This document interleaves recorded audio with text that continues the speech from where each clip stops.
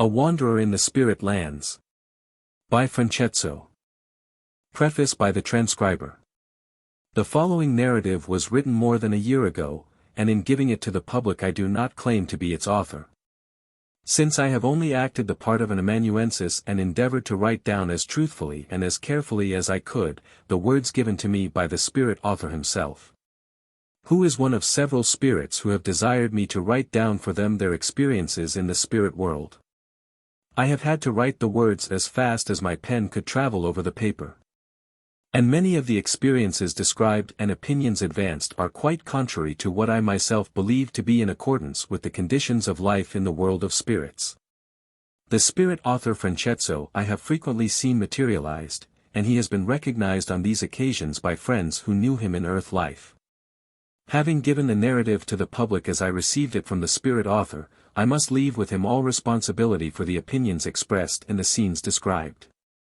A. Farnese. London, 1896. How do you find this book? Any thoughts about the book or the author? Any suggestion for improvement? Please take a moment to share your thoughts in a comment. If you like it, share it with your friends who might enjoy it as well. Subscribe to keep in touch. Visit CompleteAudiobooks.com for more quality content. Dedication by the author. To those who toil still in the mists and darkness of uncertainty which veil the future of their earthly lives, I dedicate this record of the wanderings of one who has passed from earth life into the hidden mysteries of the life beyond, in the hope that through my experiences now given to the world, some may be induced to pause in their downward career and think ere they pass from the mortal life, as I did, with all their unrepented sins thick upon them. It is to those of my brethren who are treading fast upon the downward path, that I would fain hope to speak, with the power which truth ever has over those who do not blindly seek to shut it out. For if the after consequences of a life spent in dissipation and selfishness are often terrible even during the earth life, they are doubly so in the spirit world, where all disguise is stripped from the soul, and it stands forth in all the naked hideousness of its sins, with the scars of the spiritual disease contracted in its earthly life stamped upon its spirit form never to be effaced but by the healing powers of sincere repentance and the cleansing waters of its own sorrowful tears. I now ask these dwellers upon earth to believe that if these weary travelers of the other life can return to warn their brothers yet on earth, they are eager to do so. I would have them to understand that spirits who materialize have a higher mission to perform than even the solacing of those who mourn in deep affliction for the beloved they have lost. I would have them to look and see that now even at the 11th hour of man's pride and sin, these spirit wanderers are permitted by the Great Supreme to go back and tell them the fate of all who outrage the laws of God and man.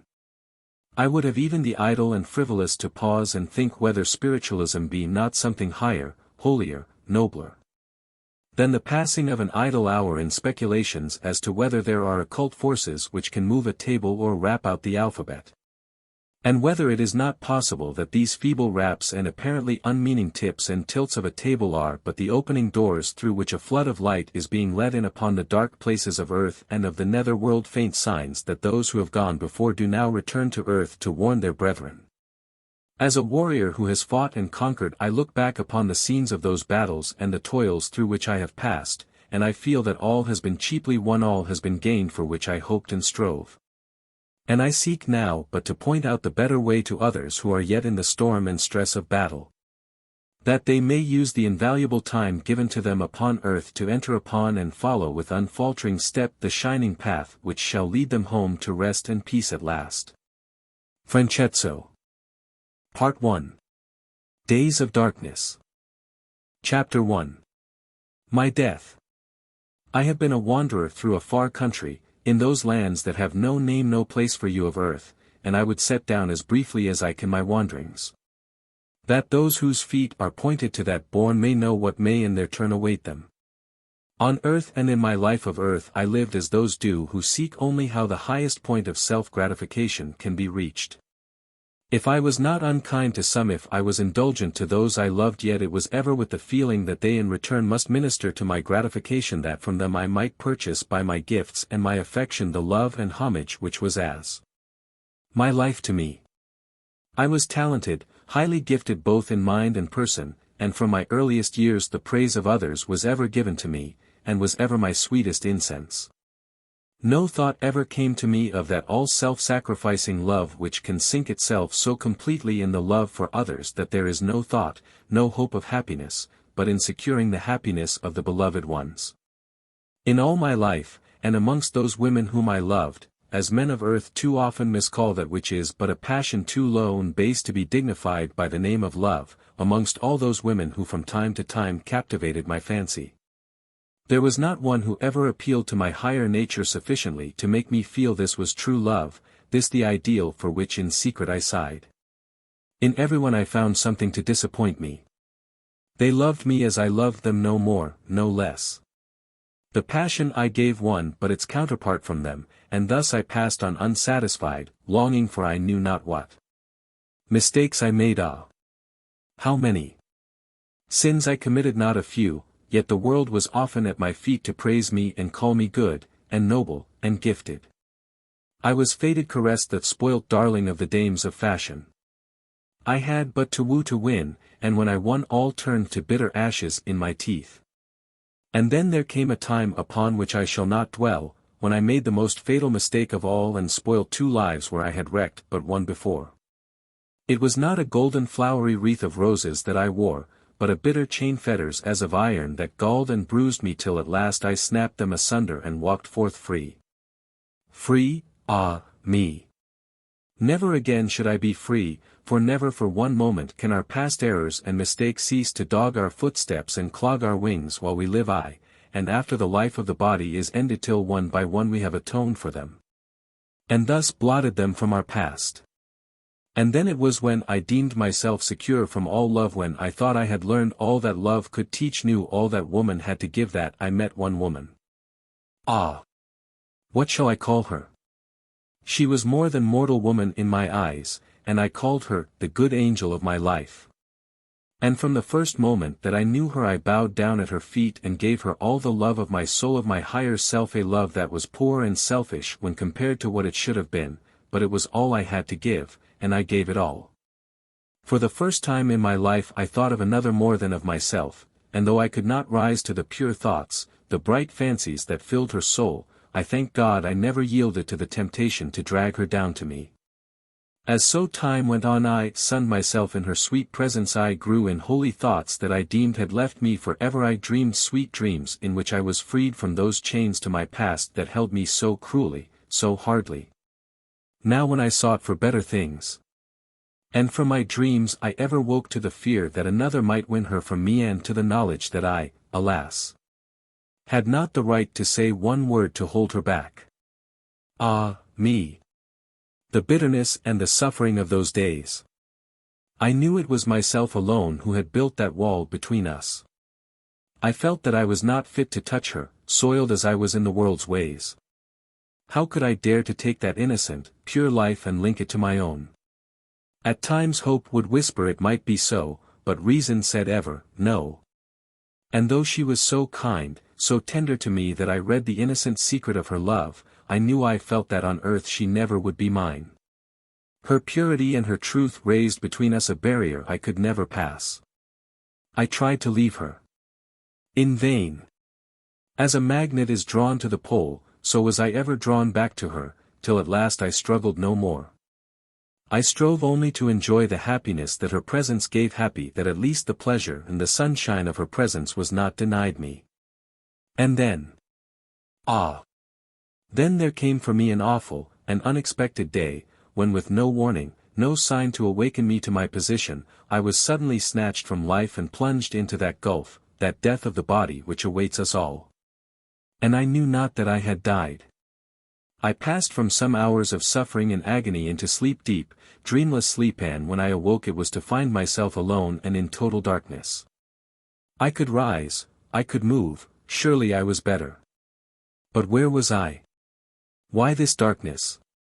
Why was no light left with me? I arose and groped as one does in a dark room, but I could find no light, hear no sound. There was nothing but the stillness, the darkness of death around me. Then I thought I would walk forward and find the door. I could move, though slowly and feebly, and I groped on for how long I know not. It seemed hours, for in my growing horror and dismay I felt I must find some way out of this place. And to my despair I seemed never to find any door, any wall, anything. All seemed space and darkness round me. Overcome at last, I called out aloud. I shrieked, and no voice answered me. Then again and again I called, and still the silence. Still no echo, even from my own voice, came back to cheer me. I bethought me of her I loved, but something made me shrink from uttering her name there. Then I thought of all the friends I had known, and I called on them, but none answered me. Was I in prison? No. A prison has walls and this place had none. Was I mad? Delirious? What? I could feel myself, my body. It was the same. Surely the same. No. There was some change in me. I could not tell what, but I felt as though I was shrunken and deformed. My features, when I passed my hand over them, seemed larger, coarser, distorted surely. Oh, for a light. Oh, for anything to tell me even the worst that could be told. Would no one come? Was I quite alone? And she, my angel of light, oh! Where was she? Before my sleep she had been with me. Where was she now? Something seemed to snap in my brain and in my throat, and I called wildly to her by name, to come to me, if but for once more. I felt a terrible sense as if I had lost her, and I called and called to her wildly. And for the first time my voice had a sound and rang back to me through that awful darkness. Before me, far, far away, came a tiny speck of light like a star that grew and came nearer and nearer till at last it appeared before me as a large ball of light, in shape like a star, and in the star I saw my beloved. Her eyes were closed as of one in sleep, but her arms were held out to me and her gentle voice said in those tones I knew so well, "Oh, my love, where are you now? I cannot see you, I only hear your voice. I only hear you call to me, and my soul answers to yours." I tried to rush to her, but I could not. Some invisible force held me back, and around her seemed a ring I could not pass through. In an agony I sank to the ground, calling upon her to leave me no more. Then she seemed to grow unconscious, her head sank upon her breast, and I saw her float away from me as though some strong arms had borne her. I sought to rise and follow her, but could not. It was as if a great chain held me fast, and after some fruitless struggles I sank upon the ground in unconsciousness. Chapter 2. Despair. Dead! Dead! I wildly cried. Oh, no, surely no. For the dead feel nothing more, they turn to dust, they moulder to decay, and all is gone, all is lost to them. They have no more consciousness of anything, unless, indeed, my boasted philosophy of life has been all wrong, all false, and the soul of the dead still lives even though the body decays. The priests of my own church had taught me so, but I had scorned them as fools, blind and knavish, who for their own ends taught that men lived again and could only get to heaven through a gate, of which they held the keys. Keys that turned only for gold and at the bidding of those who were paid to say masses for the departed soul priests who made dupes of silly frightened women and weak-minded men, who, yielding to the terror inspired by their awful tales of hell and purgatory, gave themselves, bodies and souls, to purchase the elusive privilege they promised. I would have none of them. My knowledge of these priests and the inner hidden lives of many of them had been too great for me to listen to their idle tales, their empty promises of a pardon they could not give, and I had said I would face death when it came. With the courage of those who know only that for them it must mean total extinction. For if these priests were wrong, who was right? Who could tell us anything of the future, or if there were any God at all? Not the living, for they but theorize and guess, and not the dead, for none came back from them to tell.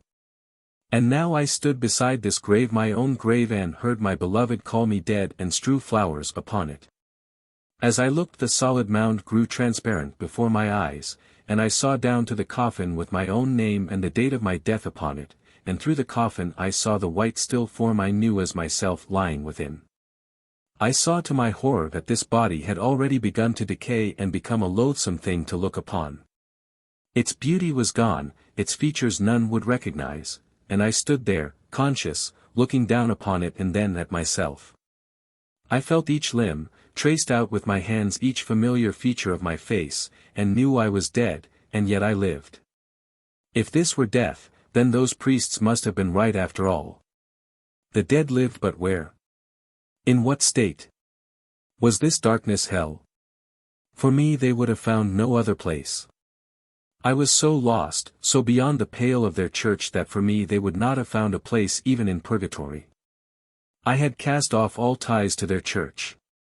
I had so scorned it, deeming that a church which knew of, and yet tolerated, the shameful and ambitious lives of many of its most honored dignitaries had no claim to call itself a spiritual guide for anyone. There were good men in the church.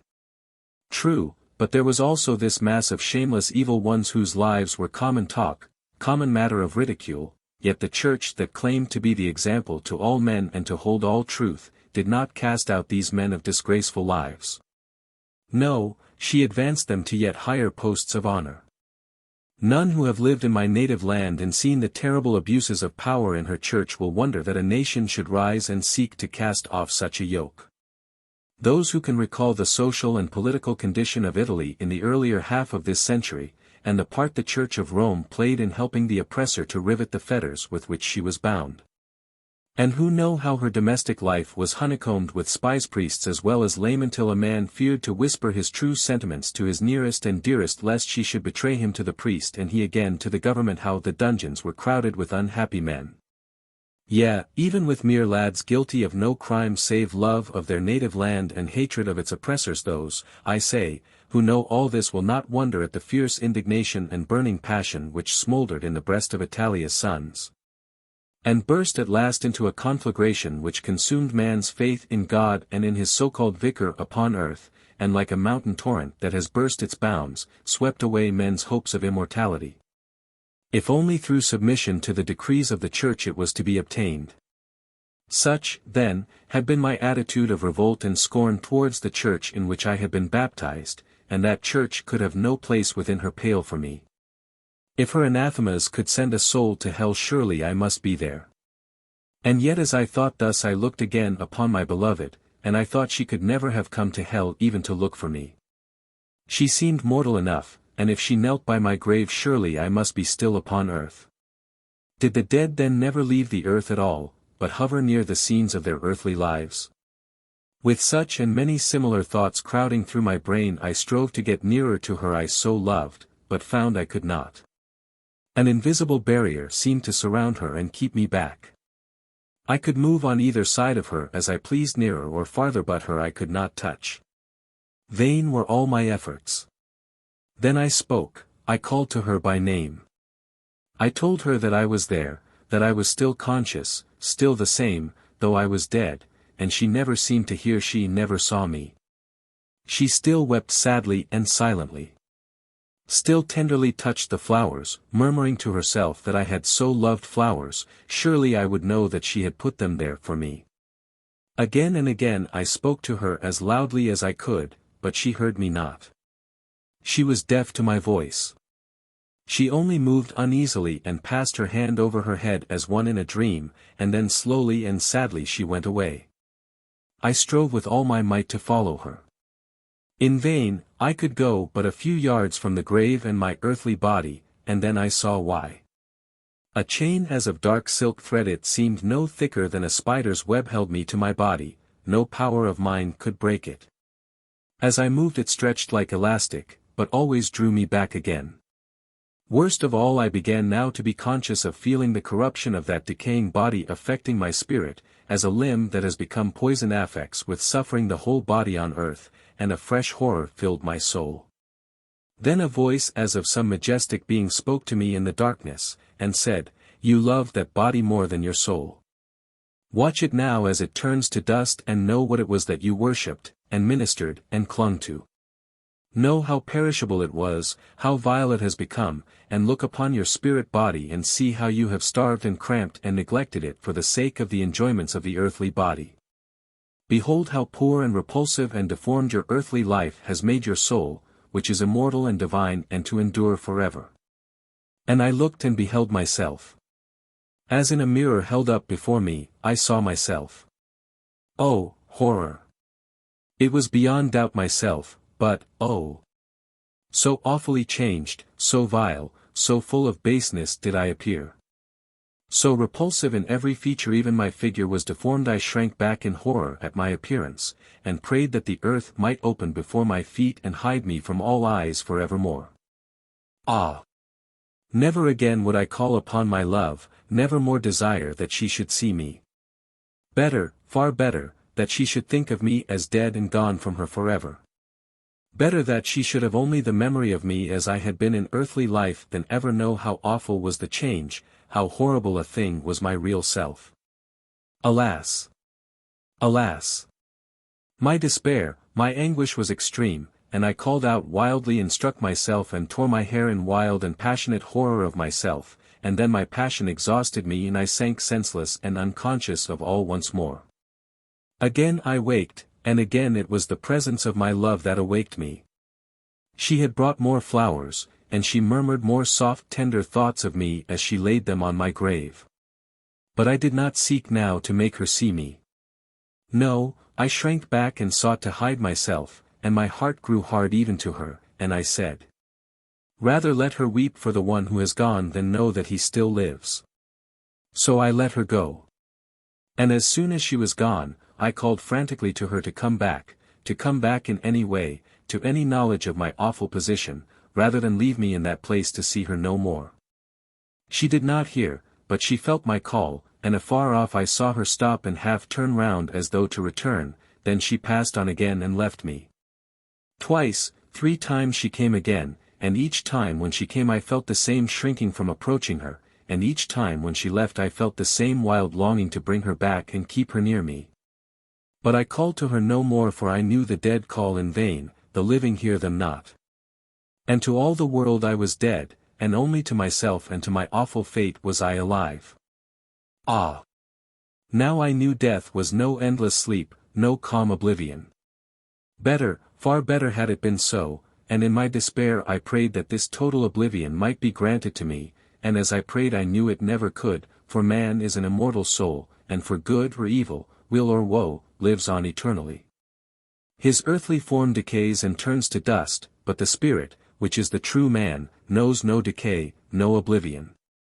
Each day, for I felt that days were passing over me, my mind awoke more and more, and I saw clearer and clearer the events of my life pass in a long procession before me, dim at first, then by degrees growing stronger and clearer. And I bowed my head in anguish, helpless, hopeless anguish, for I felt it must be too late now to undo one single act. Chapter 3. Hope Wanderings on the Earth Plane, a Door of Spiritual Sight. I know not how long this lasted, it seemed a long, long time to me. I was sitting wrapped still in my despair when I heard a voice gentle and soft calling to me, the voice of my beloved, and I felt compelled to rise and follow that voice till it should lead me to her.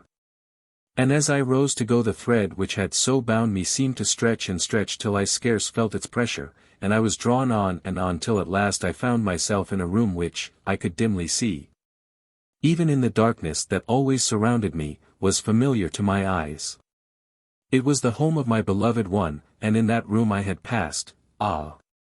How many peaceful happy hours in that time which seemed now separated from me by so wide and awful a gulf. She sat at a little table with a sheet of paper before her and a pencil in her hand. She kept repeating my name and saying, "Dearest of friends, if the dead ever return, come back to me, and try if you can make me write a few words from you, even yes or no, in answer to my questions."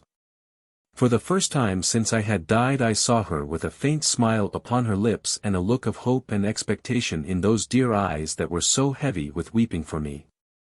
The dear face looked so pale and sad with her grief, and I felt how I felt the sweetness of the love she had given me, and which now less than ever dare I hope to claim. Then I saw 3 other forms beside her, but they I knew were spirits, yet how unlike myself. These spirits were bright, radiant, so that I could not bear to look at them. The sight seemed to scorch my eyes as with a fire. One was a man, tall, calm, dignified-looking, who bent over her to protect her as her guardian angel might. Beside him stood 2 fair young men whom I knew at once to be those brothers whom she had so often spoken of to me. They had died when youth with all its pleasures was before them, and their memories were shrined in her heart as those who were now angels. I shrank back, for I felt they saw me, and I sought to cover my disfigured face and form with the dark mantle which I wore.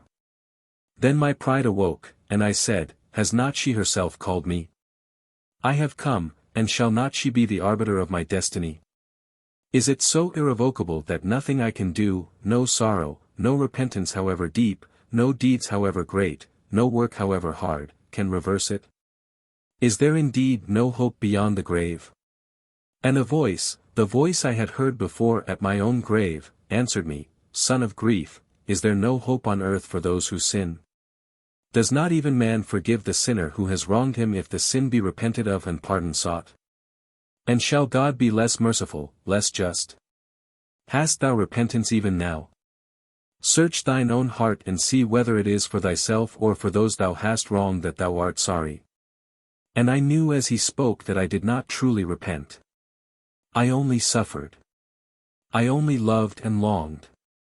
Then again my beloved spoke and asked me, if I were there and could hear her, to try and write one word through her hand that she might know I still lived, still thought of her. My heart seemed to rise into my throat and choke me, and I drew near to try if I could move her hand, could touch it even. But the tall spirit came between us, and I was forced to draw back. Then he spoke and said, "Give your words to me and I will cause her hand to write them down for you. I will do this for her sake, and because of the love she has for you." A great wave of joy swept over me at his words, and I would have taken his hand and kissed it but could not.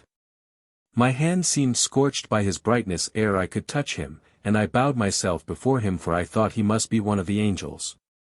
My beloved spoke once more and said, "Are you here, dearest friend?" I answered, "Yes," and then I saw the spirit put his hand on her, and when he did so her hand wrote the word "Yes." Slowly and unsteadily it moved, like a child's learning to write. Ah! How she smiled, and again she asked me a question, and as before her own hand traced out my answer. She asked me if there were anything she could do for me, any wish of mine that she could help me to carry out. I said, "No. Not now. I would go away now and torment her no more with my presence. I would let her forget me now." My heart was so sore as I spoke, so bitter, and ah! How sweet to me was her reply, how it touched my soul to hear her say, "Do not say that to me, for I would ever be your truest, dearest friend, as I was in the past. And since you died my one thought has been to find you and to speak with you again." And I answered, I called out to her, "It has been my only wish also." She then asked if I would come again, and I said, "Yes."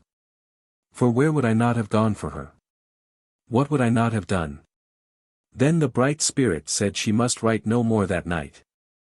He made her hand write that also and said she should go to rest. I felt myself now drawn away once more back to my grave and to my earthly body in that dark churchyard. But not to the same hopeless sense of misery. In spite of everything a spark of hope had risen in my heart, and I knew I should see and speak with her again. But now I found I was not alone there. Those 2 spirits who were her brothers had followed me, and now spoke. I shall not state all they said. Suffice it to say they pointed out to me how wide was now the gulf between their sister and myself, and asked me if I desired to shadow all her young life with my dark presence. If I left her now, she would, in time, forget me, except as one who had been a dear friend to her. She could always think tenderly of my memory, and surely if I loved her truly I would not wish to make all her young life lonely and desolate for my sake. I replied that I loved her, and could never bear to leave her, never bear to think of any other, loving her as I had done. Then they spoke of myself and my past, and asked if I dared to think of linking myself with her pure life, even in the misty fashion in which I still hoped to do. How could I hope that when she died I should meet her? She belonged to a bright sphere to which I could not hope for a long time to rise, and would it not be better for her, and nobler, more truly loving of me, to leave her to forget me and to find what happiness in life could yet be given to her, rather than seek to keep alive a love that could only bring her sorrow? I said faintly I thought she loved me. They said, yes, she loves you as she herself has idealized your image in her mind, and as she in her innocence has painted your picture. Do you think if she knew all your story she would love you? Would she not shrink back in horror from you? Tell her the truth, give her the choice of freedom from your presence, and you will have acted a nobler part and shown a truer love than in deceiving her and seeking to tie her to a being like yourself. If you truly love her, think of her and her happiness, and what will bring it not of yourself alone. Then the hope within me died out, and I bowed my head to the dust in shame and agony, for I knew that I was vile and in no way fit for her, and I saw as in a glass what her life might still be freed from mine. She might know happiness yet with another more worthy than I had been, while with my love I would only drag her down into sadness with me. For the first time in my life I put the happiness of another before my own, and because I so loved her and would have had her happy, I said to them, let it be so, then. Tell her the truth, and let her say but one kind word to me in farewell, and I will go from her and darken her life with the shadow of mine no more. So we went back to her, and I saw her as she slept exhausted with her sorrow for me. I pleaded that they would let me give her one kiss, the first and last that I would ever give.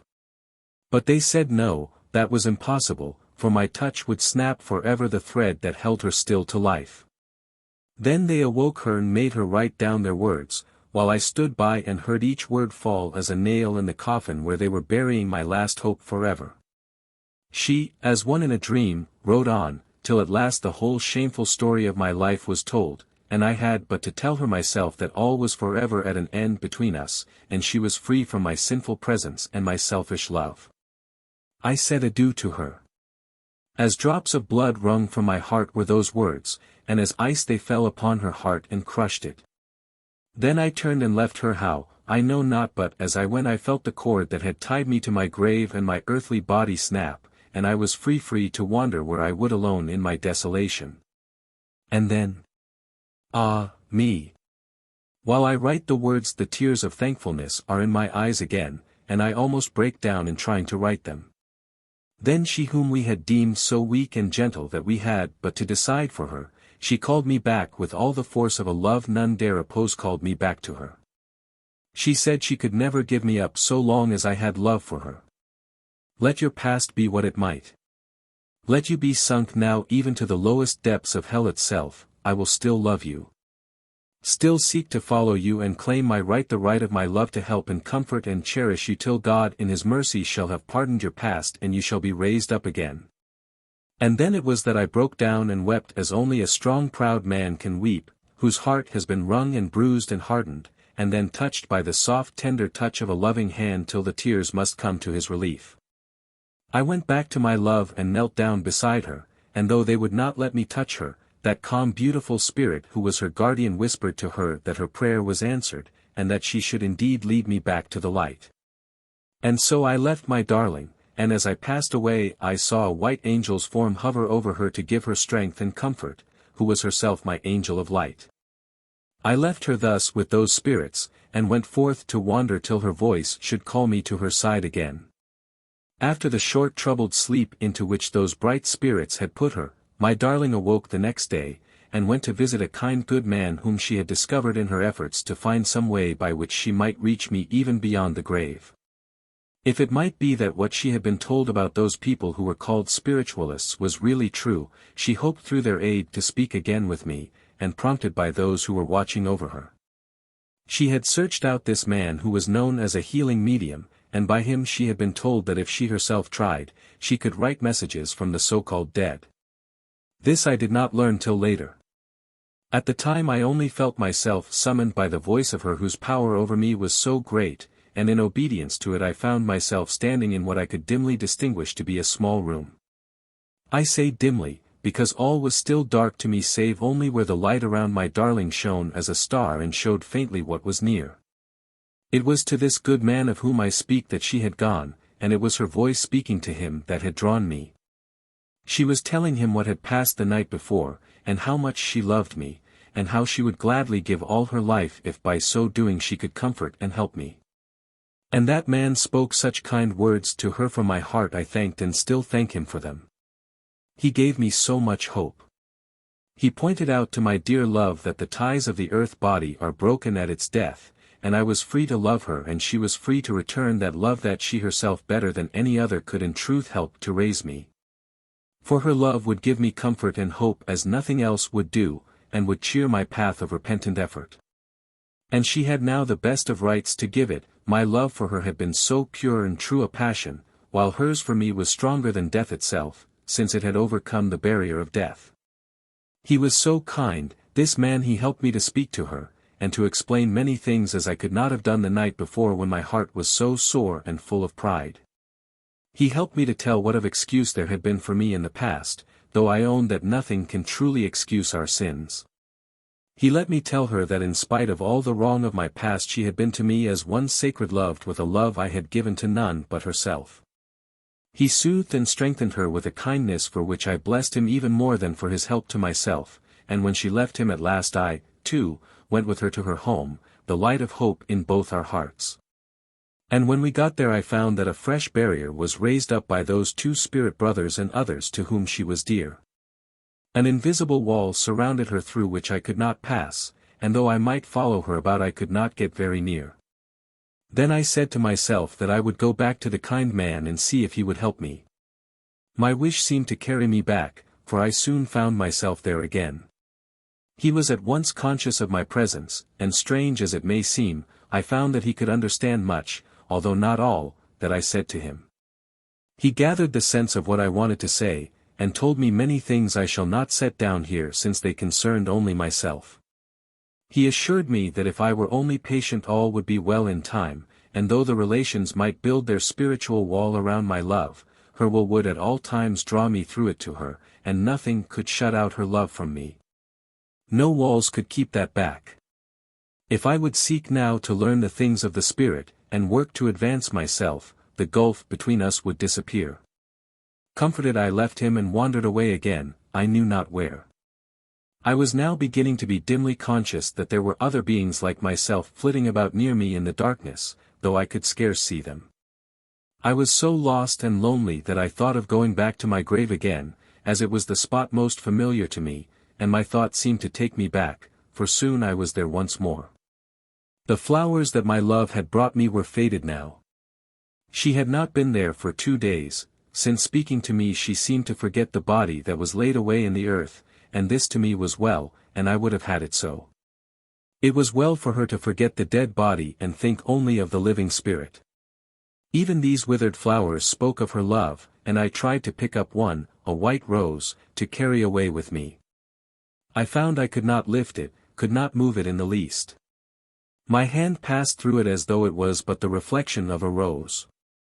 I moved round to where there was a white marble cross at the head of the grave, and I saw there the names of my beloved one's 2 brothers. Then I knew what she had done in her love for me.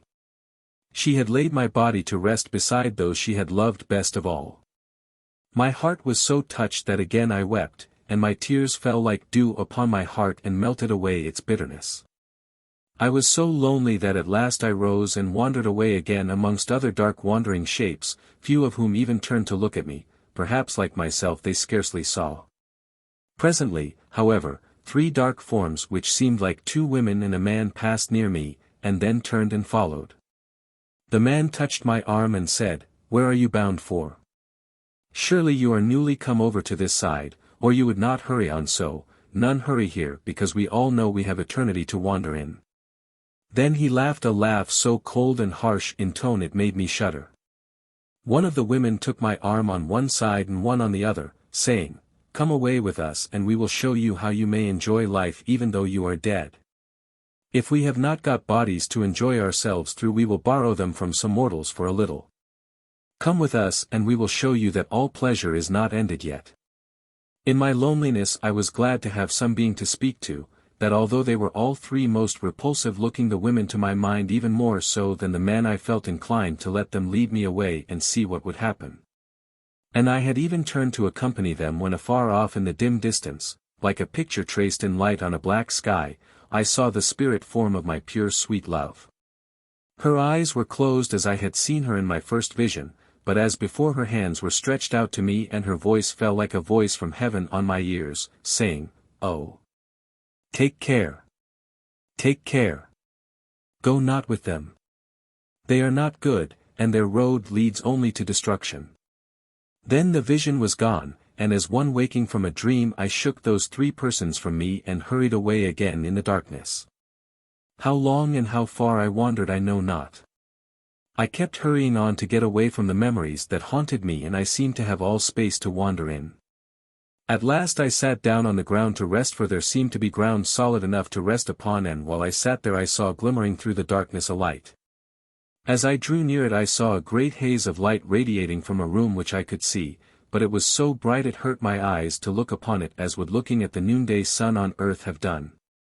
I could not bear it and would have turned away, when a voice said, "Stay, weary wanderer. Here are only kind hearts and helping hands for you. And if you would see your love, come in, for she is here and you may speak with her."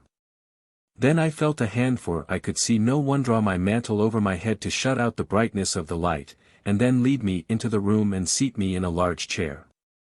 I was so weary, and so glad to rest. And in this room there was such peace, it seemed to me that I had found my way to heaven. After a little I looked up and saw two gentle, kindly women who were like angels to my eyes, and I said to myself, "I have come near to heaven surely." Again I looked, and by this time my eyes seemed strengthened, for beyond those two fair good women, and at first I could scarce believe it, so great was my joy, I saw my beloved herself smiling sadly but tenderly at where I sat. She smiled, but I knew she did not really see me. One of the ladies did though, and she was describing me to my darling in a low quiet voice. My darling seemed so pleased, for it confirmed to her what the man had told her. She had been telling these ladies what a remarkable experience she had had, and how it seemed to her like a strange dream. I could have cried out to her then that I was truly there, that I still lived, still loved her, and was trusting in her love for me, but I could not move. Some spell was over me, some power I could dimly feel was holding me back. And then those two kind ladies spoke, and I knew they were not angels yet, for they were still in their earthly bodies and she could see and speak to them. They said much of what the kind good man had done, as to the hope there was for sinners like me. The same voice which had bidden me to enter, now asked would I like one of the ladies to write a message for me. I said, "Yes. 1,000 times yes." Then I spoke my words, and the Spirit caused the lady to write them down. I said to my beloved that I still lived, still loved her. I bid her never to forget me, never to cease to think of me, for I required all her love and help to sustain me. I was ever the same to her, though now I was weak and helpless and could not make her see me. And she gave me such sweet words in return, I cannot write them down. They are too sacred to me, and still rest in my heart forevermore. The period that followed this interview was one of deep sleep for me. I was so exhausted that when I left that room I wandered on a little way and then sank down upon the ground in deep dreamless unconsciousness. What did it matter where I rested when all was as night around me? How long my sleep lasted I know not. At that period I had no means of counting time save by the amount of suffering and misery through which I passed. From my slumbers I awoke refreshed in a measure, and with all my senses stronger in me than before. I could move more rapidly. My limbs felt stronger and freer, and I was now conscious of a desire to eat I had not felt before. My longing grew so great that I went in search of food, and for a long time could find none anywhere. At last I found what looked like hard dry bread, a few crusts only, but I was glad to eat them, whereupon I felt more satisfied. Here I may say that spirits do eat the spiritual counterpart of your food, do feel both hunger and thirst, as keen to them as your appetites are to you on earth. Although neither our food nor our drink would be any more visible to your material sight than our spiritual bodies are, and yet for us they possess objective reality. Had I been a drunkard or a lover of the pleasures of the table in my earthly body, I should much sooner have felt the cravings of appetite. As it was, nature with me had ever been easily satisfied, and though at first I turned from those dry crusts in disgust, a little reflection told me that I had now no way of procuring anything. I was like a beggar and had better content myself with a beggar's fare. My thoughts had now turned to my beloved again, and the thoughts carried my spirit with them, so that I found myself entering once more the room where I had last seen her and the two ladies. This time I seemed to pass in at once, and was received by two spirit men whom I could but very faintly see. A veil seemed to hang between us, through which I saw those two spirit men, the ladies, and my beloved. I was told that I might again give a message to her through the lady who had written my words before. I was so anxious to try if I could not make my darling write down my words herself as I had seen her guardian spirit do, that I was allowed to try. To my disappointment I found I could not do it. She was deaf to all I said, and I had to give up that idea and let the lady write for me as before. After I had given my message I rested for a short time and watched my beloved one's sweet face, as I had been wont to do in other happier days. My musings were interrupted by one of those spirit men, a grave, handsome young man he seemed to be so far as I could see him. He spoke to me in a quiet kindly voice, and said that if I truly desired to write my own words through my darling herself, it would be well for me to join a brotherhood of penitents who like myself desired to follow out the better way. And with them I should learn many things of which I was yet ignorant, and which would help me to fit myself to control her mind as well as give me the privilege I sought of being with her at times while she dwelt on earth. This way of repentance was hard, he said, very hard, the steps many, the toil and suffering great, but it led to a fair and happy land at last where I should rest in happiness such as I could not dream of now. He assured me, even as the kind earthly man had done, that my deformed body, which I was still so anxious to hide from my beloved one's eyes, would change as my spirit changed, till I should be once more fair to look upon. Such as she would no longer grieve to see. Were I to remain upon the earth plane as I now was, I should most likely be drawn back into my former haunts of so-called pleasure, and in that atmosphere of spiritual degradation I should soon lose the power to be near my darling at all.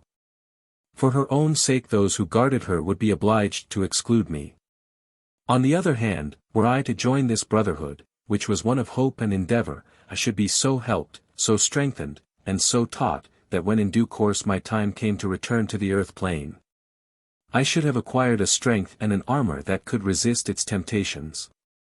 I listened to the words of this grave, courteous spirit with wonder and a growing desire to know more of this brotherhood of whom he spoke, and begged he would take me to them.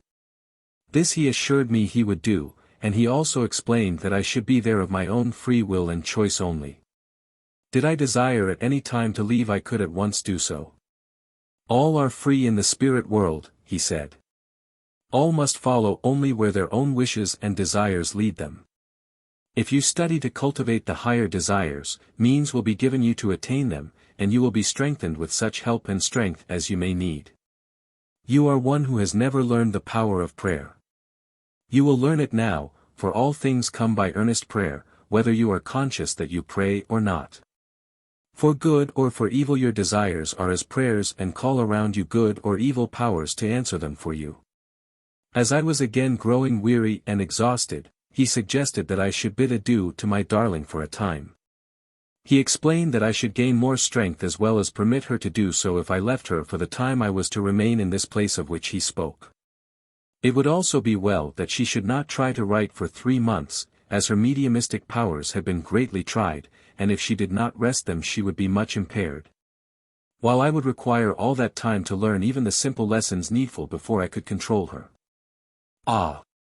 Me, how hard it seemed to us both to make this promise, but she set me the example, and I could but follow it.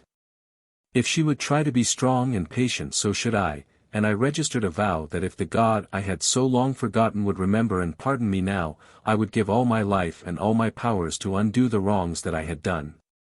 And so it was that I left for a time the troubled earth plane of the spirit world of which I had as yet seen so little, but in which I was yet to see and suffer so much. As I left the room to go with my new guide, I turned to my love and waved my hand in farewell, and asked that the good angels and the God I dare not pray to for myself might bless her and keep her safe for evermore. And the last thing I saw was her tender eyes following me with that look of love and hope which was to sustain me through many a weary, painful hour. Chapter 4.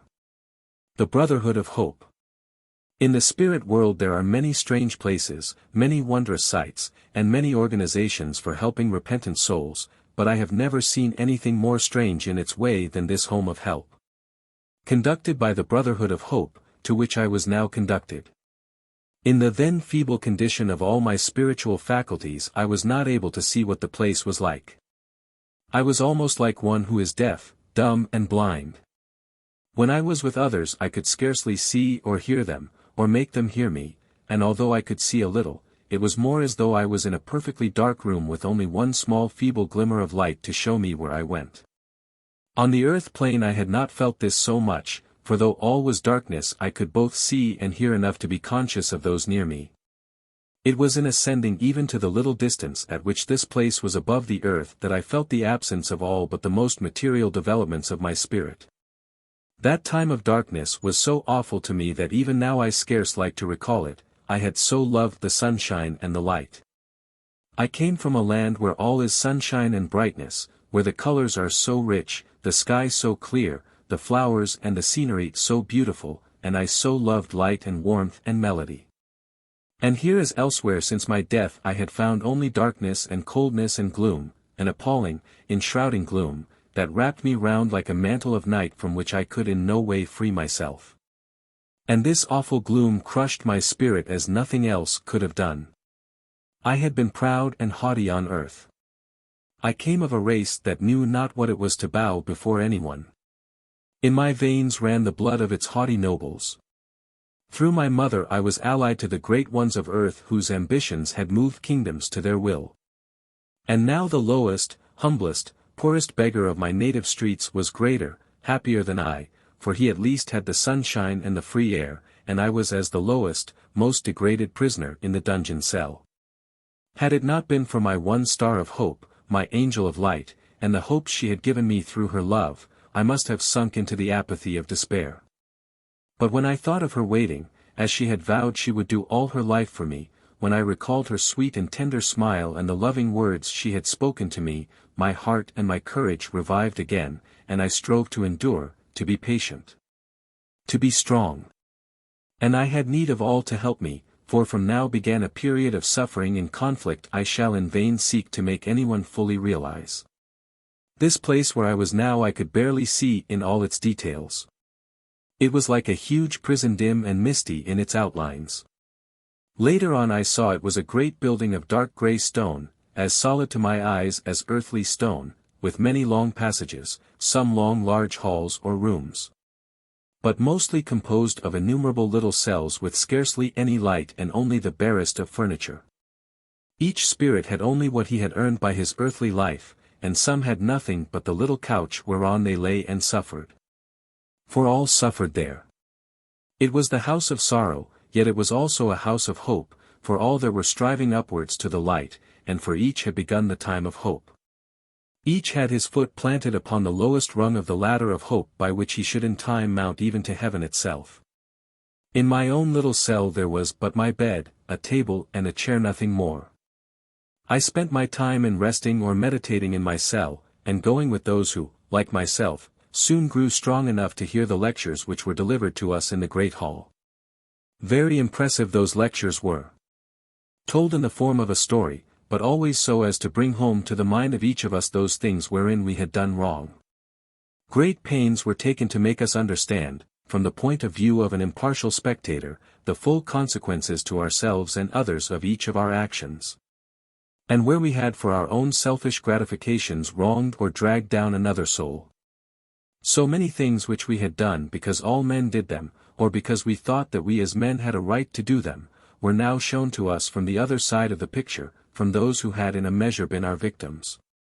Or where we personally were not directly responsible for their fall, the victims of a social system invented and upheld to gratify us and our selfish passions. I cannot more fully describe these lectures, but those amongst you who know what are the corruptions of the great cities of earth will easily supply for yourselves the subjects. From such lectures, such pictures of ourselves as we were, stripped of all the social disguises of earth life, we could but return in shame and sorrow of heart to ourselves to reflect over our past and to strive to atone for it in our future. And in this there was great help given to us, for with the error and its consequences we were always shown the way to correct and overcome the evil desire in ourselves.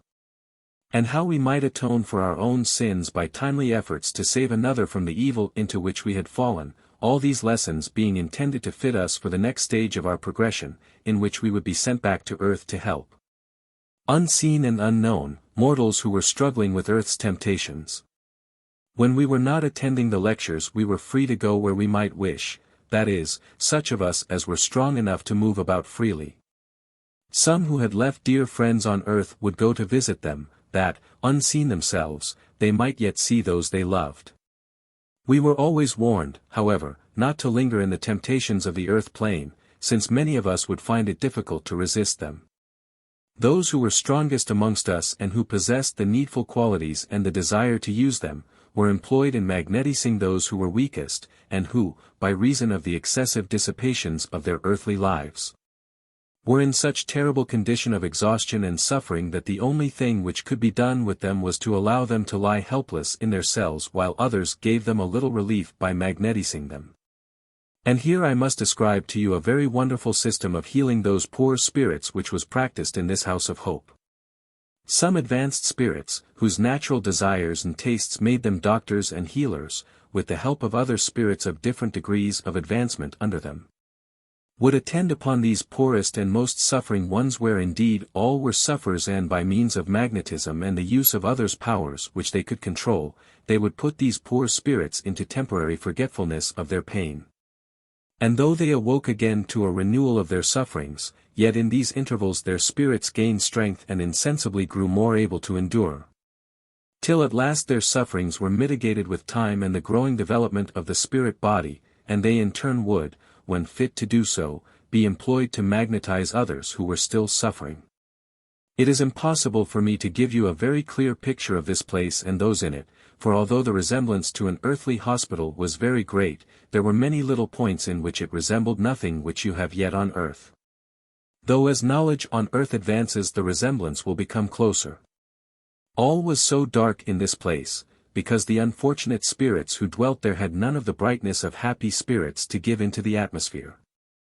And it is the state of the spirit itself in the spiritual world that makes the lightness or darkness of its surroundings.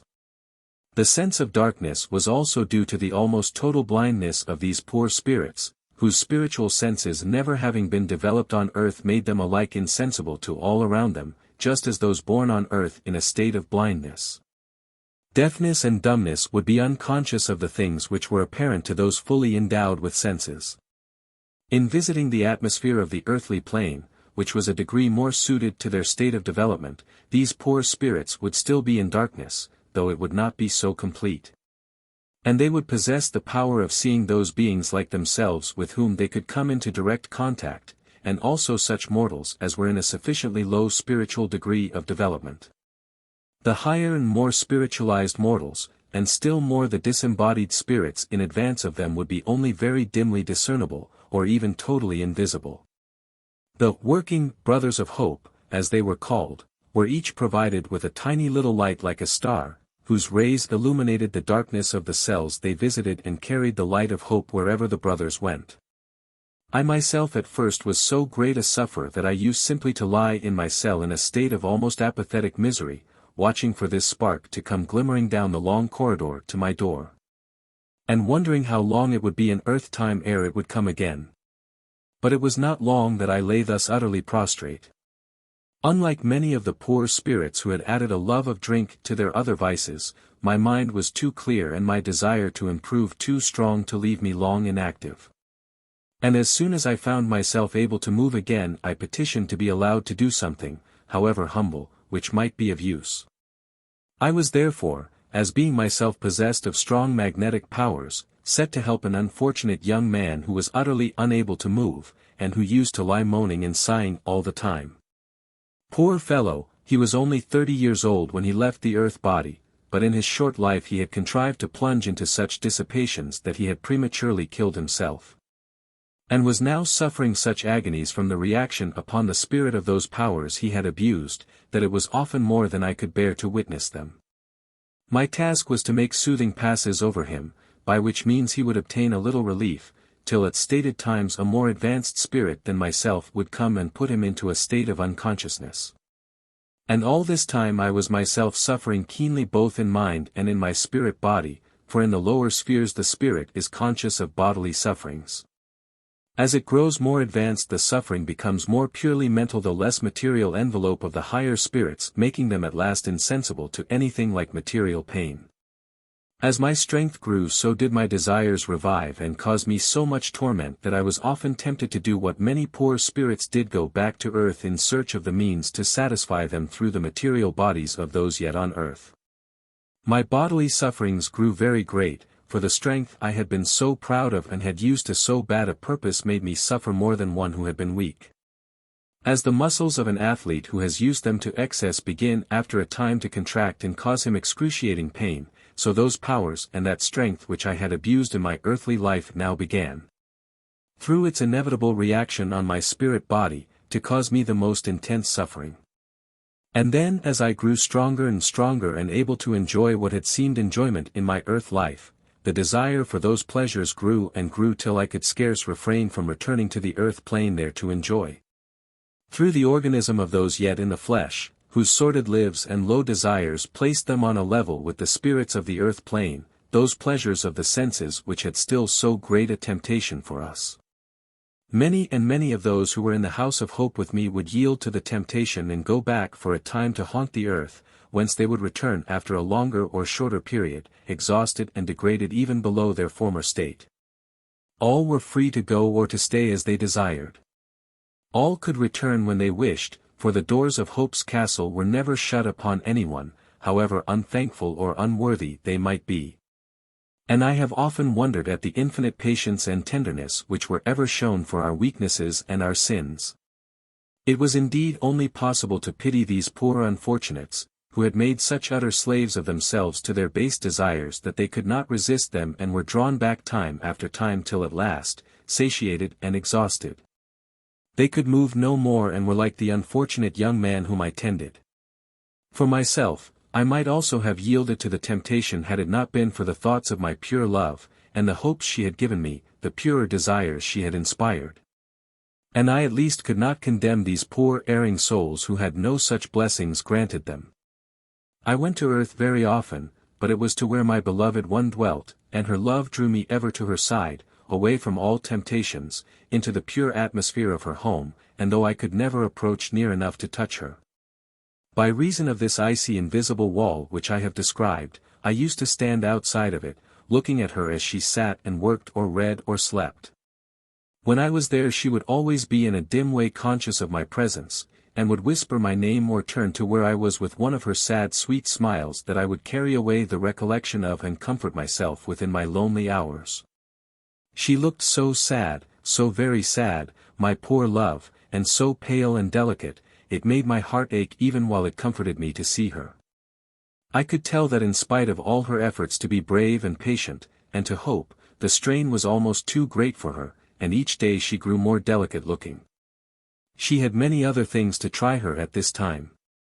There were family troubles and the doubts and fears suggested by the strangeness of her intercourse with the world of spirits. At times she would wonder if it were not all a wild delusion, a dream from which she would awake to find there was after all no communication between the dead and the living, no means by which she could reach me again. And then a dull despair would seize upon her and upon me also as I stood beside her and read her feeling, helpless and powerless to make her realize my actual presence beside her. And I would pray to be allowed in some way to make her know that I was there. One night when I had watched her sink into sleep after a weary time of weeping, I, who could have wept, too, in my grief for us both, was suddenly touched upon the shoulder. And looking up beheld her guardian spirit who had first helped me speak with her. He asked me if I would be very quiet and self-restrained if he allowed me to kiss her as she slept, and I, wild with this new joy, most eagerly promised.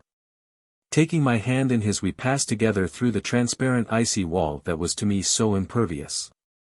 Bending over her, the guide made some strange motions with his hand, and then taking one of my hands in his for a few moments, he bade me touch her very gently. She was lying quietly asleep, with the tears still on her eyelashes and her sweet lips slightly parted as though she was speaking in her dreams. One hand rested against her cheek and I took it in mine, so gently, so tenderly, not to awaken her. Her hand closed half-consciously upon mine and a look of such joy came into her face that I feared she would awake. But no. The bright spirit smiled at us both and said, "Kiss her now." And I stooped over her and touched her at last and gave her the first kiss I had ever given. I kissed her not once but half a dozen times, so passionately that she awoke and the bright spirit drew me away in haste. She looked round and asked softly, "Do I dream, or was that indeed my beloved one?" I answered, "Yes," and she seemed to hear, for she smiled so sweet a smile, so sweet. And again she repeated my name softly to herself.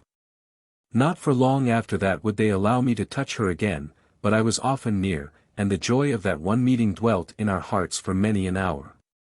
I could see how real had been my kiss to her, and for me it was as an anchor of hope, encouraging me to believe that in time I should indeed be able to make her feel my touch and hold communication with her. Chapter 5. Spirits of the Earth Plane. The time came at last for me to leave the house of hope and go forth, strong in the lessons I had learned there. To work out my atonement on the earth plane and in those lower spheres to which my earthly life had sunk me. 8 or 9 months had elapsed since I had died, and I had grown strong and vigorous once more. I could move freely over the great sphere of the earth plane. My sight and my other senses were so far developed that I could see and hear and speak clearly. The light around me now was that of a faint twilight, or when the night first begins to dawn into the day. To my eyes so long accustomed to the darkness, this dull light was very welcome, though after a time I grew so to long for the true day to dawn that this dull twilight was most monotonous and oppressive. Those countries which are situated in this, the third circle of the earth plane or first sphere, are called the Twilight lands. And it is thither that those spirits pass whose lives have been too selfish and material to allow their souls to reach any higher state of development. Even these twilight lands, however, are a degree above those haunting spirits of the earth plane who are literally earthbound to their former habitations. My work was to be begun upon the earth itself, and in those haunts which men of the world call the haunts of pleasure, though no pleasure is so fleeting, no degradation so sure, as that which they produce even during the earthly life. And now I found the value of the teachings and the experience I had gained during my stay in the house of hope. Temptations that might once have seemed such to me were such no longer. I knew the satisfaction such pleasures give, and the cost at which alone they can be bought, and thus in controlling a mortal, as I often had to do, I was proof against the temptation such control offered of using his body for my own gratification.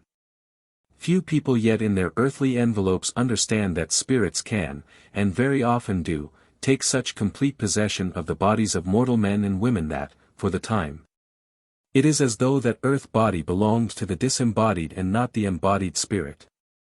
Many cases of so-called temporary madness are due to the controlling power of very low spirits of evil desires or frivolous minds, who are, through the weakness of will or other causes, put into complete rapport with the embodied spirit whose body they seek to use.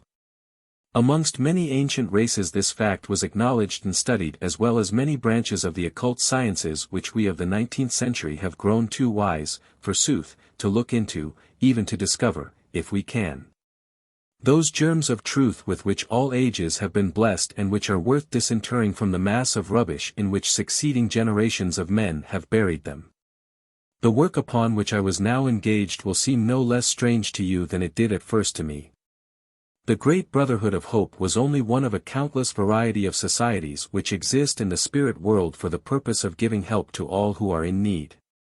Their operations are carried on everywhere and in all spheres, and their members are to be found from the very lowest and darkest spheres to the very highest which surround the earth, and even extend into the spheres of the solar systems.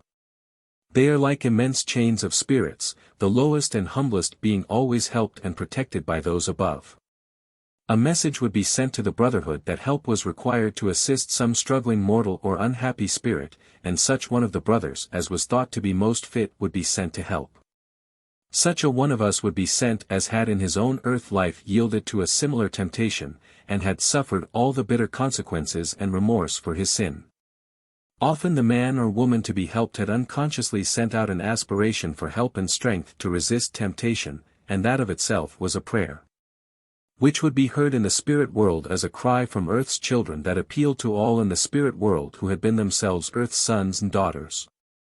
Or it might be that some spirit to whom the struggling one was very dear would seek for help on their behalf and would thus appeal to us to come to their aid. Our task would be to follow and control the one we desired to help till the temptation had been overcome. We would identify ourselves so closely with the mortal that for a time we actually shared his life, his thoughts, everything. And during this dual state of existence we ourselves often suffered most keenly both from our anxiety for the man whose thoughts became almost as our own, and from the fact that his anxieties were as ours.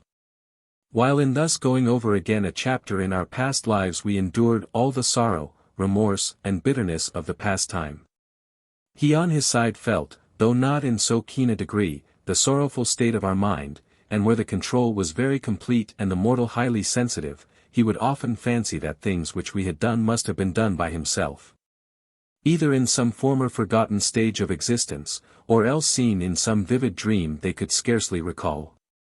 This controlling or overshadowing of a mortal by an immortal is used in many ways, and those who foolishly make themselves liable to it either by a careless evil life, or by seeking in a frivolous spirit of mere curiosity to search out mysteries too deep for their shallow minds to fathom, often find to their cost that the low spirits who haunt the earth plane, and even those from much lower spheres, can often obtain so great a hold over a mortal that at last he becomes a mere puppet in their hands, whose body they can use at will.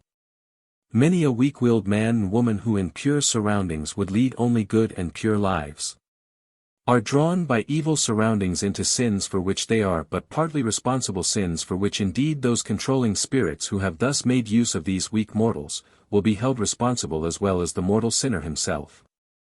For thus tempting and using another's organism those evil spirits will have to render a terrible account, since they have been doubly guilty in sinning, themselves, and in dragging down another soul with them. They sink themselves to a depth from which many years, and in some instances many centuries of suffering cannot free them. In my work I have had to act the part of controlling spirit many times, but I was sent to do so only in order that I might impress the mortal with a sense of the terrible consequences of yielding to sin, and also that I might, when not actually controlling the mortal myself, act as guard and watchman to protect him from the control of the wandering tempting spirits of the earth plane. My work was to raise the barrier of my strong will force against theirs, and keep them back so that they could not come sufficiently en rapport with my charge to control him. If, however, he had allowed himself to be already controlled by these lower spirits, they would still be able to project their thoughts and suggestions to him, though they did so with difficulty. Although I did not know it at the time, and believed that upon myself would rest the responsibility of keeping safe those I was sent to guard, I was only the last link in a long chain of spirits who were all helping at the same time. Each spirit was a step in advance of the one below him, and each had to strengthen and help the one below him should he faint or fail in his task. My part was also intended to be a lesson to myself in self-denial and the sacrifice of my own comfort that I might help another.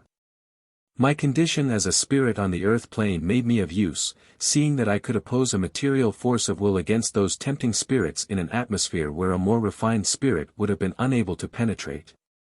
And I as one of the earth-bound myself could come en rapport with the mortal more closely than a more advanced spirit would have been able to do. I had, by means of dreams when he slept and constant haunting thoughts while he waked, to impress upon the mind of the man I controlled what my experience had been, to make him feel all the terrible sufferings of remorse and fear, all the loathing of himself through which I had passed, and through which I passed again in bitter agony of soul while thus recalling them. All my feelings were transferred to his mind till he might truly have said he was haunted by all the terrible possibilities of his meditated sins. Over this particular phase of my experiences I shall not dwell longer now, since it is one familiar to many on this side of life. I will but say that I returned from my mission with a consciousness that I had saved many others from the pitfalls into which I had fallen, and thereby had atoned in part for my own sins. Several times was I sent upon such missions and each time returned successful. And here I must pause to say that if my progress in the spirit world has been so rapid as to surprise most who knew of my first condition on entering it, and if I again and again resisted all the temptations that befell me, the credit is not so much due to myself as to the wonderful help and comfort that was given to me by the constant and unvarying love of her who was indeed my good angel, and whose image ever came between me and all harm. When all others might have pleaded to me in vain, I ever hearkened to her voice and turned aside. When I was not helping someone yet in the earth body, I was sent to work amongst the unhappy spirits of the earth plane who were still wandering in its darkness even as I had at first done. And to them I went as one of the great Brotherhood of Hope, bearing in my hand the tiny star-like light which is the symbol of that order. Its rays would dispel the darkness around me, and I would see poor unhappy spirits crouching on the ground 2 or 3 together, or sunk in helpless misery in some corner by themselves, too hopeless, too unhappy to heed anything.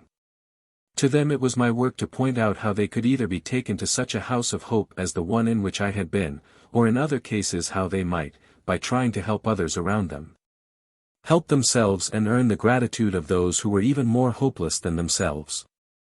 To each poor suffering soul a different balm of healing would be given, for each had known a different experience and each had had a different cause for his sins. Chapter 6. Twilight lands loves gifts, the valley of selfishness, the country of unrest, the miser's land, the gambler's land. When my period of work in any place was finished, I used to return to the Twilight land to rest in another large building which belonged to our Brotherhood. It was somewhat like the other place in appearance, only not quite so dark, nor so dismal, nor so bare, and in the little room which belonged to each there were such things as we had earned as the rewards of our labors. For instance, in my room, which was still somewhat bare-looking, I had one great treasure. This was a picture of my love. It seemed more like a reflection of her in a mirror than a mere painted image, for when I looked intently at her she would smile back at me in answer, as though her spirit was conscious of my gaze. And when I wished very much to know what she was doing, my picture would change and show me. This was regarded by all my companions as a great and wonderful privilege, and I was told it was as much the result of her love and constant thought for me as of my own efforts to improve. Since then I have been shown how this living image was thrown upon the light of the astral plane and then projected into its frame in my room, but I cannot explain it more fully in this book. Another gift from my darling was a white rosebud, which I had in a small vase and which never seemed to fade or wither, but remained fresh and fragrant and ever an emblem of her love, so that I called her my white rose. I had so longed for a flower. I had so loved flowers on earth, and I had seen none since I saw those my darling put upon my grave. In this land there were no flowers, not even a leaf or blade of grass, not a tree or a shrub however stunted, for the dry arid soil of our selfishness had no blossom or green thing to give to any one of us. And it was when I told her this during one of the brief visits I used to pay her, and when through her own hand I was able to write short messages, it was, I say, when I told her that there was not one fair thing for me to look upon save only the picture of herself, that she asked that I might be given a flower from her. And this white rosebud was brought to my room by a spirit friend and left for me to find when I returned from earth and her. Ah! You who have so many flowers that you do not value them enough and leave them to wither unseen, you can scarce realize what joy this blossom brought to me, nor how I have so treasured it and her picture and some loving words she once wrote to me, that I have carried them with me from sphere to sphere as I have risen, and shall, I hope, treasure them evermore. From this twilight land I took many journeys and saw many strange and different countries, but all bore the same stamp of coldness and desolation. One place was a great valley of grey stones, with dim, cold, grey hills shutting it in on every side, and this twilight sky overhead. Here again not a blade of grass, not one poor stunted shrub was to be seen, not one touch of color or brightness anywhere, only this dull desolation of grey stones. Those who dwelt in this valley had centered their lives and their affections in themselves and had shut up their hearts against all the warmth and beauty of unselfish love. They had lived only for themselves, their own gratification, their own ambitions, and now they saw nothing but themselves and the grey desolation of their hard selfish lives around them. There were a great many beings flitting uneasily about in this valley, but strange to say they had been so centered in themselves that they had lost the power to see anyone else. These unhappy beings were invisible to each other until such time as the thought of another and the desire to do something for someone besides themselves should awaken, when they would become conscious of those near to them. And through their efforts to lighten another's lot they would improve their own, till at last their stunted affections would expand and the hazy valley of selfishness would hold them in its chains no more.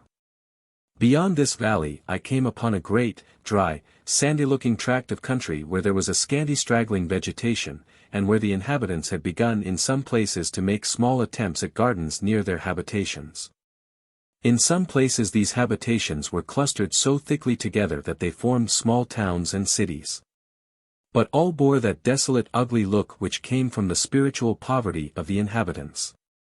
This also was a land of selfishness and greed, although not of such complete indifference to others' feelings as in the Grey Valley, and therefore they sought for a certain amount of companionship even with those around them. Many had come from the Grey Valley, but most were direct from the earth life and were now, poor souls, struggling to rise a little higher, and wherever this was the case and an effort was made to overcome their own selfishness. Then the dry soil around their homes would begin to put forth tiny blades of grass and little stunted shoots of shrubs. Such miserable hovels as were in this land. Such ragged, repulsive, wretched-looking people, like tramps or beggars, yet many had been amongst earth's wealthiest and most eminent in fashionable life, and had enjoyed all that luxury could give. But because they had used their wealth only for themselves and their own enjoyments, giving to others but the paltry crumbs that they could spare from their own wealth and hardly notice that they had given them because of this, I say. They were now here in this twilight land, poor as beggars in the true spiritual wealth of the soul which may be earned in the earthly life alike by the richest king or the poorest beggar. And without which those who come over to the spirit land, be they of earth's greatest or humblest, must come here to dwell where all are alike poor in spiritual things. Here some of the people would wrangle and quarrel and complain that they had not been fairly treated in being in such a place, seeing what had been their positions in earth life. They would blame others as being more culpable than themselves in the matter, and wake 1,000 excuses, 1,000 pretenses, to anyone who would listen to them and the story of what they would call their wrongs. Others would still be trying to follow out the schemes of their earthly lives and would try to make their hearers believe that they had found means, at the expense of someone else, of ending all this weary life of discomfort. And would plot and plan and try to carry out their own schemes, and spoil those of others as being likely to interfere with theirs, and so on would go the weary round of life in this land of unrest. To all whom I found willing to listen to me I gave some word of hope, some thought of encouragement or help to find the true way out of this country. And so passed on through it and journeyed into the land of misers, a land given over to them alone, for few have sympathy with true misers save those who also share their all-absorbing desire to hoard simply for the pleasure of hoarding. In this country were dark crooked-looking beings with long claw-like fingers, who were scratching in the black soil like birds of prey in search of stray grains of gold that here and there rewarded their toil. And when they had found any they would wrap them up in little wallets they carried and thrust them into their bosoms that they might lie next to their hearts, as the thing of all things most dear to them.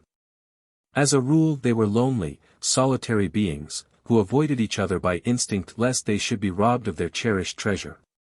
Here I found nothing that I could do. Only one solitary man listened for a brief moment to what I had to say ere he returned to his hunt in the earth for treasure, furtively watching me till I was gone lest I should learn what he had already got. The others were all so absorbed in their search for treasure they could not even be made conscious of my presence, and I soon passed on from that bleak land. From the miser's country I passed downwards into a dark sphere, which was really below the earth in the sense of being even lower in its spiritual inhabitants than parts of the earth plane. Here it was very much like the land of unrest, only that the spirits who dwelt here were worse and more degraded looking. There was no attempt made at cultivation, and the sky overhead was almost dark like night, the light being only such as enabled them to see each other and the objects near them. Whereas in the land of unrest there were but wranglings and discontent and jealousy, here there were fierce fights and bitter quarrels. Here were gamblers and drunkards, betting men, card sharpers, commercial swindlers, profligates, and thieves of every kind, from the thief of the slums to his well-educated counterpart in the higher circles of earth life. All whose instincts were roguish or dissipated, all who were selfish and degraded in their tastes were here. As well as many who would have been in a higher condition of spiritual life had not constant association on earth with this class of men deteriorated and degraded them to the level of their companions. So that at death they had gravitated to this dark sphere, drawn down by ties of association. It was to this last class that I was sent, for amongst them there was hope that all sense of goodness and right was not quenched, and that the voice of one crying to them in the wilderness of their despair might be heard and lead them back to a better land. The wretched houses or dwellings of this dark land of misery were many of them large spacious places, but all stamped with the same appalling look of uncleanness, foulness and decay. They resembled large houses to be seen in some of our slums, once handsome mansions and fine palaces, the abodes of luxury, which have become the haunts of the lowest denizens of vice and crime. Here and there would be great lonely tracts of country with a few scattered wretched houses, mere hovels, and in other places the buildings and the people were huddled together in great gloomy degraded-looking copies of your large cities of earth. Everywhere squalor and dirt and wretchedness reigned. Nowhere was there one single bright or beautiful or gracious thing for the eye to rest upon in all this scene of desolation, made thus by the spiritual emanations from the dark beings who dwelt there. Amongst these wretched inhabitants I wandered with my little star of pure light, so small that it was but a bright spark flickering about in the darkness as I moved. Yet around me it shed a soft pale light as from a star of hope that shone for those not too blinded by their own selfish evil passions to behold it.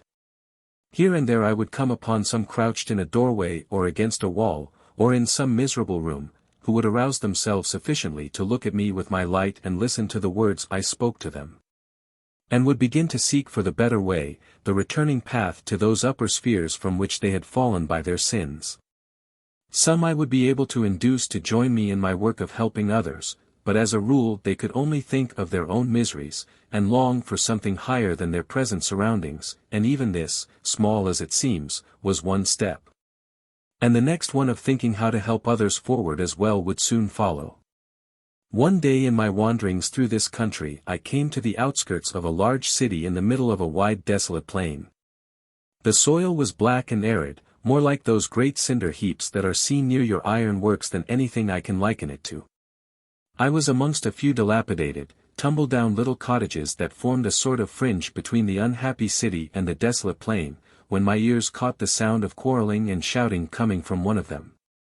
And curiosity made me draw near to see what the dispute might be about and if even here there might not be someone whom I could help. It was more like a barn than a house. A great rough table ran the length of the room, and round it upon coarse little wooden stools were seated about a dozen or so of men. Such men! It is almost an insult to manhood to give them the name. They were more like orangutans, with the varieties of pigs and wolves and birds of prey expressed in their coarse bloated distorted features. Such faces, such misshapen bodies, such distorted limbs, I can in no way describe them.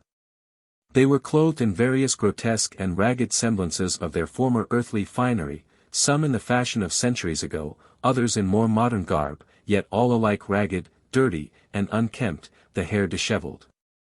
The eyes wild and staring and glowing now with the fierce light of passion, now with the sullen fire of despair and vindictive malice.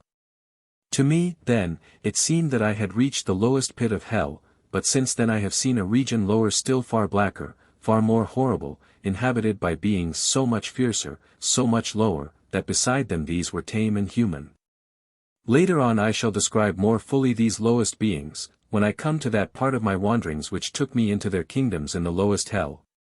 But the spirits whom I now saw fighting in this cottage were quarreling over a bag of coins which lay on the table. It had been found by one of them and then given to be gambled for by the whole party. The dispute seemed to be because each wanted to take possession of it himself without regard to the rights of anyone else at all. It was simply a question of the strongest, and already they were menacing each other in a violent fashion. The finder of the money, or rather the spiritual counterpart of our earthly money, was a young man, under 30 I should say, who still possessed the remains of good looks.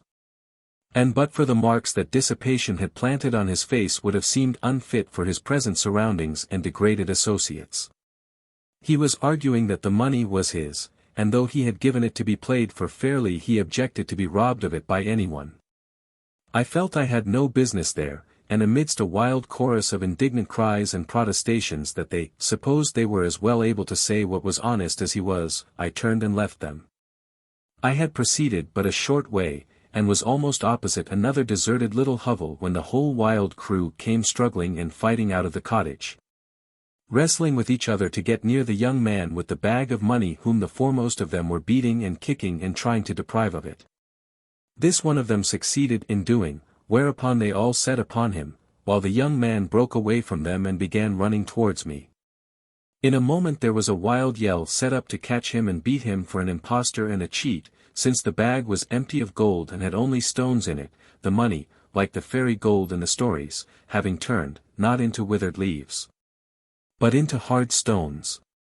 Almost before I realized it the wretched young man was clutching hold of me and crying out to me to save him from those devils, and the whole lot were coming down upon us in hot pursuit of their victim. Quick as thought I sprang into the empty hovel which gave us the only hope of asylum, dragging the unfortunate young man with me, and slamming the door I planted my back against it to keep our pursuers out. My goodness! How they did yell and stamp and storm and try to batter in that door, and how I did brace myself up and exert all the force of mind and body to keep them out. I did not know it then, but I know now that unseen powers helped me and held fast that door till, baffled and angry that they could not move it, they went off at last to seek for some fresh quarrel or excitement elsewhere. Chapter 7. The Story of Raoul. When they had gone I turned to my companion who sat huddled in a heap, and almost stunned, in one corner of the hut, and, helping him to rise, I suggested that if he could make shift to walk a little, it would be well for us both to leave the place in case those men should think fit to return. With much pain and trouble I got him up and helped him slowly to a place of safety on the dark plain where, if we were without shelter, we were at least free from the danger of being surrounded. Then I did my best to relieve his sufferings by methods I had learned during my stay in the House of Hope, and after a time the poor fellow was able to speak and tell about himself and how he came to be in that dark country. He was, it seemed, but recently from earth life, having been shot by a man who was jealous of his attentions to his wife, and not without reason. The one redeeming feature about this poor spirit story was that he, poor soul, did not feel any anger or desire for revenge upon the man who had hurried him out of life, but only sorrow and shame for it all. What had hurt him most and had opened his eyes to his degradation, was the discovery that the woman for whose love it had all been done, was so callous, so selfish, so devoid of all true sense of love for either of them, that she was only occupied in thinking how it would affect herself and her social position in the world of fashion, and not one thought, save of anger and annoyance, had she given to either her unhappy husband or the victim of his jealous anger. When, said the young man, whom I shall call Raoul, when I knew that I was truly dead and yet possessed the power to return to earth again, my first thought was to fly to her and console her if possible, or at least make her feel that the dead yet lived, and that even in death I thought of her. And how do you think I found her? Weeping for me? Sorrowing for him? No. Not one atom. Only thinking of herself and wishing she had never seen us, or that she could blot us both out from her life by one coup de main, and begin life again with someone else higher in the social scale than either of us had been. The scales fell from my eyes, and I knew she had never loved me one particle. But I was rich, I was of the noblesse, and through my help she had hoped to climb another rung of the social ladder, and had willingly sunk herself into an adulteress, not for love of me, but to gain the petty triumph of queening it over some rival woman. I was nothing but a poor blind fool, and my life had paid the penalty of my folly. To her I was but an unpleasant memory of the bitter shame and scandal that had fallen upon her. Then I fled from earth in my bitterness, anywhere, I cared not where it was. I said I would believe no more in goodness or truth of any kind, and my wild thoughts and desires drew me down to this dark spot and these degraded revelers.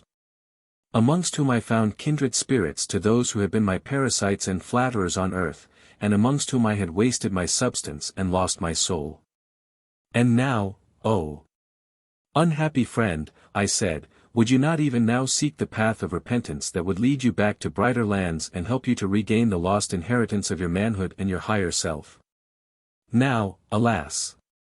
It is too late, said Raoul. In hell, and surely this is hell, there is no longer hope for any. No hope for any? I answered.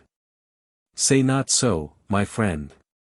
Those words are heard all too often from the lips of unhappy souls, for I can testify that even in the darkest despair there is ever given hope. I, too, have known a sorrow and bitterness as deep as yours. Yet I had ever hope, for she whom I loved was as the pure angels, and her hands were ever stretched out to give me love and hope, and for her sake I worked to give to others the hope given to myself. Come, let me lead you and I will guide you to that better land. And who art thou, oh friend, with the kind words and still kinder deeds to whom in truth I might say I owed my life, but had I not learned that in this place, alas! One cannot die, one can suffer to the point of death and even all its pains, yet death comes not to any, for we have passed beyond it, and it would seem must live through an eternity of suffering. Tell me who you are and how you come to be here, speaking words of hope with such confidence. I might fancy you an angel sent down to help me, but that you resemble myself too much for that. Then I told him my history, and how I was working myself upwards even as he might do, and also spoke of the great hope I had always before me, that in time I should be fit to join my sweet love in a land where we should be no more parted. And she, he said, is content, you think, to wait for you? She will spend all her life lonely on earth that she may join you in heaven when you shall get there. Bah! Mon ami, you deceive yourself. It is a mirage that you pursue. Unless she is either old or very plain, no woman will dream of living forever alone for your sake. She will for a time, I grant you, if she is romantic, or if no one come to woo her, but unless she is an angel she will console herself by and by, believe me. If your hopes are no more well-founded than that I shall feel only sorry for you. I confess his words angered me somewhat, they echoed the doubts that always haunted me, and were like a cold shower bath upon all the warmth of romance with which I had buoyed myself up. It was partly to satisfy my own doubts as well as his that I said, with some heat. If I take you to earth and we find her mourning only for me, thinking only of me, will you believe then that I know what I speak about and am under no delusion? Will you admit that your experience of life and of women may not apply to all, and that there is something that even you can learn on this as on other matters? My good friend, believe me that I ask your pardon with all my soul if my unbelief has pained you. I admire your faith and would I could have but a little of it myself. By all means let us go and see her. I took his hand and then, willing, intently that we should go to my beloved, we began to rise and rush through space with the speed of thought almost, till we found ourselves upon earth and standing in a room. I saw her guardian spirit watching over my beloved, and the dim outline of the room and its furniture, but my friend Raoul saw nothing but the form of my darling seated in her chair. And looking like some of the saints from the brightness of her spirit and the pale soft aureole of light that surrounded her. A spiritual light invisible to you of earth, but seen by those on the spiritual side of life around those whose lives are good and pure, just as a dark mist surrounds those who are not good. Mon Dieu, cried Raoul, sinking upon his knees at her feet. It is an angel, a saint you have brought me to see, not a woman. She is not of earth at all. Then I spoke to her by name, and she heard my voice and her face brightened and the sadness vanished from it, and she said softly, my dearest, are you indeed there? I was longing for you to come again. I can think and dream of nothing but you. Can you touch me yet? She put out her hand and for one brief moment mine rested in it, but even that moment made her shiver as though an icy wind had struck her. "See, my darling one, I have brought an unhappy friend to ask your prayers. And I would have him to know that there are some faithful women on earth, some true love to bless us with were we but fit to enjoy it." She had not heard clearly all that I said, but her mind caught its sense, and she smiled, so radiant a smile, and said, "Oh, yes, I am ever faithful to you, my beloved, as you are to me, and some day we shall be so very, very happy." Then Raoul, who was still kneeling before her, held out his hands and tried to touch hers, but the invisible wall kept him away as it had done me, and he drew back, crying out to her, "If your heart is so full of love and pity, spare some to me who am indeed unhappy and need your prayers. Pray that I, too, may be helped, and I shall know your prayers are heard where mine were not worthy to be, and I shall hope that even for me pardon may yet be possible." My darling heard the words of this unhappy man, and kneeling down beside her chair offered up a little simple prayer for help and comfort to us all. And Raoul was so touched, so softened, that he broke down completely, and I had to take him by the hand and lead him back to the spirit land, though not now to a region devoid of hope.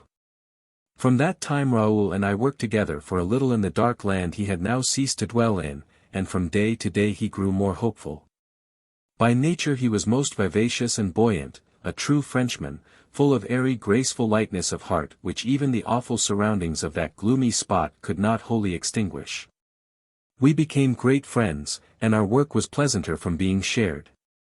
Our companionship was, however, not destined to last long then, but we have since met and worked together many times, like comrades in different regiments whom the chances of war may bring together or separate at any time. Chapter 8. Temptation. I was again called upon to go to earth upon a mission of help, and to leave for a time my wanderings in the spirit spheres, and now it was that the greatest and most terrible temptation of my life came to me. In the course of my work I was brought across one still in the earth body, whose influence over my earthly life had done more than aught else to wreck and spoil it. And though I also had not been blameless far indeed from it, yet I could not but feel an intense bitterness and thirst for revenge whenever I thought of this person and all the wrongs that I had suffered. Wrongs brooded over till at times I felt as if my feelings must have vent in some wild burst of passionate resentment. In my wanderings upon the earth plane I had learned many ways in which a spirit can still work mischief to those he hates who are yet in the flesh.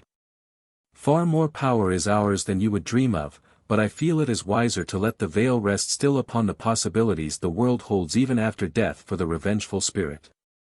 I could detail many terrible cases I know of as having actually taken place, mysterious murders and strange crimes committed, none knew why or how, by those on earth whose brains were so disordered that they were not themselves responsible for their actions, and were but the tools of a possessing spirit. These and many kindred things are known to us in the spirit spheres, where circumstances often wear a very different aspect from the one shown to you. The old beliefs in demoniacal possession were not so visionary after all, only these demons or devils had themselves been once the denizens of earth. It so happened to me then, that when I came once more, after long years of absence, across this person whom I so hated, all my old feelings of suffering and anger revived, but with tenfold more force than is possible in earth life. For a spirit has far, far greater capabilities of suffering or enjoyments, of pleasure or pain, love or hate, than one whose senses are still veiled and deadened by the earthly envelope. And thus all the senses of a disembodied spirit are tenfold more acute. Thus when I once more found myself beside this person, the desire for my long-suspended revenge woke again, and with the desire a most devilish plan for its accomplishment suggested itself to me.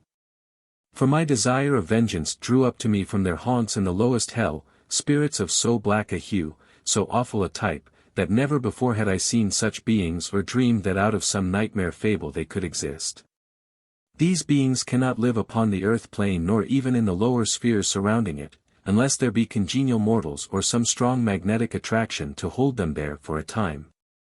And though they often rise in response to an intensely evil desire upon the part of either a mortal or spirit on the earth plane, yet they cannot remain long, and the moment the attracting force becomes weakened, like a rope that breaks, they lose their hold and sink down again to their own dark abodes. At times of great popular indignation and anger, as in some great revolt of an oppressed people in whom all sense but that of suffering and anger has been crushed out. The bitter wrath and thirst for revenge felt by the oppressed will draw around them such a cloud of these dark beings, that horrors similar to those witnessed in the great French Revolution and kindred revolts of downtrodden people will take place, and the maddened populace are for a time completely under the control of those spirits who are truly as devils. In my case these horrible beings crowded round me with delight, whispered in my ears and pointed out a way of revenge so simple, so easy, and yet so horrible, so appalling in its wickedness, that I shall not venture to write it down lest the idea of it might be given to some other desperate one, and like seed falling into a fruitful soil bring forth its baleful blossoms. At any other time I should have shrunk back in horror from these beings and their foul suggestions. Now in my mad passion I welcomed them and was about to invoke their aid to help me to accomplish my vengeance, when like the tones of a silver bell there fell upon my ears the voice of my beloved, to whose pleadings I was never deaf and whose tones could move me as none else could. The voice summoned me to come to her by all that we both held sacred, by all the vows we had made and all the hopes we had cherished. And though I could not so instantly abandon my revenge, yet I was drawn as by a rope to the one I loved from the one I hated.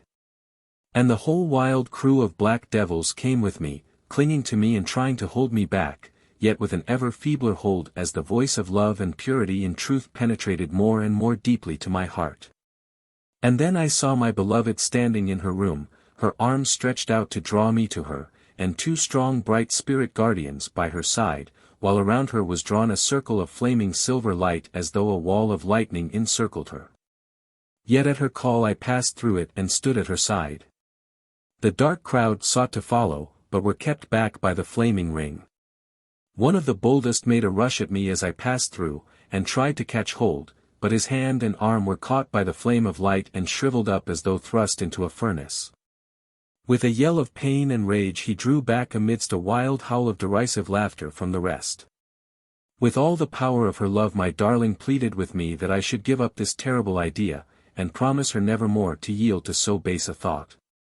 She asked me if I loved my revenge so much better than I loved her, that to gratify it I would raise up between us the insurmountable barrier of my meditated crime. Was her love indeed so little to me after all? At first I would not, could not yield, but at last she began to weep, and then my heart melted as though her tears had been warm drops of her heart's blood falling on it to thaw its ice. And in bitter anguish of soul that I should have caused her to shed tears I knelt at her feet and prayed to be forgiven my wicked thought, prayed that I might still be left with her love to cheer me, still with her for my one thought, one hope. My all. And as I prayed the circle of dark spirits, who had been fighting to get in and beckoning to me and trying to draw me out, broke like a cloud of black mist when the wind scatters it, and they sank away down to their own abode again. While I sank exhausted at my darling's feet.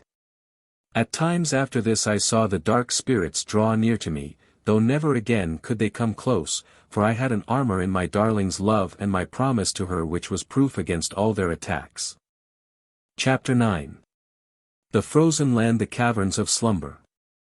I was next sent to visit what will indeed seem a strange country to exist in the spirit world. The land of ice and snow, the frozen land in which lived all those who had been cold and selfishly calculating in their earthly lives. Those who had crushed out and chilled and frozen from their own lives and the lives of others, all those warm sweet impulses and affections which make the life of heart and soul. Love had been so crushed and killed by them that its sun could not shine where they were, and only the frost of life remained. Great statesmen were amongst those whom I saw dwelling in this land, but they were those who had not loved their country nor sought its good. Only their own ambitions, their own aggrandizement had been their aim, and to me they now appeared to dwell in great palaces of ice and on the lofty frozen pinnacles of their own ambitions.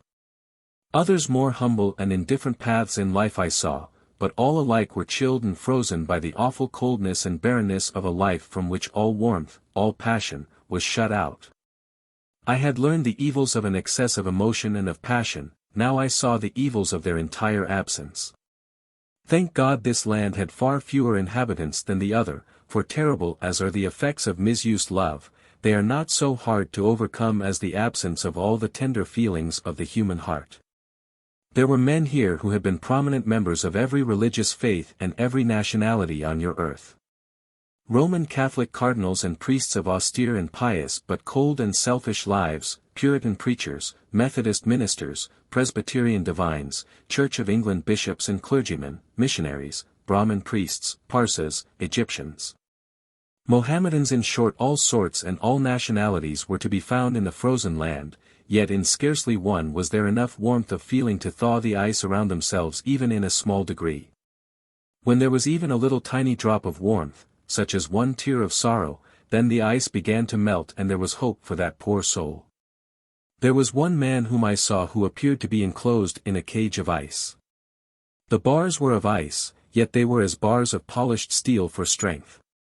This man had been one of the Grand Inquisitors of the Inquisition in Venice, and had been one of those whose very names sent terror to the heart of any unfortunate who fell into their clutches. A most celebrated name in history, yet in all the records of his life and acts there was not one instance where one shade of pity for his victims had touched his heart and caused him to turn aside, even for one brief moment. From his awful determination in torturing and killing those whom the Inquisition got into its toils. A man known for his own hard austere life, which had no more indulgence for himself than for others. Cold and pitiless, he knew not what it was to feel one answering throb awake in his heart for another's sufferings. His face was a type of cold unemotional cruelty. The long thin high nose, the pointed sharp chin, the high and rather wide cheekbones, the thin straight cruel lips like a thin line across the face, the head somewhat flat and wide over the ears. While the deep-set penetrating eyes glittered from their penthouse brows with the cold steely glitter of a wild beast's. Like a procession of specters I saw the wraiths of some of this man's many victims glide past him, maimed and crushed, torn and bleeding from their tortures, pallid ghosts, wandering astral shades, from which the souls had departed forever. But which yet clung around this man, unable to decay into the elements whilst his magnetism attached them, like a chain, to him. The souls and all the higher elements had forever left those which were true astral shells, yet they possessed a certain amount of vitality only. It was all drawn from this man, not from the released spirits which had once inhabited them. They were such things as those ghosts are made of which are seen haunting the spot where some one too good and innocent to be so chained to earth, has been murdered. They seem to their murderers and others to live and haunt them, yet the life of such astrals, or ghosts, is but a reflected one, and ceases as soon as remorse and repentance have sufficed to sever the tie that links them to their murderers.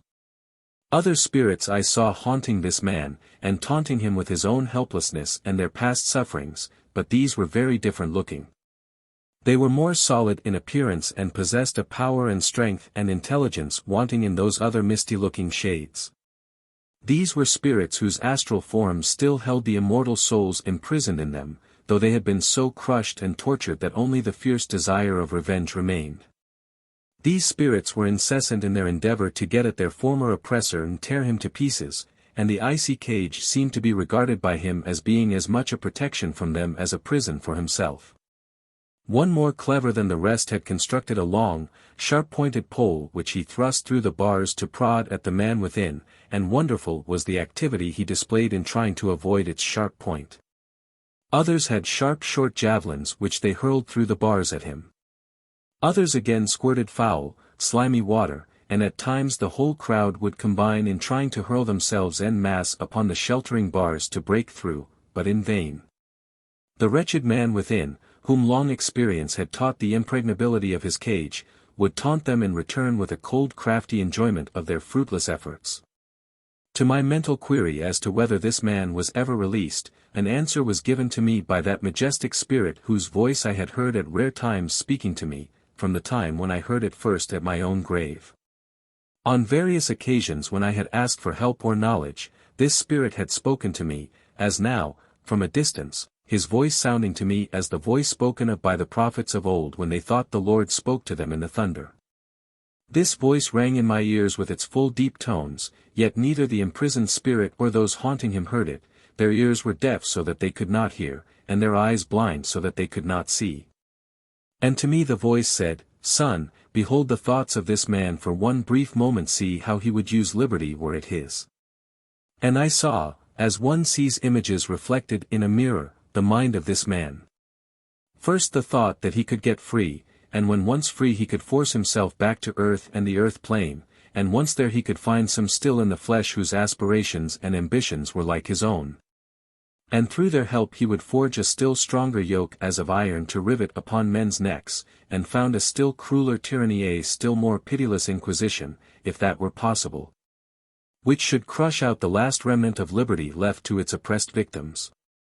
He knew he would sway a power far greater than his earthly power, since he would work with hands and brain freed from all earthly fetters, and would be able to call up around him kindred spirits, fellow workers with souls as cold and cruel as his own. He seemed to revel in the thought of the fresh oppressions he could plan, and took pride to himself in the recollection that he had ever listened unmoved to the shrieks and groans and prayers of the victims he had tortured to death. From the love of oppression and for his own relentless ambition had he worked, making the aggrandizement of his order but the pretext for his actions, and in no single atom of his hard soul was there awakened one spark of pity or remorse. Such a man set free to return to earth would be a source of danger far more deadly than the most fierce wild beast, since his powers would be far less limited. He did not know that his vaunted Inquisition, which he still sought to strengthen in all its deadly powers, had become a thing of the past, swept away from the face of God's earth by a power far mightier than any he could wield. And that, like the dark and terrible age in which it had sprung up like a noisome growth, it had gone never more to return, thank God. Never again to disgrace humanity by the crimes committed in the name of him who came only to preach peace and love on earth, gone, with its traces and its scars left yet upon the human mind in its shaken and broken trust in a God and an immortality. The recoil of that movement which at last swept away the Inquisition is yet felt on earth. And long years must pass before all which was good and pure and true and had survived throughout even those dark ages shall reassert its power and lead men back to their faith in a God of love, not a God of horrors, as those oppressors painted him. From this frozen land I turned away chilled and saddened. I did not care to linger there or explore its secrets, though it may be that again at some future time I may visit it. I felt that there was nothing I could do in that land, none I could understand, and they but froze and revolted me without my doing them any good. On my way back from the frozen land to the land of Twilight, I passed a number of vast caverns called the Caverns of Slumber, wherein lay a great multitude of spirits in a state of complete stupor, unconscious of all around them. These, I learned, were the spirits of mortals who had killed themselves with opium eating and smoking, and whose spirits had thus been deprived of all chance of development, and so had retrograded instead of advancing and growing, just as a limb tied up and deprived of motion withers away, and now they were feebler than an unborn infant, and as little able to possess conscious life. In many cases their sleep would last for centuries, in others, where the indulgence in the drug had been less, it might only last for 20, 50, or 100 years. These spirits lived, and that was all, their senses being little more developed than those of some fungus growth which exists without one spark of intelligence. Yet in them the soul germ had lingered, imprisoned like a tiny seed in the wrapping of some Egyptian mummy, which, long as it may lie thus, is yet alive, and will in a kindly soil sprout forth at last. These caverns, in which kind spirit hands had laid them, were full of life-giving magnetism, and a number of attendant spirits who had themselves passed through a similar state from opium poisoning in their own earth lives, were engaged in giving what life they could pour into those comatose spirit bodies which lay like rows of dead people all over the floor. By slow degrees, according as the spirit had been more or less injured by the drug taken in the earthly life, these wretched beings would awake to consciousness and all the sufferings experienced by the opium eater when deprived of his deadly drug. By long and slow degrees the poor spirits would awaken, sense by sense, till at last like feeble suffering children they would become fit for instruction, when they would be sent to institutions like your idiot asylums, where the dawning intellect would be trained and helped to develop, and those faculties recovered which had been all but destroyed in the earth life. These poor souls would only learn very slowly, because they had to try to learn now, without the aids of the earthly life, those lessons which it had been designed to teach. Like drunkards, only more completely, they had paralyzed brain and senses and had avoided, not learned, the lessons of the earthly life and its development of the spirit. To me these caves of slumber were inexpressibly sad to behold, not less so that those wretched slumberers were unconscious for so long of the valuable time they lost in their dreamless, hopeless sleep of stagnation. Like the hare in the fable, while they slept others less swift won the race, and these poor souls might try in vain through countless ages to recover the time which they had lost. When these slumberers shall at last awake, to what a fate do they not waken, through what an awful path must they not climb to reach again that point in the earth life from which they have fallen? Does it not fill our souls with horror to think that there are those on earth who live, and pile up wealth through the profits made from that dreadful trade in opium, which not alone destroys the body, but would seem to destroy even more fatally the soul, till one would despondently ask if there be indeed hope for these its victims? These awful caves, these terrible stupefied spirits, can any words point a fate more fearful than theirs?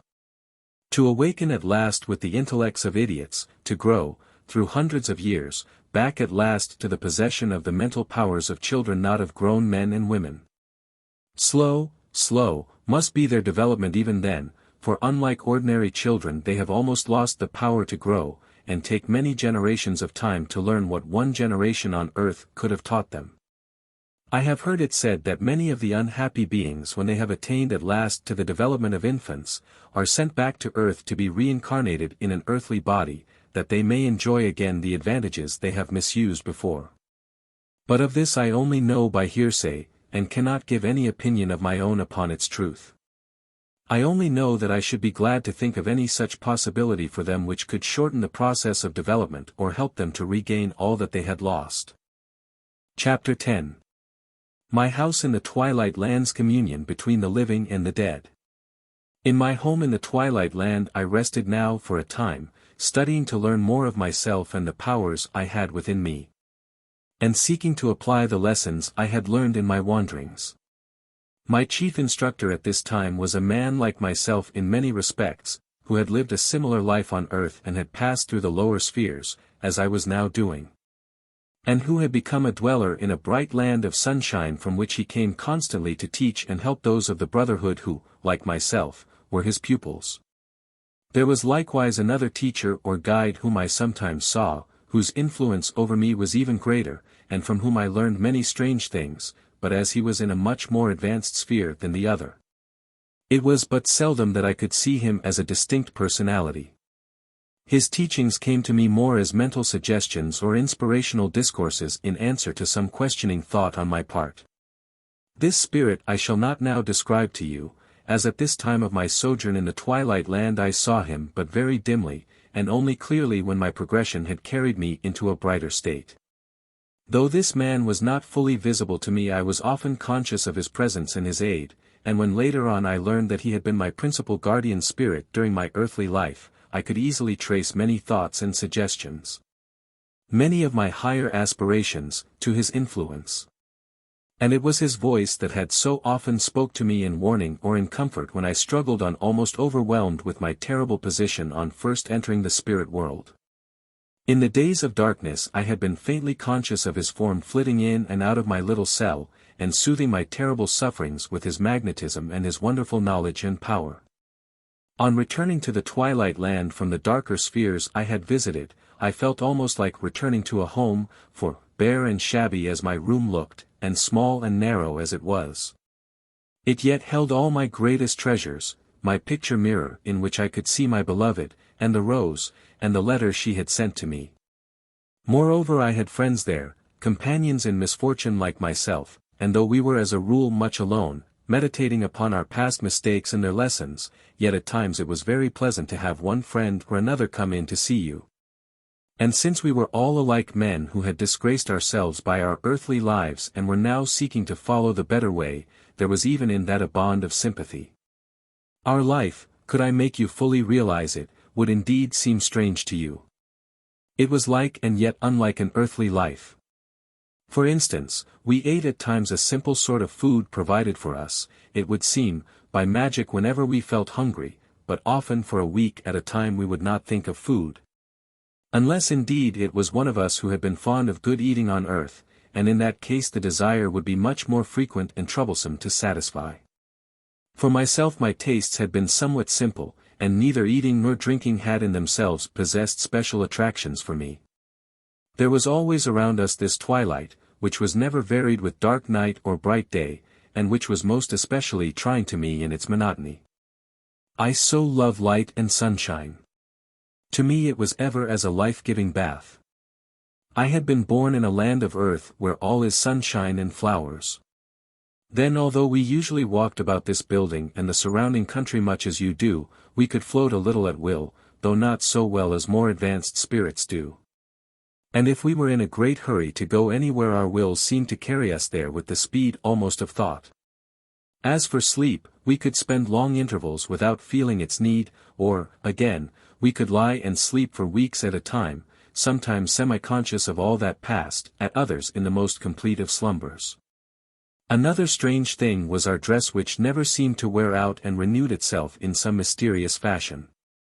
All through this period of my wanderings and while I was in this abode it was of a very dark blue color, with a yellow girdle round the waist, and an anchor worked in yellow on the left sleeve, with the words, "Hope is eternal," below it.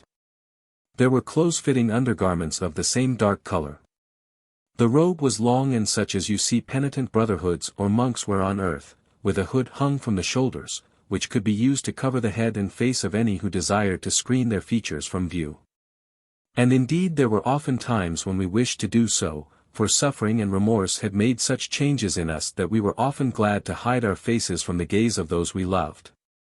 The hollow eyes, sunken cheeks, wasted and bent forms, and deep lines suffering had traced upon each face told their own story but too well, and such of us as had dear friends on earth or in the spirit land still grieving for our loss, sought often at times to hide from their eyes our disfigured forms and faces. Our lives had somewhat of monotony about them in the regular order in which our studies and our lectures followed each other like clockwork. At certain stages for they did not count time by days or weeks, but only as advance was made in the development of each spirit when a lesson had been learned, in a longer or shorter time according to the spiritual and intellectual development.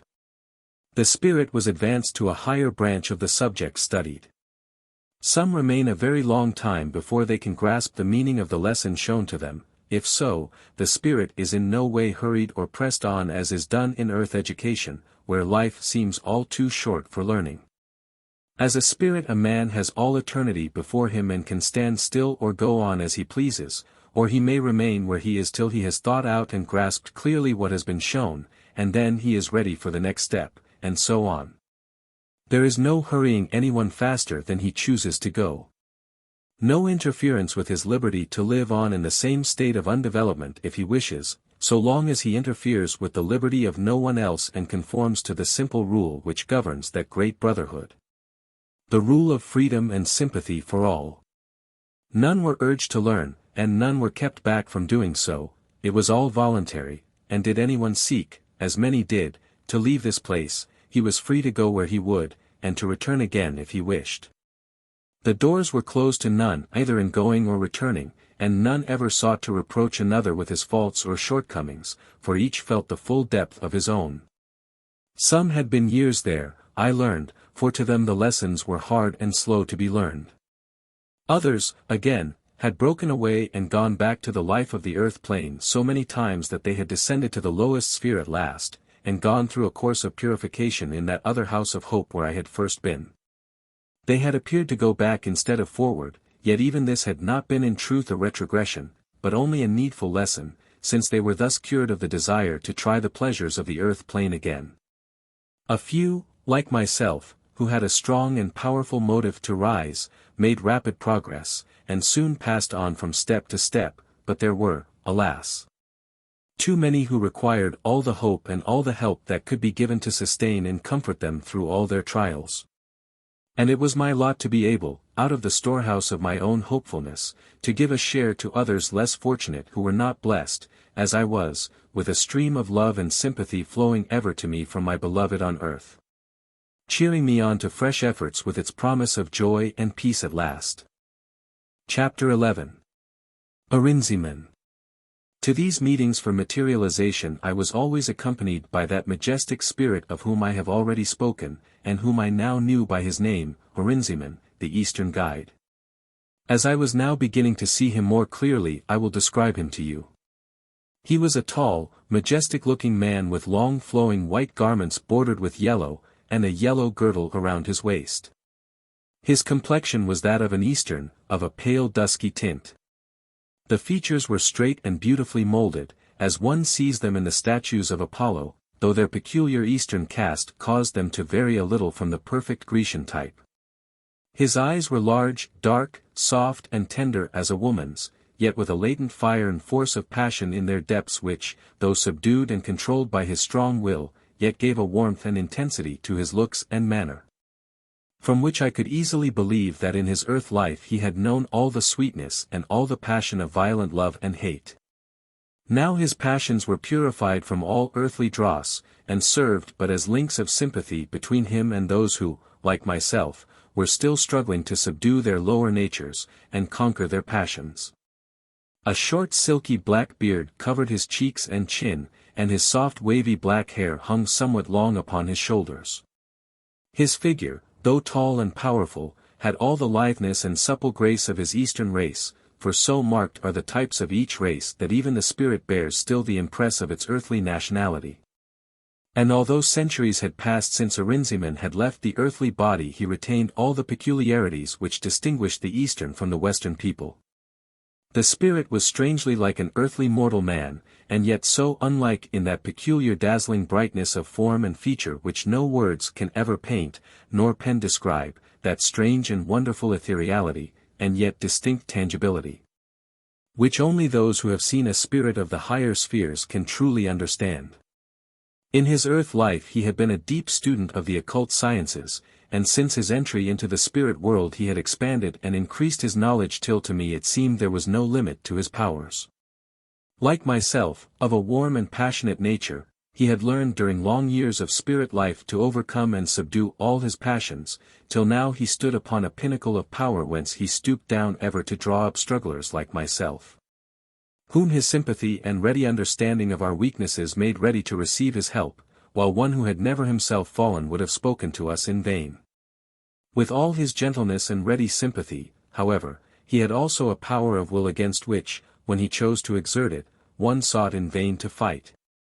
And I have beheld on more than one occasion some of the wild passionate beings amongst whom he worked, brought to a stop in something they were about to do which would have harmed themselves or others. They would be spellbound and unable to move a limb, yet he had never touched them. It was but by his own powerful will, which was so much stronger than theirs, that for the time they were paralyzed. Then he would argue the matter with them, kindly and frankly, and show to them in some of his wonderful ways the full consequences to themselves and others of what they were about to do. And when he had done so he would lift from them the spell of his will and leave them free to act as they desired, free to commit the meditated sin now that they knew its consequences. And seldom have I known any who, after so solemn a warning, would still persist in following their own path. I myself have always been considered one whose will was strong, and who could not readily give it up to any others, but beside this spirit I have felt myself a child, and have bowed more than once to the force of his decisions. And here let me say that in all things in the spirit world man is free as air to follow his own inclinations and desires if he wishes, and does not choose to take the advice offered to him. The limitations to a man's own indulgence and the extent to which he can infringe upon the rights of others, are regulated by the amount of law and order existing in the sphere to which he belongs. For example, in the lowest sphere of all, where no law prevails but the law of the strongest oppressor, you may do what you please. You may injure or oppress another to the very last limits of his endurance, and those who are stronger than you will do the same to you. The most oppressed slaves on earth are less unhappy than those whom I have seen in the lowest sphere of all, where no law prevails and where only those spirits are to be found who have defied all laws of God or man and have been a law to themselves, exercising the most boundless oppression and wrong towards their neighbors. In those spheres which I shall shortly describe, it seems that strong, cruel and oppressive as a spirit may be, there is always found someone still stronger to oppress him, someone still crueler, still wickeder, still more oppressive. Till at last you arrive at those who may truly be said to reign in hell, kings and emperors of evil. And it goes on till at last the very excess of evil will work its own cure. The worst and most tyrannical will long for some other state of things, some laws to restrain, some power to control. And that feeling will be the first step, the first desire for a better life, which will give the brothers of hope sent to work in those dark spheres, the little loophole through which to give the idea of improvement. And the hope that it is still possible for them. As the spirit progresses upwards, there will be found in each circle of the ladder of progress an increased degree of law and order prevailing, to which he will be ready to conform himself, as he expects others to conform where the laws affect him. The perfect observance of the highest moral laws is found only in the highest spheres, but there are many degrees of observance, and he who respects the rights of others will find his rights respected. While he who tramples upon his neighbor will in turn be trampled upon by the stronger ones. In all respects man in the spirit world is free to work or to be idle, to do good or to do evil, to win a blessing or a curse. Such as he is, such will be his surroundings, and the sphere for which he is fitted must ever be the highest to which he can attain till his own efforts fit him to become a dweller in one higher. Thus the good need no protection against the evil in the spirit world. Their own different states place an insurmountable barrier between them. Those above can always descend at will to visit or help those below them, but between them and the lower spirits there is a great gulf which the lower ones cannot pass. Only upon your earth and on other planets where material life exists, can there be the mixture of good and evil influences with almost equal power. I say almost equal, since even on earth the good have the greater power, unless man shuts himself out from their aid by the indulgence of his lower passions. In days of old when men's hearts were simple as little children's, the spirit world lay close at their doors and they knew it not, but now men have drifted far from it, and are like mariners upon a raft, who are seeking now again through fog and mist to find it. Kind pilots of the spirit world are striving to guide and help them to reach that radiant land that they may bring back a bright store of hope and light for the weary strugglers upon earth. Chapter 12. My Second Death. The meetings for materialization were held once a fortnight, and from the number of them I judged that about 3 months had passed. When I was told by Ahrinziman to prepare myself for a great change which was about to take place in myself and my surroundings, and which would mean my passing into a higher sphere. I have heard the spheres divided differently by different spirit teachers, and it is not very important that they should be all divided by the same standard. Since these divisions are very similar to mapping out a country where the boundaries melt so imperceptibly into one another that it is not very essential to have the limits defined with perfect exactitude. Since the changes in the countries and the people will of themselves mark their different states as you progress on your journey. Thus, then, some will tell you there are 7 spheres and that the 7th means the heaven spoken of in the Bible, others say there are 12 spheres, others again extend the number. Each sphere is, however, divided into circles, usually 12 to a sphere, though here again some spirits will reckon them differently, just as your standards of measurement on earth differ in different countries. Yet the thing they measure remains the same. For myself, I have been used to count that there are 7 spheres above the earth and 7 below it, using the terms above and below as signifying the nearness to, or distance from, the great central sun of our solar system. The nearest point of attraction towards that sun being considered to be our highest point of attainment, while in the limits of the earth spheres, and the farthest away being regarded as our lowest or most degraded sphere. Each sphere, then, being subdivided into 12 circles, which are blended so closely into each other that you appear to pass almost insensibly from one to the other. I had hitherto been in what is called the earth plane, which like a great broad belt circles around the earth and permeates its atmosphere. This earth plane may be said to comprehend within its bounds the first of the 7 spheres above and the first of those below the earth, and is used commonly in describing the habitations of those spirits who are said to be earth-bound in a greater or less degree because they are not able to sink below the earth attractions nor to free themselves from its influences. I was now told that I had so far freed myself from the earth's attractions and overcome my desires for earthly things, that I was able to pass into the second sphere. The passing from the body of a lower sphere into that of a higher one is often, though not invariably, accomplished during a deep sleep which closely resembles the death sleep of the spirit in leaving the earthly body. As a spirit grows more elevated, more etherealized, this change is accompanied by a greater degree of consciousness, till at last the passing from one high sphere to another is simply like changing one garb for another a little finer.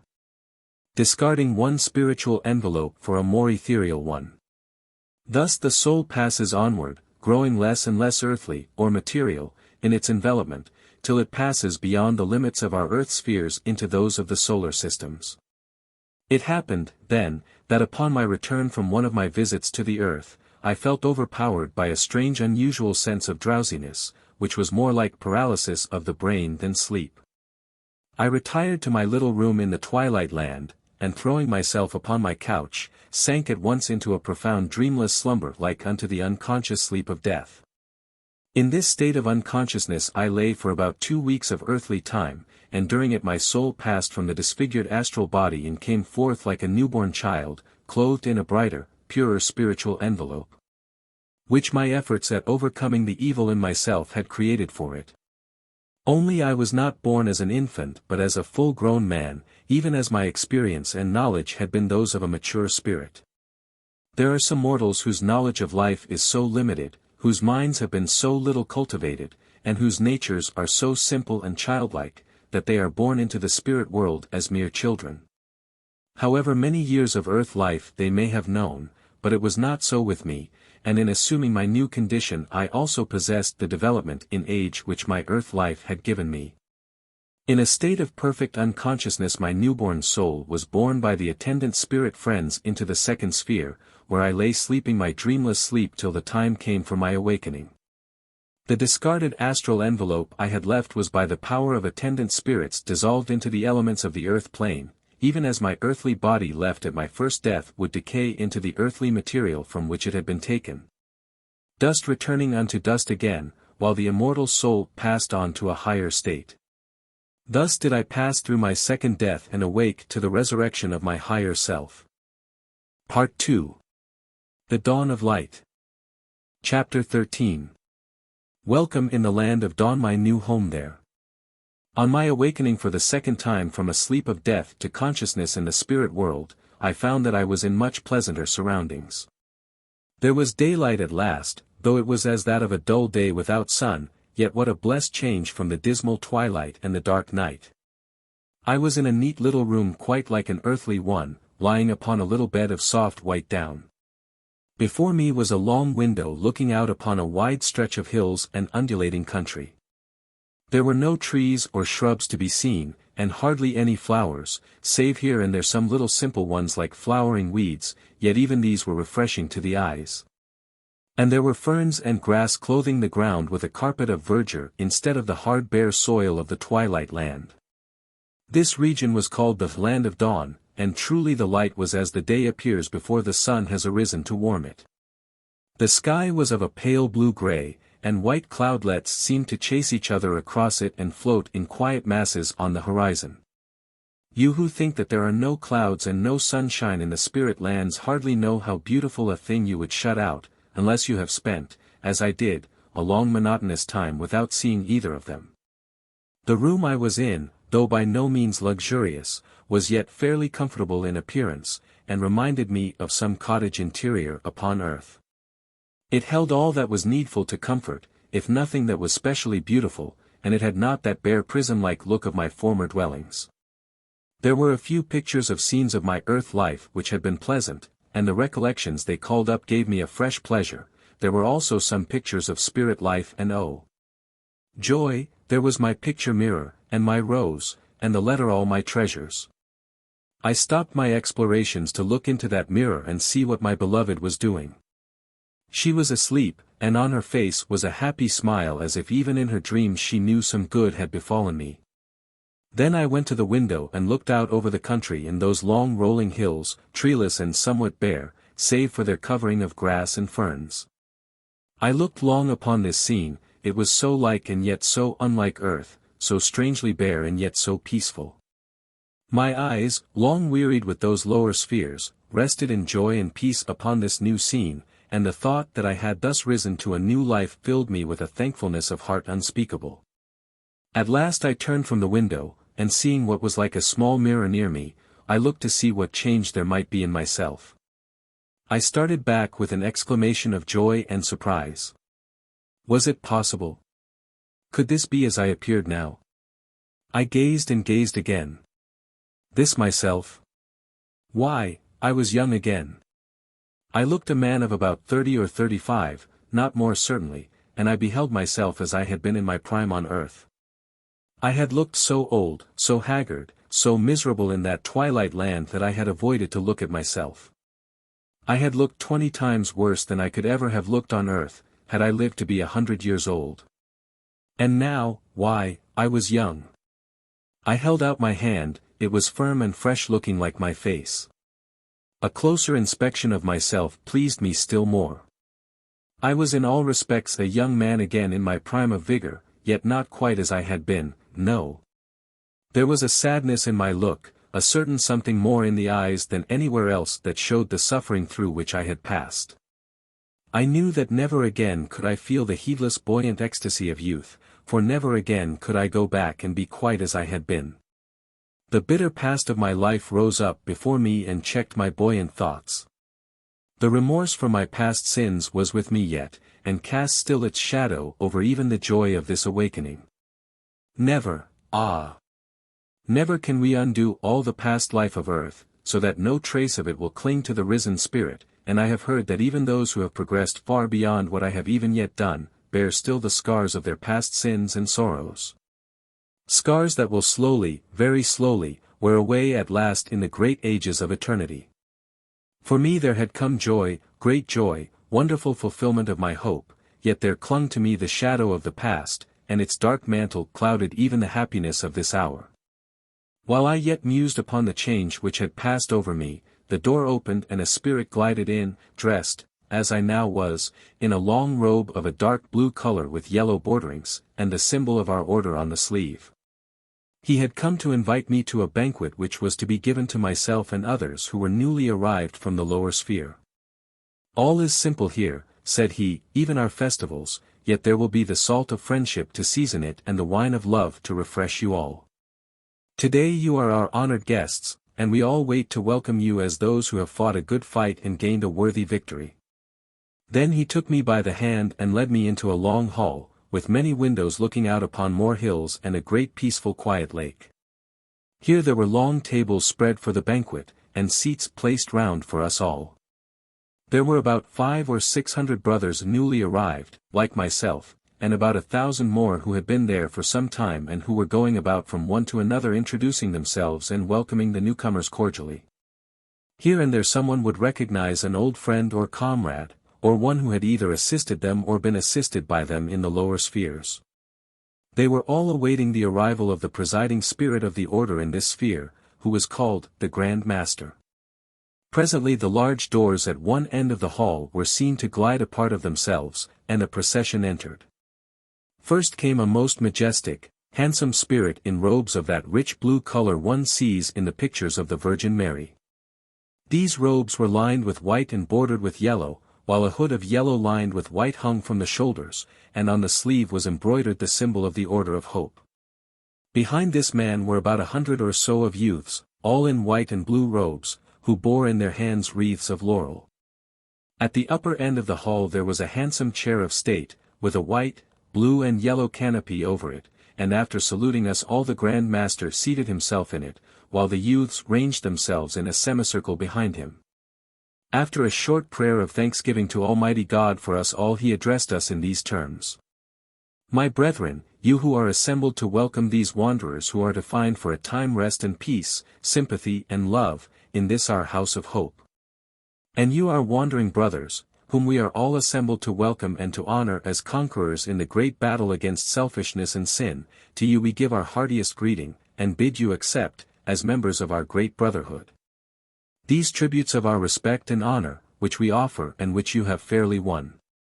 And from the increased happiness of your own lives we bid you stretch forth your hands in brotherly love to all the sorrowing ones whom you have left still toiling in the darkness of the earth life and in the spheres of the earth plane.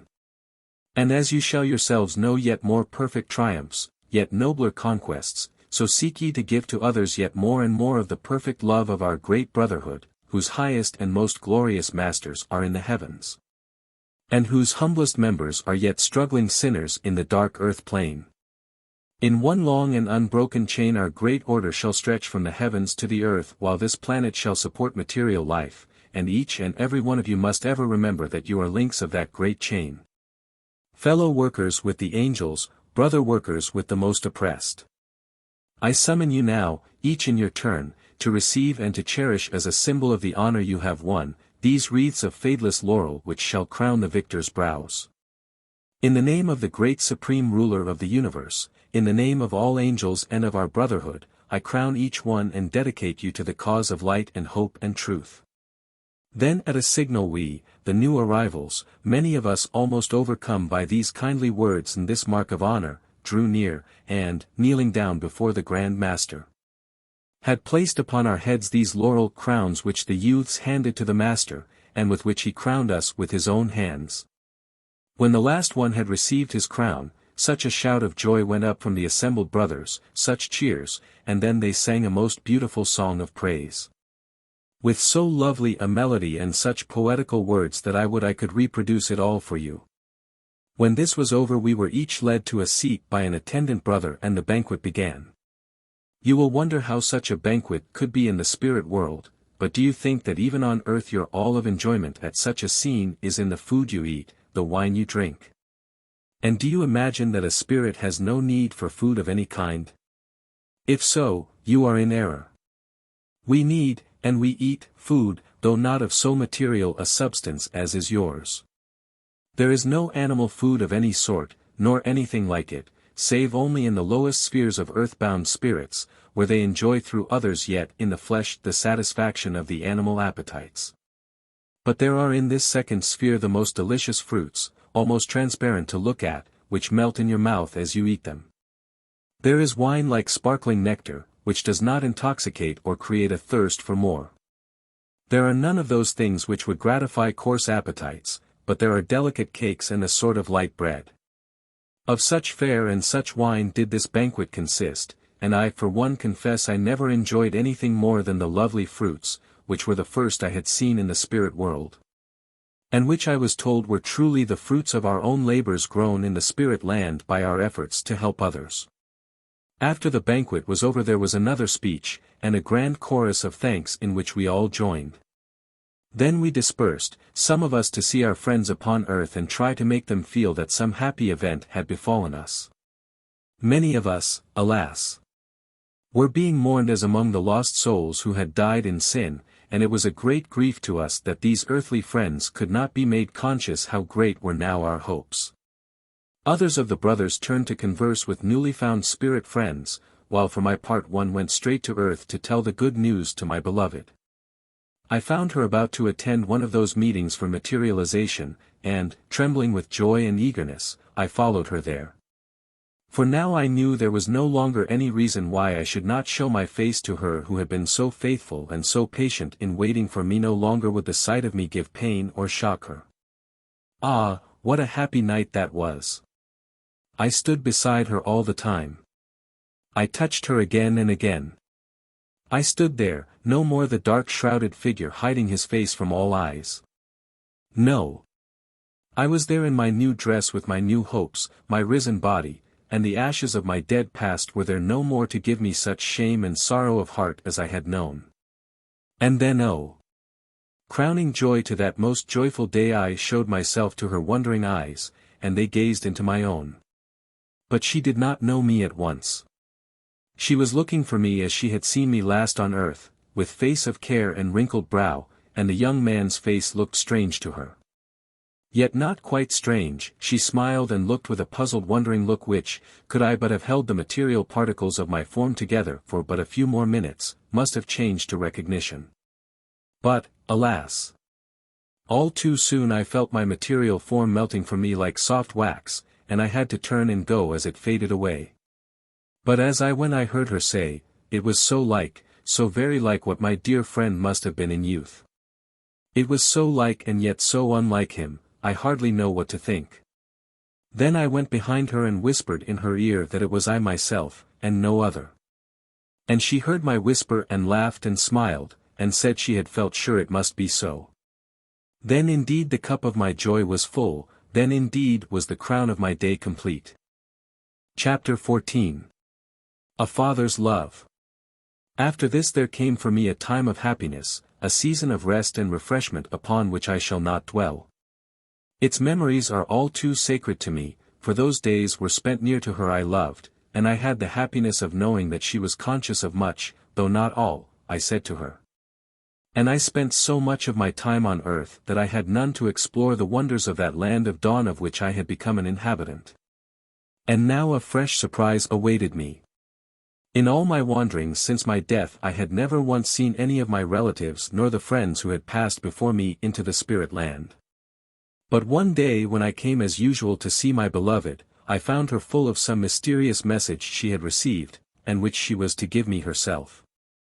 After a little she told me that it was from a spirit who had come to visit her, and who said he was my father and that he wished her to give his message to me.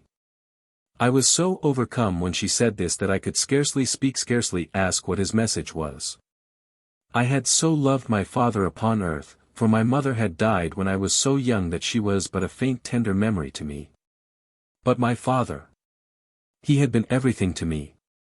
He had had such pride and joy in all my successes, such hopes for my future, and, then, when I had made shipwreck of my life, I knew that I had broken his heart.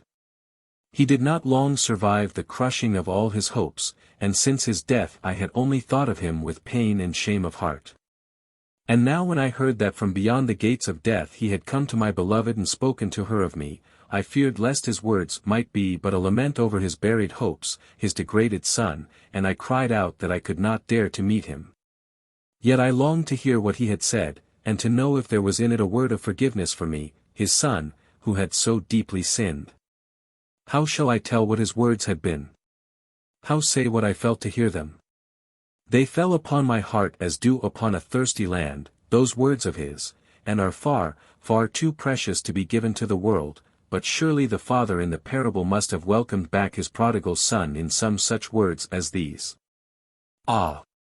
How I cried out to my beloved when I heard those words, and how I longed to see that father again and be taken once more to his heart as when I was a boy.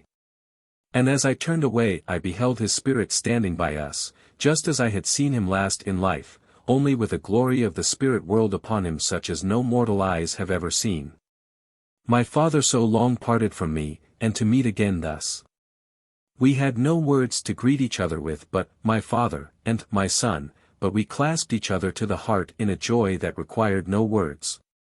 When our feelings had calmed down again we began to speak of many things, and not least of her whose love had led me so far upon my upward path, and then I learned that this beloved father had helped, watched over, and protected us both. That he had followed me during all my wanderings both on earth and in the spirit land, and had protected and comforted me in my struggles. Unseen himself he had yet been near, and unceasing in his efforts and his love. All this time when I had so shrunk from the thought of meeting him he had been there, only waiting an opportunity to make himself known, and he had come at last through her who had so much of my love. In order that he might thereby link us all three more closely together in the joy of this reunion. Chapter 15. A new expedition proposed. When I returned to the spirit land, my father went with me and we spent a long time together. In the course of our conversation he told me that an expedition was about to be sent from this sphere to work as rescuers, in the lowest sphere of all, a sphere below any I had yet seen and which was in truth the hell believed in by the Church. How long the expedition would be absent was not known, but a certain work had to be accomplished, and like an invading army we would remain till we had attained our object. My Eastern guide advised me to join this band of workers, and as my father had in earth life sent his sons forth to fight for their beloved country, so did he now wish me to go forth with this army of soldiers in the cause of truth and light and hope.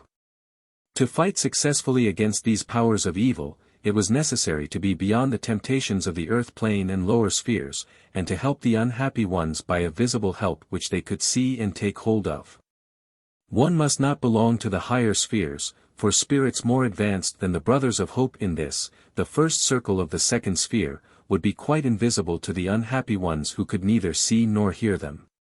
Also in entering these lowest spheres we would, in order to be visible, have to clothe ourselves in a certain portion of their material elements, and this a more advanced spirit could not do.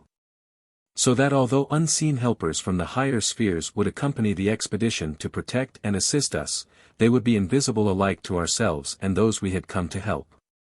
Those who were to go upon this expedition with me were similar to myself in disposition, and it was felt that we would all learn much from seeing to what our passionate feelings would have sunk us, had we indulged in them. At the same time we would be able to rescue from those dark spheres many poor repentant souls. Those whom we rescued would be taken to where I had been on my first passing over from earth life, where there were numerous institutions specially set apart for such poor spirits, presided over and attended by spirits who had themselves been rescued from the kingdoms of hell and who were therefore best fitted to aid these poor wanderers. Besides the Brothers of Hope from the land of dawn, there were other similar bands from other brotherhoods always being sent down to the dark spheres, such expeditions being, in fact, part of the great system of help for sinners ever being carried on in the name of the eternal Father of all, who dooms none of his children to an eternity of misery. A number of friends would accompany us a part of our journey, and our expedition would be commanded by a leader who had himself been rescued from the dark spheres and who knew their especial dangers. As we would pass through the earth plane and lower spheres we would see them in a way we had not done before, and my Eastern guide said he would send one of his pupils to accompany me as far as the lowest sphere, in order that he might explain to me and make visible some of the mysteries of the astral plane which we would see as we passed. Hassian, as the student was named, was studying those mysteries of nature which have been classed under the name of magic and as such deemed evil, whereas it is their abuse only which is evil. A more extended intelligent knowledge of them would tend to prevent many existing evils and counteract some of those evil powers brought to bear upon man, often very injuriously, in his present ignorance. This student spirit had been a Persian and a follower of Zoroaster in his earth life, as Ahrinziman himself had been, and they belonged still to that school of thought of which Zoroaster was the great exponent. In the spirit world, said Ahrinziman, there are a great number of different schools of thought, all containing the great fundamental eternal truths of nature, but each differing in many minor details, and also as to how these great truths should be applied for the advancement of the soul. They likewise differ as to how their respective theories will work out, and the conclusions to be drawn from the undoubted knowledge they possess. When it is applied to subjects upon which they have no certain knowledge and which are still with them as with those on earth, the subject of speculation, theory, and discussion. It is a mistake to suppose that in the spirit world of our planet there is any absolute knowledge which can explain all the great mysteries of creation, the why and wherefore of our being, the existence of so much evil mixed with the good, or the nature of the soul and how it comes from God. The waves of truth are continually flowing from the great thought centers of the universe, and are transmitted to earth through chains of spirit intelligences. But each spirit can only transmit such portions of truth as his development has enabled him to understand, and each mortal can only receive as much knowledge as his intellectual faculties are able to assimilate and comprehend. Neither spirits nor mortals can know everything, and spirits can only give you what are the teachings which their own particular schools of thought and advanced teachers give as their explanations. Beyond this they cannot go, for beyond this they do not themselves know. There is no more absolute certainty in the spirit world than on earth, and those who assert that they have the true and only explanation of these great mysteries are giving you merely what they have been taught by more advanced spirits, who, with all due deference to them, are no more entitled to speak absolutely than the most advanced teachers of some other school. I assert with knowledge not my own, but from another who is indeed regarded in the spirit world as a leader of most advanced thought, that it is in no way possible to give a final answer to or explanation of subjects which are beyond the powers of any spirit of our entire solar system to solve, and still more beyond those of the spirits of our earth spheres. In these subjects and their explanation are involved and required a knowledge of the limits of the universe itself which has no limits, and the nature of that supreme being of whom no man or spirit can know the nature. Save in so far as we can grasp the great truth that he is infinite spirit, limitless in all senses, unknowable and unknown. Let men and spirits, then, argue or explain, they can only teach you to the limits of their own knowledge, and beyond that again are limits none can reach. How can any pretend to show you the ultimate end of that which has no end, or sound the great depths of an infinite thought which has no bottom? Thought is as eternal as life and as fathomless. Spirit is infinite and all-pervading. God is in all and over and above all, yet none know his nature nor what manner of essence he is of, save that he is in everything and everywhere. The mind of man must pause on the very threshold of his inquiries, appalled by the sense of his own littleness, and the most he can do is to learn humbly and study cautiously, that each step be assured before he essays again to climb. The most lofty, the most daring minds cannot grasp all at once, and can man on earth hope that all can be explained to him with his limited range of vision? When the most advanced minds in the spirit world are ever being checked in their explorations after truth by the sense of their limited powers? Chapter 16. Clairvoyance. The journey begun. The friend whom Ahrinziman sent to accompany and instruct me, appeared to my eyes as a youth of about 25 to 30 years of age, judging by earth's standard in such matters. But he told me he had lived to upwards of 60 years on earth. His present appearance was that of his spiritual development, which alone constitutes the age of a spirit. As a spirit grows more highly developed in his intellectual powers, the appearance becomes more matured, till at last he assumes that of a sage, without, however, the wrinkles and defects of age in earth life, only its dignity, its power, and its experience. Thus, when a spirit has attained to the highest possible development of the earth, or any other planets, spheres, he would possess the appearance of one of its patriarchs, and would then pass into the higher and more extended spheres of the solar system of that planet, beginning there as a youth again, since his development compared to that of the advanced spirits of those higher spheres would be but that of a youth. Hassian told me that he was at present studying the various powers and forms of nature in those stages which were below soul life, and would be able to make visible and explain to me many curious things we should see upon our journey. Many spirits, he said, pass through the sphere of the astral plane without being conscious of its spectral inhabitants, by reason of the fact that their senses are not developed in such a way as to enable them to become conscious of their surroundings in all their entirety, just as in earth life there are many persons quite unable to see the spirits around them, although to others again they are perfectly visible. There are upon earth persons who can see not alone the spirits of human beings but also these astral and elementary beings who are not truly spirits, since that word should be used to denote only those which possess within them the soul germ. Now many of these beings which we shall see never possessed any soul, and others again are only the empty shells from which the soul germ has departed. To distinguish between the soul spirit and the soulless astral one must possess a double power of soul sight or clairvoyance as it is termed. And many who possess only an imperfect degree of this double power will be able to see elementals and astrals, but without being able to distinguish them clearly from the soul-enveloping spirit forms. Hence much confusion and many mistakes have arisen amongst these imperfect clairvoyants as to the nature and attributes of these classes of beings. There are 7 degrees of the soul sight found in persons yet in the earth life. And in the next stage of life, the spiritual part or soul being freed from the gross elements of material life, there will be found 7 more expansions of this gift. And so on in progressive succession as the soul casts off one by one the envelopes of matter, first the most gross or earthly matter, then succeeding degrees of refined or sublimated matter. For we hold that there can be no such thing as entire severance between soul and matter that is so long as it is conscious of existence in any of our solar systems. Beyond these limits we have no knowledge to guide us, and it is a matter of pure speculation.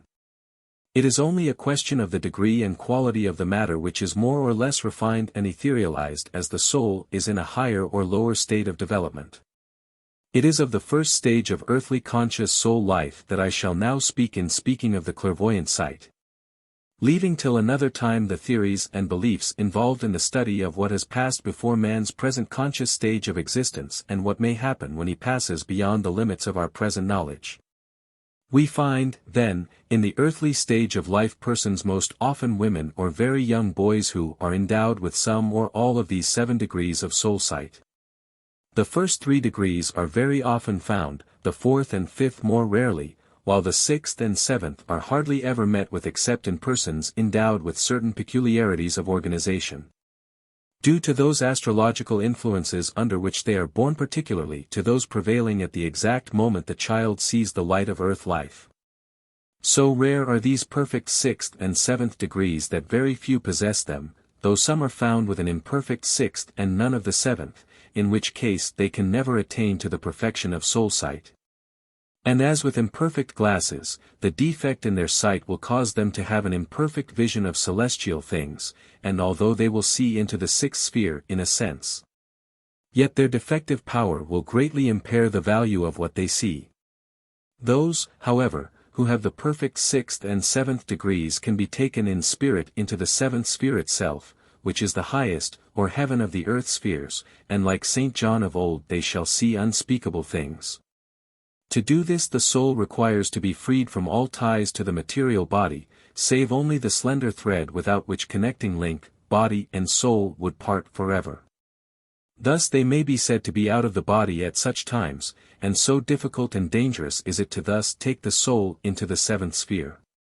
That only with exceptional persons and under very exceptional circumstances can it be done, even where the power exists. Of the clairvoyance of the lower degrees of power the same may be said, except that the less celestial their powers, the more safely and easily may they be used. Each clairvoyant being able to see into that sphere which corresponds to the degree of power which they possess. It is, however, a curious fact that many clairvoyants possess 1 or more perfect degrees of soul sight with at the same time an imperfect form of a degree still higher. And when this is so, it will be found that the medium mixes the visions seen and is not reliable. Since the defective degree, if used, will act like a defective eye and cause that which is beheld by both eyes at the same time to partake of its imperfections. It is, therefore, far better to have the entire absence of a degree than to possess an imperfect form of it, since the imperfect one only causes confusion in using the perfect ones.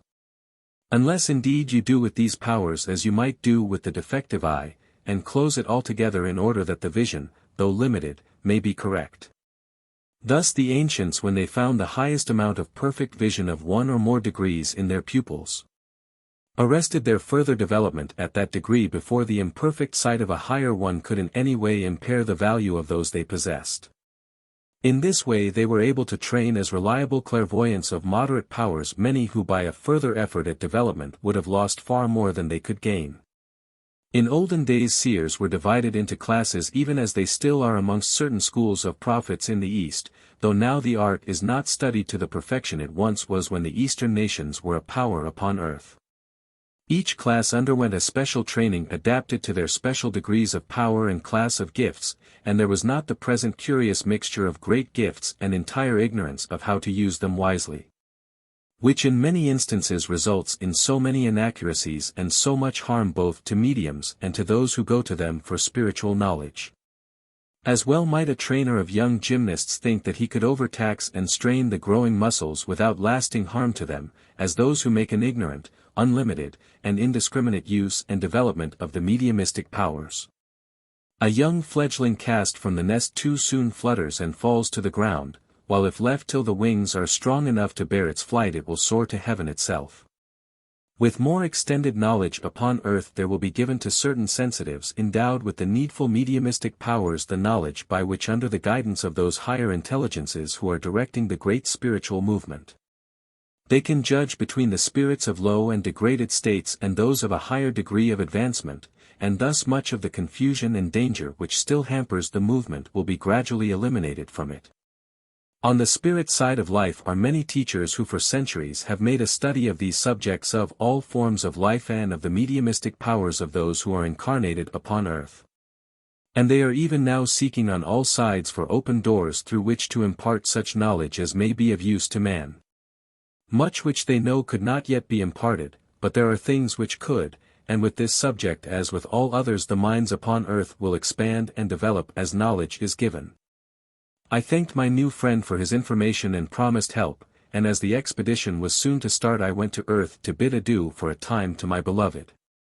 Upon our parting I shall not dwell, nor say how much we both felt we should miss our constant little intercourse, for even restricted as it was by the barrier between us, it had been a great joy to both. I found on my return that the preparations for our journey were now complete, and I was summoned to bid my father and others adieu, and to join my companions in the great hall where they were now assembled to receive the farewell benediction of our Grand Master. After this our band started amidst the cheers and good wishes of all the assembled brotherhood. Chapter 17. The Astral Plane and its inhabitants: Spooks, Elves, Vampires, etc. I can hardly give you a better idea of the course of our journey than by asking you to imagine a vast spiral or corkscrew winding upwards and downwards in circling rings. A tiny speck no bigger than a pin's head in the middle of a large cartwheel might represent the earth in the center of these circling rings, an equal number of which are above and below the earth, all winding in a connected series from the lowest to the highest around this speck, and the head of the spiral pointing towards our central sun, this being regarded as the highest point of the most advanced sphere. This will give you a faint idea of the earth and its attendant spirit spheres, and help you to understand how in our journey we passed from the second into the lowest sphere, and in doing so passed through the earth plane. As we entered it I perceived many spirits of mortals hurrying to and fro just as I had been wont to see them. But now for the first time I also saw that mingling with them were many floating spectral shapes similar to those wraiths I had seen haunting the spirit in the icy cage in the frozen land. These wraiths seemed to be floating to and fro like driftweed upon a seashore, borne here and there by the different astral currents which revolve and circle round the earth. Some were very distinct and lifelike till a closer inspection revealed to me that the light of intelligence was wanting in their eyes and expressions. And there was a helpless collapsed look about them like wax dolls from which the stuffing has run out. For the life of me I can think of nothing that will so well express their appearance. In my former wanderings through the earth plane I had not been conscious of any of these beings, and on asking Hassian the reason of this he answered, first, because you were so much absorbed in your work, and secondly, your powers of sight were not sufficiently developed. Now look, he added, pointing to a strange little group of beings like elves which were approaching us hand in hand, gamboling like children. Look at those. They are the mental and bodily emanations cast off from the minds and bodies of children which consolidate into these queer, harmless little elementals when brought into contact with any of the great life currents that circle around the earth, and which bear upon their waves the living emanations cast off from men, women, and children. These curious little beings have no real separate intelligent life such as a soul would give, and they are so evanescent and ethereal that they take their shapes and change them, as you will observe, like the clouds on a summer sky.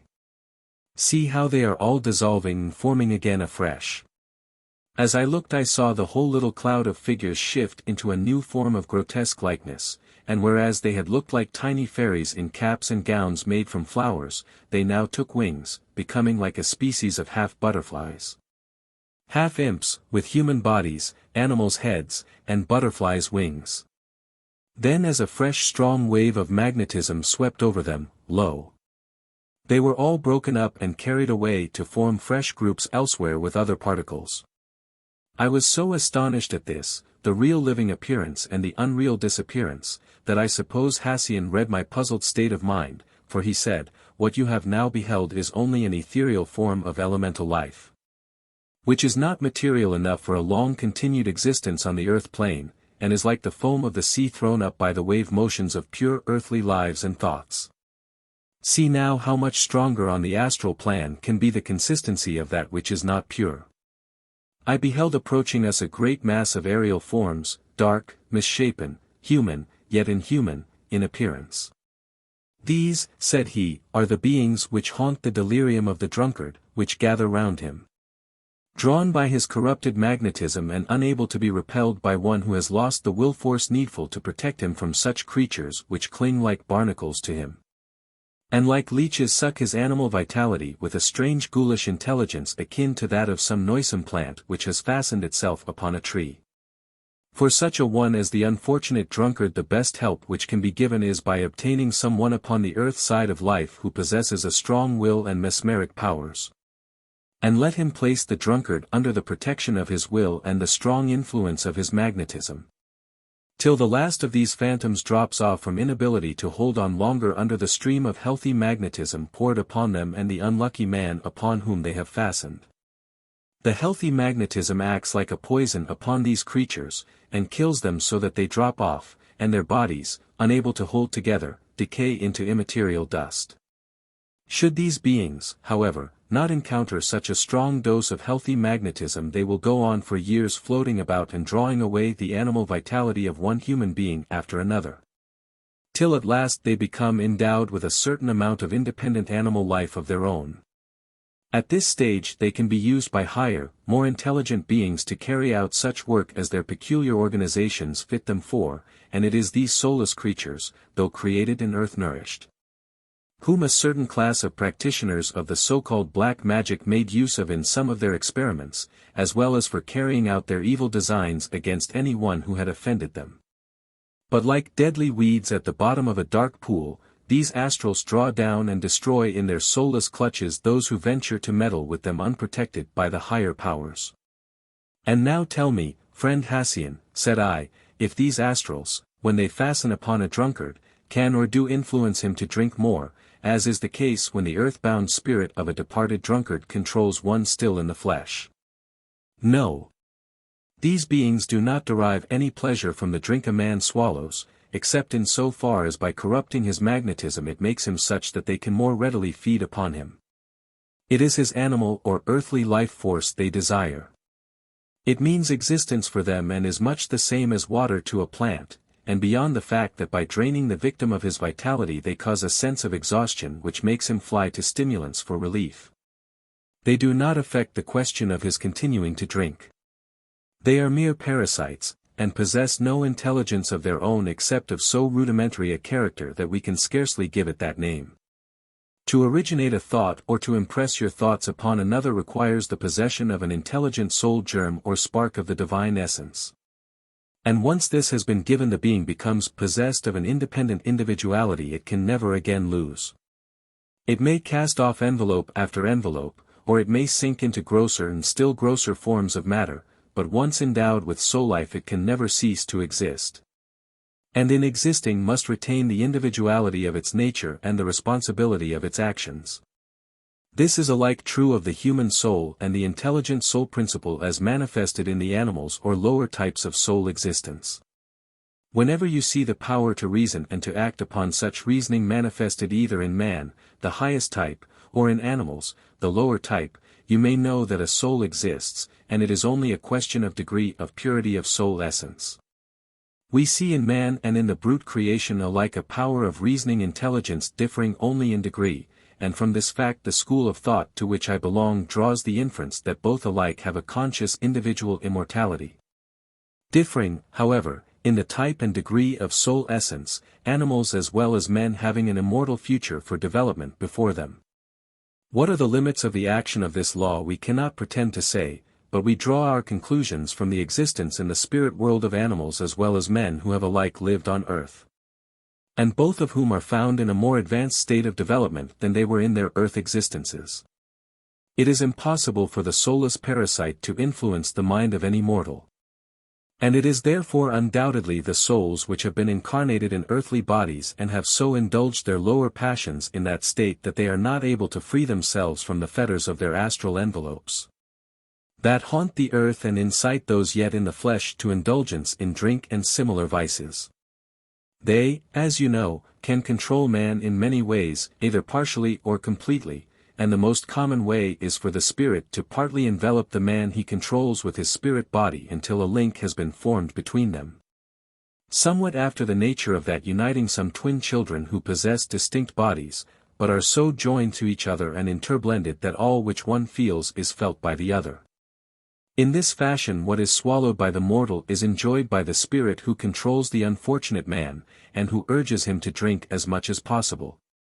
And when he can no longer do so, the spirit will then try to free himself and go elsewhere in search of some other weak-willed man or woman of depraved tastes. Not always, however, can either the spirit or the mortal free themselves from the strange link woven between them by the indulgence of their joint desires. After a long-continued connection of this sort, it becomes very difficult for them to separate, and the spirit and the man may go on for years sick of each other yet unable to break the tie without help from the higher powers, who are always ready to assist those who call upon their aid. Should a spirit continue to control men for the purpose of self-gratification as I have described, he sinks lower and lower, and drags his victims down with him into the depths of hell itself, from which they will both have a bitter and weary task to climb when at last the desire for better things shall awaken. To a soul alone belongs the power to think and to will, and those other soulless creatures but obey the laws of attraction and repulsion, which are felt likewise by all the material atoms of which the universe is composed. And even when these astral parasites have, by long feeding upon the vital force of men or women, attained to a certain amount of independent life, they have no intelligence to direct their own or others' movements. They float about like fever germs generated in a foul atmosphere, attracted to one person more readily than to another, and like such germs may be said to possess a very low form of life. Another class of elemental astrals are those of the earth, air, fire, and water, whose bodies are formed from the material life germs in each element. Some are in appearance like the gnomes and elves who are said to inhabit mines and mountain caverns which have never been exposed to the light of day. Such, too, are the fairies whom men have seen in lonely and secluded places amongst primitive races of men. Such, with the variations caused by the different natures of the elements from which they are formed, are the water sprites and the mermaids of ancient fable, and the spirits of the fire and the spirits of the air. All these beings possess life, but as yet no souls, for their lives are drawn from and sustained by the lives of earthly men and women, and they are but reflections of the men amongst whom they dwell. Some of these beings are of a very low order of life, almost like the higher orders of plants, except that they possess an independent power of motion. Others are very lively and full of grotesque unmeaning tricks, with the power of very rapid flight from place to place. Some are perfectly harmless, while others again are more malignant in their instincts, as the human beings from whom their life is drawn are of a more savage race.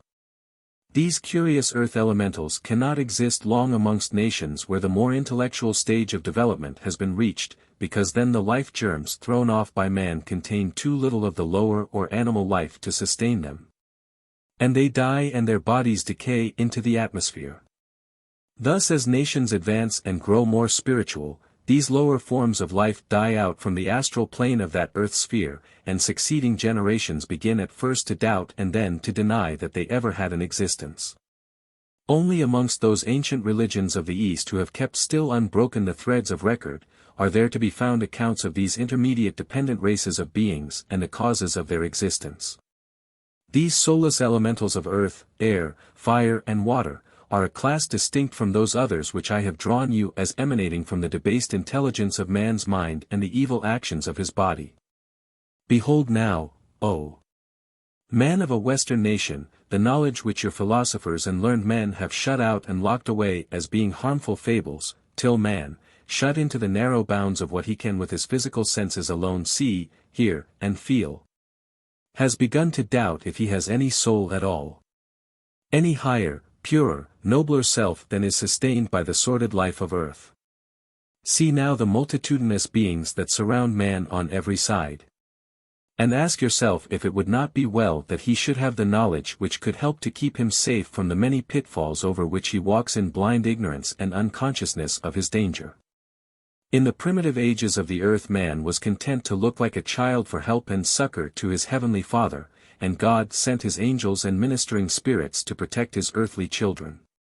In these latter ages man, like a full-grown troublesome youth, seeks in his self-conceit no higher help than his own, and rushes into danger with his eyes bandaged by his pride and ignorance.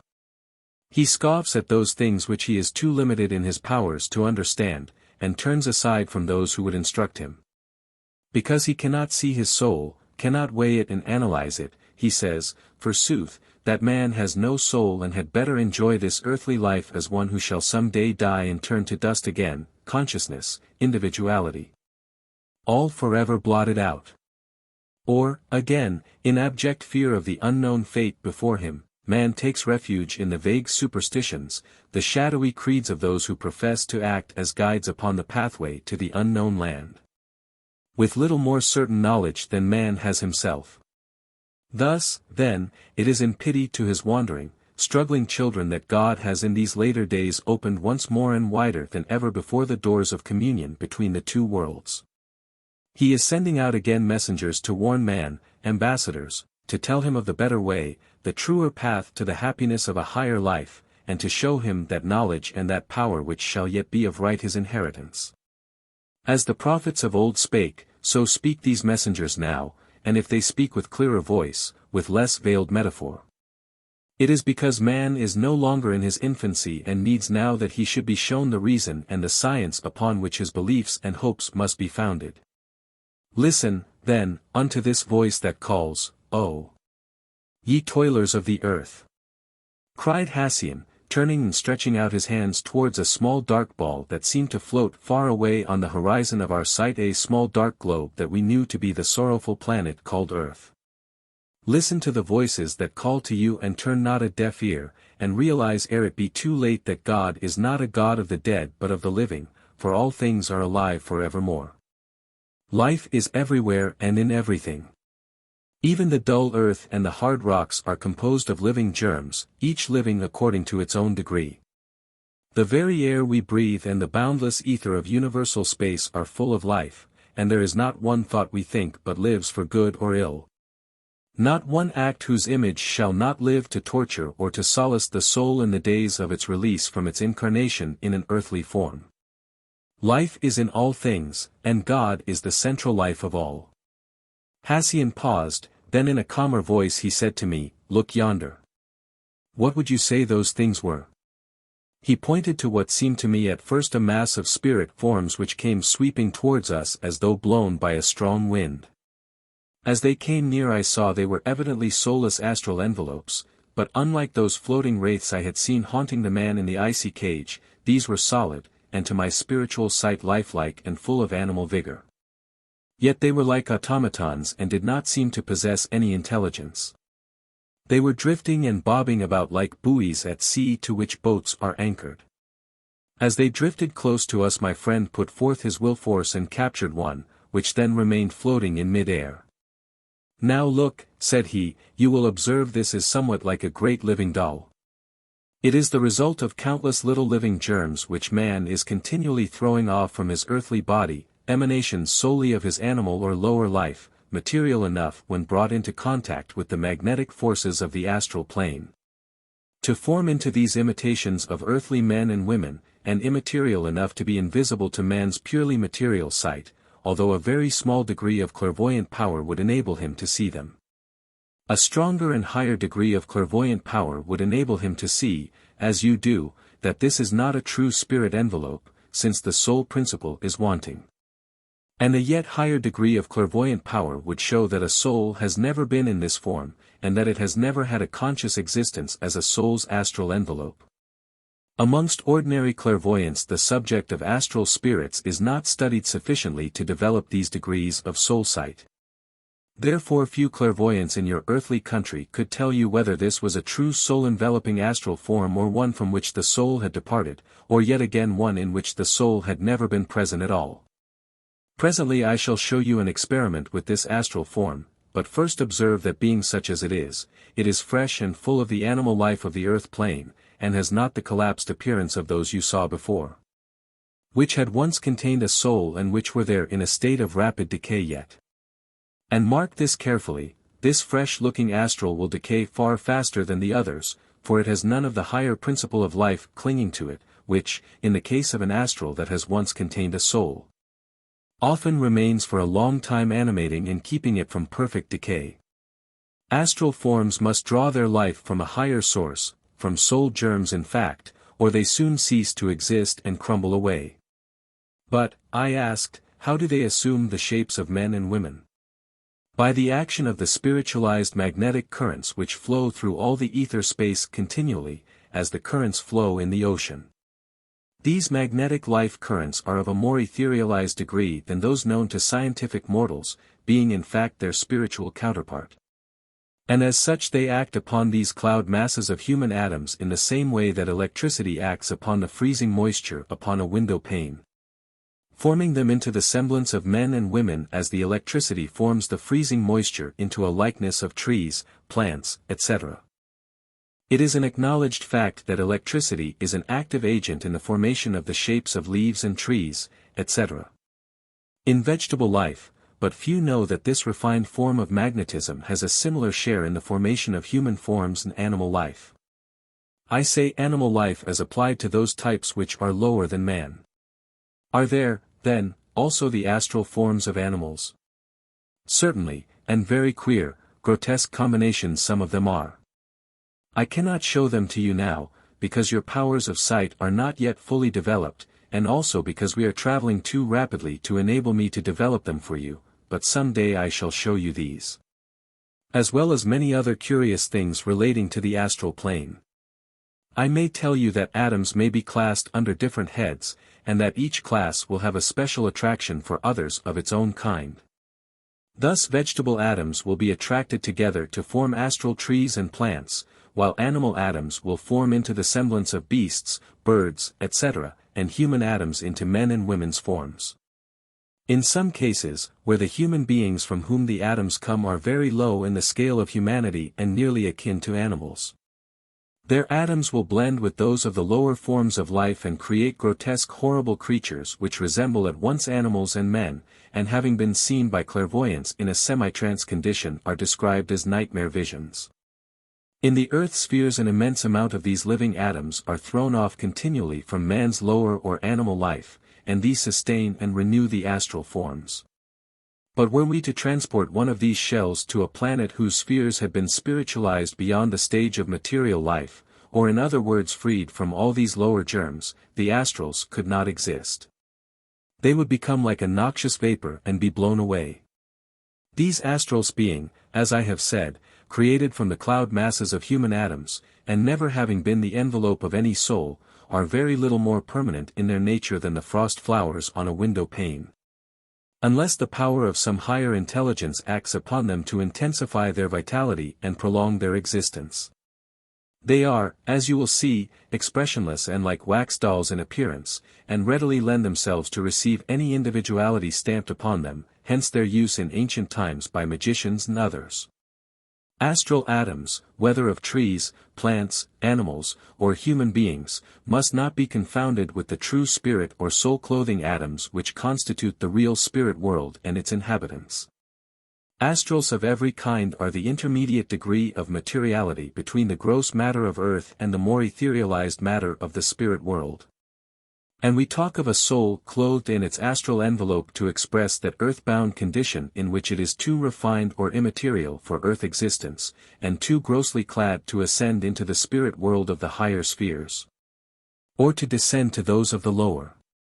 Then you mean that a spirit even in the lowest sphere is more spiritualized as regards its body than an earth-bound spirit? Certainly I do. The astral plane extends like a belt around each planet and is, as I said, formed of the matter which is too fine for reabsorption by the planet, and too coarse to escape from the attraction of the planet's mass and pass into the spheres of the spirit world to form either matter in the course of disintegration or change from one form to another. And it is only the vitalizing power of such soul magnetism as it retains which enables it to cling together in any shape at all. In the case of human astral forms which have possessed individualized life as a soul's envelope, the astral atoms have absorbed a greater or less degree of the soul's magnetism, or true life essence. According as the earthly existence of the soul has been good or evil, elevated or degraded, and this soul magnetism animates it for a longer or shorter period, and forms a link between it and the soul which has animated it. In the case of a soul whose desires are all for higher things, the link is soon severed and the astral envelope soon decays, while with a soul of evil desires the tie may last for centuries and chain the soul to earth, making it in fact earthbound. In some cases the astral of a soul of very evil life will have absorbed the lower or higher spheres. Astral matter is practically so much of the soul's vitality that after the soul itself has sunk into the lowest sphere of all, the empty shell will still float about the earth like a fading image of its departed owner. Such are sometimes seen by clairvoyants hanging about the places where they once lived, and are truly spooks. They have no intelligence of their own, since the soul has fled, and they can neither influence mediums nor move tables, nor do any other thing except as mechanical agents of some higher intelligence, whether that intelligence be good or evil. The astral before us now has no soul magnetism in it, it never possessed any, therefore it will soon decay and its atoms be absorbed by others. But see to what use it can be turned when acted upon by my will power and animated for the time being by my individuality. I looked as he spoke and saw the astral doll become suddenly animated and intelligent, and then glide to one of the Brotherhood whom Hassian had selected and touch him upon the shoulder, seeming to say, "Friend, Hassian Bey salutes you."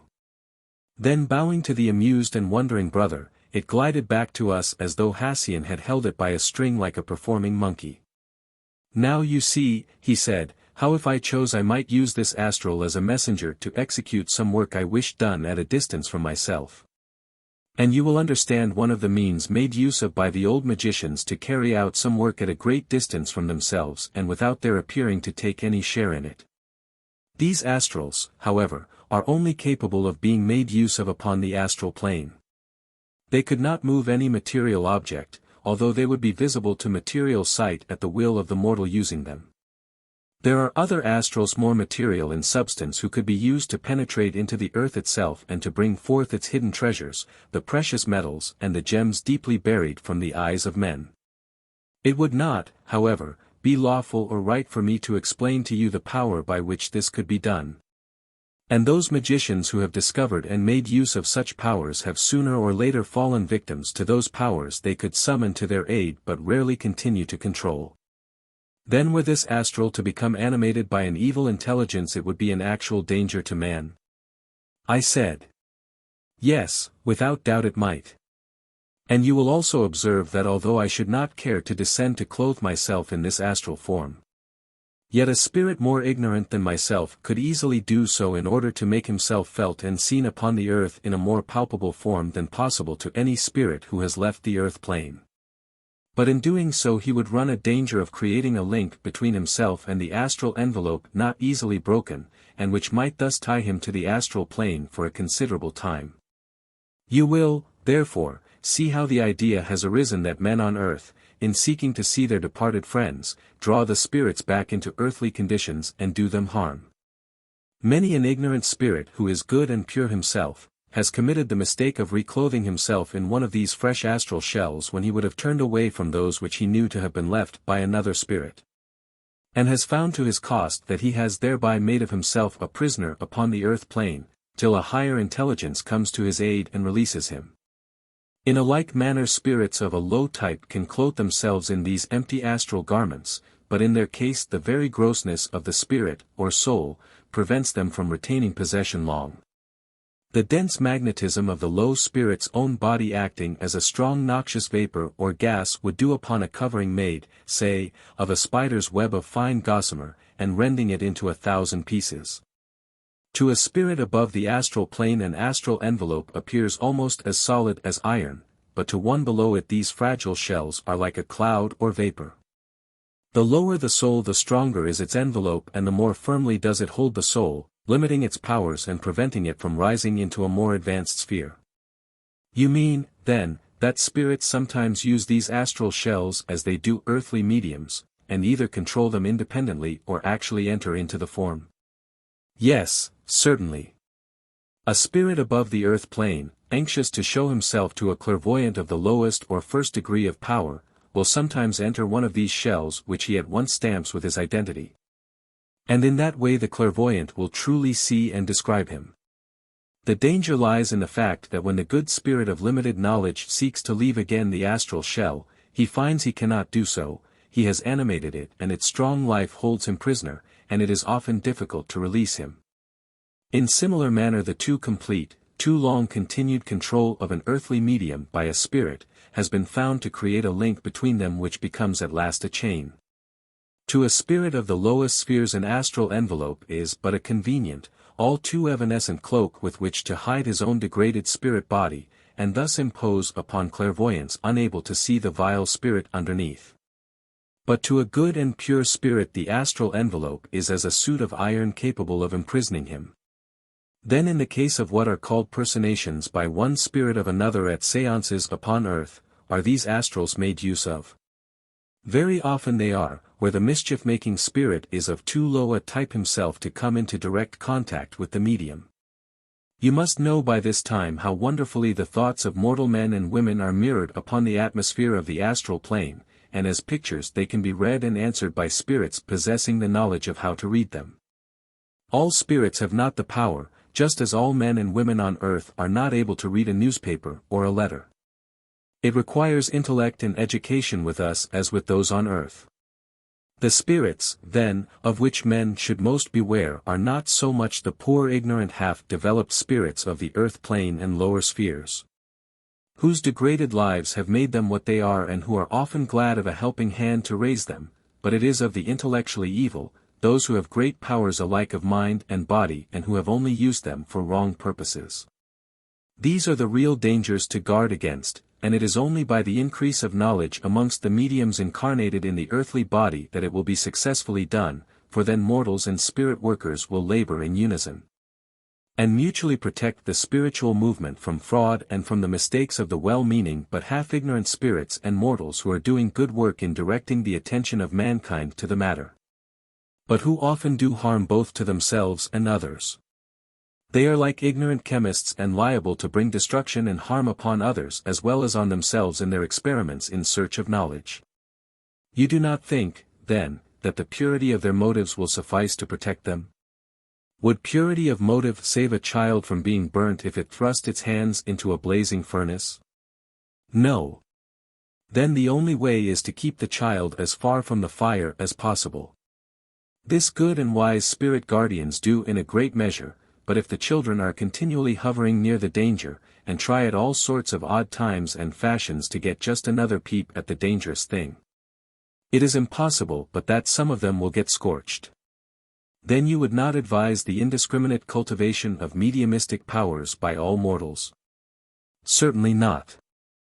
I would have all men use the powers of those who have been carefully developed under wise guardians, and I would have all assisted to cultivate them who are truly anxious to develop their powers as a means of doing good to others. But when you consider how manifold and how selfish may be the motives of those mediumistically endowed, you will see how exceedingly difficult it would be to protect them. Perhaps my ideas are colored by the circumstances of race and my earthly education, but I confess I should wish to limit the practice of mediumship to those who have proved their readiness to give up more material advantages for its sake. I would, in fact, rather see them set apart as a body who have no share in the ambitions of mankind. But enough of our discussion. I am now about to let this astral shell go and draw your attention to another type of the same class. As he spoke he made a swift upward motion with his hands over it and uttered some words in an unknown language. Whereupon the astral which had hitherto floated on beside us stopped and seemed to waver about for a few seconds until an advancing current of magnetism caught it, and it was swept away from us like a piece of driftwood upon the waves. As I turned from watching it I saw a small cluster of dark, weird, horrible-looking forms approaching us. These were astral shells which had never known soul life, but, unlike the pleasant waxy-looking astral from which we had just parted, these were in all respects repulsive. These, said Hassian, are the emanations thrown off by men and women of a low intellectual type and evil, sensual lives. They are from the slums of the earth life, not alone the social slums, but also from a higher grade of society where there are moral slums quite as degraded. Such beings as these, when animated by an evil intelligence, can be used for the very worst purposes. Being so very material, they can even be used to affect material matter upon earth, and have been so used in the practice of what is known as black magic and witchcraft. And they are also, but very rarely, used by higher intelligences to affect physical phenomena at seances. Where wise and good intelligences control them no harm will be done, but under the direction of the evil or ignorant they become a danger beyond my powerfully to express. To these astrals, and to those of a similar class in which the soul germ yet lingers as in a prison, are due those rough and dangerous manifestations sometimes seen in spirit circles, seances, where men of bad lives, and others too ignorant to protect themselves, are assembled from motives of curiosity or mere amusement. And amongst what class of spirits do you place those ghouls and vampires so firmly believed in many parts of the world? Vampire spirits are those who have themselves known earth life, but have so misused it that their souls are still imprisoned in the astral envelope. Their object in sucking away the animal life principle of men and women is in order to retain thereby their hold upon the life of the earth plane, and so save themselves from sinking to far lower spheres. They are anxious to cling to their astral envelope and to prolong its life. Just as men of very evil lives upon earth cling to the life of the earthly body because they fear that when they are separated from it they will sink into some unknown depths of darkness and horror. The constant renewal of the animal and astral life often enables these vampire spirits to hang about the earth for centuries. Is it possible for a vampire spirit to possess itself of a sufficient amount of materiality to appear in mortal form and mingle with men as described in many of the tales told of such creatures? If you mean to ask if the vampire can make to itself a material body, I say no, but it can and does sometimes take complete possession of one belonging to a mortal, just as other spirits do, and can cause its acquired body to act in accordance with its will.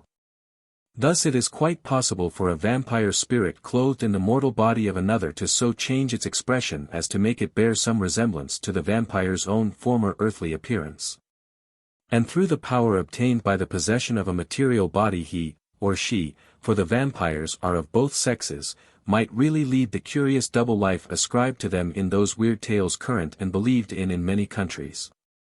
By far the larger number of vampire spirits, however, are not in possession of an earthly body, and they hover about the earth in their own astral envelope, sucking away the earthly life of mediumistic persons whose peculiar organization makes them liable to become the prey of such influences, while they are themselves quite ignorant that such beings as these astrals exist. The poor mortals suffer from a constant sense of exhaustion and languor without suspecting to what it is to be attributed. But cannot spirit guardians protect mortals from these beings? Not always. In a great measure they do protect them, but only as one may protect a person from infectious fevers, by showing them the danger and warning them to avoid spots where, owing to the associations with their earthly lives, the vampire spirits are specially attracted. This the guardian spirit does by instilling into the mind of the mortal an instinctive dread of the places where crimes have been committed, or persons of evil lives have lived. But since man is and must be in all respects a free agent, it is not possible to do more.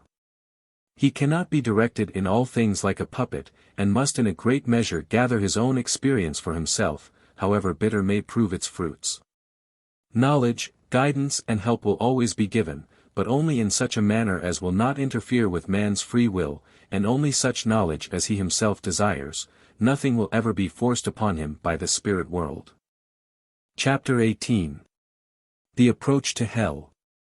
I would have liked to ask Cassian a great many more questions about the astral plane and its many curious forms of life, but we were now fast leaving it behind, and passing downwards through those lower spheres which I had partly explored before. We were traveling through space at a wonderful velocity, not quite with the rapidity of thought but at a speed difficult for the mind of mortal to conceive. Onward and still onward we swept, sinking ever lower and lower away from the bright spheres, and as we sank a certain sense of awe and expectancy crept over our souls and hushed our talk. We seemed to feel in advance the horrors of that awful land and the sorrows of its inhabitants. And now I beheld afar off great masses of inky black smoke which seemed to hang like a pall of gloom over the land to which we were approaching. As we still floated on and down, these great black clouds became tinged with lurid sulphurous-looking flames as from myriads of gigantic volcanoes. The air was so oppressive we could scarcely breathe, while a sense of exhaustion, such as I had never experienced before, seemed to paralyze my every limb. At last our leader gave the order for us to halt, and we descended on the top of a great black mountain which seemed to jut out into a lake of ink, and from which we saw on the horizon that awful lurid country. Here we were to rest for a time, and here, too, we were to part from our friends who had so far escorted us upon our journey. After a simple repast consisting of various sustaining spiritual fruits and food which we had brought with us, our leader on behalf of the whole company offered up a short prayer for protection and strength. And then we all lay down upon that bleak mountain top to rest. Part 3. The Kingdom of Hell. Chapter 19. The companion who was assigned to me in this expedition was a spirit who had been in this sphere before, and who was, therefore, well fitted to act as my guide on entering this land of horrors. After a short time we were to separate, he told me, and each to follow his own path, but at any time either of us could, if needful, summon the other to his aid in case of extremity. As we drew near the great bank of smoke and flame, I remarked to my companion upon the strangely material appearance they presented. I was accustomed in the spirit world to the realism and solidity of all our surroundings which mortals are apt to imagine must be of some ethereal and intangible nature, since they are not visible to ordinary eyesight. Still these thick clouds of smoke, these leaping tongues of flame, were contrary to what I had pictured hell as being like. I had seen dark and dreary countries and unhappy spirits in my wanderings, but I had seen no flames, no fire of any sort, and I had totally disbelieved in material flames in a palpable form, and had deemed the fires of hell to be merely a figure of speech to express a mental state. Many have taught that it is so, and that the torments of hell are mental and subjective, not objective at all. I said something of this to my companion, and he replied, "Both ideas are in a sense right. These flames and this smoke are created by the spiritual emanations of the unhappy beings who dwell within that fiery wall, and material as they seem to your eyes, open to the sight of spiritual things, they would be invisible to a mortal sight. Could one still in the body of flesh by any miracle visit this spot? They have, in fact, no earthly material in them, yet they are none the less material in the sense that all things earthly or spiritual are clothed in matter of some kind. The number and variety of degrees of solidity in matter are infinite, as without a certain covering of etherealized matter even spiritual buildings and spiritual bodies would be invisible to you. And these flames being the coarse emanations of these degraded spirits, possess for your eyes an appearance even more dense and solid than for the inhabitants themselves." My companion's spirit name was Faithful Friend, a name given him in memory of his devotion to a friend who abused his friendship and finally betrayed him, and whom he had even then forgiven and helped in the hour when shame and humiliation overtook the betrayer, and when reproach and contempt or even revenge might have seemed amply justifiable to many minds.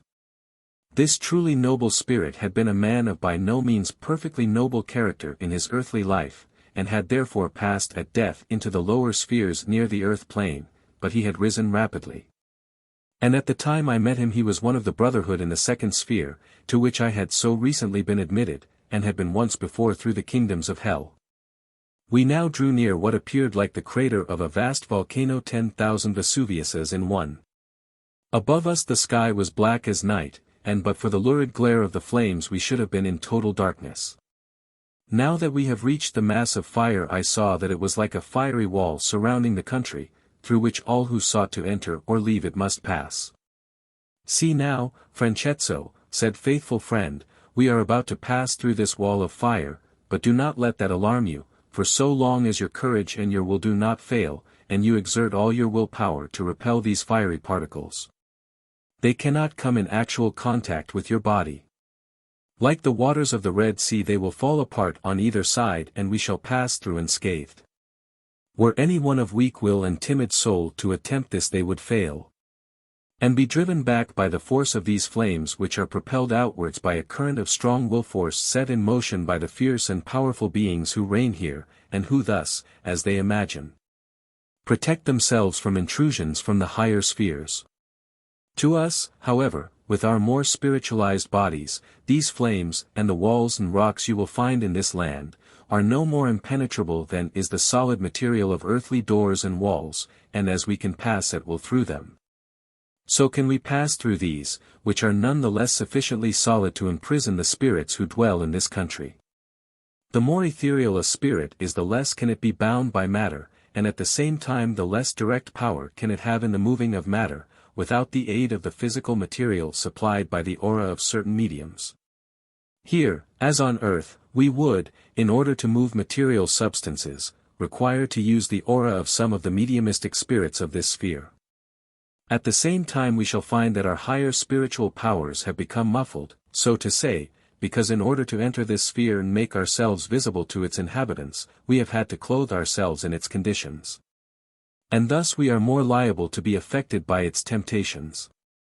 Our lower natures will be appealed to in every form, and we shall have to direct our efforts to prevent them from again dominating us. My friend now took my hand firmly in his, and we willed ourselves to pass through the wall of fire. I confess that a momentary sense of fear passed over me as we began to enter it, but I felt we were in for it.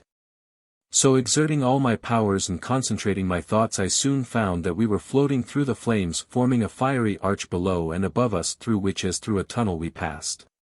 Thinking of it now, I should say it must have been about a quarter to half a mile thick, judging as one would by earthly measurements, but at the time I did not take sufficient note to be very exact. All my energies being directed to the repelling of the fiery particles from myself. As we emerged, we found ourselves in a land of night. It might have seemed like the bottomless pit of desolation had we not stood upon solid enough ground, while above us was this canopy of black smoke. How far this country extended it was impossible to form any idea, since the heavy atmosphere like a black fog shut in our vision on every side. I was told that it extended through the whole of this vast and dreadful sphere. In some parts there were great tumbled jagged mountains of black rocks, in others long and dreary wastes of desert plains, while yet others were mighty swamps of black oozing mud, full of the most noisome crawling creatures, slimy monsters, and huge bats.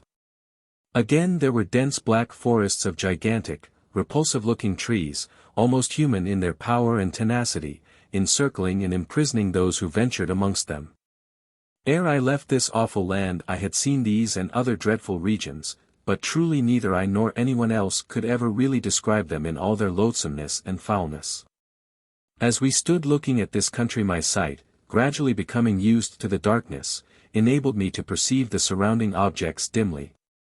And I saw that before us there was a highway marked by the passage of many spirit feet across the black plain on which we stood. A plain covered with dust and ashes, as though all the blighted hopes, the dead ashes of misused earthly lives had been scattered there. Chapter 20. The Imperial City. We were now traversing a wide causeway of black marble, on either side of which were deep, dark chasms of which it was impossible to see the bottom from the great clouds of heavy vapor that hung over them.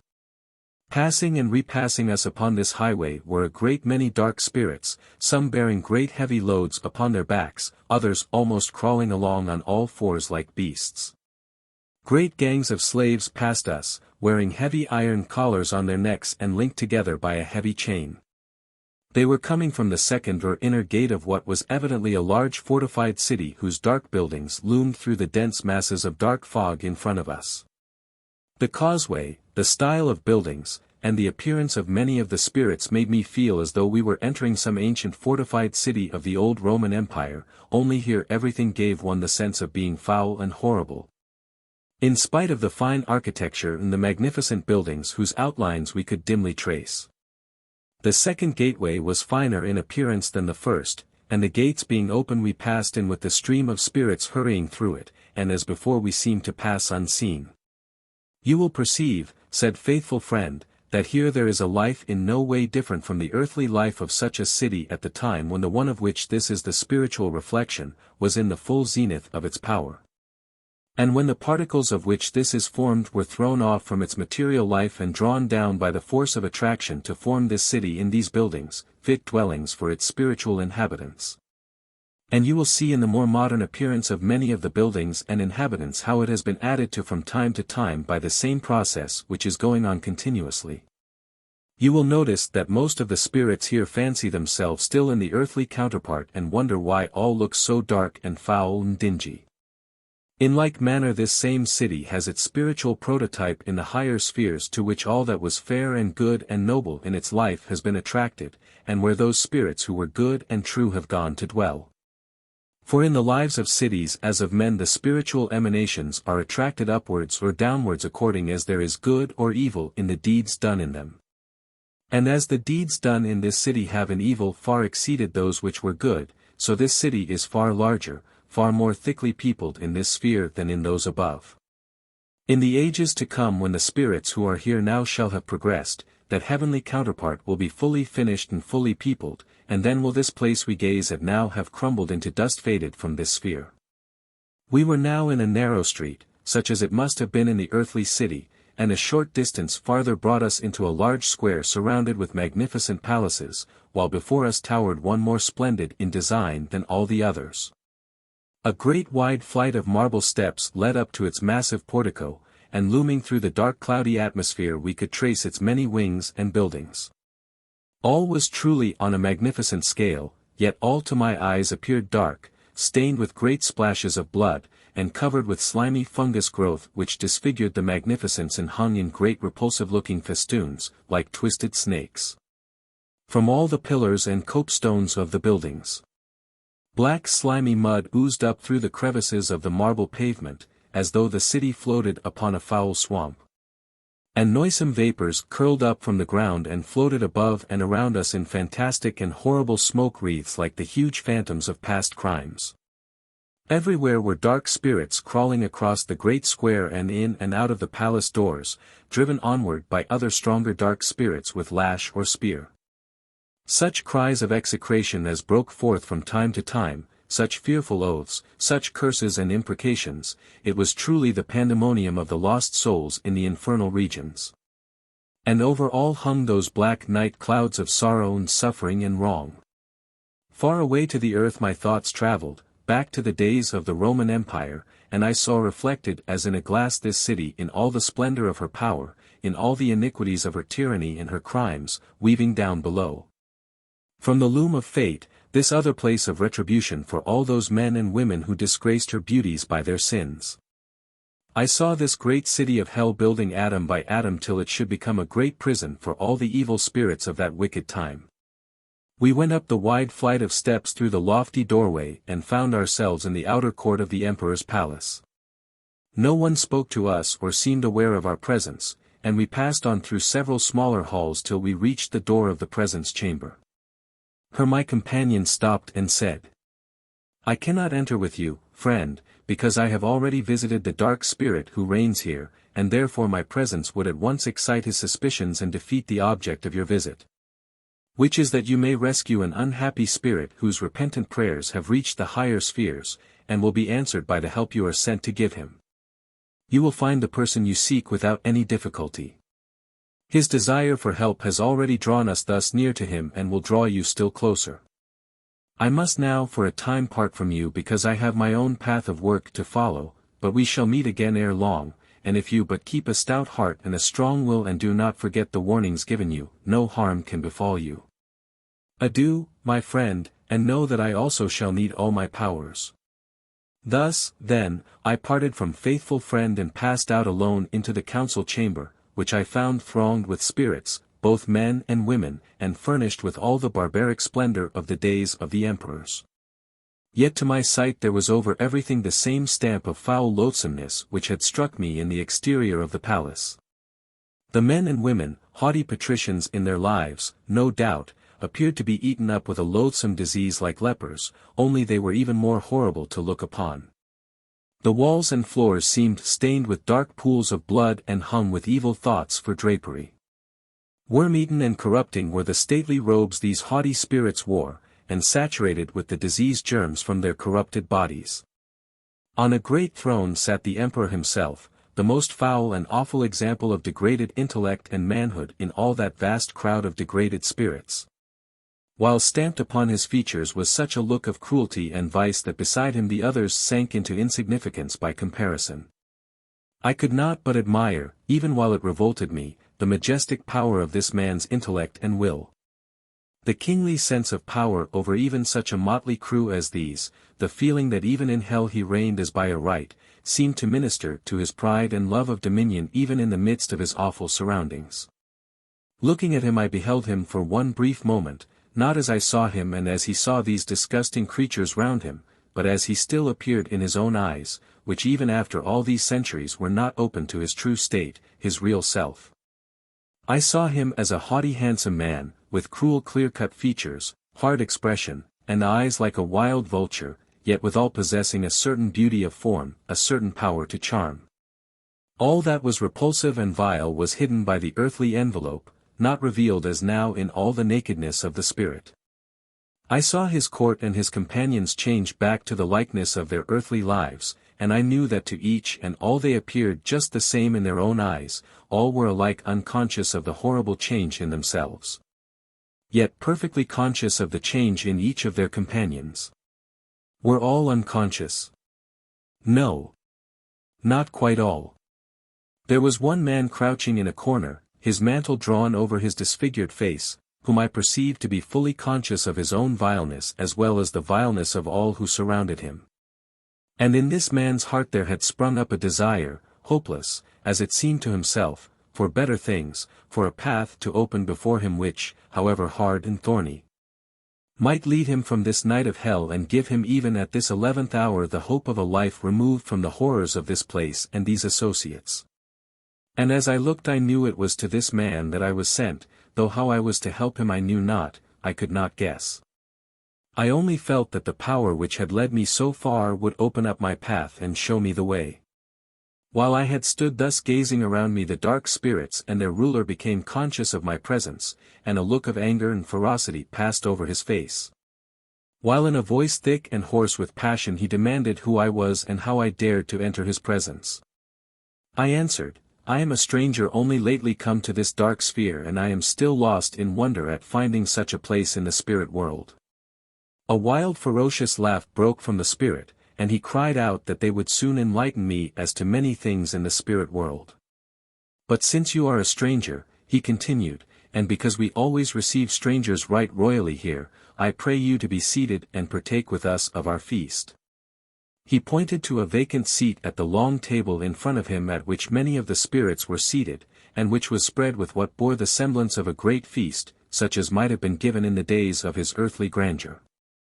Everything looked real enough, but I had been warned that it was all more or less illusionary, that the food never satisfied the awful cravings of hunger which these former gluttons felt. And that the wine was a fiery liquid which scorched the throat and rendered 1,000 times worse the thirst which consumed these drunkards. I had been told to neither eat nor drink anything offered me in these regions, nor to accept any invitation to rest myself given by these beings. For to do so would mean the subjugation of my higher powers to the senses once more, and would at once put me more on a level with these dark beings and into their power. I answered, while I fully appreciate the motives which prompt you to offer me the hospitality of your place, I must still decline it, as I have no desire to either eat or drink anything. At this rebuff his eyes shot gleams of living fire at me and a deeper shade of anger crossed his brow, but he still maintained a pretense of graciousness and signed to me to approach yet nearer to him. Meanwhile the man whom I had come to help, aroused from his bitter meditations by my arrival and the Emperor's speech with me, had drawn near in wonder at my boldness and alarmed for my safety. For he knew no more of me than that I seemed some unlucky new arrival who had not yet learned the dangers of this horrible place. His anxiety for me and a certain sense of pity created a link between us, which, unknown to either, was to be the means whereby I would be able to draw him away with me. When I advanced a few steps towards the Emperor's throne, this repentant spirit followed me, and, coming close, whispered, "Do not be beguiled by him. Turn and fly from this place while there is yet time, and I will draw their attention from you for the moment." I thanked the spirit but said, "I shall not fly from any man, be he whom he may, and will take care not to fall into any trap." Our hurried speech had not been unnoticed by the Emperor, for he became most impatient, and striking his sword upon the ground he cried out to me, "Approach, stranger. Have you no manners that you keep an emperor waiting? Behold my chair of state, my throne, seat yourself in it and try for a moment how it feels to be in an emperor's place." I looked at the throne as he pointed, and saw it was like a great chair with a canopy over it. Two immense winged figures in bronze stood at the back of the seat, each with 6 long arms extended to form the back and sides, while upon the heads of these figures the canopy rested as upon pillars. I had no thought to sit in such a place. Its late occupant was too repulsive to me to desire to go any nearer to him, but had even curiosity made me wish to examine the chair. The sight I saw would have effectually prevented me. The chair seemed suddenly to become endowed with life, and before my eyes I beheld a vision of an unhappy spirit struggling in the embraces of those awful arms which encircled it and crushed its body into a mangled writhing mass. And I knew that such was the fate of all those whom the Emperor induced to try the comforts of his chair. Only for one brief instant the vision lasted, and then I turned to the Emperor and, bowing, said to him, "I have no desire to place myself upon your level, and must again decline the honor you would do me." Then he broke into a tempest of rage, and cried out to his guards to seize me and thrust me into that chair and pour the food and the wine down my throat till they choked me. Immediately there was a rush made towards me, the man I had come to save throwing himself before me to protect me, and in a moment we were surrounded by a seething, fighting mass of spirits, and for that moment, I confess, my heart sank within me and my courage began to fail. They looked so horrible, so fiendish, so like a pack of wild beasts let loose and all setting upon me at once. Only for a moment, however, for the conflict aroused all my combative qualities of which I have been thought to possess my fair share. And I threw out all my will to repel them, calling upon all good powers to aid me while I grasped firm hold of the poor spirit who had sought to help me. Thus I retreated to the door, step by step, the whole crowd of dark spirits following us with wild cries and menacing gestures, yet unable to touch us while I kept firm my determination to keep them off. At last we reached the door and passed through it, whereupon it seemed to close fast and keep in our pursuers. Then strong arms seemed to lift us both up and bear us away into a place of safety on the dark plain. My rescued companion was by this time in a state of unconsciousness, and as I stood by him I saw 4 majestic spirits from the higher spheres making magnetic passes over his prostrate form. And then I beheld the most wonderful sight I had ever seen. From the dark disfigured body which lay as in a sleep of death there arose a mist-like vapor which grew more and more dense till it took shape in the form of the spirit himself. The purified soul of that poor spirit released from its dark envelope. And I saw those 4 angelic spirits lift the still unconscious risen soul in their arms as one would bear a child, and then they all floated away from me up, till they vanished from my sight. At my side stood another bright angel who said to me, "Be of good cheer, O Son of the land of hope, for many shalt thou help in this dark land, and great is the joy of the angels in heaven over these sinners that have repented." As he finished speaking he vanished, and I was alone once more on the bleak plains of hell. Chapter 21. The fires of hell. A vengeful spirit pirates the sea of foul mud, the mountains of selfish oppression, the forest of desolation, messages of love. Away before me stretched a narrow path, and curious to see where it would lead I followed it, sure that it would somehow lead me to those whom I could help. After following it for a short time I came to the foot of a range of black mountains, and before me was the entrance to a huge cavern. Horrible reptiles were hanging on to the walls and crawling at my feet. Great funguses and monstrous air plants of an oozy slimy kind hung in festoons like ragged shrouds from the roof, and a dark pool of stagnant water almost covered the floor.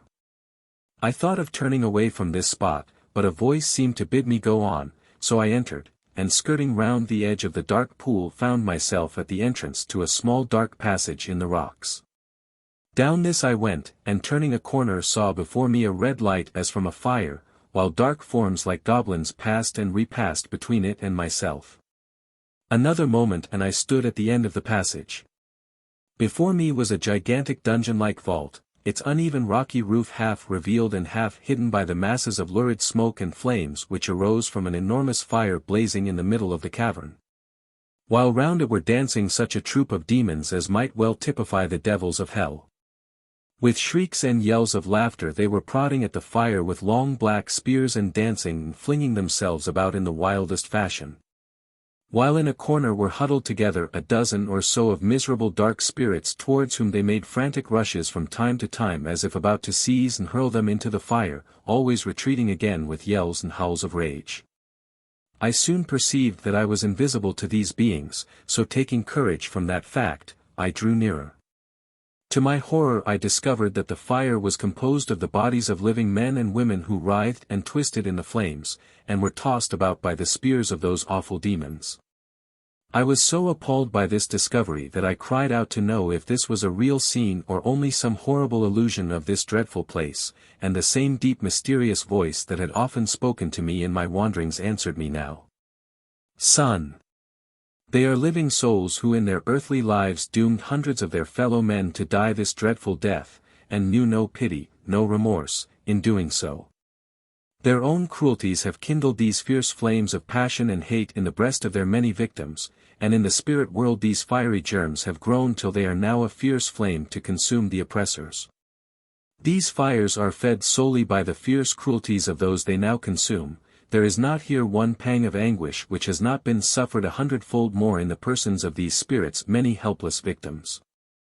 From this fire these spirits will come forth touched by a pity, born of their own sufferings, for those they wronged in the past.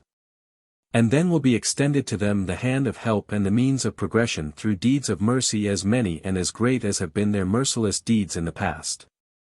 Do not shudder nor marvel that such retribution as this is allowed to be. The souls of these spirits were so hard, so cruel, that only sufferings felt by themselves could make them pity others. Even since they left the earth life they have only been intent upon making others more helpless suffer, till the bitter hatred they have aroused has become at last a torrent which has engulfed themselves. Furthermore, know that these flames are not truly material, although to your eyes and to theirs they appear so, for in the spirit world that which is mental is likewise objective, and fierce hatred or burning passion does indeed seem a living fire. You shall now follow one of these spirits and see for yourself that what seems to you cruel justice is yet mercy in disguise. Behold, these passions are burning themselves out and the souls are about to pass into the darkness of the plain beyond. As the voice ceased the flames died down and all was darkness save for a faint bluish light like phosphorus that filled the cavern, and by it I saw the forms of the spirits rise from the ashes of the fire and pass out of the cavern. As I followed them one became separated from the others and passing on before me went into the streets of a city that was near. It seemed to me like one of the old Spanish cities of the West Indies or South America. There were Indians passing along its streets and mingling with Spaniards and men of several other nations. Following the spirit through several streets we came to a large building which seemed to be a monastery of the order of Jesuits who had helped to colonize the country and force upon the unhappy natives the Roman Catholic religion. In the days when religious persecution was thought by most creeds to be a proof of religious zeal. And then, while I stood watching this spirit, I saw pass before me a panorama of his life. I saw him first chief of his order, sitting as a judge before whom were brought many poor Indians and heretics, and I saw him condemning them by hundreds to torture and flames because they would not become converts to his teachings.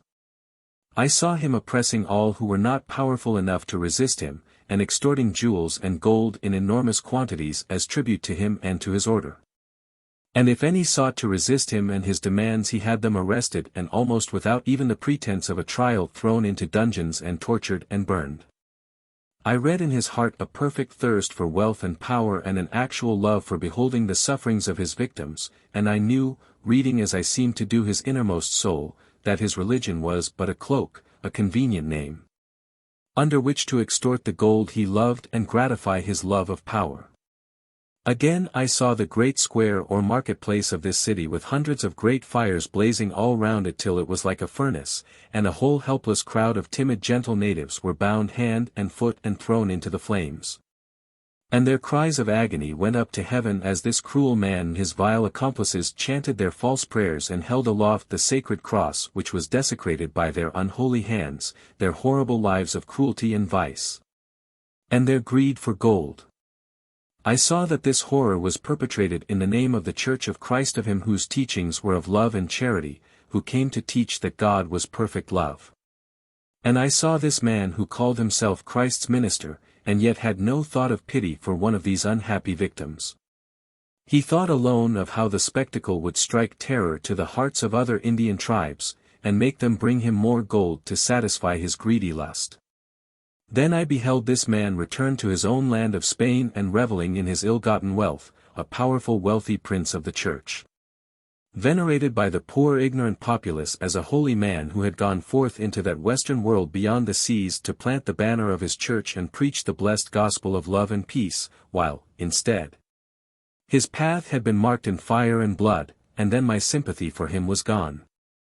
Then I saw this man upon his deathbed, and I saw monks and priests chanting mass for his soul that it might go to heaven, and instead I saw it drawn down and down to hell by the chains woven in his wicked life. I saw the great hordes of his former victims awaiting him there, drawn down in their turn by their thirst for revenge, their hunger for power to avenge their sufferings and the sufferings of those most dear to them. I saw this man in hell surrounded by those he had wronged, and haunted by the empty wraiths of such as were too good and pure to come to this place of horror or to wish for vengeance on their murderer. Just as I had seen in the frozen land with the man in the icy cage. And in hell the only thought of that spirit was rage because his power on earth was no more his only idea how he might join with others in hell as cruel as himself and thus still oppress and torture. If he could have doomed his victims to death a second time he would have done it. In his heart there was neither pity nor remorse, only anger that he was so powerless. Had he possessed one feeling of sorrow or one thought of kindness for another, it would have helped him and created a wall between himself and these vengeful spirits, and his sufferings, though they might be great, would not have at last assumed the physical aspect in which I had beheld them. As it was, his passion of cruelty was so great it fed and fanned into fresh life the spiritual flames which theirs created, till at last when I saw him first they were dying out exhausted by their own violence. Those demons I had beheld were the last and most fierce of his victims in whom the desire for revenge was even then not fully satisfied, while those I had beheld crouching in the corner were some who, no longer desirous of tormenting him themselves, had yet been unable to withdraw themselves from beholding his sufferings and those of his accomplices. And now I beheld that spirit with the newly awakened thought of repentance, returning to the city to warn others of his Jesuit fraternity, and to try to turn them from the path of his own errors. He did not yet realize the length of time that had elapsed since he had left the earth life, nor that this city was the spiritual counterpart of the one he had lived in on earth.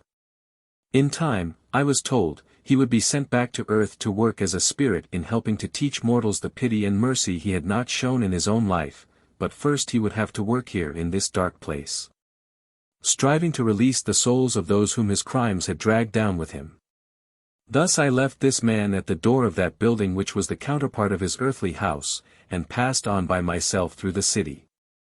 Like the Roman city this one was disfigured and its beauties blotted out by the crimes of which it had been the silent witness, and to me the air seemed full of dark phantom forms wailing and weeping and dragging after them their heavy chains. The whole place seemed built upon living graves and shrouded in a dark red mist of blood and tears. It was like one vast prison house whose walls were built of deeds of violence and robbery and oppression. And as I wandered on I had a waking dream, and saw the city as it had been on earth ere the white man had set his foot upon its soil. I saw a peaceful primitive people living upon fruits and grains and leading their simple lives in an innocence akin to that of childhood, worshipping the great supreme under a name of their own. Yet none the less worshipping him in spirit and in truth, their simple faith and their patient virtues the outcome of the inspiration given them from that great spirit who is universal and belongs to no creeds, no churches. Then I saw white men come thirsting for gold and greedy to grasp the goods of others, and these simple people welcomed them like brothers, and in their innocence showed them the treasures they had gathered from the earth, gold and silver and jewels. Then I saw the treachery which marked the path of the white man, how they plundered and killed the simple natives, how they tortured and made slaves of them, forcing them to labor in the mines till they died by thousands. How all faith, all promises, were broken by the white man till the peaceful happy country was filled with tears and blood. Then I beheld afar, away in Spain, a few good, true, kindly men whose souls were pure and who believed that they alone had the true faith by which only man can be saved and live eternally. who thought that God had given this light to but one small spot of his earth, and had left all the rest in darkness, and error had left countless thousands to perish because this light had been denied to them but given exclusively to that one small spot of earth, that small section of his people. I thought that these good and pure men were so sorry for those who, they thought, were in the darkness and error of a false religion, that they set forth and crossed that unknown ocean to that strange faraway land to carry with them their system of religion, and to give it to those poor simple people whose lives had been so good and gentle and spiritual under their own faith, their own beliefs. I saw these good but ignorant priests land on this strange shore and beheld them working everywhere amongst the natives, spreading their own belief and crushing out and destroying all traces of a primitive faith as worthy of respect as their own. These priests were kind good men who sought to alleviate the physical lot of the poor oppressed natives even while they labored for their spiritual welfare also, and on every side there sprang up missions, churches and schools. Then I beheld great numbers of men, priests as well as many others, come over from Spain, eager, not for the good of the church nor to spread the truths of their religion, but only greedy for the gold of this new land, and for all that could minister to their own gratification.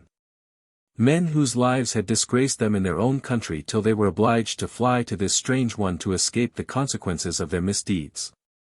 I saw these men arrive in hordes and mingle with those whose motives were pure and good, till they had outnumbered them, and then thrust the good aside everywhere, and made of themselves tyrannical masters over the unhappy natives, in the name of the Holy Church of Christ.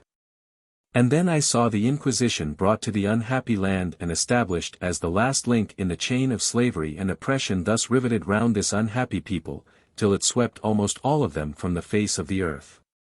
And everywhere I beheld the wild thirst, the greed for gold that consumed as with a fire of hell all who sought that land.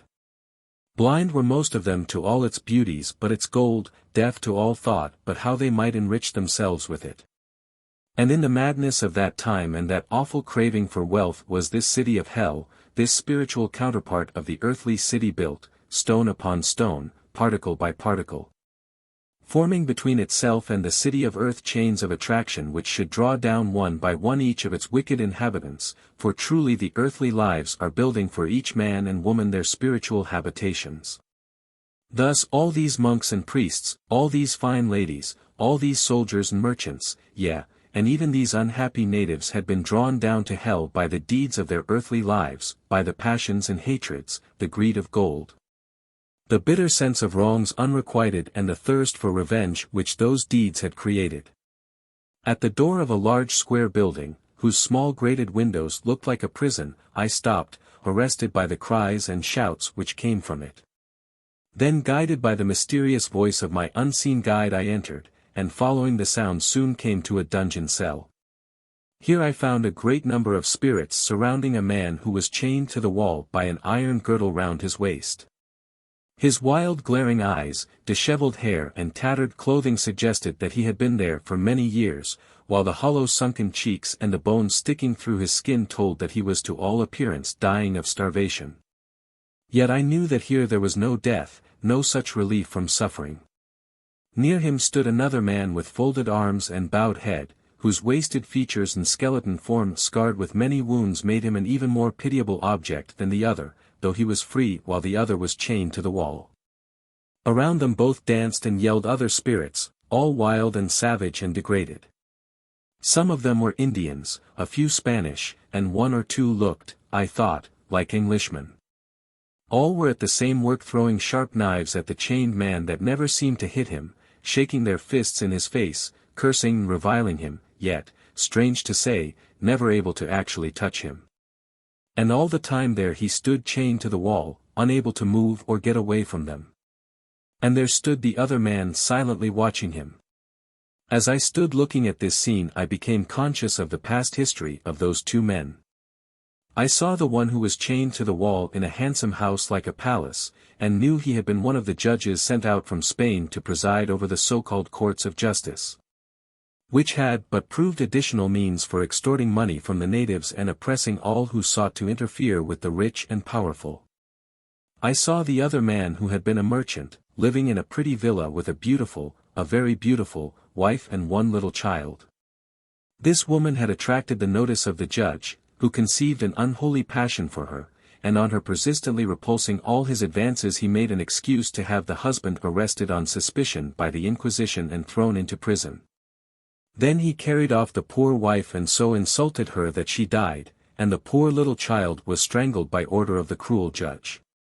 Meantime the unfortunate husband lay in prison, ignorant of the fate of his wife and child and of the charge under which he had been arrested, growing more and more exhausted from the scanty food and the horrors of the dungeon, and more desperate from the suspense. At last he was brought before the council of the Inquisition, charged with heretical practices and conspiracy against the crown. And on denial of these charges was tortured to make him confess and give up the names of certain of his friends who were accused of being his accomplices. As the poor man, bewildered and indignant, still protested his innocence, he was sent back to his dungeon and there slowly starved to death, the cruel judge not daring to set him at liberty, well knowing that he would make the city ring with the story of his wrongs and his wife's fate when he should learn it. As so this poor man had died, but he did not join his wife, who, poor injured soul, had passed at once with her little innocent child into the higher spheres. She was so good and pure and gentle that she had even forgiven her murderer, for such he was. Though he had not intended to kill her, and between her and the husband she so dearly loved there was a wall created by his bitter revengeful feelings against the man who had destroyed them both. When this poor wronged husband died, his soul could not leave the earth. It was tied there by his hatred of his enemy and his thirst for revenge. His own wrongs he might have forgiven, but the fate of his wife and child had been too dreadful. He could not forgive that. Before even his love for his wife came this hate, and day and night his spirit clung fast to the judge, seeking for the chance of vengeance, and at last it came. Devils from hell such as had once tempted me clustered round the wronged spirit and taught it how through the hand of a mortal it could strike the assassin's dagger to the judge's heart. And then when death severed the body and the spirit he could drag that down with him to hell. So terrible had been this craving for revenge, nursed through the waiting years of solitude in prison and in the spirit land, that the poor wife had tried in vain to draw near her husband and soften his heart with better thoughts. Her gentle soul was shut out by the wall of evil drawn round the unhappy man, and he also had no hope of ever seeing her again. He deemed that she had gone to heaven and was lost to him for evermore. A Roman Catholic of the narrow views held nearly 200 years ago when this man had lived, he believed that being under the ban of its priests and denied the ministrations of the Church when he died, was the reason he was one of the eternally lost, while his wife and child must be with the angels of heaven. Is it wonderful, then, that all this poor spirit's thoughts should center in the desire for vengeance, and that he should plan only how to make his enemies suffer as he had been made to suffer? Thus, then, it was he who inspired a man on earth to kill the judge, his hand guided the mortals with so unerring an aim that the judge fell pierced to his false, cruel heart. The earthly body died but the immortal soul lived, and awakened to find itself in hell, chained to a dungeon wall as he had chained his victim, and face to face with him at last. There were others whom the judge had wronged and sent to a death of suffering to gratify his anger or to enrich himself at their expense, and these all gathered round him and made his awakening a hell indeed. Yet such was the indomitable strength of will of this man that none of the blows aimed at him could touch him, none of the missiles strike, and thus through all the years had those two deadly enemies faced each other, pouring out their hatred and defiance, while those other spirits, like the chorus of a Greek tragedy, came and went and amused themselves devising fresh means to torment the chained man whose strong will kept them at bay. And away in the bright spheres mourned the poor wife, striving and hoping till the time should come when her influence would be felt even in this awful place. When her love and her unceasing prayers should reach the soul of her husband and soften it, that he might relent in his bitter purpose and turn from his revenge. It was her prayers which had drawn me to this dungeon, and it was her soul which spoke to mine, telling me all the sad cruel story, and pleading with me to carry to her unhappy husband the knowledge that she lived only in thoughts of him, only in the hope that he would be drawn by her love to the upper spheres to join her in peace and happiness at last. With this vision strong upon me, I drew near the sullen man who was growing tired of his revenge, and whose heart was full of longing for the wife he loved so passionately. I touched him upon the shoulder and said, "Friend, I know why you are here, and all the cruel story of your wrongs, and I am sent from her you love to tell you that in the bright land above she awaits you. Wearying that you do not come and marveling that you can find revenge more sweet than her caresses. She bids me tell you that you chain yourself here when you might be free." The spirit started as I spoke, then turning to me grasped my arm and gazed long and earnestly into my face as though to read there whether I spoke truly or falsely. Then he sighed as he drew back, saying, "Who are you and why do you come here? You are like none of those who belong to this awful place, and your words are words of hope, yet how can there be hope for the soul in hell? There is hope even here. For hope is eternal and God in his mercy shuts none out from it, whatever man in his earth-distorted image of the divine teachings may do. I am sent to give hope to you and to others who are, like you, in sorrow for the past, and if you will but come with me, I can show you how to reach the better land." I saw that he hesitated, and a bitter struggle went on in his heart, for he knew that it was his presence which kept his enemy a prisoner, that were he to go the other would be free to wander through this dark land. And even yet he could hardly let him go. Then I spoke again of his wife, his child, would he not rather go to them? The strong passionate man broke down as he thought of those loved ones, and burying his face in his hands wept bitter tears. I put my arm through his and led him, unresisting, out of the prison and out of the city. Here we found kind spirit friends were awaiting the poor man, and with them I left him that they might bear him to a bright land where he would see his wife from time to time, till he worked himself up to the level of her sphere. Where they would be united forever in a happiness more perfect than could ever have been their lot on earth. I did not return to the city, for I felt my work there was done, and so wandered on in search of fresh fields of usefulness. In the middle of a dark lonely plain I came upon a solitary hut, in which I found a man lying on some wisps of dirty straw, unable to move and to all appearance dying. He told me that in his earth life he had thus abandoned and left to die a sick comrade, whom he had robbed of the gold for which they had both risked their lives. And that now he also was dead he found himself lying in the same helpless deserted way. I asked him if he would not wish to get up and go and do something to help others and thus atone for the murder of his friend, because if so I thought I could help him. He thought he would like to get up certainly. He was sick of this hole, but he did not see why he should work at anything or bother about other people. He would rather look for the money he had buried, and spend that. Here his cunning eyes glanced furtively at me to see what I thought of his money and if I was likely to try to find it. I suggested to him that he ought rather to think of trying to find the friend he had murdered and make reparation to him. But he wouldn't hear of that, and got quite angry, said he was not sorry he had killed his friend, and only sorry he was here. He thought I would have helped him to get away.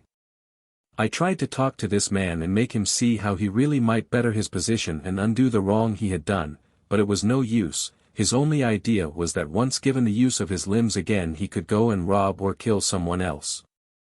So at last I left him where he lay, and as I went out his feeble hand picked up a stone and flung it after me. What, I asked mentally, will become of this man? I was answered, he has just come from earth after dying a violent death, and his spirit is weak, but ere long he will grow strong, and then he will go forth and join other marauders like himself who go about in bands. And add another horror to this place. After the lapse of many years, it may even be centuries, the desire for better things will awake, and he will begin to progress, but very slowly, for the soul which has been in chains so long and is so poorly developed, so degraded as in this man, often takes cycles of time to develop its dormant powers. After I had wandered for some time over this dreary desolate plain, I felt so tired, weary of heart, that I sat down, and began musing upon what I had seen in this awful sphere. The sight of so much evil and suffering had depressed me, the awful darkness and heavy murky clouds oppressed my soul that ever had loved the sunshine and the light as I fancy only we of the southern nations love it. And then I wearied. Ah! How I wearied and longed for news from her whom I had left on earth. No word had reached me as yet from my friends, no news of my beloved. I knew not how long I had been in this place where there was no day to mark the time, nothing but eternal night that brooded and reigned in silence over everything. My thoughts were full of my beloved, and I prayed earnestly, that she might be kept safe on earth to gladden my eyes when the time of probation in this place should be over. While I prayed I became conscious of a soft pale light suffused around me, as from a glowing star, that grew and grew till it expanded and opened out into a most glorious picture framed in rays of light, and in the center I saw my darling. Her eyes looking into mine and smiling at me, her sweet lips parted as though speaking my name. Then she seemed to raise her hand and touching her lips with her fingertips, threw me a kiss. So shyly, so prettily, was it done that I was in raptures, and rose to return her that kiss, to look more closely at her, and lo! The vision had vanished and I was alone on the dark plain once more. But no longer sad, that bright vision had cheered me, and given me hope and courage to go on once more and bring to others such hope as cheered myself. I arose and went on again, and in a short time was overtaken by a number of dark and most repulsive-looking spirits. They wore ragged black cloaks and seemed to have their faces concealed by black masks like spectral highwaymen. They did not see me, and I had found that as a rule the dwellers of this sphere were too low in intelligence and spiritual sight to be able to see anyone from the spheres above unless brought into direct contact with them. Curious to see what they were about, I drew back and followed them at a little distance. Presently another party of dark spirits approached, carrying what looked like bags with some sort of treasure. Immediately they were attacked by the first comers. They had no weapons in their hands, but they fought like wild beasts with teeth and claws, their fingernails being like the claws of a wild animal or a vulture. They fastened upon each other's throats and tore them. They scratched and bit like tigers or wolves, till one half at least were left lying helpless upon the ground, while the rest rushed off with the treasure, which to me seemed only lumps of hard stone. When all who were able to move had gone, I drew near the poor spirits lying moaning on the ground to see if I could help any of them. But it seemed to be no use doing so, they only tried to turn upon me and tear me in pieces. They were more like savage beasts than men, even their bodies were bent like a beast's, the arms long like an ape's, the hands hard, and the fingers and nails like claws, and they half walked and half crawled on all fours. The faces could scarcely be called human, the very features had become bestial, while they lay snarling and showing their teeth like wolves. I thought of the strange wild tales I had read of men changing into animals, and I felt I could almost have believed these were such creatures. In their horrible glaring eyes there was an expression of calculation and cunning which was certainly human, and the motions of their hands were not like those of an animal. Moreover they had speech and were mingling their howls and groans with oaths and curses and foul language unknown to animals. "Are there souls even here?" I asked. Again came the answer, "Yes, even here. Lost, degraded, dragged down and smothered, till almost all trace is lost, yet even here there are the germs of souls." These men were pirates of the Spanish Main, highwaymen, freebooters, slave dealers, and kidnappers of men. They have so brutalized themselves that almost all trace of the human is merged in the wild animal. Their instincts were those of savage beasts, now they live like beasts and fight like them. And for them is there still hope, and can anyone help them? I asked. Even for these there is hope, though many will not avail themselves of it for ages yet to come. Yet here and there are others who even now can be helped.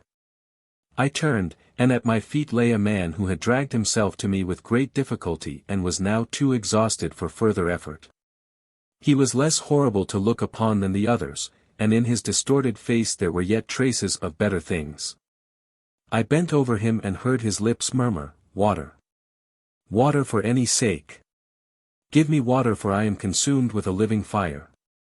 I had no water to give him and knew not where to get any in this land, but I gave him a few drops of the essence I had brought from the land of dawn for myself.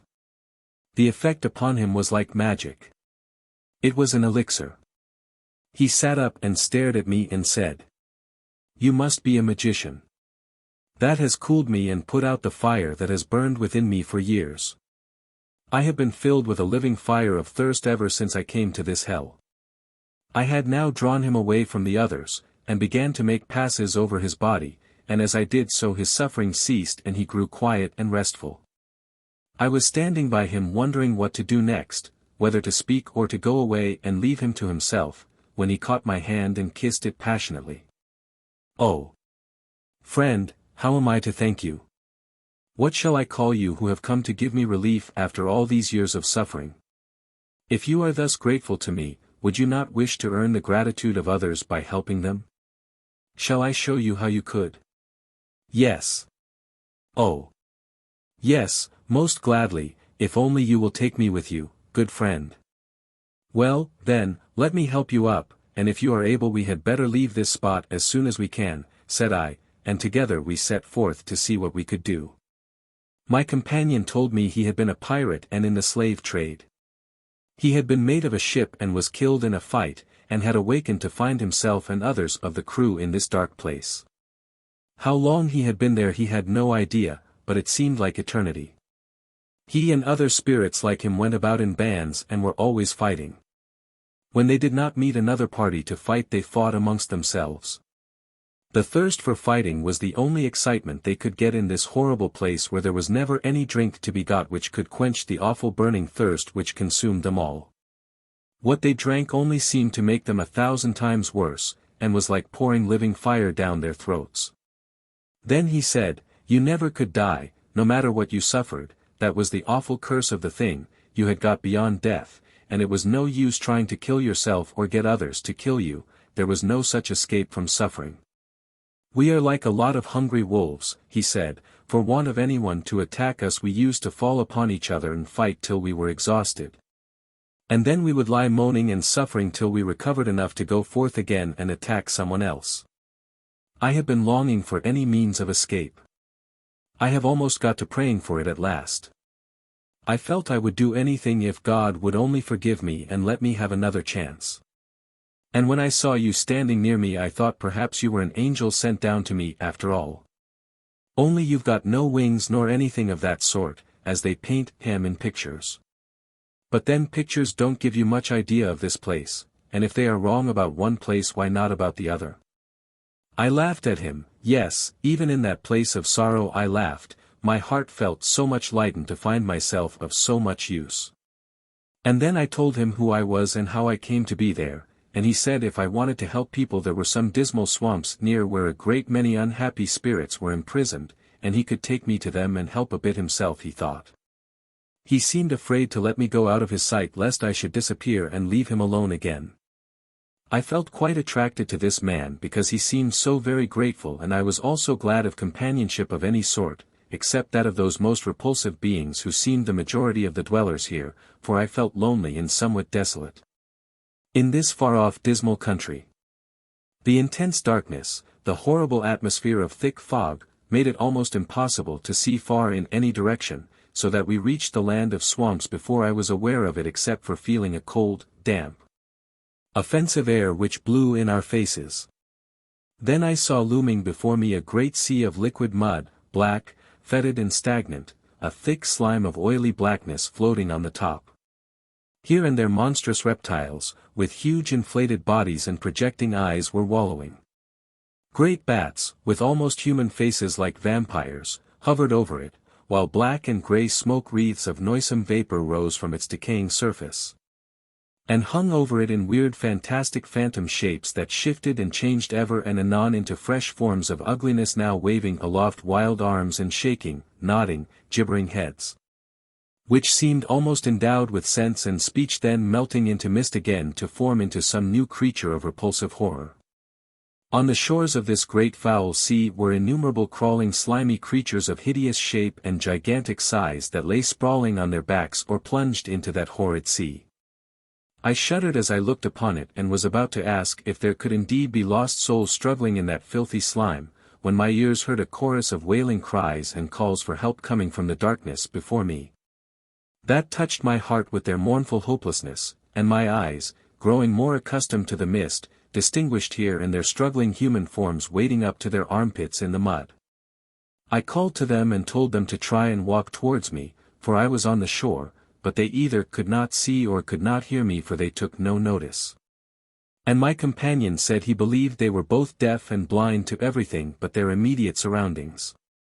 He had been in the sea of foul mud himself for a time, but had managed to struggle out, though he had understood that most were unable to do so without help from another, and that some went on stumbling about in it for years. Again we heard those pitiful cries, and one sounded so near us that I thought of plunging in myself and trying to drag the wretched spirit out, but faugh! It was too horrible, too disgusting. I recoiled in horror at the thought. And then again that despairing cry smote upon my ears and made me feel I must venture it. So in I went, trying my best to stifle my sense of disgust, and, guided by the cries, soon reached the man, the great phantoms of the mist wavering and swooping and rushing overhead as I did so. He was up to his neck in the mud and seemed sinking lower when I found him, and it seemed impossible for me alone to draw him out, so I called to the pirate spirit to come and help me, but he was nowhere to be seen. Thinking he had only led me into a trap and deserted me, I was about to turn and struggle out again, when the unfortunate spirit besought me so pitifully not to abandon him that I made another great effort and succeeded in dragging him a few yards and drawing his feet out of a trap of weeds at the bottom in which they appeared to be caught. Then, somehow, I half dragged, half supported him till we reached the shore where the unfortunate spirit sank down in unconsciousness. I was a good deal exhausted also and sat down beside him to rest. I looked round for my pirate friend, and beheld him wallowing about in the sea at some distance and evidently bringing out someone along with him. Even in the midst of my awful surroundings I could not help feeling a certain sense of amusement in looking at him, he made such frantic and exaggerated efforts to haul along the unlucky spirit, and was so shouting and going on that it was calculated to alarm anyone who was timid, and I did not wonder to hear the poor spirit almost imploring not to be so energetic, to take it a little slower, and to give him time to follow. I went over to them, and the poor rescued one being now near the shore I helped to get him out and to let him rest beside the other one.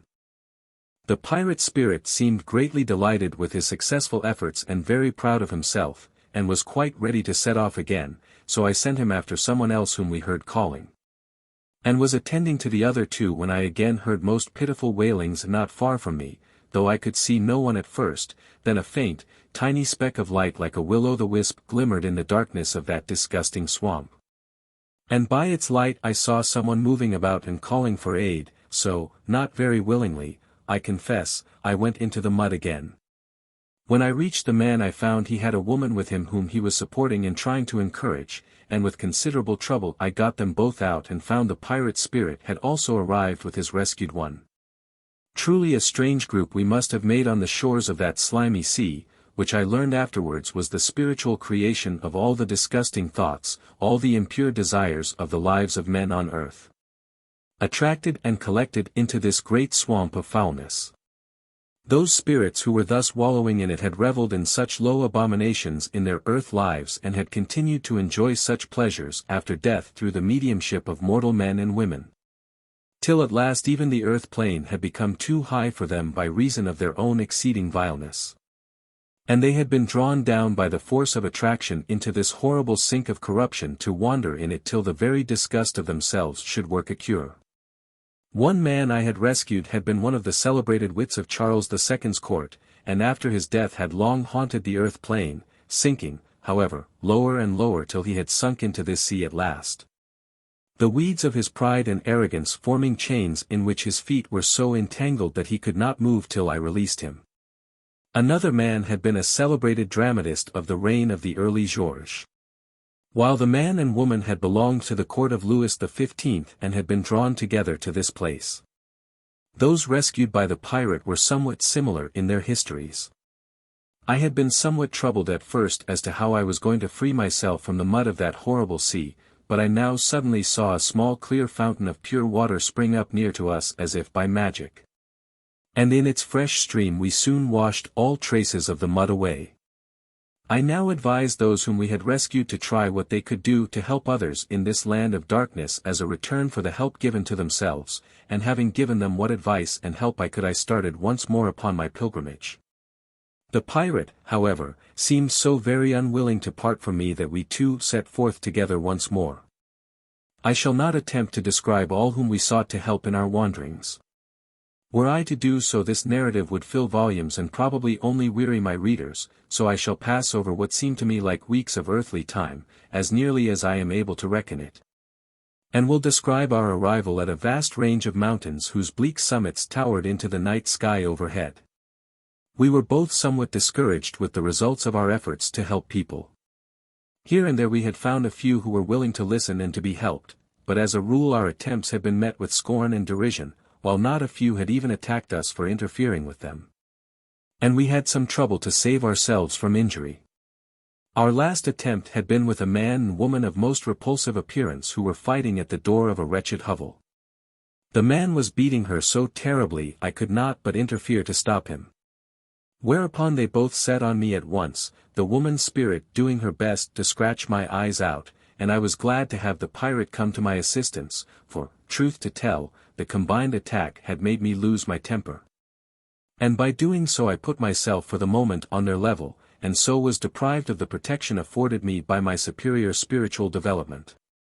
These two had been guilty of a most cruel and brutal murder of an old man, the husband of the woman, for the sake of his money. And they had been hanged for the crime, their mutual guilt forming a bond between them so strong that they had been drawn down together and were unable to separate in spite of the bitter hatred they now felt for each other. Each felt the other to be the cause of their being in this place, and each felt the other more guilty than themselves, and it had been their eagerness each to betray the other which had helped to hang both. Now they seemed simply to exist in order to fight together, and I can fancy no punishment more awful than theirs must have been, thus linked together in hate. In their present state of mind it was not possible to help them in any way.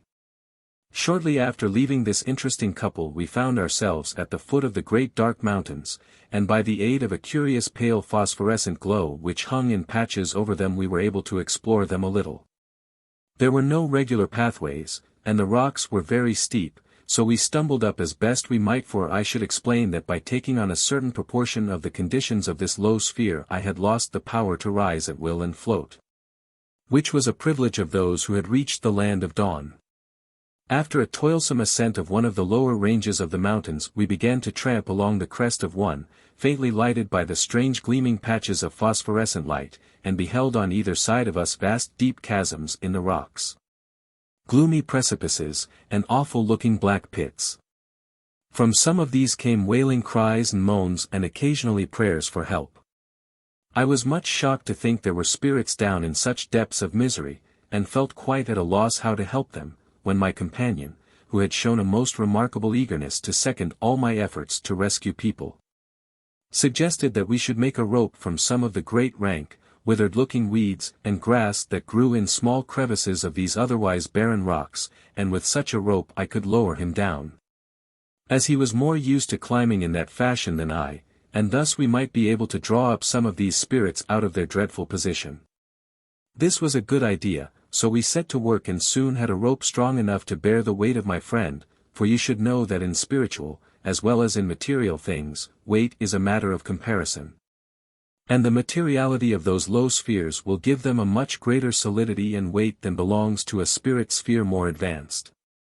And though to your material eyes of earth life my pirate friend would have shown neither distinct material form nor weight, yet a very small development of your spiritual faculties would have enabled you to both see and feel his presence.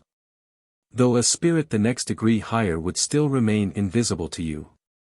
Thus I am not in error, nor do I even say what is improbable, when I thus speak of my friend's weight, which for a rope made of spiritual grass and weeds was as great a strain as would have been the case with an earthly man and earth materials. Having made one end of the rope fast to a rock, the spirit descended with the speed and sureness acquired by long practice as a sailor. Once there he soon made it fast round the body of the poor helpless one whom he found lying moaning at the bottom. Then I drew up the rope and the spirit, and when he had been made safe I lowered it to my friend and drew him up, and having done what we could for the rescued one we went on and helped a few more in like fashion. When we had pulled out as many as we could find, a most strange thing happened. The phosphorescent light died out and left us in utter darkness, while a mysterious voice floating, as it seemed, in the air, said, "Go on now, your work here is done. Those whom you have rescued were caught in their own traps, and the pitfalls that they made for others had received themselves. Till that time when repentance and a desire to atone should draw rescuers to help them and free them from the prisons they had themselves made. In these mountains are many spirits imprisoned who may not yet be helped out by any, for they would only be a danger to others were they free, and the ruin and evil they would shed around make their longer imprisonment a necessity. Yet are there prisons of their own creating, for these great mountains of misery are the outcome and product of men's earthly lives. And these precipices are but the spiritual counterparts of those precipices of despair over which they have in earthly life driven their unhappy victims. Not till their hearts soften, not till they have learned to long for liberty that they may do good instead of evil, will their prisons be opened and they be drawn forth from the living death in which their own frightful cruelties to others have entombed them. The voice ceased, and alone and in darkness we groped our way down the mountain side till we reached the level ground once more. Those awful mysterious dark valleys of eternal night, those towering mountains of selfishness and oppression had struck such a chill to my heart that I was glad indeed to know there was no call of duty for me to linger longer there. Our wandering now brought us to an immense forest, whose weird fantastic trees were like what one sees in some awful nightmare. The leafless branches seemed like living arms held out to grasp and hold the hapless wanderer. The long snake-like roots stretched out like twisting ropes to trip him up. The trunks were bare and blackened as though scorched by the blasting breath of fire. From the bark a thick foul slime oozed and like powerful wax held fast any hand that touched it. Great waving shrouds of some strange dark air plant clothed the branches like a pall, and helped to enfold and bewilder any who tried to penetrate through this ghostly forest. Faint muffled cries as of those who are exhausted and half smothered came from this awful wood, and here and there we could see the imprisoned souls held captive in the embrace of these extraordinary prisons, struggling to get free, yet unable to move one single step. How, I wondered, shall we help these? Some were caught by the foot, a twisted root holding them as in a vice. Another's hand was glued to the trunk of a tree. Another was enveloped in a shroud of the black moss, while yet another's head and shoulders were held fast by a couple of branches which had closed upon them. Wild ferocious-looking beasts prowled round them, and huge vultures flapped their wings overhead, yet seemed unable to touch any of the prisoners, though they came so near. Who are those men and women? I asked. They are those, was the reply, who viewed with delight the sufferings of others, those who gave their fellow men to be torn in pieces by wild beasts that they might enjoy the excitement of their sufferings. They are all those who for no reason but the lust of cruelty have, in many different ways and in many different ages, tortured and entrapped and killed those who were more helpless than themselves. And for all now here release will only come when they have learned the lesson of mercy and pity for others and the desire to save someone else from suffering, even at the expense of suffering to themselves. Then will these bands and fetters which hold them be loosed, then they will be free to go forth and work out their atonement. Till then no one else can help them, none can release them. Their release must be effected by themselves through their own more merciful desires and aspirations. If you will but recall the history of your earth and think how men in all ages have enslaved, oppressed and tortured their fellow men in every country of that globe, you will not wonder that this vast forest should be well peopled. It was deemed right that for your own instruction you should see this fearful place, but as none of those you see and pity have so far changed their hearts that you can give them aid, you will now pass on to another region where you can do more good. After leaving the forest of desolation we had not gone far upon our road when to my joy I saw my friend Hassian approaching. Mindful, however, of Ahrinziman's warning I gave him the sign agreed upon and received the countersign in return. He had come, he said, with a message from my father and from my beloved who had sent me what were indeed sweet words of love and encouragement. Hassian told me that my mission would now lie amongst those great masses of spirits whose evil propensities were equalled only by their intellectual powers, and their ingenuity in works of evil.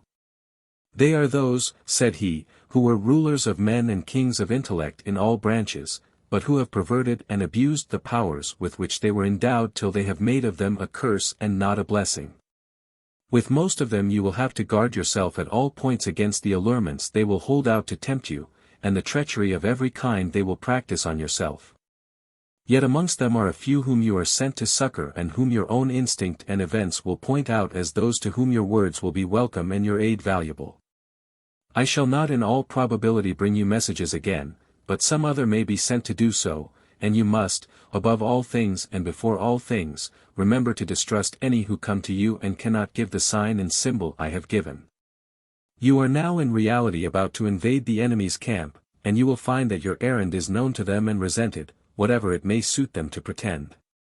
Beware, then, of all their false promises, and when they seem most friendly distrust them most. I promised to remember and heed his warning, and he added that it was necessary I should part for a time from my faithful companion, the pirate, as he could not safely accompany me in those scenes to which my path would now lead. But he promised he would place him under the care of one who could and would help him to leave that dark country soon. After giving him loving and helpful messages to my beloved and my father, which he promised to deliver to them, we parted, and I set forth in the direction pointed out. Greatly cheered and comforted by the good news and loving messages I had received. Chapter 22. Amusements in a great city of hell. Words of caution. I had proceeded but a short distance when I saw a faithful friend sitting by the wayside, evidently waiting for me. I was truly glad to see him again and to have further guidance from him. We greeted one another with much cordiality. He was now, he said, appointed to accompany me during a part of my present journey, and he told me of many strange circumstances which had befallen him and which I am sure would prove very interesting. But as they do not properly belong to my own wanderings, I will not give any account of them here. Faithful friend took me to a tall tower, from the top of which we could see all over the city. We were about to visit this view of it beforehand being, he said, likely to prove both useful and interesting to me.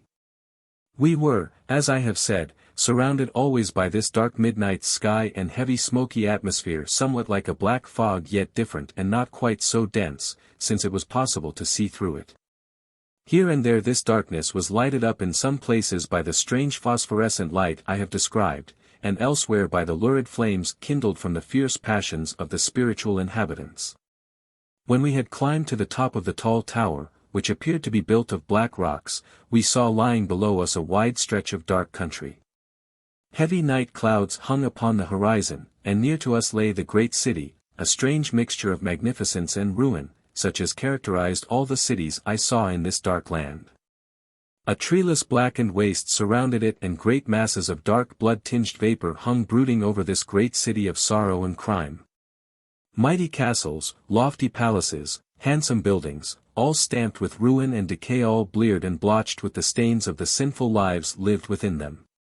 Crumbling into decay, yet held together by the magnetism of their spiritual inhabitants, buildings that would last while the links woven by their spiritual occupants' earthly lives held them in this place, and would crumble into the dust of decay whenever the soul's repentance should sever those links and suffer it to wander free. Crumble into decay, however, only to be reconstructed by another sinful soul in the shape into which his earthly life of pleasure should form it. Here there was a palace, there beside it a hovel. Even as the lives and ambitions of the indwelling spirits had been interwoven and blended on earth, so were their dwellings constructed here side by side. Have you ever thought, ye who dwell yet on earth, how the associates of your earthly lives may become those of your spiritual? How the ties of magnetism which are formed on earth may link your spirits and your fates together in the spirit land, so that you can only with great difficulty and much suffering sever them? Thus I saw in these buildings before me the proud patrician's palace, built of his ambitions and disfigured by his crimes, joined to the humble abodes of his slaves and his parasites and panderers of earth, which had been as surely formed by their desires and disfigured by their crimes, and between which and his palace there were the same links of spiritual magnetism as between himself and those who had been the sharers and instruments of his evil ambitions. He was no more able to free himself from them and their importunities than they were able to free themselves from his tyranny, till a higher and purer desire should awaken in the souls of one set or the other of them and thus raise them above their present level. So it was that they still repeated over again their lives of earth in hideous mockery of the past, impelled thereto by that past itself, their memories presenting to them over and over again as in a moving panorama their past acts and the actors. So that by no plunge into wild excess in that dark land could they escape the grinding of memory's millstones, till at length the last lust of sin and wickedness should be ground out of their souls. Over this great spiritual city of past earth lives hung, as I have said, patches of light of a dim misty appearance like faintly luminous smoke, steel gray in color. This, I was told, was the light thrown off from the powerful intellects of the inhabitants whose souls were degraded but not undeveloped, and whose intellects were of a high order but devoted to base things. So that the true soul light was wanting and this strange reflection of its intellectual powers alone remained. In other parts of the city the atmosphere itself seemed on fire. Flames hung in the air and flickered from place to place, like ghostly fires whose fuel has turned to ashes where the flames have burned out. And as the floating phantom flames were swept to and fro by the currents of the air I saw groups of dark spirits passing up and down the streets heedless, or perhaps unconscious of these spectral flames that were thrown into the atmosphere by themselves, and were created by their own fierce passions which hung around them as spiritual flames.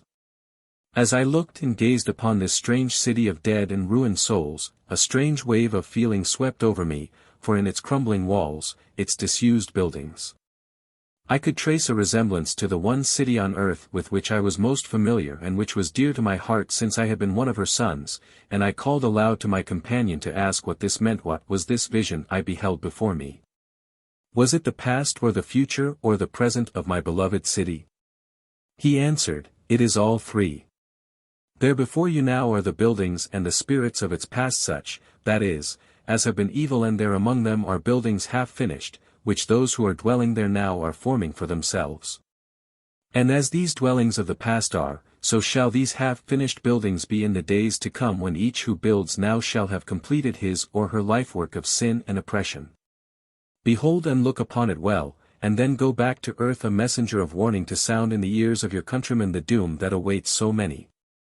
If thy voice shall echo in even one heart and arrest the building of but one of these unfinished houses, you shall have done well, and your visit here would be worth all that it may cost you. Yet that is not the only reason for your coming. For you and me, oh, my friend, there is work even in this city. There are souls whom we can save from their darkened lives, who will go back to earth and with trumpet tongues proclaim in the ears of men the horrors of the retribution they have known, and from which they would save others. Bethink you how many ages have passed since the world was young, and how much improvement there has been in the lives and thoughts of the men who dwell upon it. And shall we not suppose that even ordinary reason might admit it must naturally be due to the influence of those who have returned to earth to warn others from the precipice over which themselves had fallen in all the pride and glory and lust of sin? Is it not a far nobler ideal to place before men the idea that God sends these his children, sinful and disobedient once if you will, but repentant now, back to earth as ministering spirits to war and help and strengthen others who struggle yet in the unregenerate sinfulness of their lower natures, rather than believe that he would doom any to the hopeless, helpless misery of eternal punishment? You and I have both been sinners beyond pardon. Some of the good of earth might have said, yet we have found mercy in our God even after the 11th hour, and shall not even these also know hope? If they have sunk lower than we, shall we therefore in our little minds set limits to the heights to which they may yet climb? No. Perish the thought that such horrors as we have looked upon in these hells could be eternal. God is good, and his mercy is beyond any man's power to limit. We descended now from the tower and entered the city. In one of the large squares with whose earthly counterpart I was very familiar we found quite a large crowd of dark spirits assembled, listening to some sort of proclamation. Evidently it was one which excited their derision and anger, for there were yells, and hoots, and cries resounding on all sides, and as I drew yet more near I perceived it was one which had been read recently in the earthly counterpart, and had for its object the further liberation and advancement of the people, an object which, down here in this stronghold of oppression and tyranny, only provoked a desire for its suppression, and these dark beings around me were vowing themselves to thwart the good purpose as far as lay in their power. The more men were oppressed and the more that they quarreled and fought against the oppression with violence, the stronger were these beings here below to interfere in their affairs and to stir up strife and fightings among them. The more men became free and enlightened and improved. The less chance was there that these dark spirits would be drawn to earth by the kindling of kindred passions there and thus be enabled to mingle with and control men for their own evil purposes. These dark beings delight in war, misery, and bloodshed, and are ever eager to return to earth to kindle men's fierce cruel passions afresh. In times of great national oppression and revolt, when the heated passions of men are inflamed to fever heat, these dwellers of the depths are drawn up to earth's surface by the force of kindred desires, and excite and urge on revolutions, which, begun at first from motives that are high and pure and noble, will under the stress of passion and the instigation of these dark beings from the lower sphere become at last mere excuses for wild butcheries and excesses of every kind. By these very excesses a reaction is created, and these dark demons and those whom they control are in their turn swept away by the higher powers, leaving a wide track of ruin and suffering to mark where they have been. Thus in these lowest hells a rich harvest is reaped of unhappy souls who have been drawn along with the evil spirits that tempted them. As I stood watching the crowd, faithful friend drew my attention to a group of spirits who were pointing over at us and evidently meditated addressing us. "I shall go," said he, "for a few moments and leave you to speak with them alone. It will be better to do so, for they may recognize me as having been here before, and I would wish you to see them by yourself.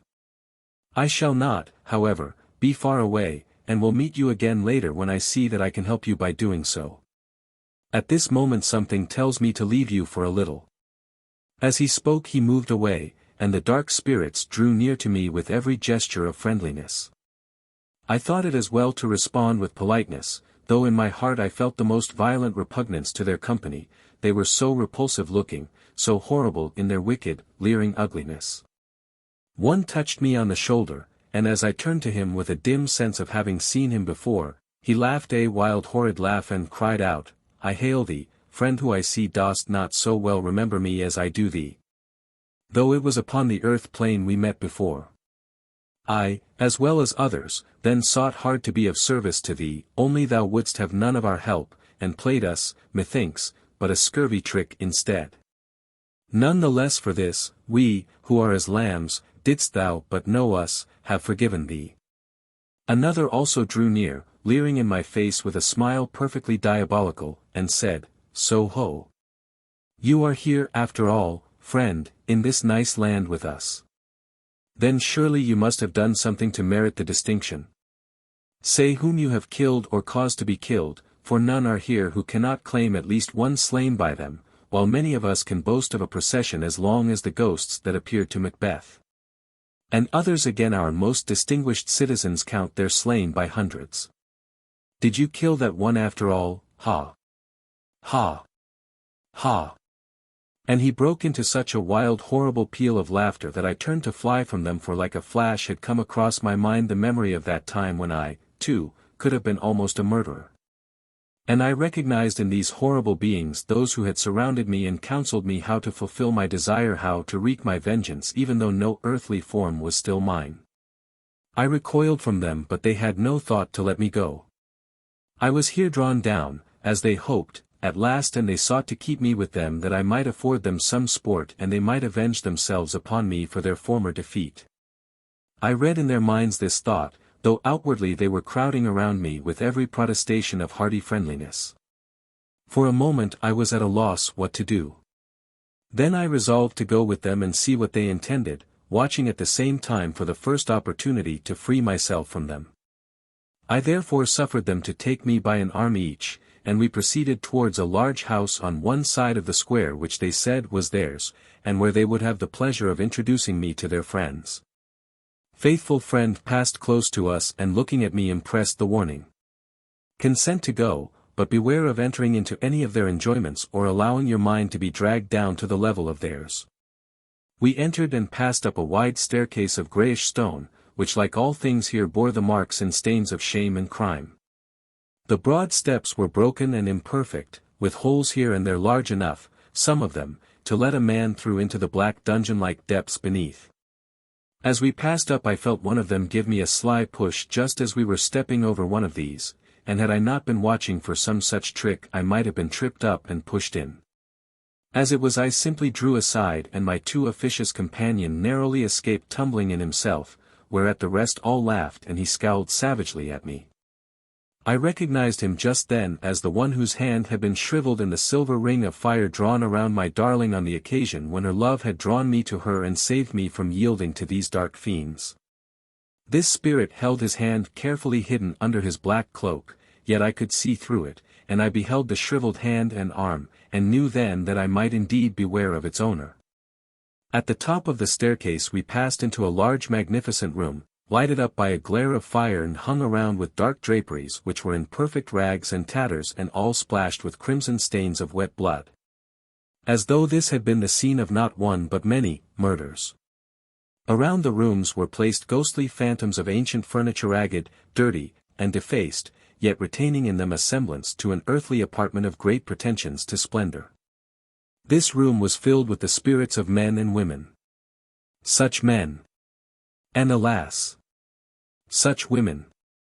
They had lost all that could ever have given them any claim to the charms and privileges of their sex. They were worse to look upon than the most degraded bedraggled specimens to be seen in any earthly slum at night. Only in hell could women sink to such an awful degradation as these. The men were to the full as bad or even if possible worse, and words utterly fail me to describe them, were it indeed advisable to do so. They were eating, drinking, shouting, dancing, playing cards and quarreling over them, in short, going on in such a way as the worst and lowest scenes of earthly dissipation can but faintly picture. I could see a faint reflection of the earthly lives of each, and knew that each and all of them, men and women alike, had been guilty, not only of shameless lives, but also of murder from one motive or another. On my left was one who had been a duchess in the days of the 16th century, and I beheld that in her history she had from jealousy and cupidity poisoned no less than 6 persons. Beside her was a man who had belonged to the same era, and had caused several persons obnoxious to him to be assassinated by his bravos, and had moreover slain another with his own hand in a most treacherous manner during a quarrel. Another woman had killed her illegitimate child because it stood between her and wealth and position. She had not been many years in this place and seemed more overcome by shame and remorse than any of the others, so I resolved if possible to get near to and speak to her. My entrance was greeted with great shouts of laughter and wild applause, while half a dozen or so of eager hands took hold of me and dragged me to the table, whereupon there were cries, "Let us drink to the damnation of this our new brother. Let us baptize him with a draught of this our new brother. Let us baptize him with a draught of this fine cooling wine." And before I well realized their intentions, they were all waving their glasses aloft amidst yells and shouts and horrible laughter, whilst one, seizing a full glass of the fiery liquid, tried to throw it over me.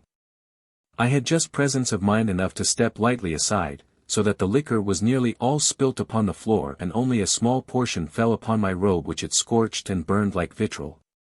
While the wine itself turned into a bluish flame such as one sees with lighted whiskey and disappeared at last with an explosion as of gunpowder. Then they put before me a tray full of dishes which at first sight resembled earthly delicacies, but on closer inspection I saw they were full of the most horrible corrupting and loathsome maggots. As I turned away from them, one hag of a woman, for she was much more old and ugly and horrible to look upon than the most degraded specimen you can imagine, whose bleared eyes and fiendish expression made me recoil from her, seized me round the neck and tried, with many grimaces which she intended for coquettish smiles, she had been, O ye powers, a great beauty on earth, to induce me to join her and her party in a little game of cards. She said, the stakes for which we would play consist of the liberty of the loser. We have invented this pleasing mode of passing our time here since it revives for us the divertissements of the past. And because there is no money here which one can win, or use if you win, seeing it all turns to dross in your hands, we have adopted this mode of paying our debts. And we agree to be the slave of anyone who beats us at our games of chance and skill till we can turn the tables on them by ourselves winning and making them in turn our slaves. 'Tis a charming arrangement, as you would find did you join our party for a little. These others here, she added, with a strange mixture of insolent arrogance and animosity in her tone, these others here are but the canaille, the scum of the place, and you do well to turn from them and their amusements. But for me, I am a royal duchess, and these my friends are all noble also, and we would adopt you, who are also, I perceive, one of the elite, among ourselves." With the air of a queen she signed me to be seated beside herself, and had she been a few degrees less horrible I might have been tempted to do so if only from my curiosity to see what their game would be like. But disgust was too strong in me and I shook myself free of her as well as I could, saying, which was true, that cards had never possessed any attraction for me. I was bent on getting near the woman I wished to speak to, and very soon an opening in the crowd allowed me to do so. As soon as I got beside her I addressed her in a low voice and asked if she was sorry for the murder of her child, and would she wish to leave this place even though it would be a long and sad and suffering road that would take her from it. How her face brightened as I spoke. How eagerly she faltered out, "What do you mean?" "Be assured," I said, "I mean well to you, and if you will watch and follow me, I shall doubtless find some means for us both to leave this dreadful place." She pressed my hand in assent, for she did not venture to speak, for the other spirits were again crowding around us in a way that was rapidly growing more and more threatening, although the guise of friendliness was still kept up. The Duchess and her party had returned to their cards with a frightful avidity. They were quarreling over them and accusing each other of cheating, which I have no doubt was the case, and it seemed as though a fight was about to begin in that corner of the room to vary the monotony of their existence. I noticed also that the others were collecting in groups round the doors so as to keep me from leaving in case I desired to do so, and I saw my enemy with the withered hand whispering with some others of very low degraded type, such as might have been slaves in their past lives. Half a dozen men and women came up and urged me to join in a dance they were indulging in, which was like some of those abominations we read of in descriptions of the witches' sabbaths of the old days of witchcraft, and which I shall certainly not attempt further to describe. Can it be, I thought to myself as I looked at them, that there was truth in these old tales after all? And can the explanation be that these unfortunate beings, who were accused as witches, did really allow themselves to be so dominated by evil spirits that their souls were for a time drawn down to one of these spheres, and took part in some of its frightful orgies? I know not, but there seems truly a marvelous resemblance between these things I was now witnessing and what was related by the so-called witches, most of them poor half-witted mortals more to be pitied than condemned. As these creatures, whose gestures it were an insult to call dancing, approached, I saw they were trying to get behind us in a ring and surround us, and some instinct seemed to tell me not to allow them. I drew back close to the wall, holding the woman's hand in mine and whispering to her not to leave go of me on any account. The whole crowd of spirits were now gathering towards my end of the room, the dull ferocity of their faces and wild savage glitter of their eyes in terrible contrast to their affectation of light-hearted gaiety. Closer and closer they gathered, a moving mass of evil personified. For once their quarrels and jealousies merged in their common desire to do me harm, to get me down and trample me and rend me to pieces. As the muttering of a storm came here and their broken disjointed words of hate and menace, while those dancing demons kept up their wild antics in front of us. All at once a great cry, a yell of fury broke from them. "A spy! A traitor! An enemy has got amongst us! It is one of the accursed brothers from above come here to spy upon us and carry away our victims. Down upon him! Stamp upon him! Crush him to death! Tear him to pieces! Hurl him into the vaults below! Away with him! Away! Away!" Like as an avalanche sweeps down the mountain side they rushed upon us, those raging fiends, and I for one thought we were done for and could not but regret that I had been drawn into entering the place at all.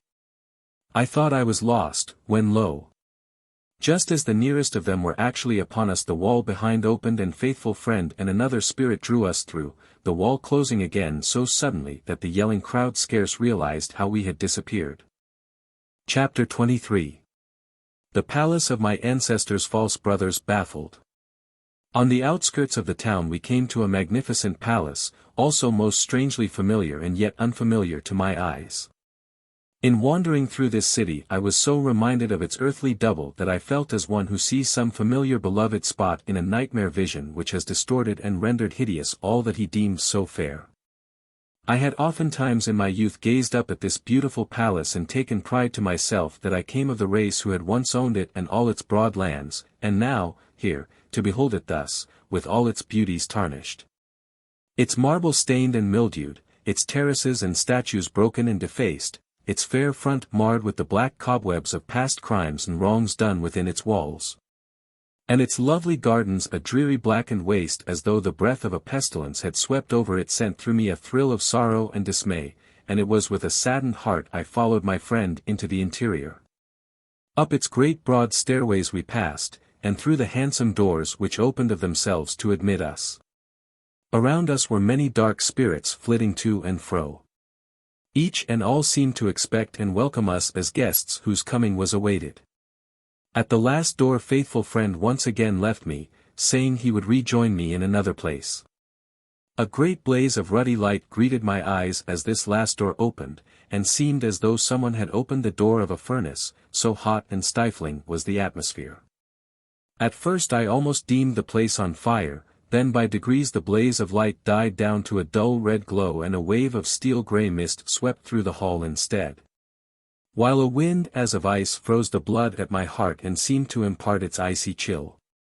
These strange waves of heat and cold were caused by the intense fire of passion and the cold selfish chill of the dual nature of the man who reigned here as prince.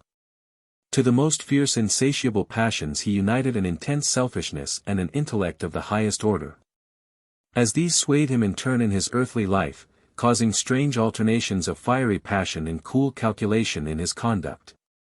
So did these as waves thrown off by his spirit cause in this his spiritual mansion these extraordinary variations of intense heat and extreme cold that knew no medium of temperature between. As he had dominated all men on earth who came within the range of his power, so did he dominate the spiritual beings around him now, and rule as absolutely over them as he had ruled over his earthly subjects. At the top of this great hall I beheld him seated in his chair of state which had around it all but imperial insignia. His walls were hung with the semblance of ancient tapestry, but, ah! how more than merely faded and ragged it looked. It was as though the thoughts and the life and the magnetism of the man had become woven into those ghostly hangings and had corrupted them with his own corruption.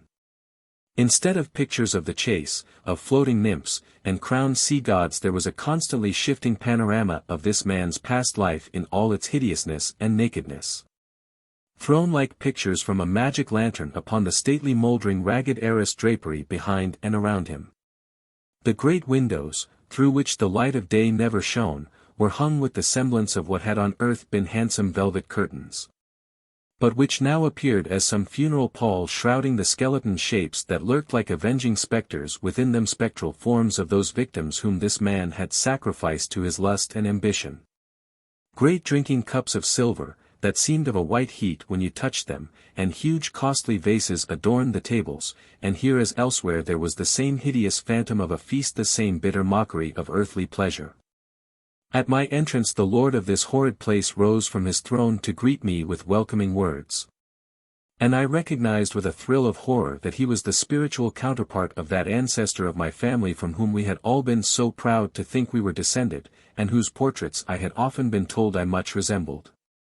The same man, the same haughty handsome features, without doubt, but, ah!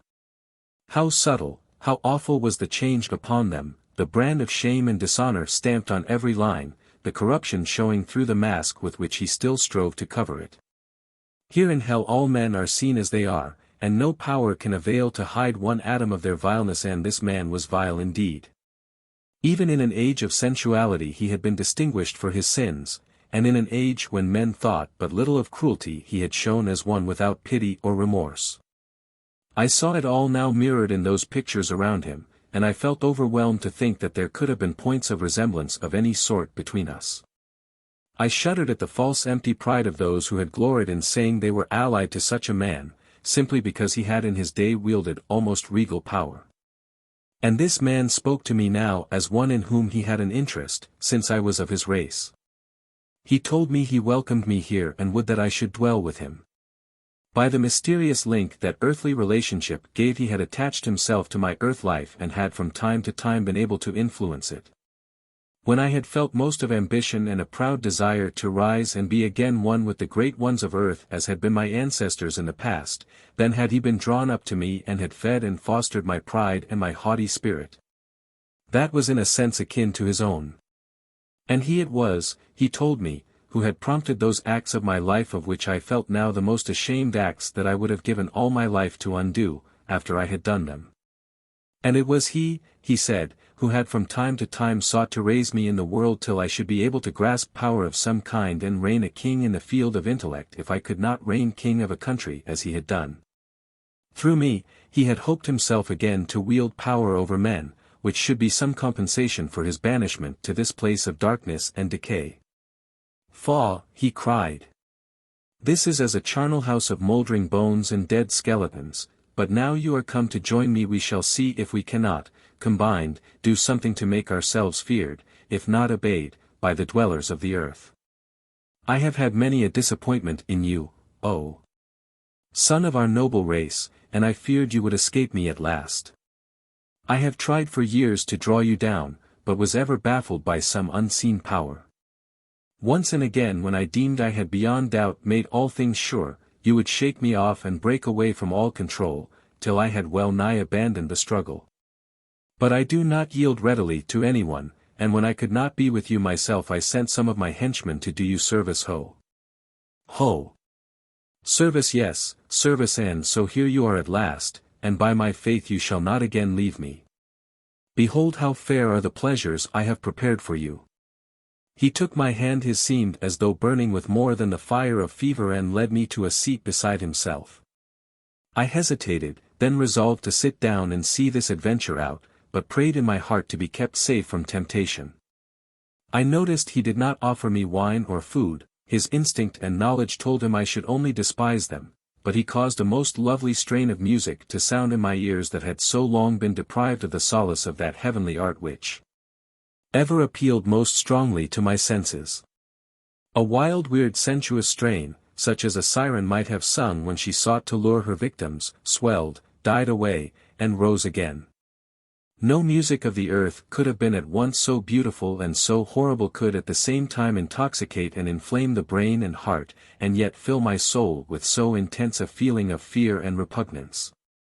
And then before us rose a great black mirror in which I saw reflected the earth and its life, and myself swaying the minds and the thoughts of thousands through the fevered fascinations of such music which I could make mine. And through its spell waken the lowest yet the most refined of passions, till those who heard should lose themselves and their souls under its potent witchery. Then he showed me armies and nations dominated to ambitious ends by himself and his influence, so that he should reign again as a despot through the organism of an earthly tyrant. Here, too, he said, I should share his power. Again, I saw the power in intellect and in literature which I could control and influence through the imaginative descriptive faculties of mortals who, under my prompting, would write such books as appealed to the reason, the intellect, and the sensual passions of mankind, until the false glamour thrown over them should cause men to view with indulgence and even approval the most revolting ideas and the most abominable teachings. He showed me picture after picture, illustrating how man on earth could be used by spirits, who possess sufficient will power and knowledge, as mere tools through which to satisfy their lust for power and sensual enjoyments of every sort. Much of this I had known before, but had never fully realized the vast extent of the mischief possible to such a being as the one before me, were it not for the checks imposed upon him by those higher powers whose wills are as strong as his. Them he only knows as an unseen force opposed to him, which baffles his efforts at every turn, unless he can find in man a medium of so congenial a nature that they can truly work together as one. Then indeed do sorrow and devastation follow in their train, and then do we see such monsters of triumphant wickedness as have disgraced the annals of all times. Now, thank heaven, these are growing fewer and farther between, as the human race and the spirit spheres become purified through the teachings of the angels of the celestial spheres. Last of all there appeared before us a woman's form, of such surpassing loveliness, such seductive charm, that for one instant I arose to look more closely at her and see if she could be real. And at that moment there came between me and the black magic mirror the mist-like form of an angel with the face of my beloved. And beside her this woman seemed so coarse and material and revolting to me that the momentary illusion of the senses was gone and I knew her for what she was. What all her kind are in truth sirens that betray and ruin and drag men's souls to hell while they themselves are all but soulless. This revulsion of feeling in myself caused the waves of magnetic ether on which the music and these images were borne to us, to waver and break and vanish, leaving me alone with my tempter once more, with his voice sounding in my ears, pointing out to me how all these delights might still be enjoyed by me if I would but join him and be his pupil. But his words fell upon deaf ears, his promises allured me not. In my heart was only a horror of all these things, only a wild longing to free myself from his presence. I rose and turned from him, and sought to go forth, but found I could not move one step. An invisible chain held me fast, and with a derisive laugh of rage and triumph, he called out to me ironically, "Go, since thou wilt have none of my favors or my promises. Go forth now and see what awaits you." I could not move one step, and began to feel a strange alarm creeping over me and a strange numbness of limbs and brain. A mist seemed to gather round and enfold me in its chill embrace, while phantom forms of awful shape and giant size drew near and yet more near. Oh, horror! They were my own past misdeeds, my own evil thoughts and desires, which had been prompted by this very man beside me and which nestling in my heart had formed those links between us that held me to him now. A wild, fierce, cruel laugh broke from him at my discomfiture. He pointed to these weird shapes, and bid me see what I was who thought myself too good for his company. Darker and darker grew the hall, and wave on wave the grim phantoms crowded round us, growing each more black and fearful as they gathered, hemming me in on every side, while below our feet opened a great vault or pit in which I saw, or seemed to see, a seething mass of struggling human forms. My fearful ancestor shook in wild paroxysms of rage and fiendish laughter, and, pointing to the gathering phantoms bid them hurl me into the black pit. But suddenly above me in the darkness gleamed a star and from it fell a ray of light like a rope, which I grasped with both my hands and as the folds of light diffused themselves around me I was drawn up, out of that dark place. Away from that fearful palace. Chapter 24. The story of Benedetto plotters again baffled. Faithful friend now proposed to me that we should visit one more city in this strange land, in order that I might see the man whose fate might have been my own but for the constancy and love which has so helped and sustained me. Our earthly histories were in some respects different, but there were some points of resemblance both in that and in our dispositions which would make the sight of this man and the knowledge of his history useful to me, while at a future time I might be able to help him. It is now more than 10 years, he said, since this man passed from earth, and it is only lately that he has begun to wish to progress. I found him here on my former visit to this place and was able to assist him a little and finally to enroll him as one of our Brotherhood, and I am now told that he is shortly to leave this sphere for a higher one. I assented to the proposed journey, and after a short but very rapid flight we found ourselves hovering over a wide lagoon upon whose dark bosom there floated a great city, its towers and palaces rising from the waters, and reflected in them as in a mirror of black marble veined with dark red lines that somehow made me feel they were streams of blood flowing through it. Overhead there hung the same dark pall of cloud lighted by the patches of steel grey and fiery red floating vapor which I had noticed in the other city. The appearance of this place suggested to me that we must be about to enter the Venice of these lower spheres, and on my saying so to faithful friend he answered, "Yes. And you will here find many celebrated men whose names were written on the history of their times in letters of fire and blood." We now found ourselves in the town, and proceeded to pass through its principal canals and squares in order that I might see them. Yes, there they were, these degraded counterparts of all those beautiful places made familiar by the brush of the artist and the fame of those who have carved for themselves a niche in the temple of history. There flowed the canals, seeming like dark crimson streams of blood flowing from some vast shambles, washing and rippling up the marble steps of the palaces to leave there a thick foul stain. The very stones of the buildings and pavements seemed to me to ooze and drip blood. The air was thick with its red shade. Deep down below the crimson waters I saw the skeleton forms of the countless thousands who had met their deaths by assassination or more legalized forms of murder, and whose bodies had found sepulture beneath the dark waves. Below in the dungeons which honeycombed the city I beheld many spirits crowded together and like caged wild beasts, the ferocity of the cruel tiger in their gleaming eyes and the vindictive malice of the chained human tyrant in every attitude of their crouching figures. Spirits whom it was needful to thus confine since they were more ferocious than savage animals. Processions of city magistrates and their attendants, haughty nobles with their motley following of soldiers and seamen and slaves, merchants and priests, humble citizens and fishermen, men and women of all ranks and all times, passed to and fro. And nearly all were alike degraded and repulsive looking.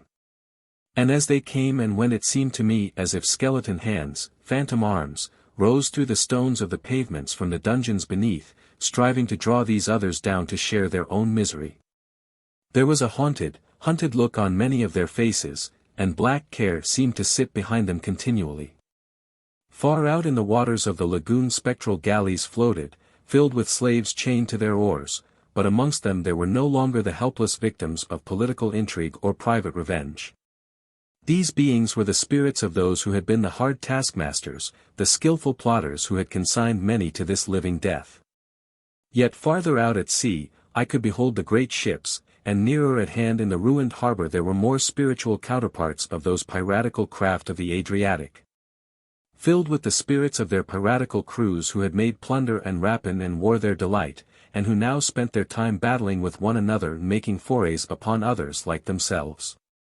Spectral-looking gondolas floated upon the waterways of the city, filled with spirits bent upon following still the occupations and pleasures of their former lives. In short, in this Venice, as in the other cities I had seen, there existed a life akin to that of earth, save that from this place all the good and pure and true, all the real patriots and unselfish citizens were gone.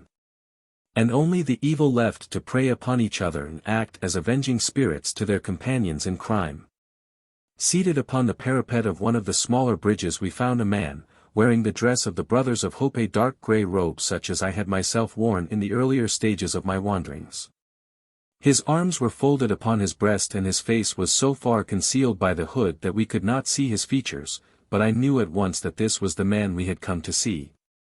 And I likewise recognized his identity as that of a celebrated Venetian painter whom I had known in my youth, though not very intimately.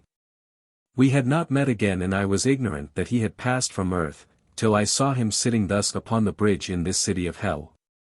I confess the recognition gave me somewhat of a shock, recalling as it did those days of my youth when I also was a student of art with all the fairest prospects in life, as it would seem, before us. And now to see him and to think what his life must have been to bring him to this pass. He did not see us, so faithful friend proposed that we should turn aside for a little, while he told me this spirit's history, and then we could approach together and speak to him. It seemed that this man, whom I shall call by his spirit name of Benedetto, since his earthly life is better to be forgotten, had risen rapidly into fame after I knew him, and had been fairly successful in selling his pictures. But Italy is not now a rich country, and Benedetto's most wealthy patrons were the English and Americans who came to visit Venice. And at the house of one of them Benedetto met the woman who was to overshadow his whole life with her baneful influence. He was young, handsome, talented, highly educated, and of an ancient though poor family, and therefore naturally received by all the best society in Venice. It was to a lady who belonged to the higher ranks of this social sphere that Benedetto lost his heart. And dreamed in his youthful and romantic foolishness that she would be content to become the wife of a struggling artist with nothing but his brains and a growing reputation. The lady was scarce 20 when they first met, very beautiful, perfect alike in face and form, and endowed with all the charms which can enslave the heart of man, and she encouraged Benedetto in every way, so that, poor youth, he believed her love to be as sincere as his. But with all the passionate thirst of her nature for admiration and love she was cold, calculating, ambitious, and worldly. Incapable of either understanding or returning such a love as she inspired in a nature like Benedetto's, which knows love or hate only in extremes.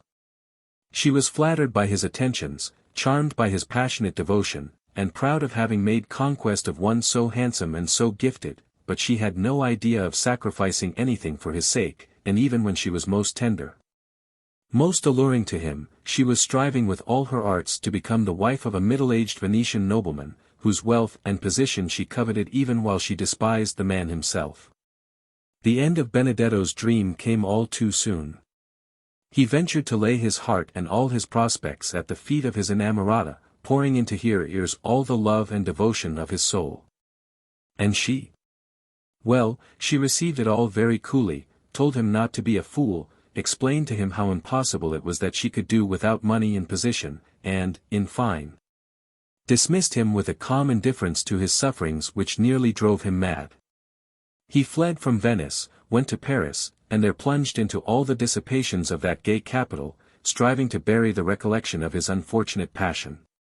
They did not meet for some years, and then Benedetto's fate took him back to Venice once more, cured, as he hoped, and prepared to despise himself for his folly.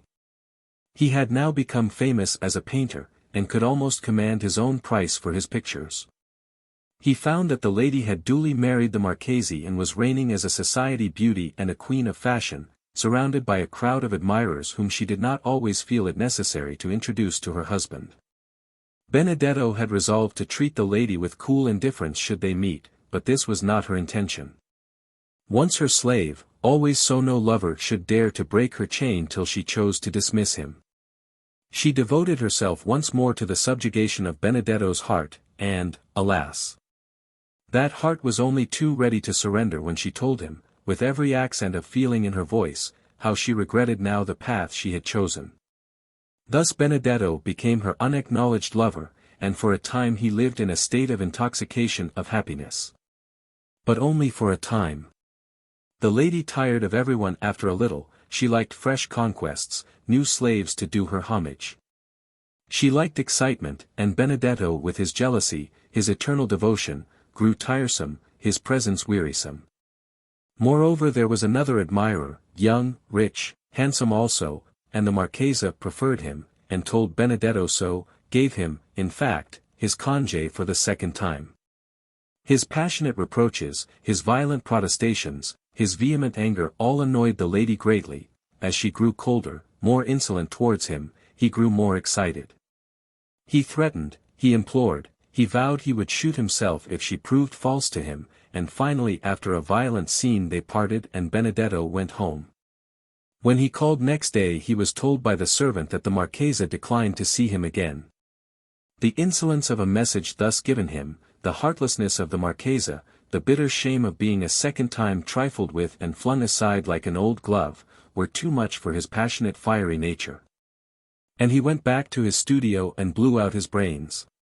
When his spirit awoke to consciousness it was to all the horrors of finding himself a prisoner in his coffin in the grave. He had destroyed his material body but he could not free his spirit from it, till the decaying of that body should liberate the soul. Those loathsome particles of that corrupting body still clothed the spirit, the link between them was not severed. Oh, the horror of such a fate! Can anyone hear of it and not shudder to think what the bitter weariness and discontent of life, and a reckless desire to be free of it at any cost, may plunge the soul into? If those on earth would be truly merciful to the suicide they would cremate his body, not bury it, that the soul may, by the speedy dispersal of the particles, be the sooner freed from such a prison. The soul of a suicide is not ready to leave the body, it is like an unripe fruit and does not fall readily from the material tree which is nourishing it. A great shock has cast it forth, but it still remains attached, till the sustaining link shall wither away. From time to time Benedetto would lapse into unconsciousness and lose for a little the sense of his terrible position. And from these states of merciful oblivion he would awaken to find that little by little the earthly body was losing its hold upon the spirit and crumbling into dust. But while it did so he had to suffer in all his nerves the pangs of this gradual dissolution. The sudden destruction of the earthly body, while it would have given his spirit a more violent, more painful shock, would at least have spared him the slow torture of this lingering decay. At last the material body ceased to hold the spirit, and he rose from the grave but still hung over it, tied, though he was no longer imprisoned, then the last link snapped and he was free to wander forth into the earth plane. And first his powers of hearing and seeing and feeling were most feebly developed, then gradually they unfolded and he became conscious of his surroundings. With these powers came again the passions and desires of his earthly life and also the knowledge of how he could yet gratify them. And again as in his earthly life he sought oblivion for his sorrow and bitterness in the pleasures of the senses. But he sought in vain. Memory was ever present with him, torturing him with the past. In his soul there was a wild hunger, a fierce thirst for revenge, for power to make her suffer as he had done, and the very intensity of his thoughts at last carried him to where she was. He found her as of old, surrounded by her little court of gay admirers. A little older but still the same, still as heartless, still untroubled by his fate and indifferent to it. And it maddened him to think of the sufferings he had brought upon himself for the love of this woman. At last all thoughts became merged in the one thought of how he could find means to drag her down from her position. How strip her of all those things which she prized more than love or honor or even the lives of those who might be called her victims. And he succeeded, for spirits have more powers than mortals dream of. Step by step he saw her come down from her proud position, losing first wealth, then honor, stripped of every disguise she had worn, and known for what she was, a vile temptress who played with men's souls as one plays with dice. Careless how many hearts she broke, how many lives she ruined, careless alike of her husband's honor and her own fair fame. So long as she could hide her intrigues from the eyes of the world and rise a step higher in wealth and power upon the body of each new victim. And even in his darkness and misery Benedetto hugged himself and was comforted to think it was his hands that were dragging her down and tearing the mask from her beauty and worldliness. She wondered how it was that so many events all tended to one end, her ruin. How it was that her most carefully laid schemes were thwarted, her most jealously guarded secrets found out and held up to the light of day. She began at last to tremble at what each day might bring forth. It was as though some unseen agency, whose toils she could not escape, was at work to crush her, and then she thought of Benedetto and his last threats that if she drove him to despair he would send himself to hell and drag her with him. She had thought he meant to murder her perhaps, and when she heard he had shot himself and was dead, she felt relieved and soon forgot him, save when some event would recall him to her mind for a moment. And now she was always thinking of him, she could not get away from the obtrusive thought, and she began to shudder with fear lest he should rise from his grave and haunt her. And all the time there stood Benedetto's spirit beside her, whispering in her ears and telling her that this was his revenge come to him at last. He whispered to her of the past and of that love that had seemed so sweet and that had turned to bitterest burning hate, consuming him as with the fire of hell whose flames should scorch her soul also and drive her to a despair as great as his. And her mind felt this haunting presence even while her bodily eyes could see nothing. In vain she fled to society, to all places where there were crowds of men and women, in order to escape, the haunting presence was with her everywhere. Day by day it grew more distinct, more real, a something from which there was no escape. At last one evening in the dim grey of twilight she saw him, with his wild menacing eyes, his fierce, passionate hate, expressing itself in every line of his face, in every gesture of his form. The shock was too much for her overwrought nerves and she fell dead upon the floor. And then Benedetto knew that he had succeeded and had killed her, and that from henceforth the brand of Cain was stamped upon his brow. Then a horror of himself seized upon him, he loathed the deed he had done. He had intended to kill her, and then when the spirit left the body to drag it down with him and to haunt and torment it forever, so that on neither side of the grave should she know rest. But now his only thought was to escape from himself and the horror of his success, for all good was not dead in this man, and the shock which had killed the Marchesa had awakened him to the true nature of his revengeful feelings. Then he fled from the earth, down and down even to this city of hell, the fit dwelling place for such as he. It was in this place that I found him, said faithful friend, and was able to help the now repentant man and to show him how he might best undo the wrong he had done. He awaits now the coming of this woman he so loved and hated, in order that he may ask her to forgive him and that he may forgive her himself. She has also been drawn to this sphere, for her own life was very guilty, and it is in this counterpart of that city which saw the history of their earthly love that they will meet again. And that is why he awaits her upon this bridge where in the past she has so often met him. And will she meet him soon? Yes. Very soon, and then will the sojourn of this man in this sphere be over, and he will be free to pass to a higher one, where his troubled spirit shall at last know a season of rest ere it mounts by slow and painful steps the stony pathway of progression. Will she, too, leave here with him? No, oh no. She will be also helped to progress, but their paths will lie widely asunder. There was no true affinity between them, only passion, and pride, and wounded self-love. They will part here to meet no more. We now drew near Benedetto, and as I touched him on the shoulder he started and turned round but at first did not recognize me. Then I made myself known and said how I should rejoice to renew our early friendship in those higher spheres in which I hoped we would both soon meet again. I told him briefly that I, too, had sinned and suffered, and was working my way upwards now. He seemed glad to see me and wrung my hand with much emotion when we said goodbye, and then faithful friend and I went away, leaving him still seated upon the bridge waiting for his last interview with her who had been once so dear to him and who was now but a painful memory. As we were on our road from Venice to those plains which I now understood to be the spiritual replica of the plains of Lombardy, my attention was suddenly attracted by a voice calling to me in a pitiful tone for help.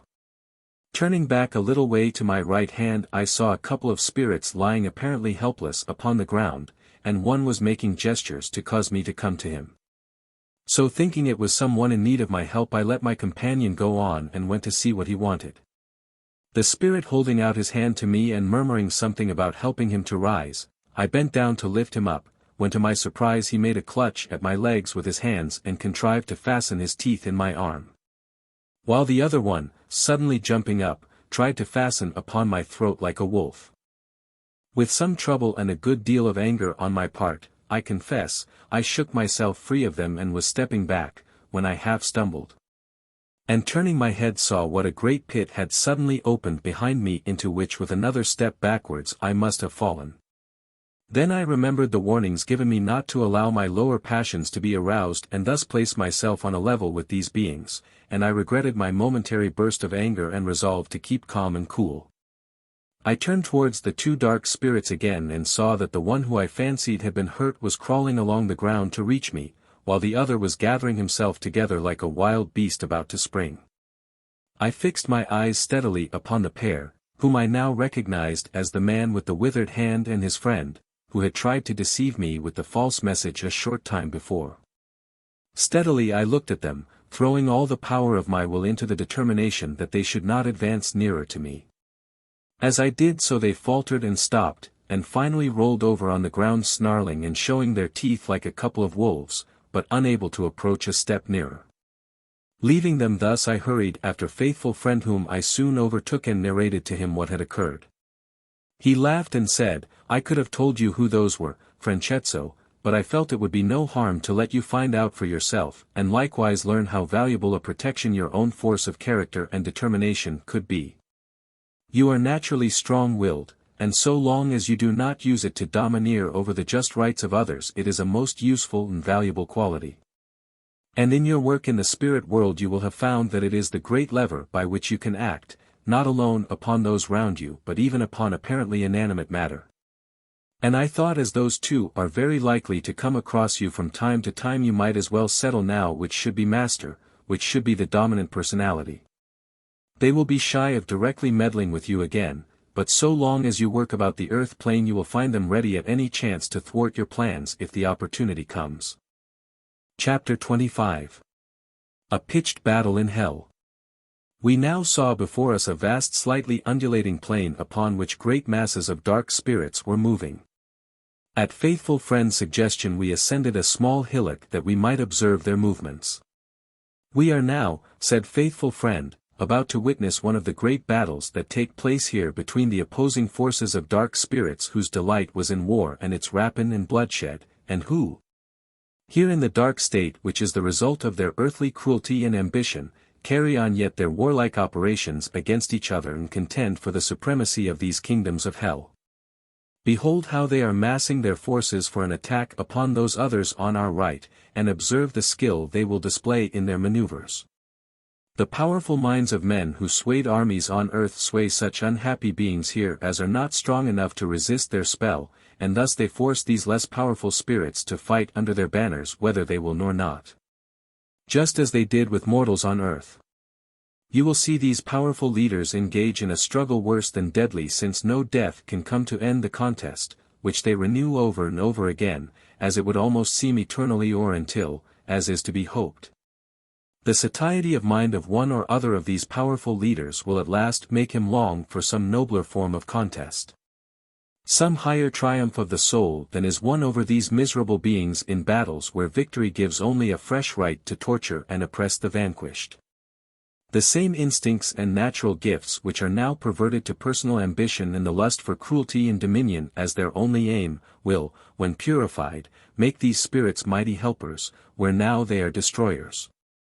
And the same powers of will help forward the progress they now retard.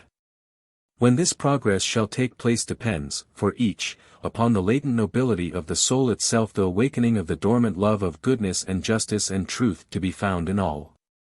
Though like seeds in the earth these germs of better things may lie long hidden beneath the mass of evil that overloads them. There must and does come a time for each when the better soul awakens and these germs of good send out shoots that lead to repentance and bring forth an abounding harvest of virtue and good works. We looked over the vast plain and now beheld the two mighty hosts of spirits drawn up to confront one another in the array of battle. Here and there I beheld powerful spirits, leading each his band or regiment as in an earthly army.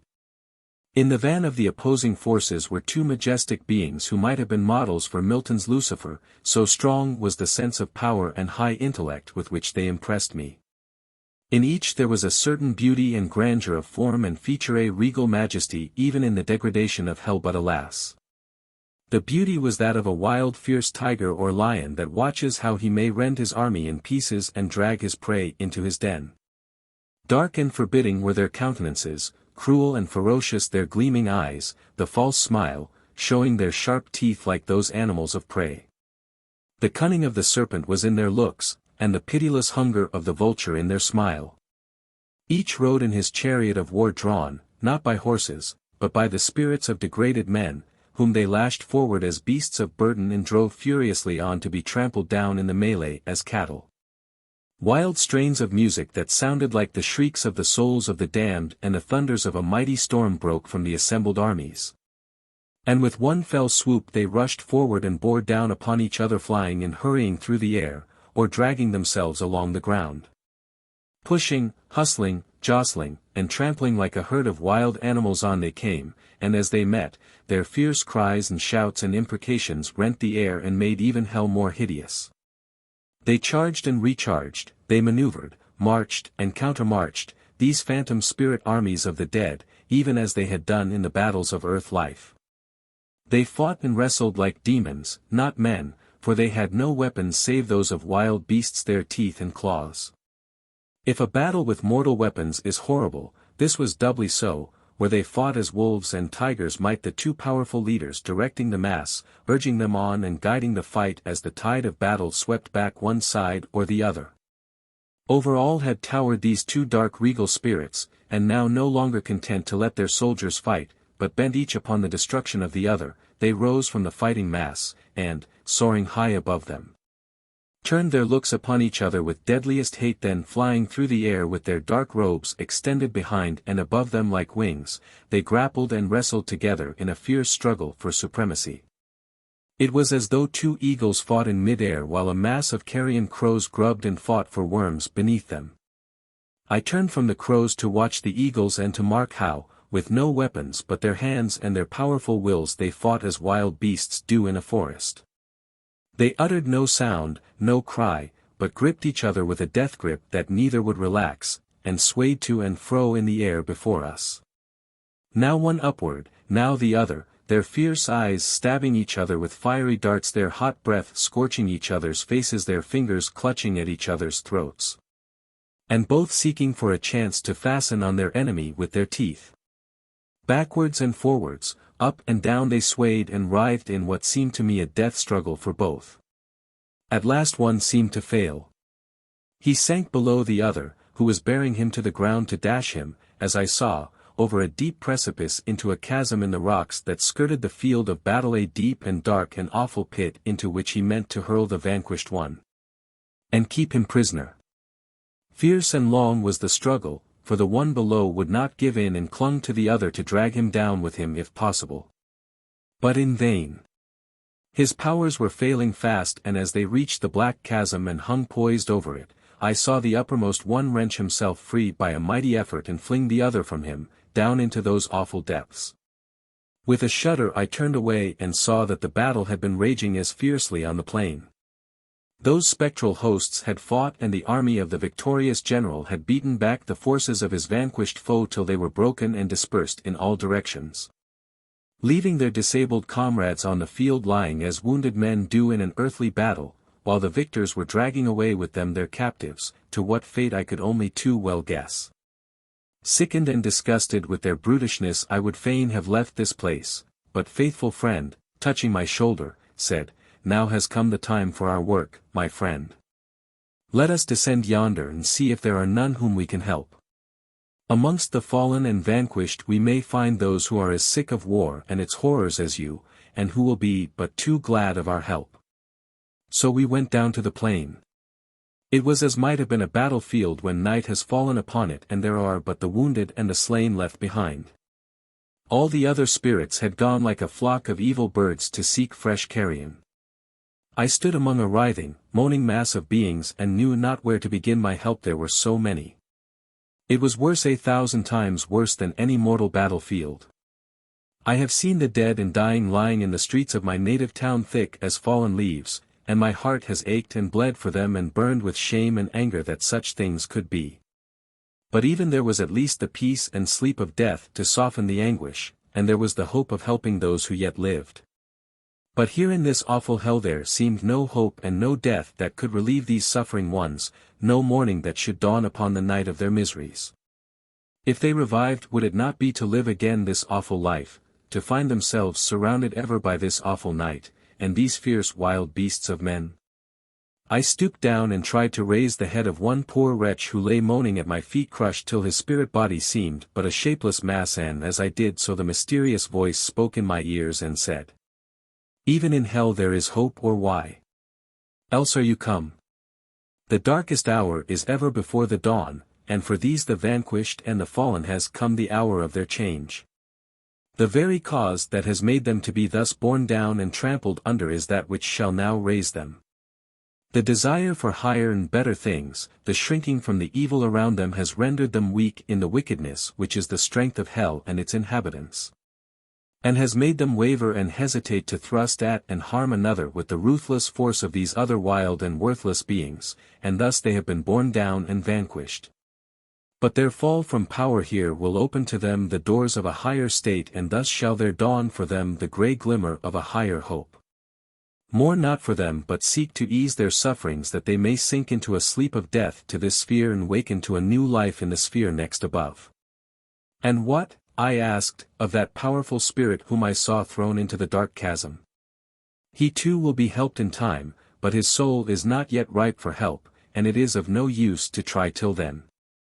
The voice ceased, and faithful friend, who was beside me, made signs to show me how to soothe these weary ones to sleep, and pointed out to me numerous stars of light which had gathered on that field of pain, and said they were carried by those of our Brotherhood who were, like ourselves, drawn here on their mission of love and mercy. Ere long the writhing, moaning forms had sunk into unconsciousness, and a short time after I saw a sight that was strange and wonderful indeed. Over each silent form there arose a faint misty floating vapor, such as I had seen once before in the case of a spirit we had rescued, as I have already told. Gradually these vapors took shape and solidity and assumed the form of the released spirit or soul. Then each was borne away by bands of bright ethereal spirits who had gathered above our heads till the last was gone and our work and theirs was done. Chapter 26. Farewell to the Dark Land. I now perceived that those brothers of hope, who like myself had been assisting the poor wounded spirits, all belonged to the same company as myself, and they were all collecting together. The little starry lights we each carried looking indeed like emblems of hope in darkness. Faithful friend and I joined the others and were soon interchanging greetings and congratulations, like a brigade of soldiers about to return home after a successful campaign. Before we again passed through the fiery ring that encompassed this region, the leader of our band conducted us to the top of a high pinnacle of rock from which we beheld the cities and plains and mountains of that land of darkness, through which each of us had passed in our pilgrimage. And standing on that mountain peak we could survey the mighty panorama of hell stretched out at our feet. He then addressed us in grave, solemn tones. This scene upon which we look is but a very small, fractional portion of the great sphere which men have been wont to speak of as hell. There are dark spheres above this which may seem to many to deserve the name until they have seen this place and learned in it how low a soul can sink and how much more terrible in this sphere can be both the crimes and the sufferings. The great belt of dark matter of which is composed this, the lowest of the earth's spheres, extends for many million miles around us, and has received within its borders all those multitudes of sinful souls whose material lives have been passed on earth, and whose existences date back to the remote far-off ages in which the planet Earth first began to bear its harvest of conscious immortals, destined to sin and suffer and work out each their own salvation till they should be purified from all earthly stain, all taint of their lower nature.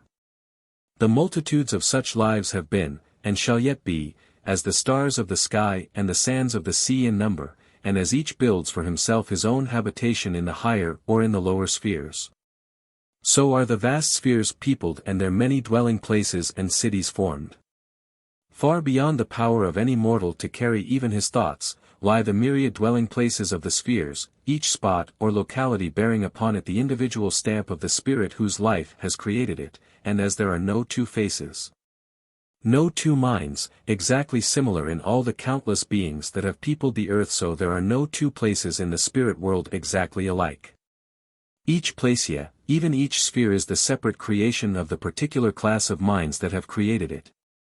And those whose minds are in affinity being drawn to each other in the spirit world, every place will bear more or less the peculiar stamp of its inhabitants.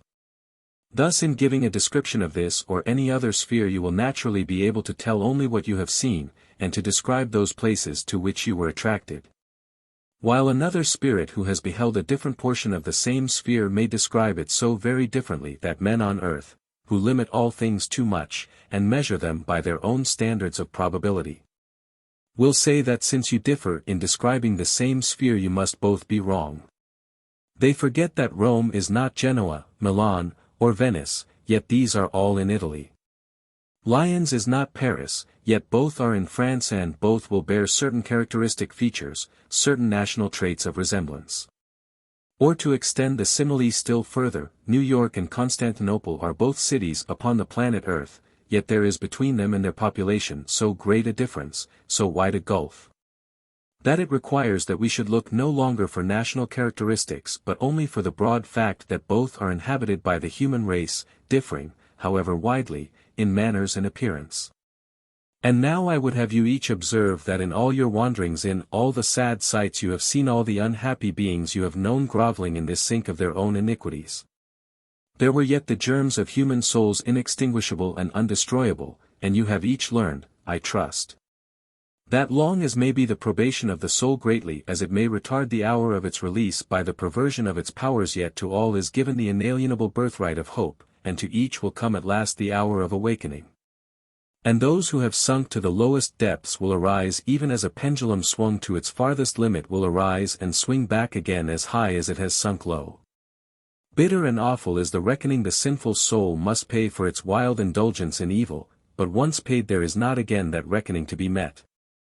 There is no inexorable creditor whose ears are deaf to the voice of prayer, or who will say to the repentant prodigal, Begone, for your doom is sealed and the hour of your redemption past. Oh, brethren of hope! Can man in his littleness measure the power of the Almighty, whose ways are past his finding out? Can man put a limit to his mercy and say it shall be denied to any sorrowful sinner, however deep has been his sin? God alone can condemn, and he alone can pardon, and his voice cries out to us in everything, in every blade of grass that grows, In every ray of light that shines, how great is the goodness and mercy of our God, how long-suffering and how slow to anger. And his voice calls with trumpet tongue, through his many angels and ministering spirits, to all who repent and seek for mercy, that mercy is ever given, pardon, full and free, is granted unto all who earnestly seek it and would truly labor that they may win it. Even beyond the grave, even within the gates of hell itself, there is yet mercy and pardon, yet hope and love held out to all. Not one atom of the immortal soul essence which has been breathed into man and become a living conscious individuality is ever again truly lost, wholly doomed either to annihilation or eternal misery. They err, I had almost said they sin, who teach man otherwise, for by so doing they shut a door upon his hopes and render the erring soul yet more desperate because more hopeless, when, as he deems, death has put the final seal of damnation upon his fate. I would when each of you returns to the earth plane that you proclaim to all this truth which you have learned in these your wanderings. And strive ever that each and all may feel the sense of hope and the need there is to take heed to their ways while there is yet time. Far easier were it for man in his earth life to undo his misdeeds than if he wait till death has placed his barrier between him and those to whom he would atone. In those hells which you have seen, all has been the outcome of men's own evil lives, the works of their own past either upon earth or in its spheres. There is nothing but what has been the creation of the soul itself, however horrible to you may appear its surroundings. However shocked you may have felt at the spiritual appearance of these beings, yet must you ever remember that such as they are, have they made themselves. God has not added one grain's weight to the burden of any, and equally must it be the work of each to undo what he has done, to build up again what he has destroyed, to purify what he has debased. And then will these wretched dwellings, these degraded forms, these fearful surroundings be exchanged for brighter and happier scenes, purer bodies, more peaceful homes. And when at last in the fullness of time the good on earth and in its spheres shall overcome the bad, the evil sights and evil places will be swept away as the froth upon the sea is swept on by the advancing tide. And the pure water of life shall flow over these spots and purify them till these solid black mountains, this dense heavy atmosphere, and these foul dwelling places shall melt in the strong purifying fire of repentance. Even as the hard granite rock is melted in the crucible of the chemist till it is dissipated into the atmosphere and floated away to form other rocks elsewhere. Nothing is ever lost, nothing ever destroyed. All things are imperishable. Those atoms which your body has attracted to it today are thrown off again tomorrow, and pass on to form other bodies eternally, as these emanations of men's spiritual natures are formed into the earth spheres. And when there is no longer magnetism sufficiently gross to hold together these gross particles which form the lower spheres, these atoms will become detached from following the earth and its sphere in their rushing journey through the limitless ether of space, and will float in suspension in the ether till drawn to another planet whose spheres are congenial and whose spiritual inhabitants are on an equally gross plane. Thus these same rocks and this country have all formed in the past the lower spheres of other planets which have now grown too highly developed to attract them, and they will, when this, our Earth, has ceased to attract them, be drawn off and form the spheres of some other planet. So too are our higher spheres formed of matter more etherealized, yet still matter, which has been cast off from planet spheres much in advance of ours, and in like manner these atoms will be left by us and reabsorbed in turn by our successor. Nothing is lost, nothing wasted, nothing is really new. The things called new are but new combinations of that which exists already, and is in its nature eternal. To what ultimate height of development we shall reach, I know not, none can know, since there can be no limit to our knowledge or our progress. But I believe that could we foresee the ultimate destiny of our own small planet, as we can in part judge of it from seeing the more advanced ones around us, we should learn to look upon even the longest earthly life and the longest, saddest probation of these dark spheres as but stepping stones on which man shall mount to the thrones of angels at last. What we can see, what we do know and may grasp, is the great and ever-present truth that hope is truly eternal and progression is ever possible even to the lowest and most degraded and sin-stained soul. It is this great truth we would have each of you to preach both to mortal and immortal man, when you return to the earth planes and to your work there, and as you have been helped and strengthened and taught. So do you feel bound by the obligations of gratitude and the ties of universal brotherhood to help others? Let us now bid farewell to this dark land, not in sorrow over its sadness and its sins, but in hope and with earnest prayer for the future of all who are yet in the bonds of suffering and sin. As our great leader concluded his speech, we took our last look at the dark country, and, descending the mountain, we passed once more through the ring of fire, which, as before, was by our willpower driven back on either side of us that we might pass through in safety. Thus ended my wanderings in the kingdoms of hell. Part 4. Through the Gates of Gold. Chapter 27. Welcome on our return. A magic mirror work in the cities of earth, the land of remorse, the valley of phantom mists, a home of rest. On our return to the land of dawn, we met with a right royal welcome from our brotherhood. And a festival was given in our honor. On entering our own little rooms, each of us found a new robe awaiting him. It was of a very light gray, almost white color, and the border, girdle, and device of our order and anchor and the star upon the left sleeve were in deep golden yellow. I greatly prized this new dress because in the spirit world the dress symbolizes the state of advancement of the spirit, and is esteemed as showing what each one has attained. What I prized even more than this new dress, however, was a most beautiful wreath of pure white spirit roses which I found had clustered around and framed the magic picture of my beloved, a frame that never withered, never faded, and whose fragrance was wafted to me as I reposed on the snow-white couch and gazed out upon those peaceful hills behind which there shone the dawning day. I was aroused from my reverie by a friend who came to summon me to the festival, and on entering the great hall I found my father and some friends of my wanderings awaiting me.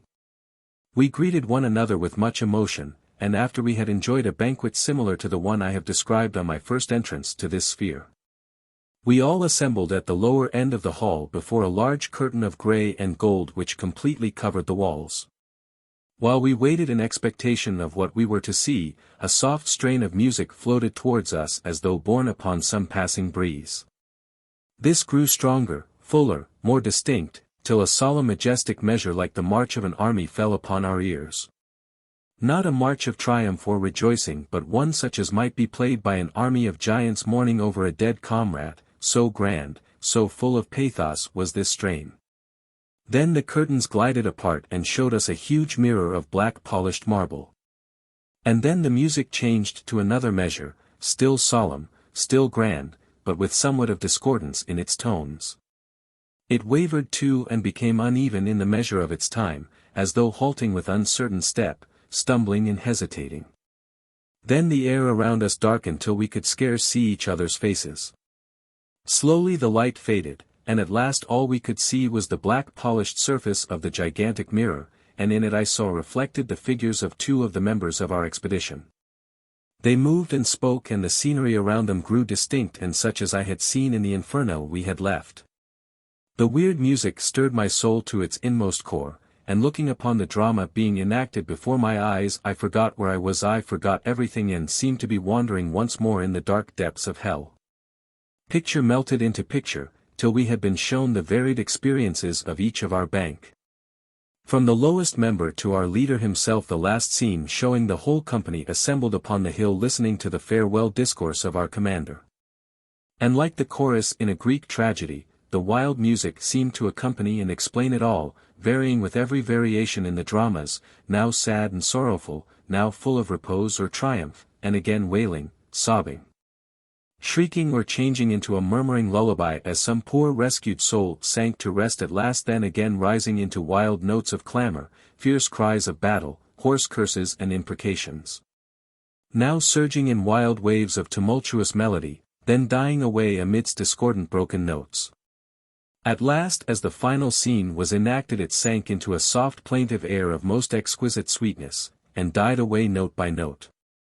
As it ceased, the darkness vanished, the curtains glided over the black mirror, and we all turned with a sigh of relief and thankfulness to congratulate each other that our wanderings in that dark land were past. I asked my father how this effect had been produced, was it an illusion or what? "My son," he answered, "what you have seen is an application of scientific knowledge, nothing more. This mirror has been so prepared that it receives and reflects the images thrown upon it from a series of sheets of thin metal, or rather what is the spiritual counterpart of earthly metal. These sheets of metal have been so highly sensitized that they are able to receive and retain these pictures somewhat in the fashion of a phonograph, such as you saw in Earth life, receives and retains the sound waves. When you were wandering in those dark spheres, you were put in magnetic communication with this instrument and the adventures of each were transferred to one of these sensitive sheets. While the emotions of every one of you caused the sound waves in the spheres of music and literature to vibrate in corresponding tones of sympathy. You belong to the spheres of art, music and literature, and therefore you are able to see and feel and understand the vibrations of those spheres. In the spirit world all emotions, speeches, or events reproduce themselves in objective forms and become for those in harmony with them either pictures, melodies, or spoken narratives. The spirit world is created by the thoughts and actions of the soul, and therefore every act or thought forms its spiritually material counterpart. In this sphere you will find many things not yet known to men on earth, many curious inventions which will in time be transmitted to earth and clothed there in material form. But see! You are about to receive the palm branch which is given to each of you as a reward of your victory. At this moment the large doors of the hall were once more thrown open and our Grand Master entered, followed by the same train of handsome youths I had seen before, only this time each carried a branch of palm instead of a wreath of laurel. When the Grand Master had seated himself under his canopy of state we were each summoned to his presence to receive our branch of palm, and when we had all done so and returned to our places again a most joyous hymn of victory was sung by everyone. Our palm branches waving in time to the music and our glad voices filling the air with triumphant harmony. I now enjoyed a long quiet season of rest which much resembled that half-waking, half-sleeping state, when the mind is too much in repose to think and yet retains full consciousness of all its surroundings. From this state, which lasted some weeks, I arose completely recovered from the effects of my wanderings in the dark spheres. And my first thought was to visit my beloved, and see if she could see me and be conscious of my improved appearance. I shall not, however, dwell upon our interview. Its joy was for ourselves alone. I only seek to show that death does not of necessity either end our affection for those we have left or shut us out from sharing with them our joys or sorrows. I found that I was now much more able to communicate with her through her own mediumistic powers, so that we did not need any third person to intervene and help us. And thus were my labors lightened and cheered by her sweet affection and her conscious recognition of my presence and of my continued existence. My work at this time was once more upon the earth plane and in those cities whose counterparts I had seen in hell. I had to labor among those mortals and spirits who thronged them, and impress their minds with a sense of what I had seen in that dark sphere far below. I knew I could only make them dimly conscious of it, only arouse a little their dormant sense of fear of future retribution for their present misdeeds. But even that was something and would help to deter some from a too complete abandonment of themselves to selfish pleasure. Moreover, amongst the spirits who were earthbound to those cities I found many whom I could assist, with the knowledge and strength which I had gained in my journey. There ever is and ever must be ample work for those who work upon the earth plane, for multitudinous as are the workers there, more are always being wanted, since men are passing over from earth life every hour and every minute, who need all the help that can be given them. Thus passed some months for me, and then I began once more to feel the old restless longing to rise higher myself, to attain more than I had yet done. To approach nearer to that sphere to which my beloved one would pass when her earthly life was ended, and by attaining which I could alone hope to be united to her in the spirit world. I used to at this time be tormented with a constant fear lest my darling should pass from earth before I had risen to her spiritual level, and thus I should again be parted from her. This fear it was which had ever urged me on to fresh efforts, fresh conquests over myself, and now made me dissatisfied even with the progress I had made.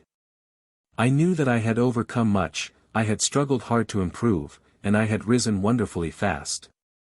Yet in spite of all I was still tormented by the jealous and suspicious feelings which my disposition and my earthly experience had gathered about me. There were even times when I would begin to doubt the constancy of my beloved herself. In spite of all the many proofs of her love which she had given me, I would fear lest while I was away from her someone yet in the flesh should after all win her love from me. And thus I was in danger of becoming earthbound by reason of my unworthy desire to watch her continually. Ah! You who think a spirit has changed all his thoughts and desires at the moment of dissolution, how little you understand of the conditions of that other life beyond the grave, and how slowly, how very slowly we change the habits of thought we have cultivated in our earthly lives, or how long they cling to us in the spiritual state. I was then in character much what I had been on earth, only a little better, only learning by degrees wherein my ideas had been wrong and full of prejudice, a lesson we may go on learning through many spheres, higher than any I had attained to. Even while I doubted and feared, I was ashamed of my doubts and knew how unjust they were, yet could I not free myself from them. The experiences of my earth life had taught me suspicion and distrust, and the ghosts of that earth life were not so easily laid. It was while I was in this state of self-torment that Ahrinziman came to me and told me how I might free myself from these haunting shadows of the past. There is, said he, a land not far from here called the land of remorse. Were you to visit it, the journey would be of much service to you, for once its hills and valleys were passed and its difficulties overcome, the true nature of your earthly life and its mistakes would be clearly realized and prove a great means of progression for your soul. Such a journey will indeed be full of much bitterness and sorrow, for you will see displayed in all their nakedness, the actions of your past. Actions which you have already in part atoned for but do not yet see as the eyes of the higher spiritual intelligences see them. Few who come over from earth life really realize the true motives which prompted their actions. Many indeed go on for years, some even for centuries, before this knowledge comes to them. They excuse and justify to their own consciences their misdeeds, and such a land as this I speak of is very useful for enlightening them. The journey must, however, be undertaken voluntarily, and it will then shorten by years the pathway of progression. In that land men's lives are stored up as pictures which, mirrored in the wondrous spiritual atmosphere, reflect for them the reasons of many failures, and show the subtle causes at work in their own hearts which have shaped the lives of each. It would be a severe and keen self-examination through which you would pass a bitter experience of your own nature, your own self, but though a bitter it is a salutary medicine, and would go far to heal your soul of those maladies of the earth life which like a miasma hang about it still. Show me, I answered, where this land is, and I will go to it. Ahrinziman took me to the top of one of those dim and distant hills which I could see from the window of my little room, and leading me to where we looked down across a wide plain bounded by another range of hills far away, said, on the other side of those farther hills lies this wondrous land of which I speak, a land through which most spirits pass whose lives have been such as to call for great sorrow and remorse. Those whose errors have been merely trivial, daily weaknesses such as are common to all mankind, do not pass through it. There are other means whereby they may be enlightened as to the source of their mistakes. This land is more particularly useful to such as yourself, of strong powers and strong will, who will recognize readily and admit freely wherein you have done wrong, and in doing so arise to better things. Like a strong tonic, this circle of the sphere would be too much for some weak erring spirits who would only be crushed and overwhelmed and disheartened by the too rapid and vivid realization of all their sins. Such spirits must be taught slowly, step by step, a little at a time, while you who are strong of heart and full of courage will but rise the more rapidly the sooner you see and recognize the nature of those fetters which have bound your soul. And will it take me long to accomplish this journey? No, it will last but a short time, 2 or 3 weeks of earth time, for behold as I shadow it forth to you I see following it fast the image of your returning spirit, showing that the two events are not separated by a wide interval. In the spirit world where time is not reckoned by days or weeks or counted by hours, we judge of how long an event will take to accomplish or when an occurrence will happen by seeing how near or how far away they appear. And also by observing whether the shadow cast by the coming event touches the earth or is yet distant from it. We then try to judge as nearly as possible of what will be its corresponding time as measured by earthly standards. Even the wisest of us may not always be able to do this with perfect correctness. Thus it is as well for those who communicate with friends on earth not to give an exact date for foreseen events, since many things may intervene to delay it and thus make the date incorrect. An event may be shown very near, yet instead of continuing to travel to the mortal at the same speed it may be delayed or held in suspense, and sometimes even turned aside altogether by a stronger power than the one which has set it in motion. I thanked my guide for his advice and we parted. I was so very eager to progress that a very short time after this conversation saw me setting forth upon my new journey. I found my progress not so rapid as had been the case in my previous travels through the spirit land, for now I had taken upon me the full burden of my past sins. And like the load carried by the pilgrim Christian it almost weighed me down to the earth, making my movements very slow and laborious.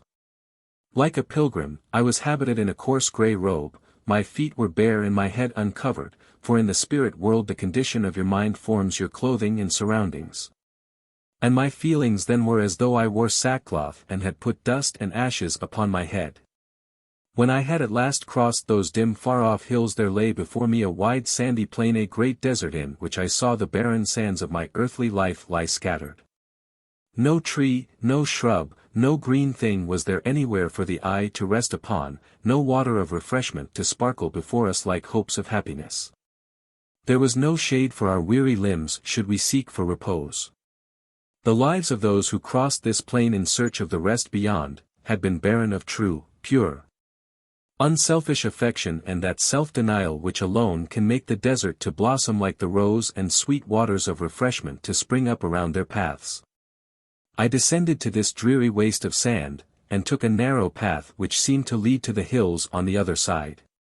The load I carried had now become almost intolerable to me and I longed to lay it down but in vain.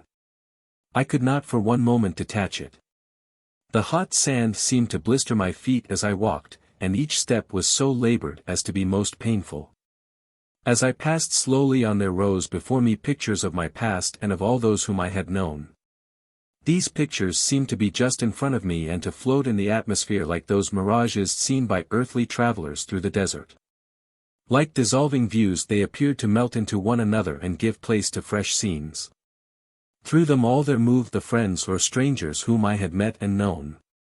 And the long-forgotten unkind thoughts and words which I had spoken to them rose up in an accusing array before me. The tears I had made others shed, the cruel words, sharper and harder to bear than any blow, with which I had wounded the feelings of those around me. 1,000 hard unworthy thoughts and selfish actions of my past long thrust aside and forgotten or excused all rose up once more before me, picture after picture, till at last I was so overwhelmed to see what an array of them there was, that I broke down, and casting my pride to the winds I bowed myself in the dust and wept bitter tears of shame and sorrow. And where my tears fell on the hot dry sand there sprang up around me little flowers like white stars, each little waxy blossom bearing in its heart a drop of dew. So that the place I had sunk down upon in such sorrow had become a little oasis of beauty in that weary desert. I plucked a few of those tiny blossoms and placed them in my bosom as a memorial of that spot, and then rose to go on again. To my surprise the pictures were no longer visible, but in front of me I beheld a woman carrying a little child whose weight seemed too much for her strength, and it was wailing with weariness and fear. I hurried up to them and offered to carry the poor little one, for I was touched by the sight of its poor little frightened face and weary drooping head. The woman stared at me for a moment and then put the little one in my arms, and as I covered him over with a part of my robe the poor tired little creature sank into a quiet sleep. The woman told me the child was hers, but she had not felt much affection for it during its life. In fact, said she, I did not want a child at all. I do not care for children, and when this one came I was annoyed and neglected it. Then, as it grew older, and was, as I thought then, naughty and troublesome, I used to beat it and shut it up in dark rooms, and was otherwise hard and unkind. At last when it was 5 years old it died, and then I died not long afterwards of the same fever. Since I came to the spirit world that child has seemed to haunt me, and at last I was advised to take this journey, carrying him with me since I cannot rid myself of his presence. And do you even yet feel no love for the poor little thing? Well, no. I can't say I have come to love it, perhaps I never shall really love it as some mothers do. Indeed I am one of those women who should not be mothers at all. The maternal instinct is, as yet at all events, quite wanting in me. I do not love the child, but I am sorry now that I was not kinder to him, and I can see that what I thought was a sense of duty urging me to bring him up properly and correct his faults was only an excuse for my own temper and the irritation the care of him caused. I can see I have done wrong and why I did so, but I cannot say I have much love for this child. And are you to take him with you through all your journey? I asked, feeling so sorry for the poor little unloved thing that I bent over him and kissed him, my own eyes growing dim as I did so, for I thought of my beloved on earth and what a treasure she would have deemed such a child. And how tender she would have been to it. And as I kissed him he put his little arms around my neck and smiled up at me in a half-asleep way that should have gone straight to the woman's heart. Even as it was her face relaxed a little, and she said more graciously than she had yet spoken. I am only to carry him a little farther, I believe. And then he will be taken to a sphere where there are many children like him whose parents do not care about them and who are taken care of by spirits who are fond of children. I am glad to think that, I said, and then we trudged on together for a bit farther, till we reached a small group of rocks where there was a little pool of water, beside which we sat down to rest. Presently I fell asleep, and when I awoke the woman and the child had gone. I arose and resumed my way, and shortly after arrived at the foot of the mountains, which pride and ambition had reared. Hard, rocky, and precipitous was the pathway across them, with scarce foothold to help one on, and ofttimes it seemed as though these rocks reared by selfish pride would prove too difficult to surmount. And as I climbed I recognized what share I had had in building them, what atoms my pride had sent to swell these difficulties I now encountered. Few of us know the secrets of our own hearts. We so often deem that it is a far nobler ambition than mere self-aggrandizement which inspires our efforts to place ourselves on a higher level than our fellow men who are not so well equipped for the battle of life. I looked back upon my past with shame as I recognized one great rock after another to be the spiritual emblems of the stumbling blocks which I had placed in the path of my feebler brothers, whose poor crude efforts had once seemed to me only worthy of prompt extinction in the interests of all true art, and I longed to have my life to live over again that I might do better with it and encourage where I had once condemned, help where I had crushed. I had been so hard to myself, so eager ever to attain to the highest possible excellence, that I had never been satisfied with any of my own efforts even when the applause of my fellows was ringing in my ears. Even when I had carried off the highest prizes from all competitors, and so I had thought myself entitled to exact as high a standard from all who sought to study my beautiful art.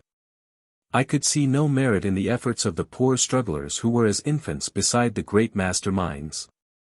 Talent, genius, I could cordially admire, frankly appreciate, but with complacent mediocrity I had no sympathy. Such I had had no desire to help. I was ignorant then that those feeble powers were like tiny seeds which though they would never develop into anything of value on earth, would yet blossom into the perfect flower in the great hereafter.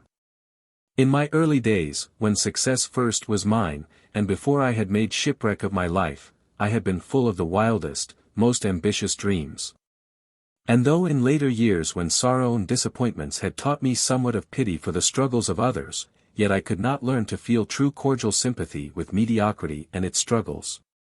And now I recognized that it was the want of such sympathy which had piled up high these rocks so typical of my arrogance. In my sorrow and remorse at this discovery I looked around to see if there might be anyone near me weaker than myself, whom it may not be too late to assist upon his path. And as I looked I saw above me on this hard road a young man almost spent and much exhausted with his effort to climb these rocks, which family pride and an ambition to rank with the noble and wealthy had piled up for him, a pride to which he had sacrificed all those who should have been most dear. He was clinging to a jutting out portion of rock, and was so spent and exhausted he seemed almost ready to let go and fall. I shouted to him to hold on, and soon climbed up to where he was, and there with some difficulty succeeded in dragging him up to the summit of these rocks. My strength being evidently double his, I was only too ready to help him as some relief to the remorse I now felt at thinking how many feeble minds I had crushed in the past.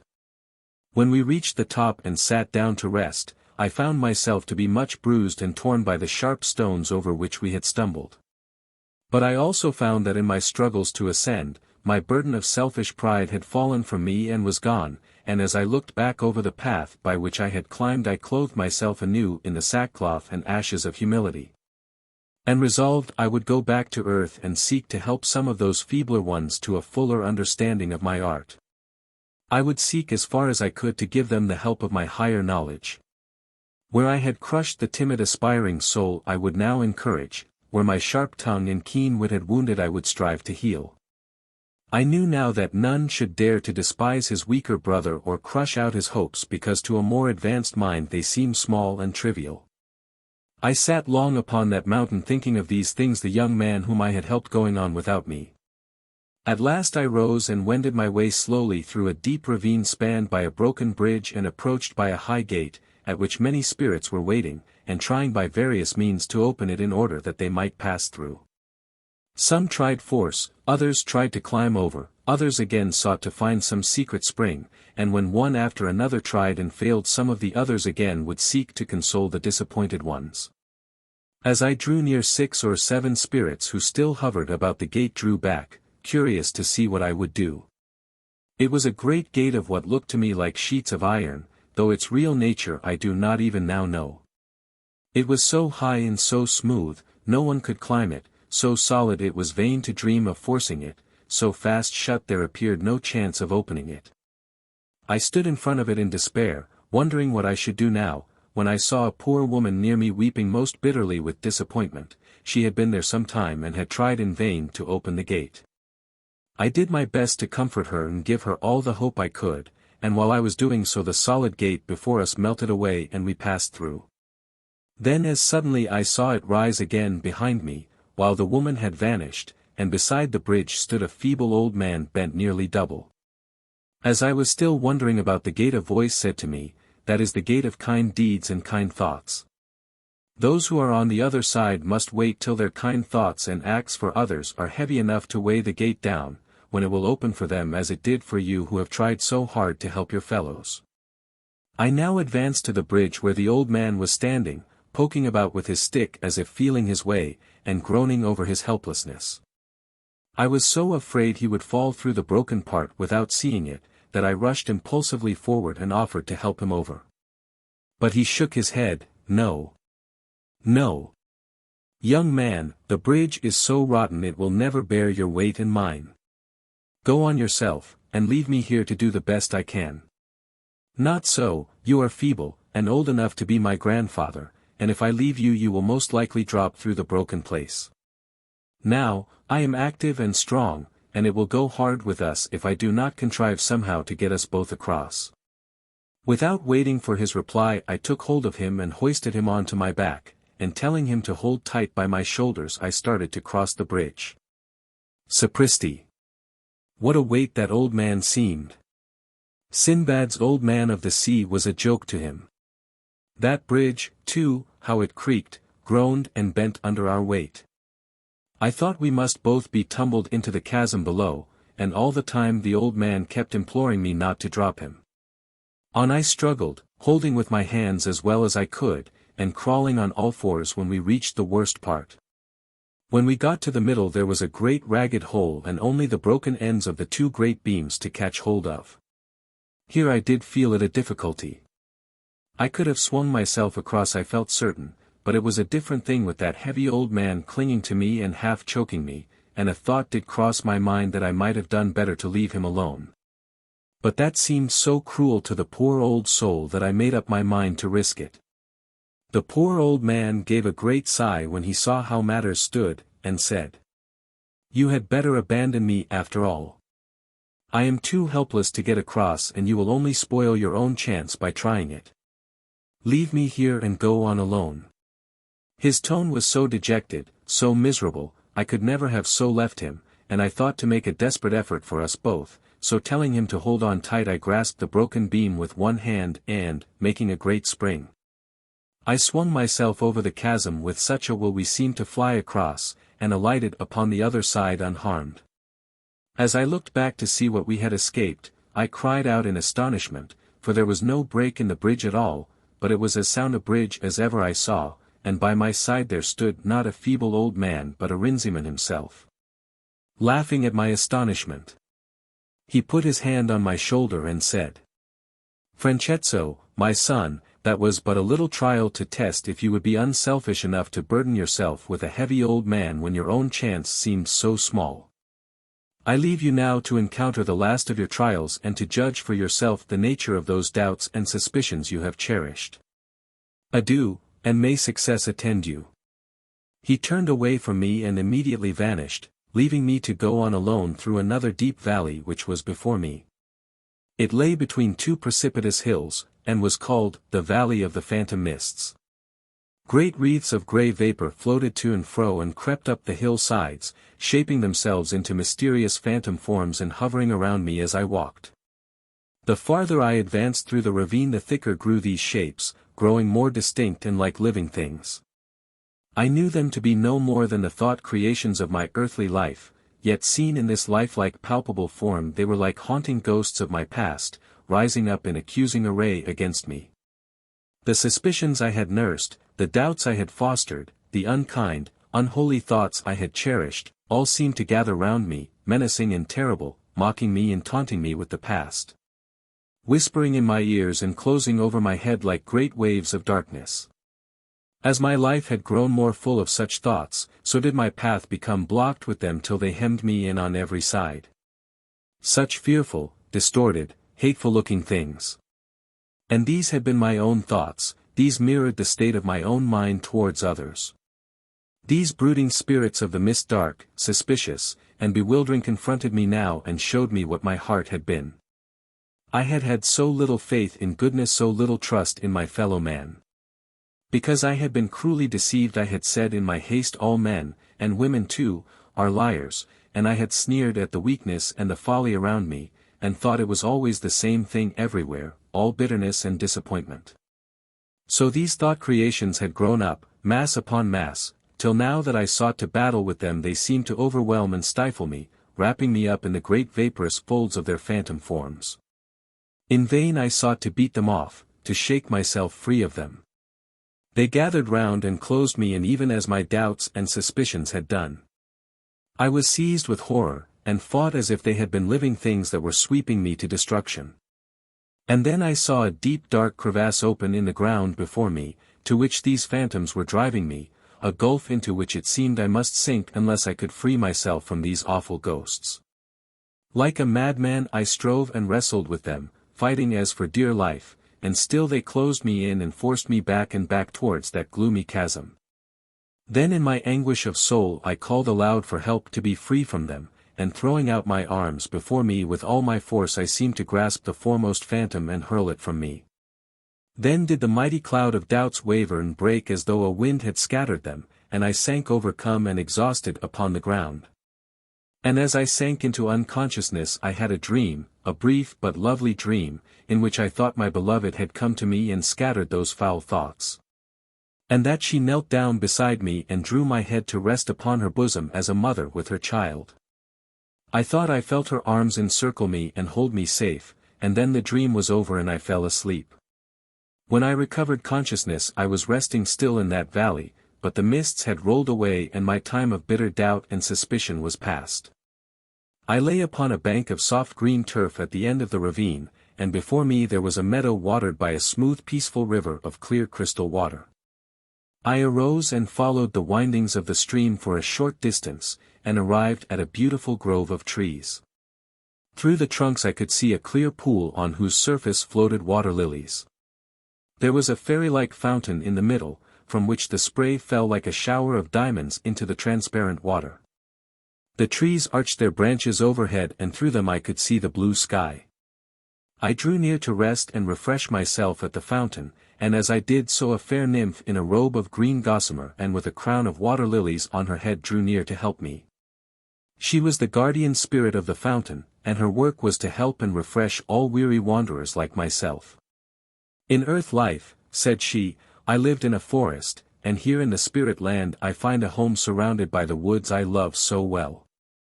She gave me food and drink, and after I had rested a while showed me a broad pathway through the trees, which led to a home of rest where I might repose for a time. With a grateful heart I thanked this bright spirit, and following the path soon found myself before a large building covered with honeysuckle and ivy. It had many windows and wide open doors as though to invite all to enter. It was approached by a great gateway of what looked like wrought iron, only that the birds and flowers on it were so lifelike they seemed to have clustered there to rest. While I stood looking at the gate it opened as by magic, and I passed on to the house. Here several spirits in white robes came to welcome me, and I was conducted to a pretty room whose windows looked out upon a grassy lawn and soft fairy-like trees, and here I was bidden to repose myself. On awakening I found my pilgrim dress was gone, and in its stead there lay my light grey robe, only now it had a triple border of pure white. I was greatly pleased, and arrayed myself with pleasure, for I felt the white to be a sign of my progression, white in the spirit world symbolizing purity and happiness, while black is the reverse. Presently I was conducted to a large pleasant room in which were a number of spirits dressed like myself, among whom I was pleased to recognize the woman with the child whom I had helped across the plains of repentance and tears. She smiled much more kindly on the child, and greeted me with pleasure, thanking me for my help, while the little one climbed upon my knees and established himself there as an earthly child might have done. An ample repast of fruits and cakes and the pure wine of the spirit land was set before us, and when we were all refreshed and had returned our thanks to God for all his mercies, the brother who presided wished us all God speed. And then with grateful hearts we bade each other adieu and set forth to return to our own homes. Chapter 28. My home and work in the morning land. I was not, however, destined to remain in the land of dawn. My home was now to be in the circle of the morning land, and I was therefore escorted thither by my friends. It lay beyond the peaceful lake and those hills behind which I used to watch the light of that dawning day which never seemed to grow brighter or advance in the land of dawn, but whose beauties belonged to this morning land. This land lay in an opposite direction from that range of hills beyond which lay the plain of remorse.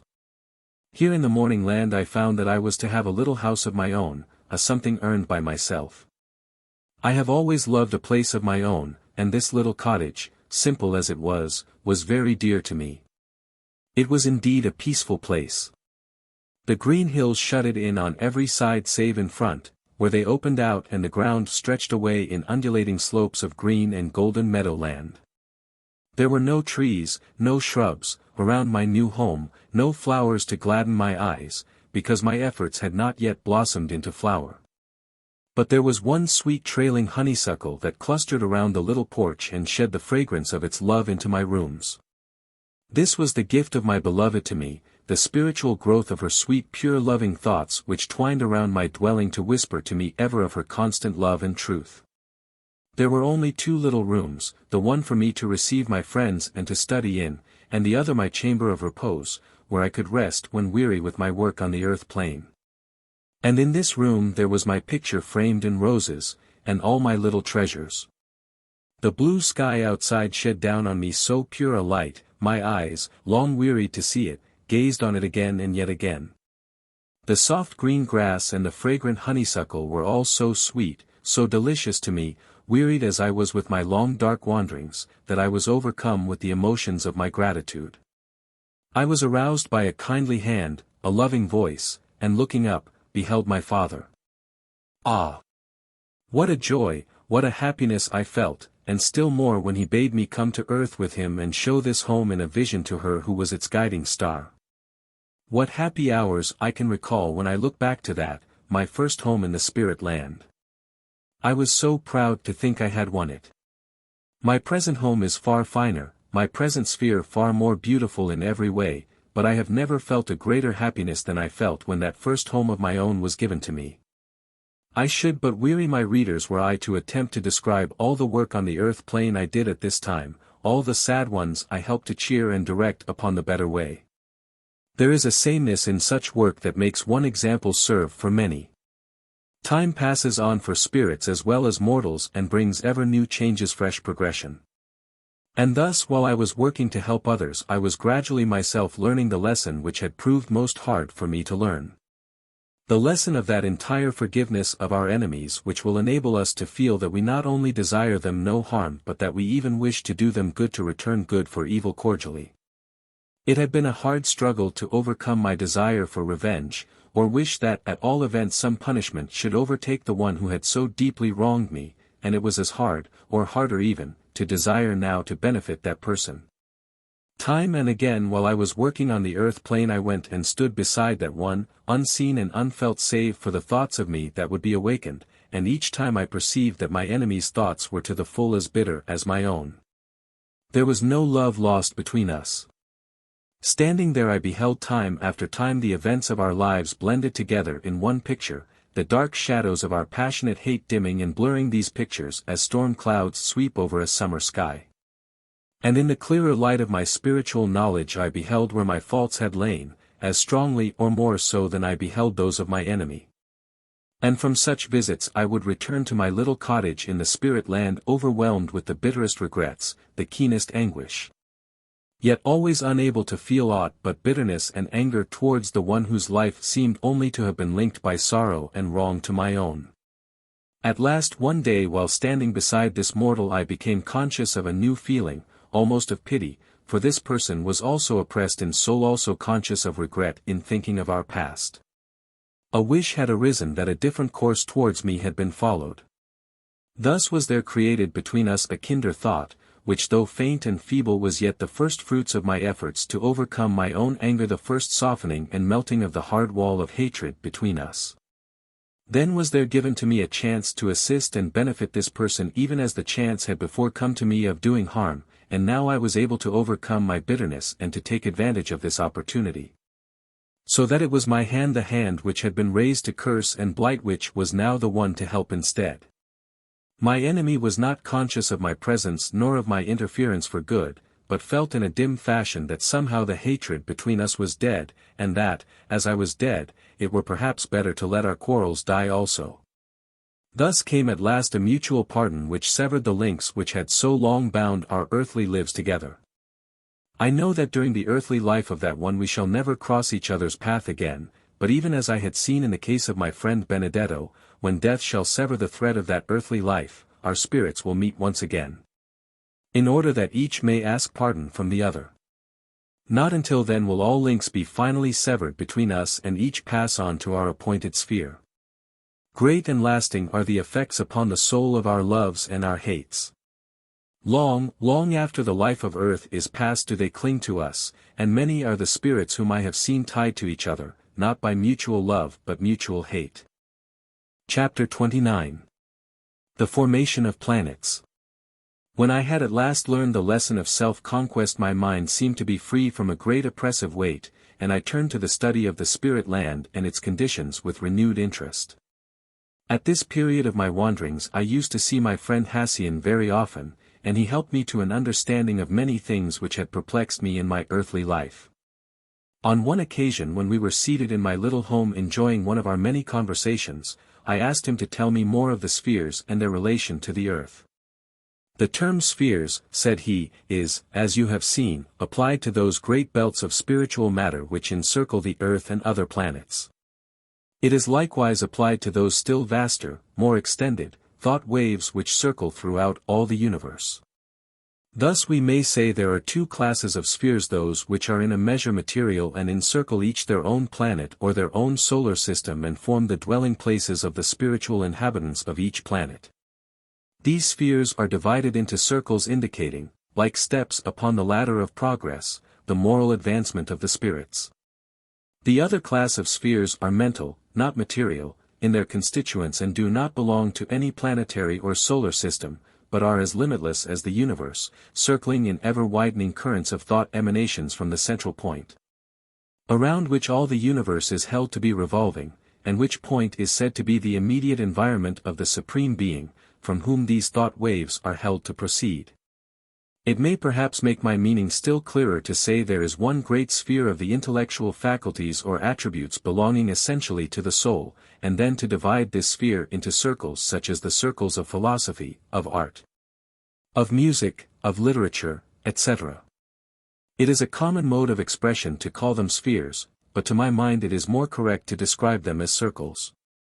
These intellectual circles, like great wheels, enclose all those lesser wheels, those spiral rings, which surround each their own solar system, or parent planet, wheels within wheels, revolving around the one great center continually. In the spirit world only those who are in sympathy ever remain together, and though the ties of relationship or the links of kind remembrance may at times draw together those who have no common bonds of union, these will be but flying visits. And each will return to their own circle and sphere, drawn back by the strong magnetic attraction which holds each sphere and each circle of a sphere in unison.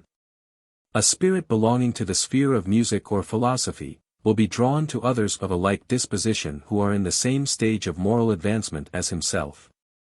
But his development of a higher degree of music or philosophy will not enable him to ascend into a higher circle of the moral spheres, or planetary spheres, than his moral development entitles him to occupy. The central suns of each of the vast intellectual circles of the mental sphere shine as burnished magnets. They are as great prisms glowing with the celestial fires of purity and truth, and darting on all sides their glorious rays of knowledge. And in these rays cluster the multitudes of spirits who are seeking to light their lamps at these glowing shrines. In those rays which reach the earth pure and unbroken, are found those gems of truth which have illuminated the minds of men in all ages of the world's history, and shattered into 1,000 fragments the great rocks of error and darkness. Even as the lightning's flash shivers a granite rock, letting into the depths below the clear light of God's sun, and those spirits who are most highly advanced are those who are nearest to the central force. To the dazzling light of these star-like centers. These great spheres of the intellectual and moral faculties may, then, be termed the universal spheres, those around each planet, planetary spheres, and those surrounding the sun centers, solar spheres. The first being understood to consist of thought or sound essence, the others of various degrees of spiritualized matter. And how, then, would you describe the creation of a planet and its spheres? The creation of a planet may be said to begin from the time when it is cast off from the parent sun in the form of a nebulous mass of fiery vapor. In this stage it is a most powerful magnet, attracting to itself the minute particles of matter which float through all the ether of space. This ether has been supposed to be void of all material atoms such as float in the atmosphere of planets, but that is an incorrect supposition. The fact being that the atoms of matter are simply subdivided into even more minute particles compared to which a grain of sand is as the bulk of the sun to the earth. These atoms being thus subdivided and dispersed through space, instead of being clustered by the forces of magnetic attraction in the planet into atoms the size of those which float as motes in the earth's atmosphere, have become not only invisible to man's material sight but are also incapable of being detected by the ordinary chemical means at his disposal. They are, in fact, etherealized, and have become of the first degree of spirit matter in consequence of the amount of soul essence which has become amalgamated with their grosser elements. In becoming attracted to the glowing mass of an embryo plant, these atoms become so thickly clustered together that the more ethereal elements are pressed out and escape back into space, leaving the solid gross portion to form into rock, etc. Through the constant attracting of fresh atoms and the necessarily vast increase of pressure thus caused. These atoms exist eternally, and are as indestructible as all the other elements which constitute the universe. And they are absorbed and cast off again by planet after planet as each passes through the various stages of its existence and development. The atoms of matter may be broadly classed under 3 heads, and again each of the 3 heads may be subdivided into an infinite number of degrees of density, in order to express the various stages of sublimation to which they have attained. The 3 principal classes may be termed, material or planetary matter, spiritual or soul-enveloping matter, which is no longer visible to material sight, and soul essence. This last being so sublimated that it is not possible for me yet to describe its nature to you. Of the material matter the lowest, most gross form, is that of which mineral substances, such as rocks, earth, etc., are formed. These are thrown off into the atmosphere as dust and reabsorbed continually to be changed, by the process continually going on in nature everywhere, into plants, etc. The intermediate degree between the rocks and the plants is the fluidic, in which the more solid particles are held in solution by the various gases or vaporized form of the chemical elements which constitute them. The second degree of material matter is that of plant or vegetable life, which is nourished by the blending of the most gross matter with the fluidic. Thus through infinite gradations of earthly matter we reach the highest, namely, flesh and bones and muscles which, whether it clothes the soul of man or one of the lower animals, is still the highest degree of material matter. Containing in this highest degree of earthly material development all those elements of which the lower degrees are composed. The second or spiritual form of matter is, as I have said, merely the etherealized development of the first or earthly form of matter, while the soul essence is the animating principle of both, the divine germ, without which the two first forms of matter could not exist.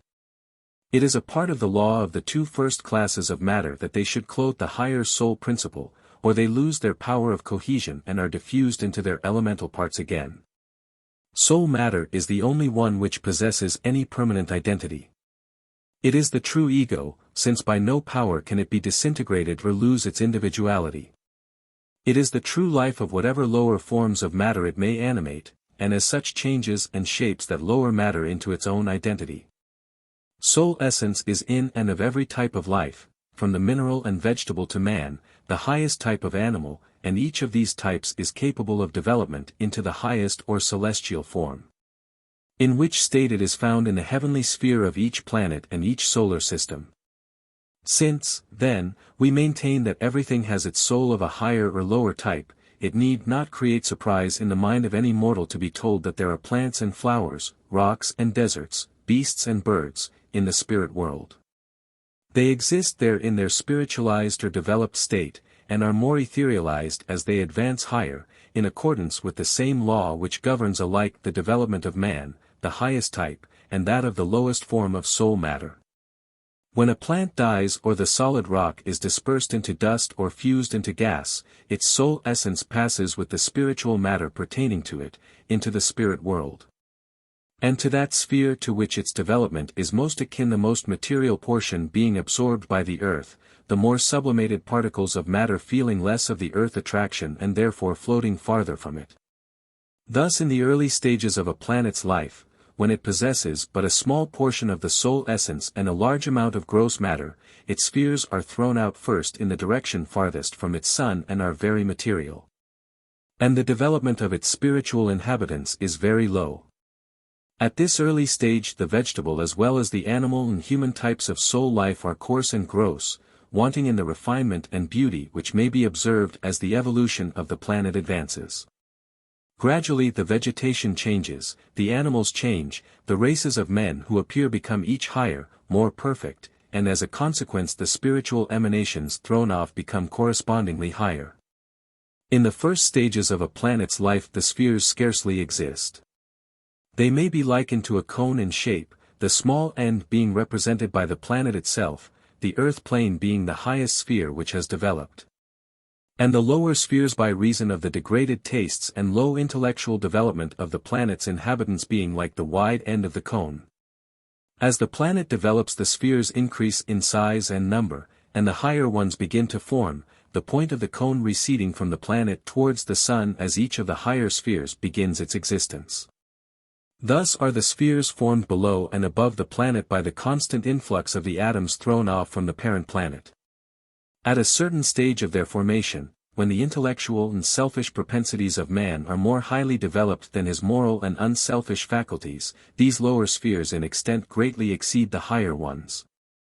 And these may be termed the dark ages of the world's history, when oppression and cruelty and greed spread their dark wings over mankind. After a time the eternal law of the higher evolution of all things causes the higher and lower spheres to become equal in extent and number. Then may we see the forces of good and evil equally balanced, and this period may be termed the meridian of the planet's life. Next follows the period when by the gradual improvement of mankind the figure of the cone becomes gradually reversed, the earth plane becoming again the narrow end by reason of the shrinking and disappearance of the lower spheres. While the higher ones expand towards the highest of all, till at last only this highest sphere exists at all and the planet itself shrinks gradually away till all the material gross particles have been thrown off from it. And it vanishes from existence, all its gross atoms floating away imperceptibly, to be reabsorbed by other planets yet in process of formation. Then will the sphere of that planet together with its inhabitants become absorbed into the great spheres of its solar system. And its inhabitants will exist there as do already many communities of spirits whose planets have passed out of existence. Each planetary community, however, will retain the characteristics and individuality of their planet just as different nationalities on Earth do till they become gradually merged in the larger nationality of their solar system. So gradual, so imperceptible, are these processes of development, so vast the periods of time they take to accomplish, that the mind of mortal man may be forgiven for failing to grasp the immensity of the changes which take place. The lives of all planets are not similar in their duration, because size and position in the solar system, as well as other causes, contribute to modify and slightly alter their development. But the broad features will in all cases be found the same, just as the matter of which each planet is composed shows no chemical substance which does not exist in a greater or less degree in every other. Thus we are able to judge from the condition of the planets around us what has been the history of our Earth in the past and what will be its ultimate destiny. If, as you say, our spheres are to become absorbed into those of our sun center, will our individuality as spirits become merged in that of the solar system? No. Most certainly not. The individuality of each soul germ is indestructible. It is but a minute unit in the vast ocean of soul life, but still it is a distinct unit, the personality of each being in fact its ego. It is this very individuality, this very impossibility of dispersing or destroying the soul which constitutes its immortality, which distinguishes it from all other matter, and makes its nature so difficult of explanation or analysis. You have become a member of our Brotherhood of Hope, yet you retain your individuality, and so it is with the soul eternally, no matter through what conditions of existence it may pass. Try to imagine a body so light that the most etherealized vapor is heavy beside it, yet a body possessing such power of cohesion that it is utterly impossible to disintegrate its particles. The power of resistance against all material or spiritual forms of matter which it possesses being equal to that which a bar of steel offers to a cloud of vapor. Imagine this and you will realize how it is that as a spirit you can pass through solid doors and walls of earthly matter, and how a spirit higher than yourself can pass with equal ease through these walls of spiritual matter which surround us here.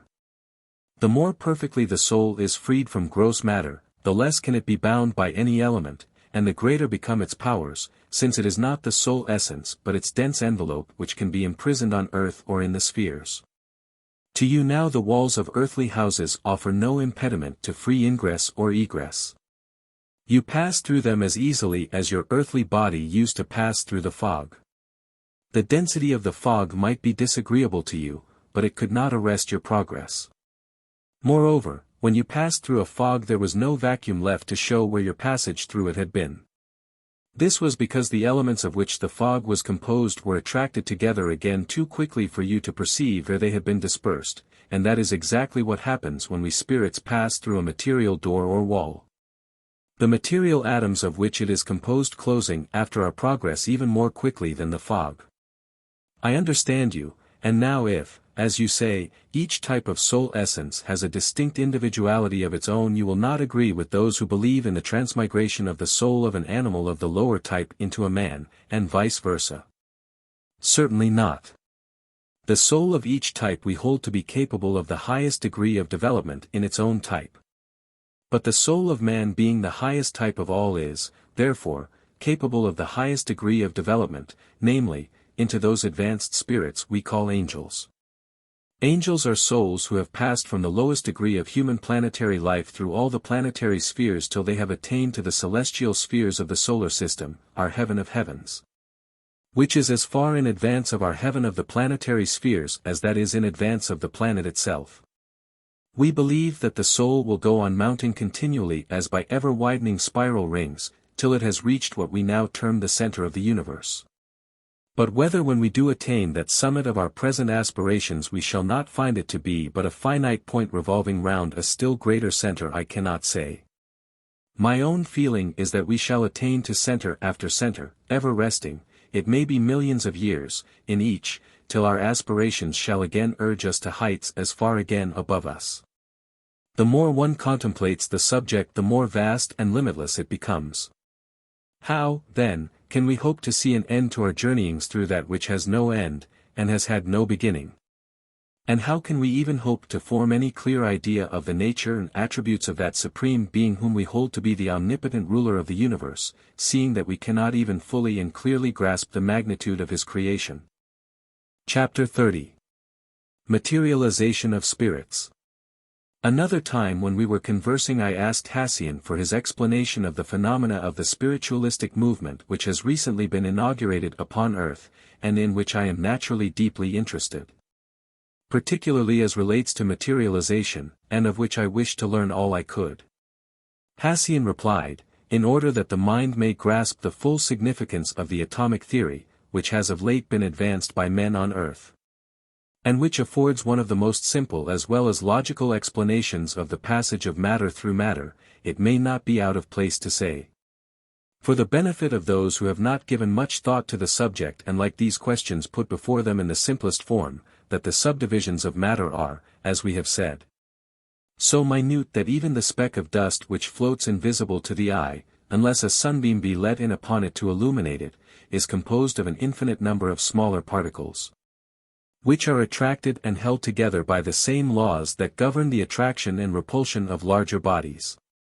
The knowledge of these laws gives to spirits the power of adapting these atoms to their own use, while making the manifestations called materializations now familiar to students of spiritualism. The atoms suitable for their purpose are collected by the spirits wishing to materialize, from the atmosphere, which is full of them, and also from the emanations proceeding from the men and women who form the spirit circle. These atoms are shaped by the spirits' will into the form of their earthly bodies, and held in combination by a chemical substance found, in a greater or less degree, in the bodies of all living things. Were the chemists of earth life sufficiently advanced in knowledge, they could extract this chemical from every living thing in nature and store it up to be used at will. This substance or essence is in fact the mysterious elixir of life, the secret of extracting and retaining which in tangible form has been sought by the sages of all times and countries. So subtle, so ethereal, however, is it that as yet there is no process known to earthly chemists which can bring this essence into a state to be analyzed by them, although it has been recognized and classed by some under the head of magnetic aura. Of this, however, it is but one, and that the most ethereal element. The life-giving rays of the sun contain it, but who is there as yet among chemists who can separate and bottle up in different portions the sunbeams? And of all portions this especially, which is the most delicate, the most subtle.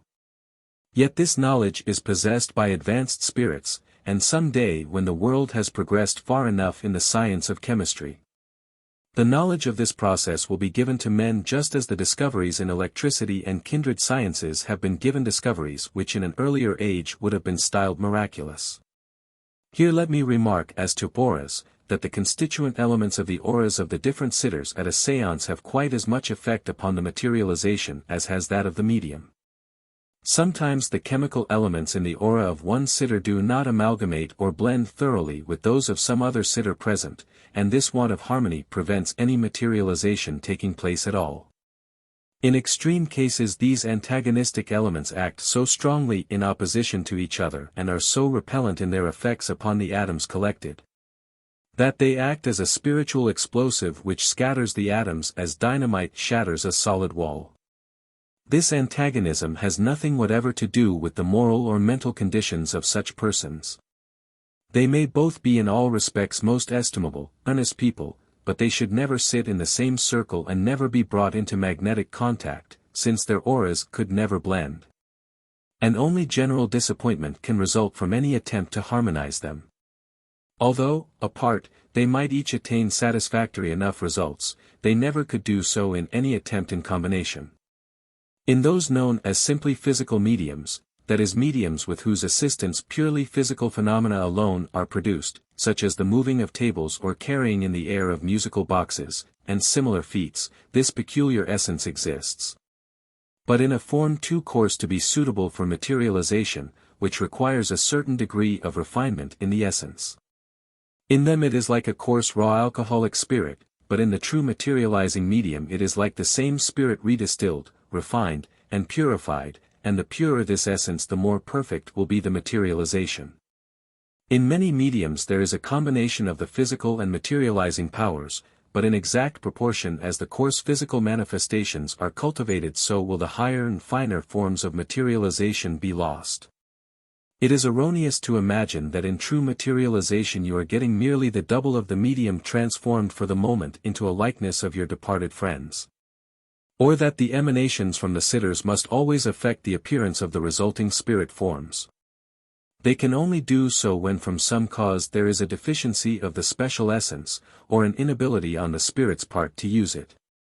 In that case the atoms retain the personality of those from whom they are taken, because the spirit is unable to stamp his identity upon them, as a wax image, and until it be melted into a new mold, it will retain the impress of the old.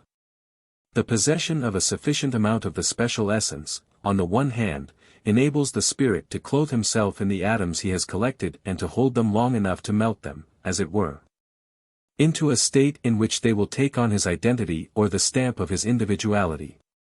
The absence of the essence, on the other hand, causes him to lose his hold before the process has become perfect, and thus he has either hastily to show himself with the imperfect resemblance he has obtained, or else not show himself at all. A familiar simile may explain my meaning. When in the earthly body, you took flesh, vegetable, and fluid substances ready formed, containing in a prepared state the elements your earthly body required for its renewal. And by the process of digestion you changed these substances into a part of your soul's earthly envelope. Well, in the same way a spirit takes the ready prepared atoms given off by the medium and members of a materializing séance, and by a process as rapid as lightning artificially digests or arranges them into a material covering or envelope for himself, bearing his own identity more or less completely impressed on it according to his power. Every atom of the body of a mortal is drawn, directly or indirectly, from the atmosphere around him, and absorbed in one form or another, and after it has served as clothing for his spirit, it is cast off to be again absorbed in another form by some other living thing. Everyone knows that the material of the human body is continually changing, and yet many think to establish a prescriptive right to those atoms thrown off during a séance, and say that when a spirit makes use of them and adapts them to himself, therefore he must have taken their own mental characteristics along with the material atoms. And thus they try to persuade themselves that the spirit appearing clothed with these material atoms is no more than the thought emanation of their own bodies and brains, ignoring, or more probably not knowing, that the grossest material, not the mental atoms, were all the spirit wanted to clothe himself with and make him visible to material sight. The best proof of the fallacy of this supposition is the constant appearance at séances of spirits whom no one present was thinking of at the time, and in some cases even of people whose death was not known to any of the sitters. The essence or fluid ether of which I have spoken is that which principally holds the material body together in life. At death, or, more correctly, the withdrawal of the soul and the severance of the connecting link between it and the material atoms of the body, it escapes into the surrounding atmosphere, permitting the particles of that body to decay. Cold retards the dispersal of this fluid ether. Heat accelerates it, thus explaining why the body of any animal or plant disintegrates or turns to decay sooner in hot than in cold climates, and thus becomes nourishment fit for those minute parasites which are stimulated and fed by a lower degree of life magnetism which is retained in the discarded envelope. This essence or fluidic ether is akin to the electric fluid known to scientists, but as electricity is the product of mineral and vegetable substances, it is lower in degree and much coarser in quality than this human electricity, and would require the combination of other elements to make it assimilate with the human. This higher essence is an important element in what has been termed the higher animal life principle as distinguished from the soul life principle and from the astral life principle, each of which we make distinct elemental principles. In trance, either artificially induced or occurring as part of the spiritual development of certain sensitives or mediums, this life essence remains with the body, but, as life is required for its need in trance, a large portion may be taken away and used by the controlling spirit to clothe himself, care being taken to return it to the medium again. With some mediums this life essence is given off so freely that unless care is taken to replace it continually, the death of the physical body will soon follow. In others it can only be extracted with great difficulty, and in some there is so small a quantity that it would be neither wise nor useful to take any away from them at all. The aura of those mediums possessing a large amount of a high and pure quality, will diffuse a most lovely clear silver light, which can be seen by clairvoyance, and it helps even immaterialized spirits to make themselves visible. This silver light can be seen radiating like the rays of a star from the medium, and where it is present in a very high degree no other light is required for the materialized spirits to show themselves. The spirits appearing as though surrounded by a silver halo, and with this beautiful light illuminating their garments, they appear much as you see pictures of saints and angels, whom no doubt the ancient seers beheld through the medium of this species of aura. Although the aid of a materializing medium and a good circle of persons still in the material body may simplify the process of building up a body in which a spirit may be able to clothe himself, yet it is quite possible for some spirits of the highest spheres to make for themselves a material body without the aid of any medium or any other person in an earth body. Their knowledge of the laws of chemistry is sufficient and their willpower is adequate to the strain imposed on it in the process, and in the atmosphere of the earth as well as in the plants, minerals, and animals, is to be found every substance of which the body is composed and from which the life essence is extracted. The human body is a combination of all the materials and gases found on and in the earth and its atmosphere, and it only requires a knowledge of the laws governing the combination and adhesion of the various substances to enable a spirit to make a body in all respects similar to that of terrestrial man, and to clothe himself therewith, holding it in combination for a longer or shorter period at will. Such knowledge is of necessity unknown as yet except in the higher spheres, because it requires a high degree of development in the mental condition of the spirit before he can duly weigh and understand all the minute points and numerous laws of nature involved in the subject. The ancients were right in saying they could make a man. They could do so, and even animate their manufacture to a certain degree with the astral or lower life principle, but they could not continue to sustain that life by reason of the extreme difficulty in collecting this lower life principle. And when they had so animated the artificially made body it would be devoid of intelligence and reason, these attributes belonging exclusively to the soul. And neither man nor spirit can endow such a body with a soul that which alone can give it intellect and immortality. At the same time an artificially made body could serve as a covering to a spirit, or soul, and enable him to converse with men for a longer or shorter time, according to the power of the spirit to retain this material envelope in the complete state.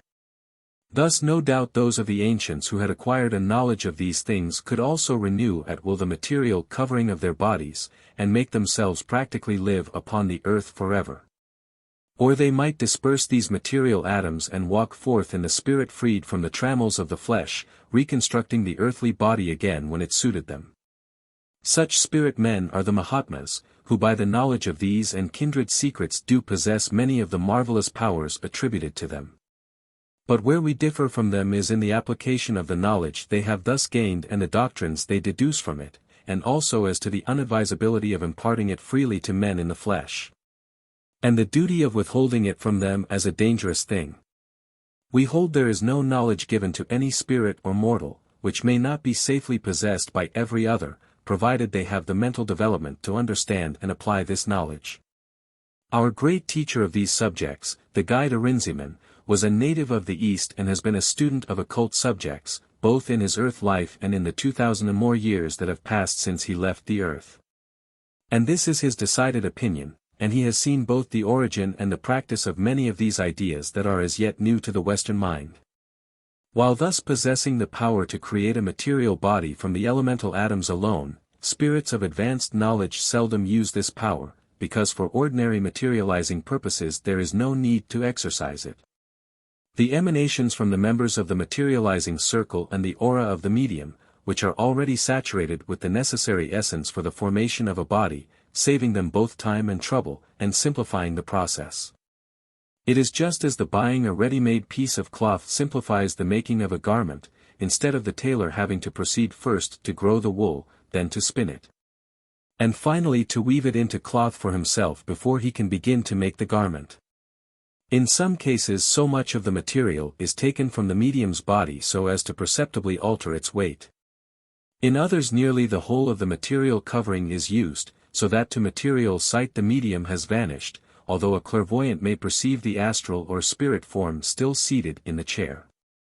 In such cases it is simply the gross material atoms which have been made use of, while the mental atoms have not been touched. As a rule the spirits who take part in a materializing séance, both those who materialize themselves and those who assist the chief controlling spirit, are ignorant of the means by which the results are obtained. Just as many persons who avail themselves of the discoveries of chemistry and the articles manufactured by chemists are ignorant of how those substances are obtained. There is in all materializations an invisible head or director from a sphere greatly in advance of the earth, who may be called the chief chemist. And he passes his directions to a spirit strong in the power of controlling the forces of the astral plane and to others under him, who come in contact with the medium and direct the order of the materializations of personal friends of the sitters. Besides sometimes materializing and showing themselves to the circle. There is a powerful movement going on now in the spirit world with the object of extending the knowledge of all these subjects, both among spirits and men in the flesh, and the ecclesiasticism, whether of the East or of the West, which would still shut up such knowledge within the precincts of the temple, may fight against this movement, but it will fight in vain. The power is too strong for them. Men are pressing into the avenues of knowledge on all sides and thronging round the doors which, sooner or later, must be open to them. You cannot suppress knowledge. It is the inalienable birthright of every soul. Neither can it be made the property of any class. So soon as the mind begins to think, it will search for knowledge, and feed upon such crumbs as come in its way, and surely it were better to impart the knowledge sought carefully and judiciously so it can be assimilated, than try to suppress the desire for it, or leave the hungry soul to gather it for itself in the garbage heaps of error. The human race is advancing eternally, and the tutelage of the child is no longer adapted to the growing youth. He demands freedom, and will break from the leading strings altogether unless their tension is relaxed and he is suffered to wander in the pathways of knowledge to the utmost of his powers. Is it not well, then, that those who are as the sages of the race should respond to this thirst for light and knowledge by giving, through every channel and avenue which can be opened, the wisdom of the ages in such form as may make it the most easily comprehended? This planet is but a speck of the universal knowledge as is adapted to its state, and each hour requires that the expansion of the human mind shall be met by the expansion of its creeds and its resources, by the pouring in of fresh streams of light. Not the suppressing of the old lest it should be too strong for the sight. Chapter 31. Why the spheres are invisible spirit photographs. And now, Hassian, there is another point I wish to ask you about. I have frequently heard men on earth say they want to know, if the spheres exist around the earth and between them and the sun, why is it that all men cannot see them? And why they cannot even see those spirits who are said to be actually in the room with them? Naturally, men are not all satisfied to be told simply that it is because they are not clairvoyants, and have not the soul sight. They want a still clearer explanation. I am a spirit myself and I know that I exist, and so does my dwelling place, but I am unable to give an answer to the question. Can you do so? Hassian laughed. I could give a dozen elaborate explanations, but neither you nor these mortals who are unable to see the spirits would be much wiser after I had done so. I must, therefore, endeavor to make my answer as free from technicalities as I can. First, though, let me ask if you have seen the photographs of unmaterialized spirits which have been obtained by certain mediums in the flesh. You will have noticed that to mortal sight they present a semi-transparent appearance. The material doors and windows, furniture, etc. show through the figures of the spirits. Now that gives you a very good idea of the amount of materiality possessed by an astral body, the first degree of spiritualized matter.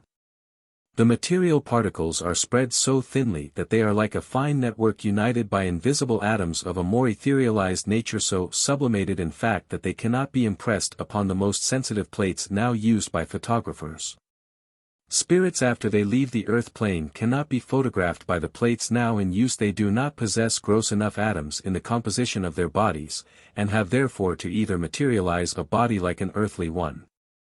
Or they may use another method which has been found successful and which is the one commonly used in the case of spirit photographs, where the spirits are visible to clairvoyant sight though invisible to material eyes. This is simply described by saying these spirits make use of some of those astral envelopes or bodies that I have already described to you as forming from cloud masses of semi-material human atoms, astral shells which never served as the covering of any soul, and which are so plastic in their nature that spirits can mold them into their own likeness as a sculptor molds the clay. These replicas can be and are photographed, bearing a greater or less resemblance to the spirit, according as his will power and his knowledge enable him to stamp his likeness upon them. And though they are not strictly speaking the photos of the spirits themselves, yet they are none the less evidence of spirit power and of the existence of the spirit who has made use of them. Because each spirit must himself stamp his own identity upon the plastic astral form, while more advanced scientific spirits prepare that form to receive the impression. In the case of materialized spirits photographs, the spirits really make a body from the more material atoms and clothe themselves in it. A clairvoyant seeing one of these astral forms about to be photographed would probably not be able to distinguish between it and a true spirit man or woman, because the power of distinguishing between them is not yet developed in mediums, neither. As a rule, do they know why a spirit that looks solid enough to them comes out on a photographic plate with a semi-transparent appearance. The more spiritualized matter as well as the grosser astral atoms, therefore it appears to them as a solid body with well-rounded, well-proportioned limbs. Not as a transparent shadow of a spirit whose appearance may well give rise to the idea that returning spirits are mere shades, almost, in fact, empty shells, the real reason of the empty appearance being that, as I have said, the photographic appliances at present in use are not capable of transferring the whole spirit's form but only these grosser particles. In the case of a fully materialized spirit being photographed, this transparent appearance does not exist. The form is so perfect, so lifelike and solid, that men turn round and say it, therefore, cannot be a spirit photograph at all, it must be nothing but the medium. Blind seekers, who in trying to grasp a subject so vast, so full of the most subtle difficulties, bring to bear upon it only the knowledge suitable for mundane things, and then conclude that they are able to decide finally so momentous, so scientific a question. But to return to your question. Having shown you how a photograph may give a spirit whose appearance is like that of the traditional ghost, I will now show you how mortals may also see them as such. But to illustrate my meaning I will first ask you to imagine yourself back in your earthly body with no more powers of spirit sight than you possessed then. Let us liken the material and spiritual sight to two eyes. The one we will call the left, the other the right eye, and let the left stand for the material sight, the right the spiritual. Suppose you stand with your back to the light and hold your forefinger in front of the right eye where it can be seen by that eye only, the left seeing only the wall before you shut the right eye, and the finger is invisible, yet it is there. Only not in the line of vision for the left, or material, sight. Now open both eyes at once and look at your finger, and you will now see it certainly, but owing to a curious optical illusion it will appear transparent, a mere shadow of a finger, the wall being seen through it. And it may be likened to a ghost of a finger although you know it to be a solid reality. Thus you can imagine how a person whose material sight is alone open cannot see that which requires spiritual sight to discern, and how, when both the material and spiritual sight are open at the same moment, a spirit may be visible but with the same transparent appearance as your finger had just now. Hence has arisen the popular idea of a ghost. A clairvoyant, looking at any spiritual object with the spiritual sight, does so with the material sight closed through the power of the controlling intelligence who directs that person's mediumship. Therefore to him or to her the spiritual object does present the appearance of a solid reality such as a material finger appears when seen by the material sight alone. Few men know and still fewer consider that even their material sight is dependent upon the material atoms which fill the earth's atmosphere, and without which atoms there would be no light to see anything by. At night mortals can see the stars, even those which are not themselves suns, distant as they are, because they are material objects from which the light of the sun is reflected. During the day the stars are still there, but the immense mass of material particles in the Earth's atmosphere, being illuminated by the reflecting of the sun's rays from them, causes so dense an atmosphere of light that the stars are veiled and no longer visible to material eyes. Ascend, however, above this material atmosphere of illuminated atoms, and, behold, the stars are again visible at midday in the surrounding ether of space, being free from such material particles, is quite dark. There is nothing to reflect the sun's rays. Thus, although the mortal would be nearer to the sun, yet its light is no longer visible to his material eyes, which can only see when there is some material object, however small, to reflect the light of the sun for him. How, then, does man know that the light of the sun is traveling through the ether space to earth? Only by reason and analogy, not by sight, for beyond the earth's atmosphere the sun's light is invisible to him. Men know the light of the moon to be only the light of the sun reflected from the moon's surface. Experience and experiment have proved this, and it is now universally admitted. In like manner, each little atom of material matter floating in the earth's atmosphere is an infinitesimal moon to reflect the sun's light for man and brighten earth with the splendor of these reflections. So again, those minute particles that are continually being thrown off into the atmosphere by the earth itself, are but the larger and grosser atoms enclosing or rather revolving round minute spiritual germs that form a spiritual atmosphere around the earth and reflect for clairvoyance the spiritual elements of the light of the sun. This spiritual atmosphere forms what is known as the astral plane, and bears the same proportion of density to astral bodies that the material atmosphere does to mortal bodies. And the light from the spiritual elements of the sun striking upon these spiritual particles is the light of the astral plane by which spirits see the material atmosphere of earth being visible to the material sight of mortals. Is it not, then, easy to imagine that the spirit spheres may exist around the earth, and between man and the material envelope of the sun without his being able to see them? By reason of the fact that his spiritual sight is closed and he can only see what is material. The spiritual spheres and their inhabitants are certainly more transparent and intangible to mortal sight than his finger appeared just now.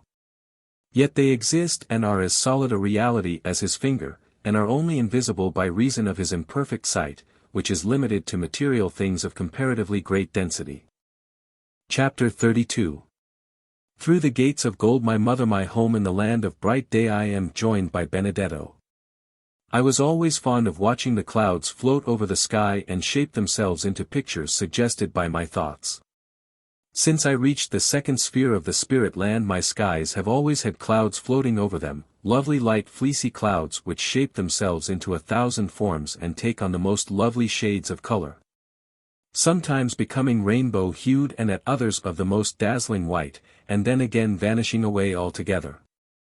I have been told by some spirits that in their skies they never see a cloud, all is serene clear beauty, and no doubt it is so in their lands, for in the spirit world our thoughts and wishes form our surroundings. Thus, because I love to see clouds, they are to be seen in my sky, at times veiling and softening its beauties and making cloud castles for me to enjoy. Now, some time after I obtained my little home in the morning land, I began to see between myself and my cloud pictures a vision which, like the mirage seen in the desert, hovered on the horizon, distinct and lifelike, only to melt away as I gazed. This was a most lovely ethereal gate of wrought gold, such as might be the entrance to some fairy land. A clear stream of water flowed between myself and this gate, while trees so fresh, so green, so aerial, they seemed like fairy trees, arched their branches over it and clustered at the sides. Again and again did I see this vision, and one day while I was gazing at it my father came unnoticed by me and stood by my side. He touched my shoulder and said, "Franchezzo, that gate is inviting you to go nearer and see it for yourself. It is the entrance to the highest circle of this second sphere, and it is within those gates that your new home is waiting for you. You might have gone some time ago into those circles which lie between you and it, had not your affection for this little cottage made you content to remain in it. Now, however, it would be as well for you to go forth and see if the wonders of that new land will not still more delight you. I am, as you know, in the third sphere, which will, therefore, be still above you, but the nearer you approach to me the more easily can I visit you, and in your new home we shall be much oftener together. I was so surprised I could not answer for a little time.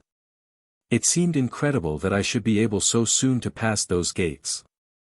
Then, taking my father's advice, I bade a regretful adieu to my little home, for I grow much attached to places which I live long in, and set forth to journey to this new country, the gate shining before me all the time, not fading away as it had done before. In the spirit land where the surface is not that of a round globe as with the planets, you do not see the objects on the horizon vanishing in the same way, and earth and sky meeting at last as one. Instead you see the sky as a vast canopy overhead, and the circles which are above you seem like plateaus resting upon mountain tops on your horizon, and when you reach those mountains and see the new country spread out before you, there are always on its horizon again more mountains and fresh lands lying higher than those you have reached. Thus also you can look down on those you have passed as upon a succession of terraces, each leading to a lower, less beautiful one, till at last you see the earth plains surrounding the earth itself. And then beyond that again, for those spirits whose sight is well developed, lie another succession of terrace-like lands leading down to hell. Thus circle melts into circle and sphere into sphere. Only that between each sphere there exists a barrier of magnetic waves which repels those from a lower sphere who seek to pass it until their condition has become in harmony with the higher sphere.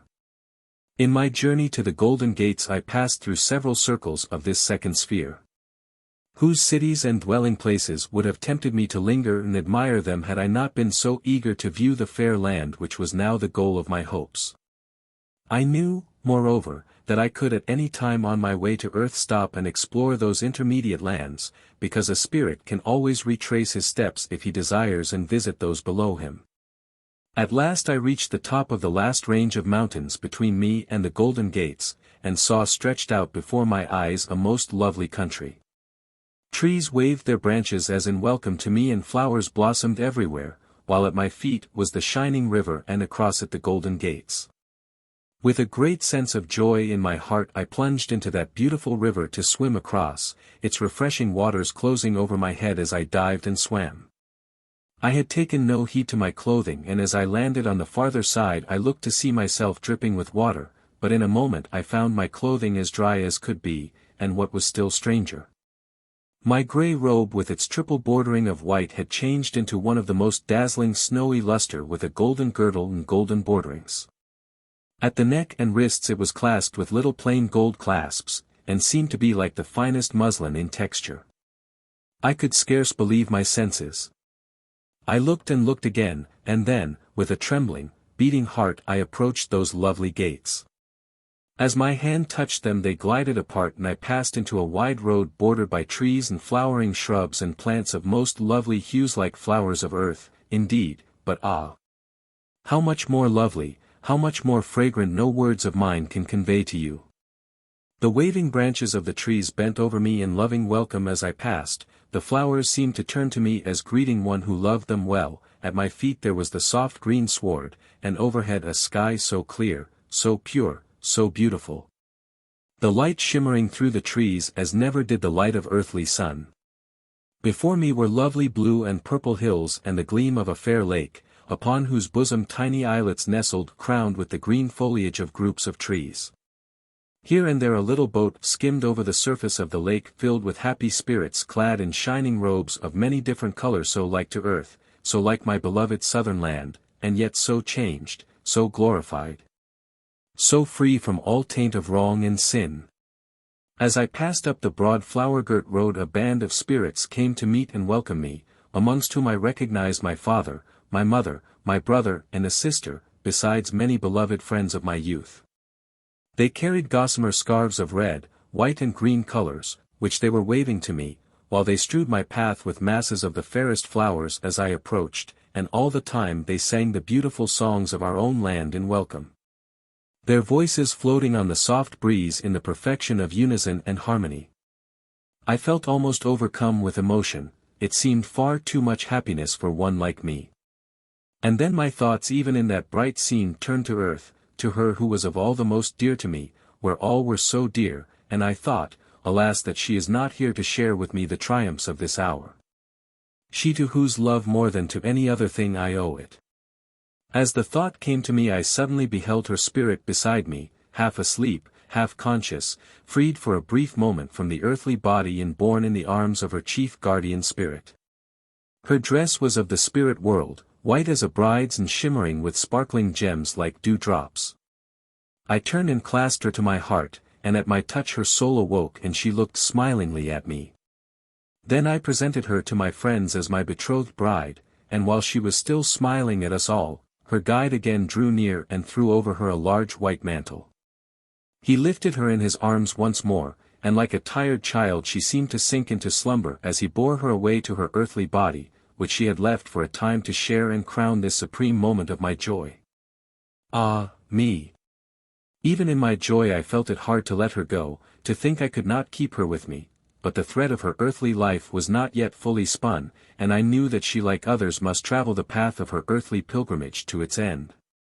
When my beloved was gone, my friends all clustered round me with tender embraces. My mother whom I had never seen since I was a little child caressing my hair and covering my face with kisses as though I had been still the little son whom she had left on earth so many, many years ago that his memory of her had been but dim. And that the father had supplied the image of both parents in his thoughts. Then they led me to a lovely villa almost buried in the roses and jasmine which clustered over its walls and twined around the slender white pillars of the piazza, forming a curtain of flowers upon one side.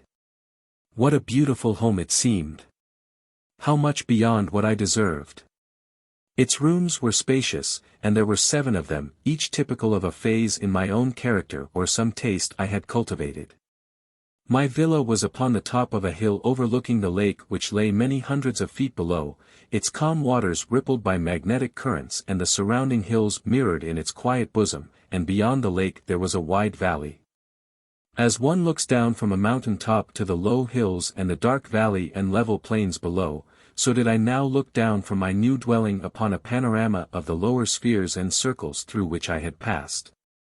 To the earth plane and again to the earth itself, which lay like a star far below me. I thought as I looked at it that there dwelt still my beloved, and there yet lay the field of my labors. I have sat many times since gazing out on that lone star, the pictures of my past life floating in a long wave of memory across my daydream, and with all my thoughts was interwoven the image of her who is my guiding star. The room from which I could see this view of the distant earth was my music room, and in it were musical instruments of various kinds.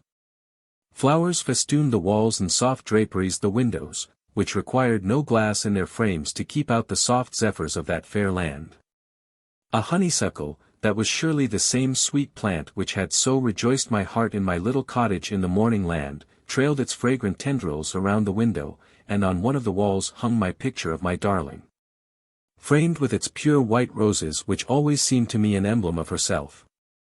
Here, too, I again found all my little treasures which I had collected in my dark days when hope seemed so far and the shadow of night was ever over me.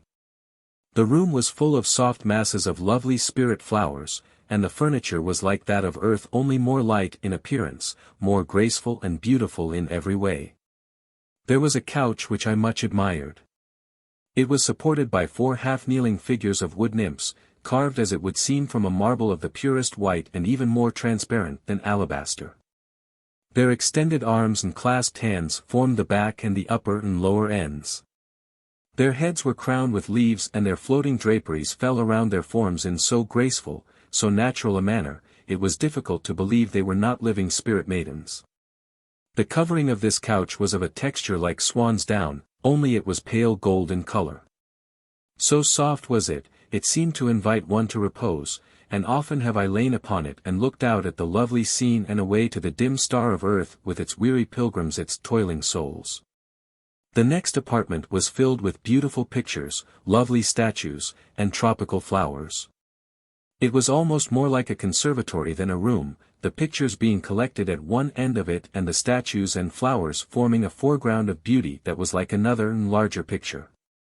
There was a little grotto with a fountain playing, the water sparkling like diamonds and rippling over the sides of the smaller basin into one larger still, with a murmuring sound which suggested a melody to me. Near this grotto was one picture which attracted me at once, for I recognized it as a scene from my earthly life. It was a picture of one calm and peaceful evening in early summer when my beloved and I had floated on the quiet waters of an earthly river. The setting sun glowing in the west was sinking behind a bank of trees, while the grey twilight crept over the hollows through the shade of the trees, and in our hearts there was a sense of peace and rest which raised our souls to heaven. I looked around and recognized many familiar scenes, which had likewise been full of happiness for me and in whose memories there was no sting. There were also many pictures of my friends, and of scenes in the spirit world. From the windows I could behold another view than from my music room. This view showed those lands which were yet far above me, and whose towers and minarets and mountains shone through a dim haze of bright mist, now rainbow-hued, now golden, or blue, or white. I loved to change from the one view to the other, from the past which was so clear, to the future that was still dim, still veiled for me. In this picture salon there was all which could delight the eye or rest the body, for our bodies require repose as well as do yours on earth. And we can enjoy to rest upon a couch of down earned by our labors as much as you can enjoy the possession of fine furniture bought with gold earned by your work on earth. Another saloon was set apart for the entertainment of my friends, and here again, as in the lower sphere, there were tables set out with a feast of simple but delicious fruits, cakes and other agreeable foods like earthly foods. Only less material, and there was also the delicious sparkling wine of the spirit world which I have before mentioned. Another room again was full of books recording my life and the lives of those whom I admired or loved. There were also books upon many subjects, the peculiarity in them being that instead of being printed they seemed full of pictures, which when one studied them appeared to reflect the thoughts of those who had written the books more eloquently than any words. Here, too, one could sit and receive the inspired thoughts of the great poets and literary men who inhabit the sphere above, and here have I sat, and inscribed upon the blank pages of some book laid open before me, poems to her who filled the larger half of all my thoughts. From this room we passed out to the garden, my father saying he would show me my chamber of repose, after our friends were gone. Here, as in the house, flowers were everywhere, for I always loved flowers. They spoke to me of so many things and seemed to whisper such bright fancies, such pure thoughts. There was a terrace around the house, and the garden seemed almost to overhang the lake, especially at one secluded corner which was fenced in with a bank of ferns and flowering shrubs and backed by a screen of trees. This nook was a little to the side of the house and soon became my favorite resort. The ground was carpeted with soft green moss as you have not on earth, and flowers grew all around. Here there was a seat whereon I loved to sit and look away to the earth, and fancy where my beloved one's home would be. Across all those millions of miles of space my thoughts could reach her as hers could now reach me, for the magnetic cord of our love stretched between us and no power could ever shut us out from each other again.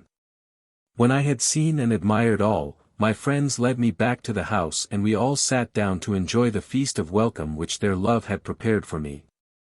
Ah! What a happy feast that was! How we proposed the progression and happiness of each one, and then drank our toast in wine which left no intoxication behind, no after-reckoning of shame to mar its refreshing qualities. How delicious seemed this fruit, these numerous little delicacies which were all the creations of someone's love for me. It seemed too much happiness, I felt as in a delightful dream from which I must surely wake. At last all my friends left except my father and mother, and by them I was conducted to the upper chambers of the house. They were 3 in number. 2 were for such friends as might come to stay with me, and both were most prettily furnished, most peaceful looking. The 3rd room was for myself, my own room, where I would retire when I desired to rest and to have no companion but my own thoughts. As we entered, the thing which attracted me most and filled me with more astonishment than anything I had yet seen, was the couch. It was of snowy white gossamer, bordered with pale lilac and gold, while at the foot were 2 angels, carved, like the wood nymphs, out of the dazzling white alabaster I have vainly tried to describe. They were much larger than myself or any spirits whom I had seen, and their heads and extended wings seemed almost to touch the roof of my room, and the pose of these two most lovely figures was perfect in its grace. Their feet scarce touched the floor, and with their bending forms and half-outstretched wings they appeared to hover over the bed as though they had but just arrived from their celestial sphere. They were male and female forms, the man wearing on his head a helmet and bearing in his hand a sword, while the other hand held aloft a crown. His figure was the perfection of manly beauty and grace, and his face with its perfect features so firmly molded, expressing at once strength and gentleness, had to my eyes a look of calm regal majesty that was divine. The female figure at his side was smaller, more delicate in every way. Her face was full of gentle, tender, womanly purity and beauty. The eyes large and soft even though carved in marble, the long tresses of her hair half veiling her head and shoulders. One hand held a harp with 7 strings, the other rested upon the shoulder of the male angel as though she supported herself with his strength, while the lovely head was half bent forward and rested upon her arm. And on her head she wore a crown of pure white lilies. The look upon her face was one of such exquisite sweetness, such maternal tenderness, it might well have served for that of the Virgin Mother herself. The attitudes, the expressions of both were the most perfect realization of angelic beauty I have seen, and for some moments I could but gaze at them expecting them to melt away before my eyes. At last I turned to my father and asked how such lovely figures came to be in my room, and why they were represented with wings, since I had been told that angels had not really wings growing from their bodies at all. "My son," he answered, "these lovely figures are the gift of your mother and myself to you, and we would fain think of you as reposing under the shadow of their wings, which represent in a material form the protection we would ever give you. They are shown with wings because that is the symbol of the angelic spheres, but if you will look closely at them you will find that these wings are like a part of the drapery of the forms, and are not attached to the bodies at all as though they grew from the shoulder in the fashion earthly artists represent them. The wings, moreover, express the power of angelic beings to soar upon these outstretched pinions into heaven itself. The shining helmet and the sword represent war, the helmet the war of the intellect against error, darkness and oppression. The sword, the war man must ever wage against the passions of his lower nature. The crown symbolizes the glory of virtue and self-conquest. The harp in the woman's hand shows that she is an angel of the musical sphere, and the crown of lilies expresses purity and love. Her hand resting on the man's shoulder is to show that she derives her strength and power from him and from his stronger nature. While her attitude and looks as she bends over your couch express the tender love and protection of woman's maternal nature. She is smaller than the man, because in you the masculine elements are stronger than the feminine. In some representations of the angels of men's souls they are made of equal size and stature, because in those characters the masculine and feminine elements are both equal, both evenly balanced, but with you it is not so. Therefore are they represented with the woman dependent upon the stronger one. The male angel typifies power and protection. The female angel purity and love. Together they show the eternal dual nature of the soul and that one half is not complete without the other. They also are the symbolical representation of the twin guardian angels of your soul whose wings may be said in a spiritual sense to be ever outstretched in protection over you. Shall I confess that even in that beautiful home there were times when I felt lonely? I had this home, earned by myself, but as yet I had no one to share it with me, and I have always felt a pleasure to be doubly sweet when there was someone whom I could feel enjoyed it also. The one companion of all others for whom I sighed was still on earth, and alas! I knew that not for many years could she join me. Then faithful friend was in a circle of the sphere above me in a home of his own, and as for Hassian, he was far above us both, so that though I saw them at times as well as my dear father and mother, there was no one to share my life with me en bon camarade, no one to watch for my homecoming, and no one for whom in my turn I could watch. I was often on earth, often with my darling, but I found that with my advanced position in the spirit world I could not remain for so long at a time as I had been wont to do. It had upon my spirit much the effect of trying to live in a foggy atmosphere or down a coal mine, and I had to return more frequently to the spirit land to recover myself. I used to sit in my lovely rooms and sigh to myself, if I had but someone to speak with, some congenial soul to whom I might express all the thoughts which crowd my mind. It was therefore with the greatest pleasure that I received a visit from faithful friend, and heard the suggestion he had to make to me. "I have come," said he, "on behalf of a friend who has just come to this circle of the sphere, but who has not yet earned for himself a home of his own and therefore desires to find one with some friend more richly endowed than himself. He has no relatives here and I thought that you might be glad of his companionship." "Most truly, I would be delighted to share my home with your friend." Faithful friend laughed. "He may be called your friend also, for you know him. It is Benedetto." "Benedetto!" I cried in astonishment and delight. "Ah! Then he will indeed be doubly welcome. Bring him here as soon as possible. He is here now, he awaits at your door. He would not come with me till he was sure you would really be glad to welcome him." "No one could be more so," I said. "Let us go at once and bring him in." So we went to the door and there he stood, looking very different from when I had last seen him in that awful city of the lower sphere, then so sad, weighed down, so oppressed, now so bright, his robes, like mine, of purest white.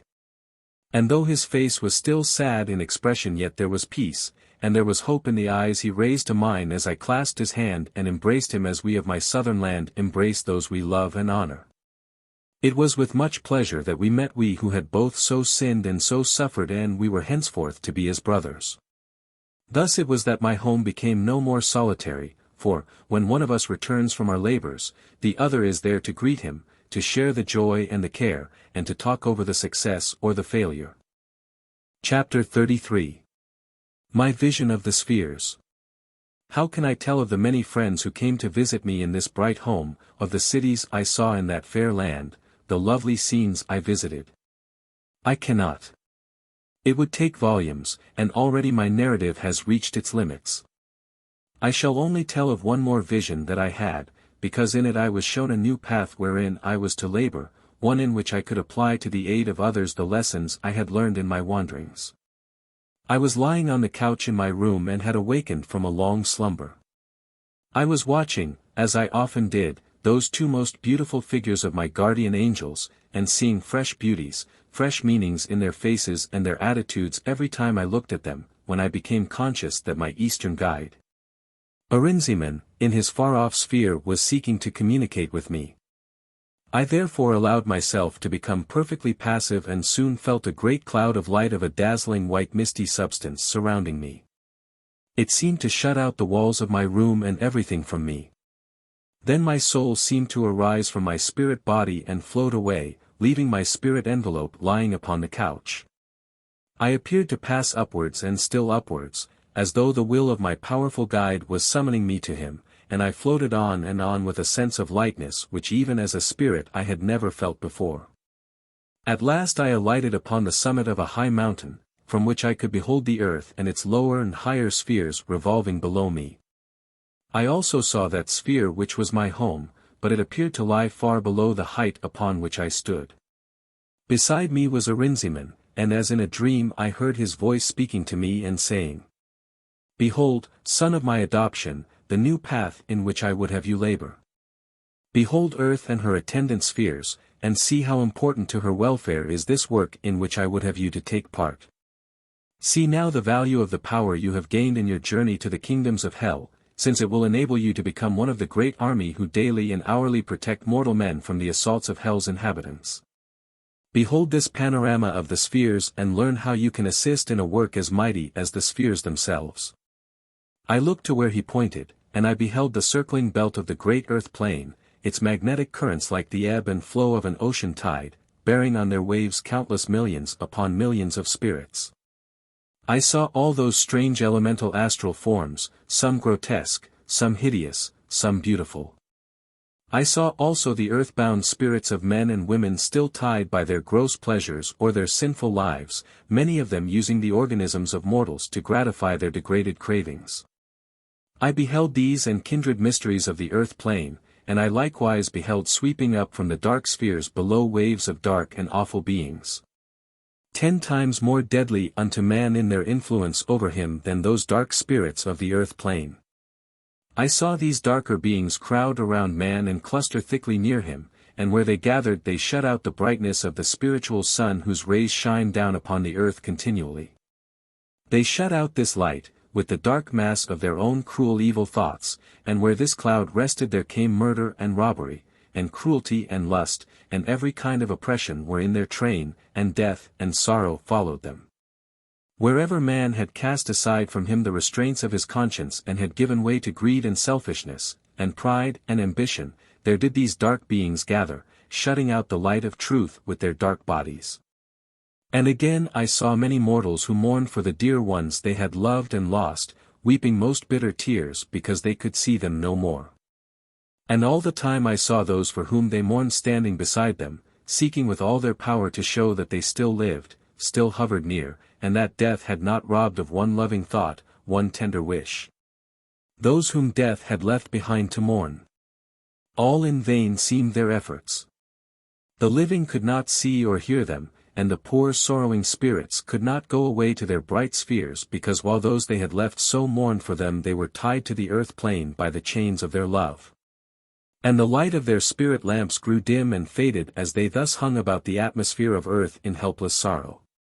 And Ahrinziman said to me, "Is there no need here for the means of communication between these two, the living and the so-called dead, that the sorrowful ones on both sides may be comforted? And, again, is there no need for communication that those other sinful selfish men may be told of the dark beings hovering around them who seek to drag their souls to hell?"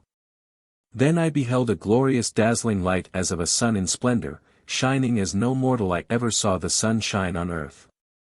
And its rays dispelled the clouds of darkness and sorrow, and I heard a glorious strain of music from the celestial spheres, and I thought surely now man will hear this music and see this light and be comforted. But they could not, their ears were closed by the false ideas they had gathered, and the dust and dross of earth clogged their spirits and made their eyes blind to the glorious light which shone for them in vain. Then I beheld other mortals whose spiritual sight was partly unveiled and whose ears were not quite deaf, and they spoke of the spirit world and its wondrous beauties. They felt great thoughts and put them into the language of earth. They heard the wondrous music and tried to give it expression. They saw lovely visions and tried to paint them, as like to those of the spirit as the limits of their earthly environments would allow. And these mortals were termed geniuses. And their words and their music and their pictures all helped to raise men's souls nearer to the God who gave that soul, for all that is highest and purest and best comes from the inspiration of the spirit world. Yet with all this beauty of art and music and literature, with all these aspirations, with all the fervor of religious feeling, there was still no way opened by which men on earth could hold communion with the loved ones who had gone before them into that land which dwellers upon earth have called the land of shades, and from whose bourne, they thought, no traveler could return, a land that was all vague and misty to their thought. And there was likewise no means by which those spirit ones who sought to help man to a higher, purer knowledge of truth could communicate with him directly.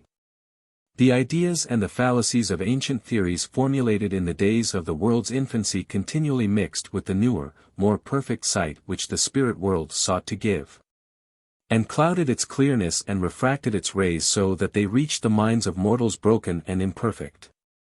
Then I beheld that the walls of the material life were pierced with many doors, and at each door stood an angel to guard it, and from each door on earth even to the highest spheres I saw a great chain of spirits, each link being one stage higher than the one below it, and to mortals upon earth were given the keys of these doors that they might keep them open, and that between mortals and the spirit world there might be communication. But, alas! As time passed on I saw that many of those who held these keys were not faithful. They were allured by the joys and the gifts of earth, and turned aside and suffered their doors to close. Others again kept their doors but partly open, and where only light and truth should have shone they suffered errors and darkness to creep in. And again the light from the spirit world was sullied and broken as it passed through these darkened doorways. Still more sad, as time passed on, the light ceased to shine at all and gave place to the thick impure rays from dark deceitful spirits from the lower sphere, and at last the angel would close that door to be opened no more on earth. Then I turned from this sad sight and beheld many new doors opened where mortals stood, whose hearts were pure and unselfish and unsullied by the desires of earth. And through these doors poured such a flood of light upon the earth that my eyes were dazzled, and I had to turn aside. When I looked again I saw these doorways thronged by spirits, beautiful, bright spirits, and others whose raiment was dark and their hearts sad because their lives had been sinful, but in whose souls there was a desire for good. And there were spirits who were fair and bright, but sorrowful, because they could speak no more with those whom they had left on earth. And I beheld the sorrowful and the sinful spirits alike comforted and helped by means of the communication with the earth, and in the hearts of many mortals there was joy. For death's dark curtain was drawn aside and there was news from those beyond the grave. Then I saw pass before me great armies of spirits from all the higher spheres, their raiment of purest white and their helmets of silver and gold glittering in the glorious spiritual light. And some among them seemed to be the leaders who directed the others in their work. And I asked, Who are these? Were they ever mortal men? And Ahrinziman answered me, These were not only mortal men but they were many of them men of evil lives, who by reason thereof descended to those kingdoms of hell which you have seen. But who because of their great repentance and the many and great works of atonement which they have done, and the perfect conquest over their own lower natures which they have gained, are now the leaders in the armies of light. The strong warriors who protect men from the evils of those lower spheres. From time to time I saw dark masses of spirits, like waves washing on a shore and flowing over portions of the earth, drawn thither by man's own evil desires and greedy selfishness. And then I would see them driven back by the armies of light spirits, for between these two there was a constant conflict, and the prize for which they contended was man's soul. And yet these two contending forces had no weapons but their wills. They fought not save with the repelling powers of their magnetism which was so antagonistic that neither could long remain in close contact with the other. Ahrinziman pointed out to me one door at which stood a mortal woman, and said, Behold the chain there is incomplete, it wants still one link between her and the spirit chain. Go down and form that link, and then will your strength protect her and make her strong, then will you guard her from those dark spirits who hover near, and help her to keep open her door. Your wanderings in those lower spheres have given you the power of repelling their inhabitants, and where stronger power is required it will be sent to protect her, and those who seek to communicate through her will do so only when you see fit. And when you desire to rest in the spirit world another guide will take your place.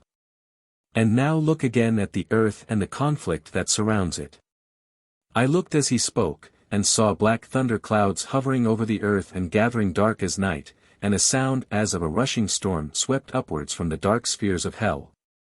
And like the waves of a storm-tossed ocean these dark clouds of spirits rolled up against the sea of bright spirits, sweeping them back and rolling over the earth as though to blot out from it the light of truth. And they assailed each door of light and sought to overwhelm it. Then did this war in the spirit world become a war amongst men, nation fighting against nation for supremacy. It seemed as though in the great thirst for wealth and greed for conquest, all nations and all peoples must be engulfed, so universal was this war. And I looked to see were there none to aid, none who would come forth from the realms of light and wrest from the dark spirits their power over the earth. The seething mass of dark spirits were attacking those doors of light and striving to sweep away those poor faithful mortals who stood within them, that man might be driven back to the days of his ignorance again. Then it was that like a star in the east I saw a light, glittering and dazzling all by its brightness, and it came down, and grew till I saw it was a vast host of radiant angels from the heavenly spheres. And with their coming those other bright spirits whom I had seen driven back by the forces of evil gathered together again and joined those glorious warriors, and this great ocean of light. This mighty host of bright spirits swept down to earth and surrounded it with a great belt of glorious light. Everywhere I saw the rays of light, like spears, darting down and rending the dark mass in 1,000 places. Like swords of fire flashed these dazzling rays and cut through the dark wall of spirits on all sides, scattering them to the four winds of heaven. Vainly did their leaders seek to gather their forces together again, vainly seek to drive them on. A stronger power was opposed to them, and they were hurled back by the brightness of these hosts of heaven till, like a dark and evil mist, they sank down, rolling back to those dark spheres from which they had come. And who were these bright angels? I asked again, these warriors who never drew back yet never slew, who held in check these mighty forces of evil, not with the sword of destruction but by the force of their mighty wills, by the eternal power of good over evil? And the answer was, they are those who are also the redeemed ones of the darkest spheres, who long, long ages ago have washed their sin-stained garments in the pools of repentance, and have, by their own labors, risen from the ashes of their dead selves to higher things, not through a belief in the sacrifice of an innocent life for their sins, but by many years of earnest labors, many acts of atonement, by sorrow and by bitter tears, by many weary hours of striving to conquer first the evil in themselves, that they who have overcome may help others who sin to do so likewise. These are the angels of the heavenly spheres of earth, once men like themselves and able to sympathize with all the struggles of sinful men. A might host they are, ever strong to protect, powerful to save. My vision of the earth and its surroundings faded away, and in its stead I beheld one lone star shining above me with a pure silver light. And its ray fell like a thin thread of silver upon the earth and upon the spot where my beloved dwelt. Ahrinziman said to me, "Behold the star of her earthly destiny, how clear and pure it shines, and know, O beloved pupil, that for each soul born upon earth there shines in the spiritual heavens such a star whose path is marked out when the soul is born. A path it must follow to the end, unless by an act of suicide it sever the thread of the earthly life and by thus transgressing a law of nature plunge itself into great sorrow and suffering." Do you mean that the fate of every soul is fixed, and that we are but straws floating on the stream of our destiny? Not quite.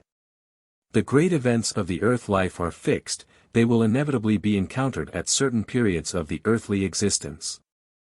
And they are such events as those wise guardians of the angelic spheres deem to be calculated to develop and educate that soul. How these events will affect the life of each soul, whether they shall be the turning point for good or ill, for happiness or for sorrow, rests with the soul itself, and this is the prerogative of our free will, without which we would be but puppets, irresponsible for our acts and worthy of neither reward or punishment for them. But to return to that star, note that while the mortal follows the destined path with earnest endeavor to do right in all things, while the soul is pure and the thoughts unselfish, then does that star shine out with a clear unsullied ray, and light the pathway of the soul. The light of this star comes from the soul and is the reflection of its purity. If, then, the soul cease to be pure, if it develop its lower instead of its higher attributes, the star of that soul's destiny will grow pale and faint, the light flickering like some will-o'-the-wisp hovering over a dark morass. No longer will it shine as a clear beacon of the soul, and at last, if the soul become very evil, the light of the star will die out and expire, to shine no more upon its earthly path. It is by watching these spiritual stars and tracing the path marked out for them in the spiritual heavens, that spirit seers are able to foretell the fate of each soul.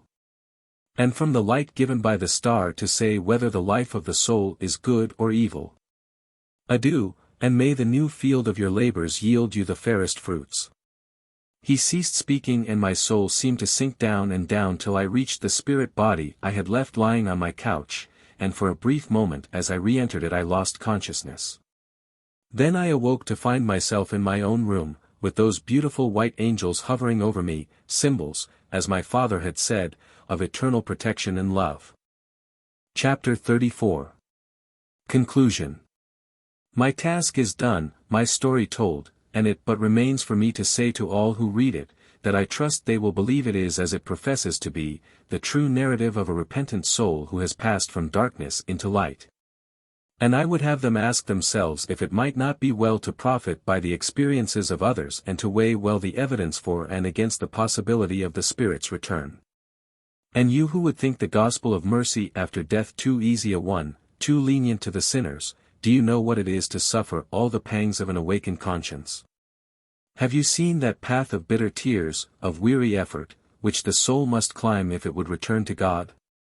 Do you realize what it means to undo, step by step, through years of darkness and suffering and bitter anguish of soul, the sinful acts and words and thoughts of an earthly lifetime, for even to the uttermost farthing must the debt be paid. Each must drink to the last dregs the cup that he has filled. Can you imagine what it is to hover around the earth in helpless, hopeless impotence, beholding the bitter curse of your sins working their baneful effects upon the descendants you have left? With the taint of your past lurking in their blood and poisoning it. To know that each of these tainted lives, all these beings cursed with evil propensities ere they were born, have become a charge upon your conscience in so far as you have contributed to make them what they are. Clogs which will continue to drag back your soul when it attempts to rise, until you shall have made due atonement to them, and help to raise them from that slough into which your unbridled passions have contributed to sink them. Do you understand now how and why there may be spirits working still about the earth who died hundreds of years ago? Can you imagine how a spirit must feel who seeks from the grave to call aloud to others, and especially to those he has betrayed to their ruin as well as his own, and finds that all ears are deaf to his words?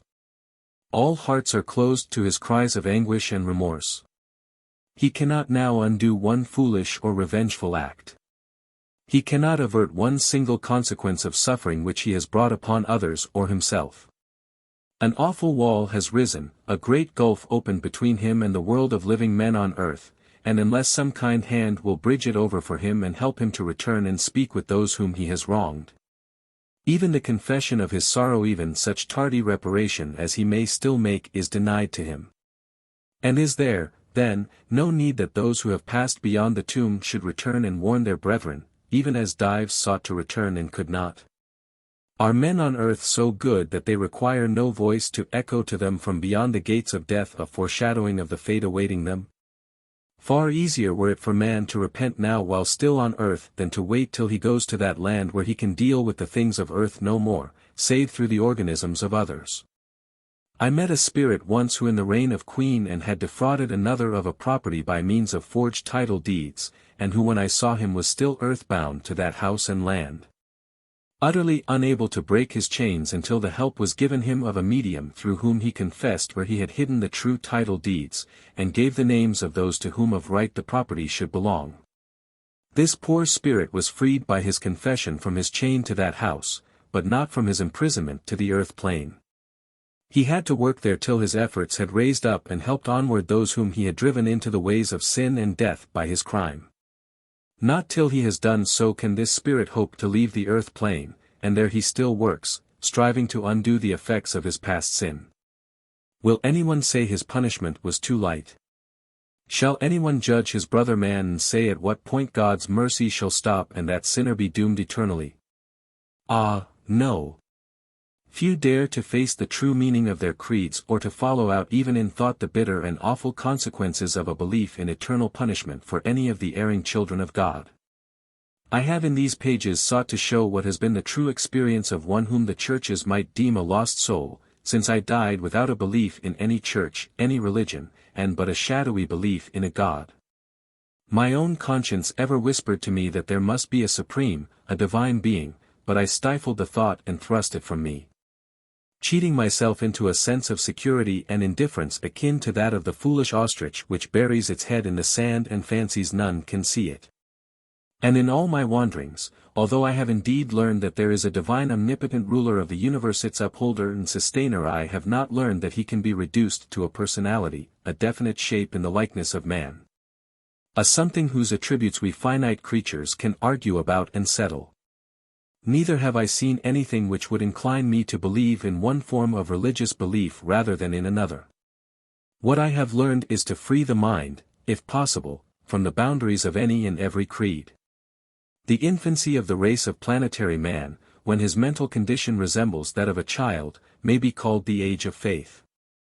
The Mother Church supplies for him the comfort and hope of immortality and takes from his mind the burden of thinking out for himself a theory of first cause, which will account to him for his own existence and that of his surroundings. Faith steps in as a maternal satisfier of the longings of his imperfectly developed soul, and the man of a primitive race believes without questioning why he does so. Among the early tribes of savages the more spiritualized men become the mystery men, and then the priests, and as age succeeds to age the idea of an established church is formulated. Next comes the age of reason, when the development of man's intellectual faculties causes him to be no longer satisfied with blind faith in the unknown, the mother's milk of the churches no longer assuages his mental hunger. He requires stronger food, and if it be withheld, he breaks away from the fostering care of Mother Church which once sustained but which now only cramps and cripples the growing and expanding soul. Man's reason demands greater freedom and its due share of nourishment, and must find it somewhere, and in the struggle between the rebellious growing child and the Mother Church, who seeks to retain still the power she wielded over the infant. The faith that once sufficed as food comes to be regarded as something nauseous and to be rejected at all cost, hence the age of reason becomes a time of uprootal of all the cherished beliefs of the past. Then comes another stage, in which the child, now grown to be a youth who has seen and tasted for himself the joys and sorrows, the penalties, and pleasures and benefits of reason, and has thereby learned to put a juster value on the powers and limitations of his own reasoning faculties, looks back at the faith he once despised, and recognizes that it also has its beauties and its value.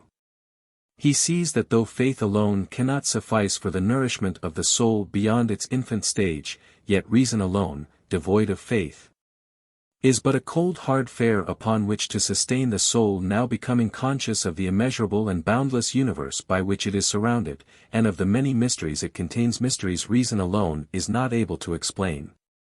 Man turns back to faith once more and seeks to unite it with reason, that henceforth they may assist each other. Now faith and reason are the central thought principles of two different spheres of thought in the spirit world. Faith is the vitalizing principle of religion or ecclesiasticism, as reason is of philosophy. These two schools of thought, which appear at first sight opposed to each other, are none the less capable of being blended in the mental development of the same personality. The properly balanced mind being that in which they are equally proportioned. Where one predominates over the other to a great degree, the individual, be he mortal or disembodied spirit, will be narrow-minded in one direction or the other and incapable of taking a just view of any mental problem. His mind will resemble a two-wheeled gig which has a big and a little wheel attached to the same axle, and in consequence neither wheel can make due progress, the mental gig coming to a stop till the defect be remedied. A man may be thoroughly conscientious in his desire for truth, but if his intellectual as well as his moral faculties have not been equally developed, his mind will be like a highway blocked by huge masses of error, so that the ethereal rays from the star of truth cannot penetrate it. They are broken and refracted by the obstructions, so that either they do not reach the man's soul at all, or they are such distorted images of the truth that they are simply a source of prejudice and error. The intellect may be called the eye of the soul, and if the sight of that eye be imperfect, the soul remains in mental darkness, however earnest may be its desire for light. The mental sight must be developed and used ere it can become clear and strong. Blind ignorant faith is no safeguard against error. The history of religious persecutions in all ages is surely proof of that. The great minds of earth to whom great intellectual discoveries are due have been those in which the moral and intellectual powers are equally balanced. And the perfect man or angel will be the man in whom all the qualities of the soul have been developed to their highest point. Every attribute of the soul, mental and moral, has its corresponding ray of color, and the blending of these forms the beautiful and varied tints of the rainbow, and like it they melt into one another to form the perfect whole. In some souls the development of certain faculties will take place more rapidly than that of others. In some certain seed germs of intellect and morality will lie fallow and give no sign that they exist, but they are none the less there, and either on earth or in the great hereafter they will begin to grow and to blossom into perfection. Evil is caused by the lack of development of the moral attributes in certain souls and the overdevelopment of other qualities. The souls which are now inhabiting the lower spheres are simply passing through the process of education needful to awaken into active life and growth the dormant moral faculties. And terrible as are the evils and sufferings wrought in the process, they are yet necessary and beneficent in their ultimate results. In the sphere where I now dwell there is a magnificent and beautiful palace belonging to the Brotherhood of Hope. This palace is the meeting place for all members of our Brotherhood, and in it there is a fine hall built of what is the spiritual counterpart of white marble. This hall is called the Hall of Lecture, and in it we assemble to listen to discourses delivered to us by advanced spirits from the higher sphere. At the upper end there is a magnificent picture called the Perfect Man. That is to say, it represents a man, or rather angel, who is relatively perfect. I say relatively perfect, because even the utmost perfection which can be imagined or attained, can only be relative to the still greater heights which must be eternally possible for the soul. Unlike Alexander, who mourned that he had left no more worlds to conquer, the soul has no limits put to the possibilities of its intellectual and moral conquests. The universe of mind is as boundless as that of matter, and as eternal. Hence none can use the word perfect as implying a point beyond which progress is impossible. In the picture this relatively perfect angel is represented as standing on the highest pinnacle of the celestial spheres. The earth and her attendant spheres lie far below him. His gaze is turned with an expression of wonder, delight, and awe to those far distant regions which lie beyond the power of mortal mind to grasp, regions which lie beyond our solar universe. They are become for the angel his new land of promise. On his head the angel wears a golden helmet, symbolizing spiritual strength and conquest. On one arm he bears a silver shield typical of the protection of faith. His garments are of dazzling white, showing the purity of his soul, and the wide outstretched wings symbolize the power of intellect to soar into the highest thought regions of the universe. Behind the angel there is a white cloud spanned by a rainbow whose every tint and shade blended into perfect harmony shows that the angel has developed to the highest degree every intellectual and moral attribute of his soul. The rich coloring of this picture, the purity of its dazzling white, the brilliancy of its glowing tints, no pen can describe, no earthly brush could ever paint, and yet I am told it falls far short of the beauty of the original picture, which is in the highest sphere of all, and which represents a former Grand Master of our order who has passed on to spheres beyond the limits of our solar system. Replicas of this picture are to be seen in the highest circle of each Earth sphere in the buildings belonging to the Brotherhood of Hope, and they show the connecting links between our Brotherhood and the celestial spheres of the solar system. And also to what heights all may aspire in the ages of eternity before us. Yes, each one of us, the most degraded brother who labors in the lowest sphere of earth, and even the most degraded soul that struggles there in darkness and sin unspeakable, is not shut out. For all souls are equal before God, and there is nothing which has been attained by one that may not be attained by all if they but strive earnestly for it. Such, then, is the knowledge I have gained, such the beliefs I have arrived at since I passed from earth life, but I cannot say I have seen that any particular belief helps or retards the soul's progress, except in so far as this: that some creeds have a tendency to cramp the mind and obscure the clearness of its vision and distort its ideas of right and wrong, thereby preventing those who hold those beliefs from possessing the perfect freedom of thought and absence of prejudice which can alone fit the soul to rise to the highest spheres. I have written this story of my wanderings in the hope that amongst those who read it may be found some who will think it worth while to inquire whether, after all, it may not be, as it professes to be, a true story. There may also be others who have lost those who were very dear to them, but whose lives were not such as gave hope that they could be numbered with those whom the churches call the blessed dead who die in the Lord. Dear friends who have not died in the paths of goodness and truth, I would ask those mourners to take hope and to believe that their beloved but erring friends may not be wholly lost, not utterly beyond hope. Yes, even though some may have perished by their own hands and under circumstances which would seem to preclude all hope.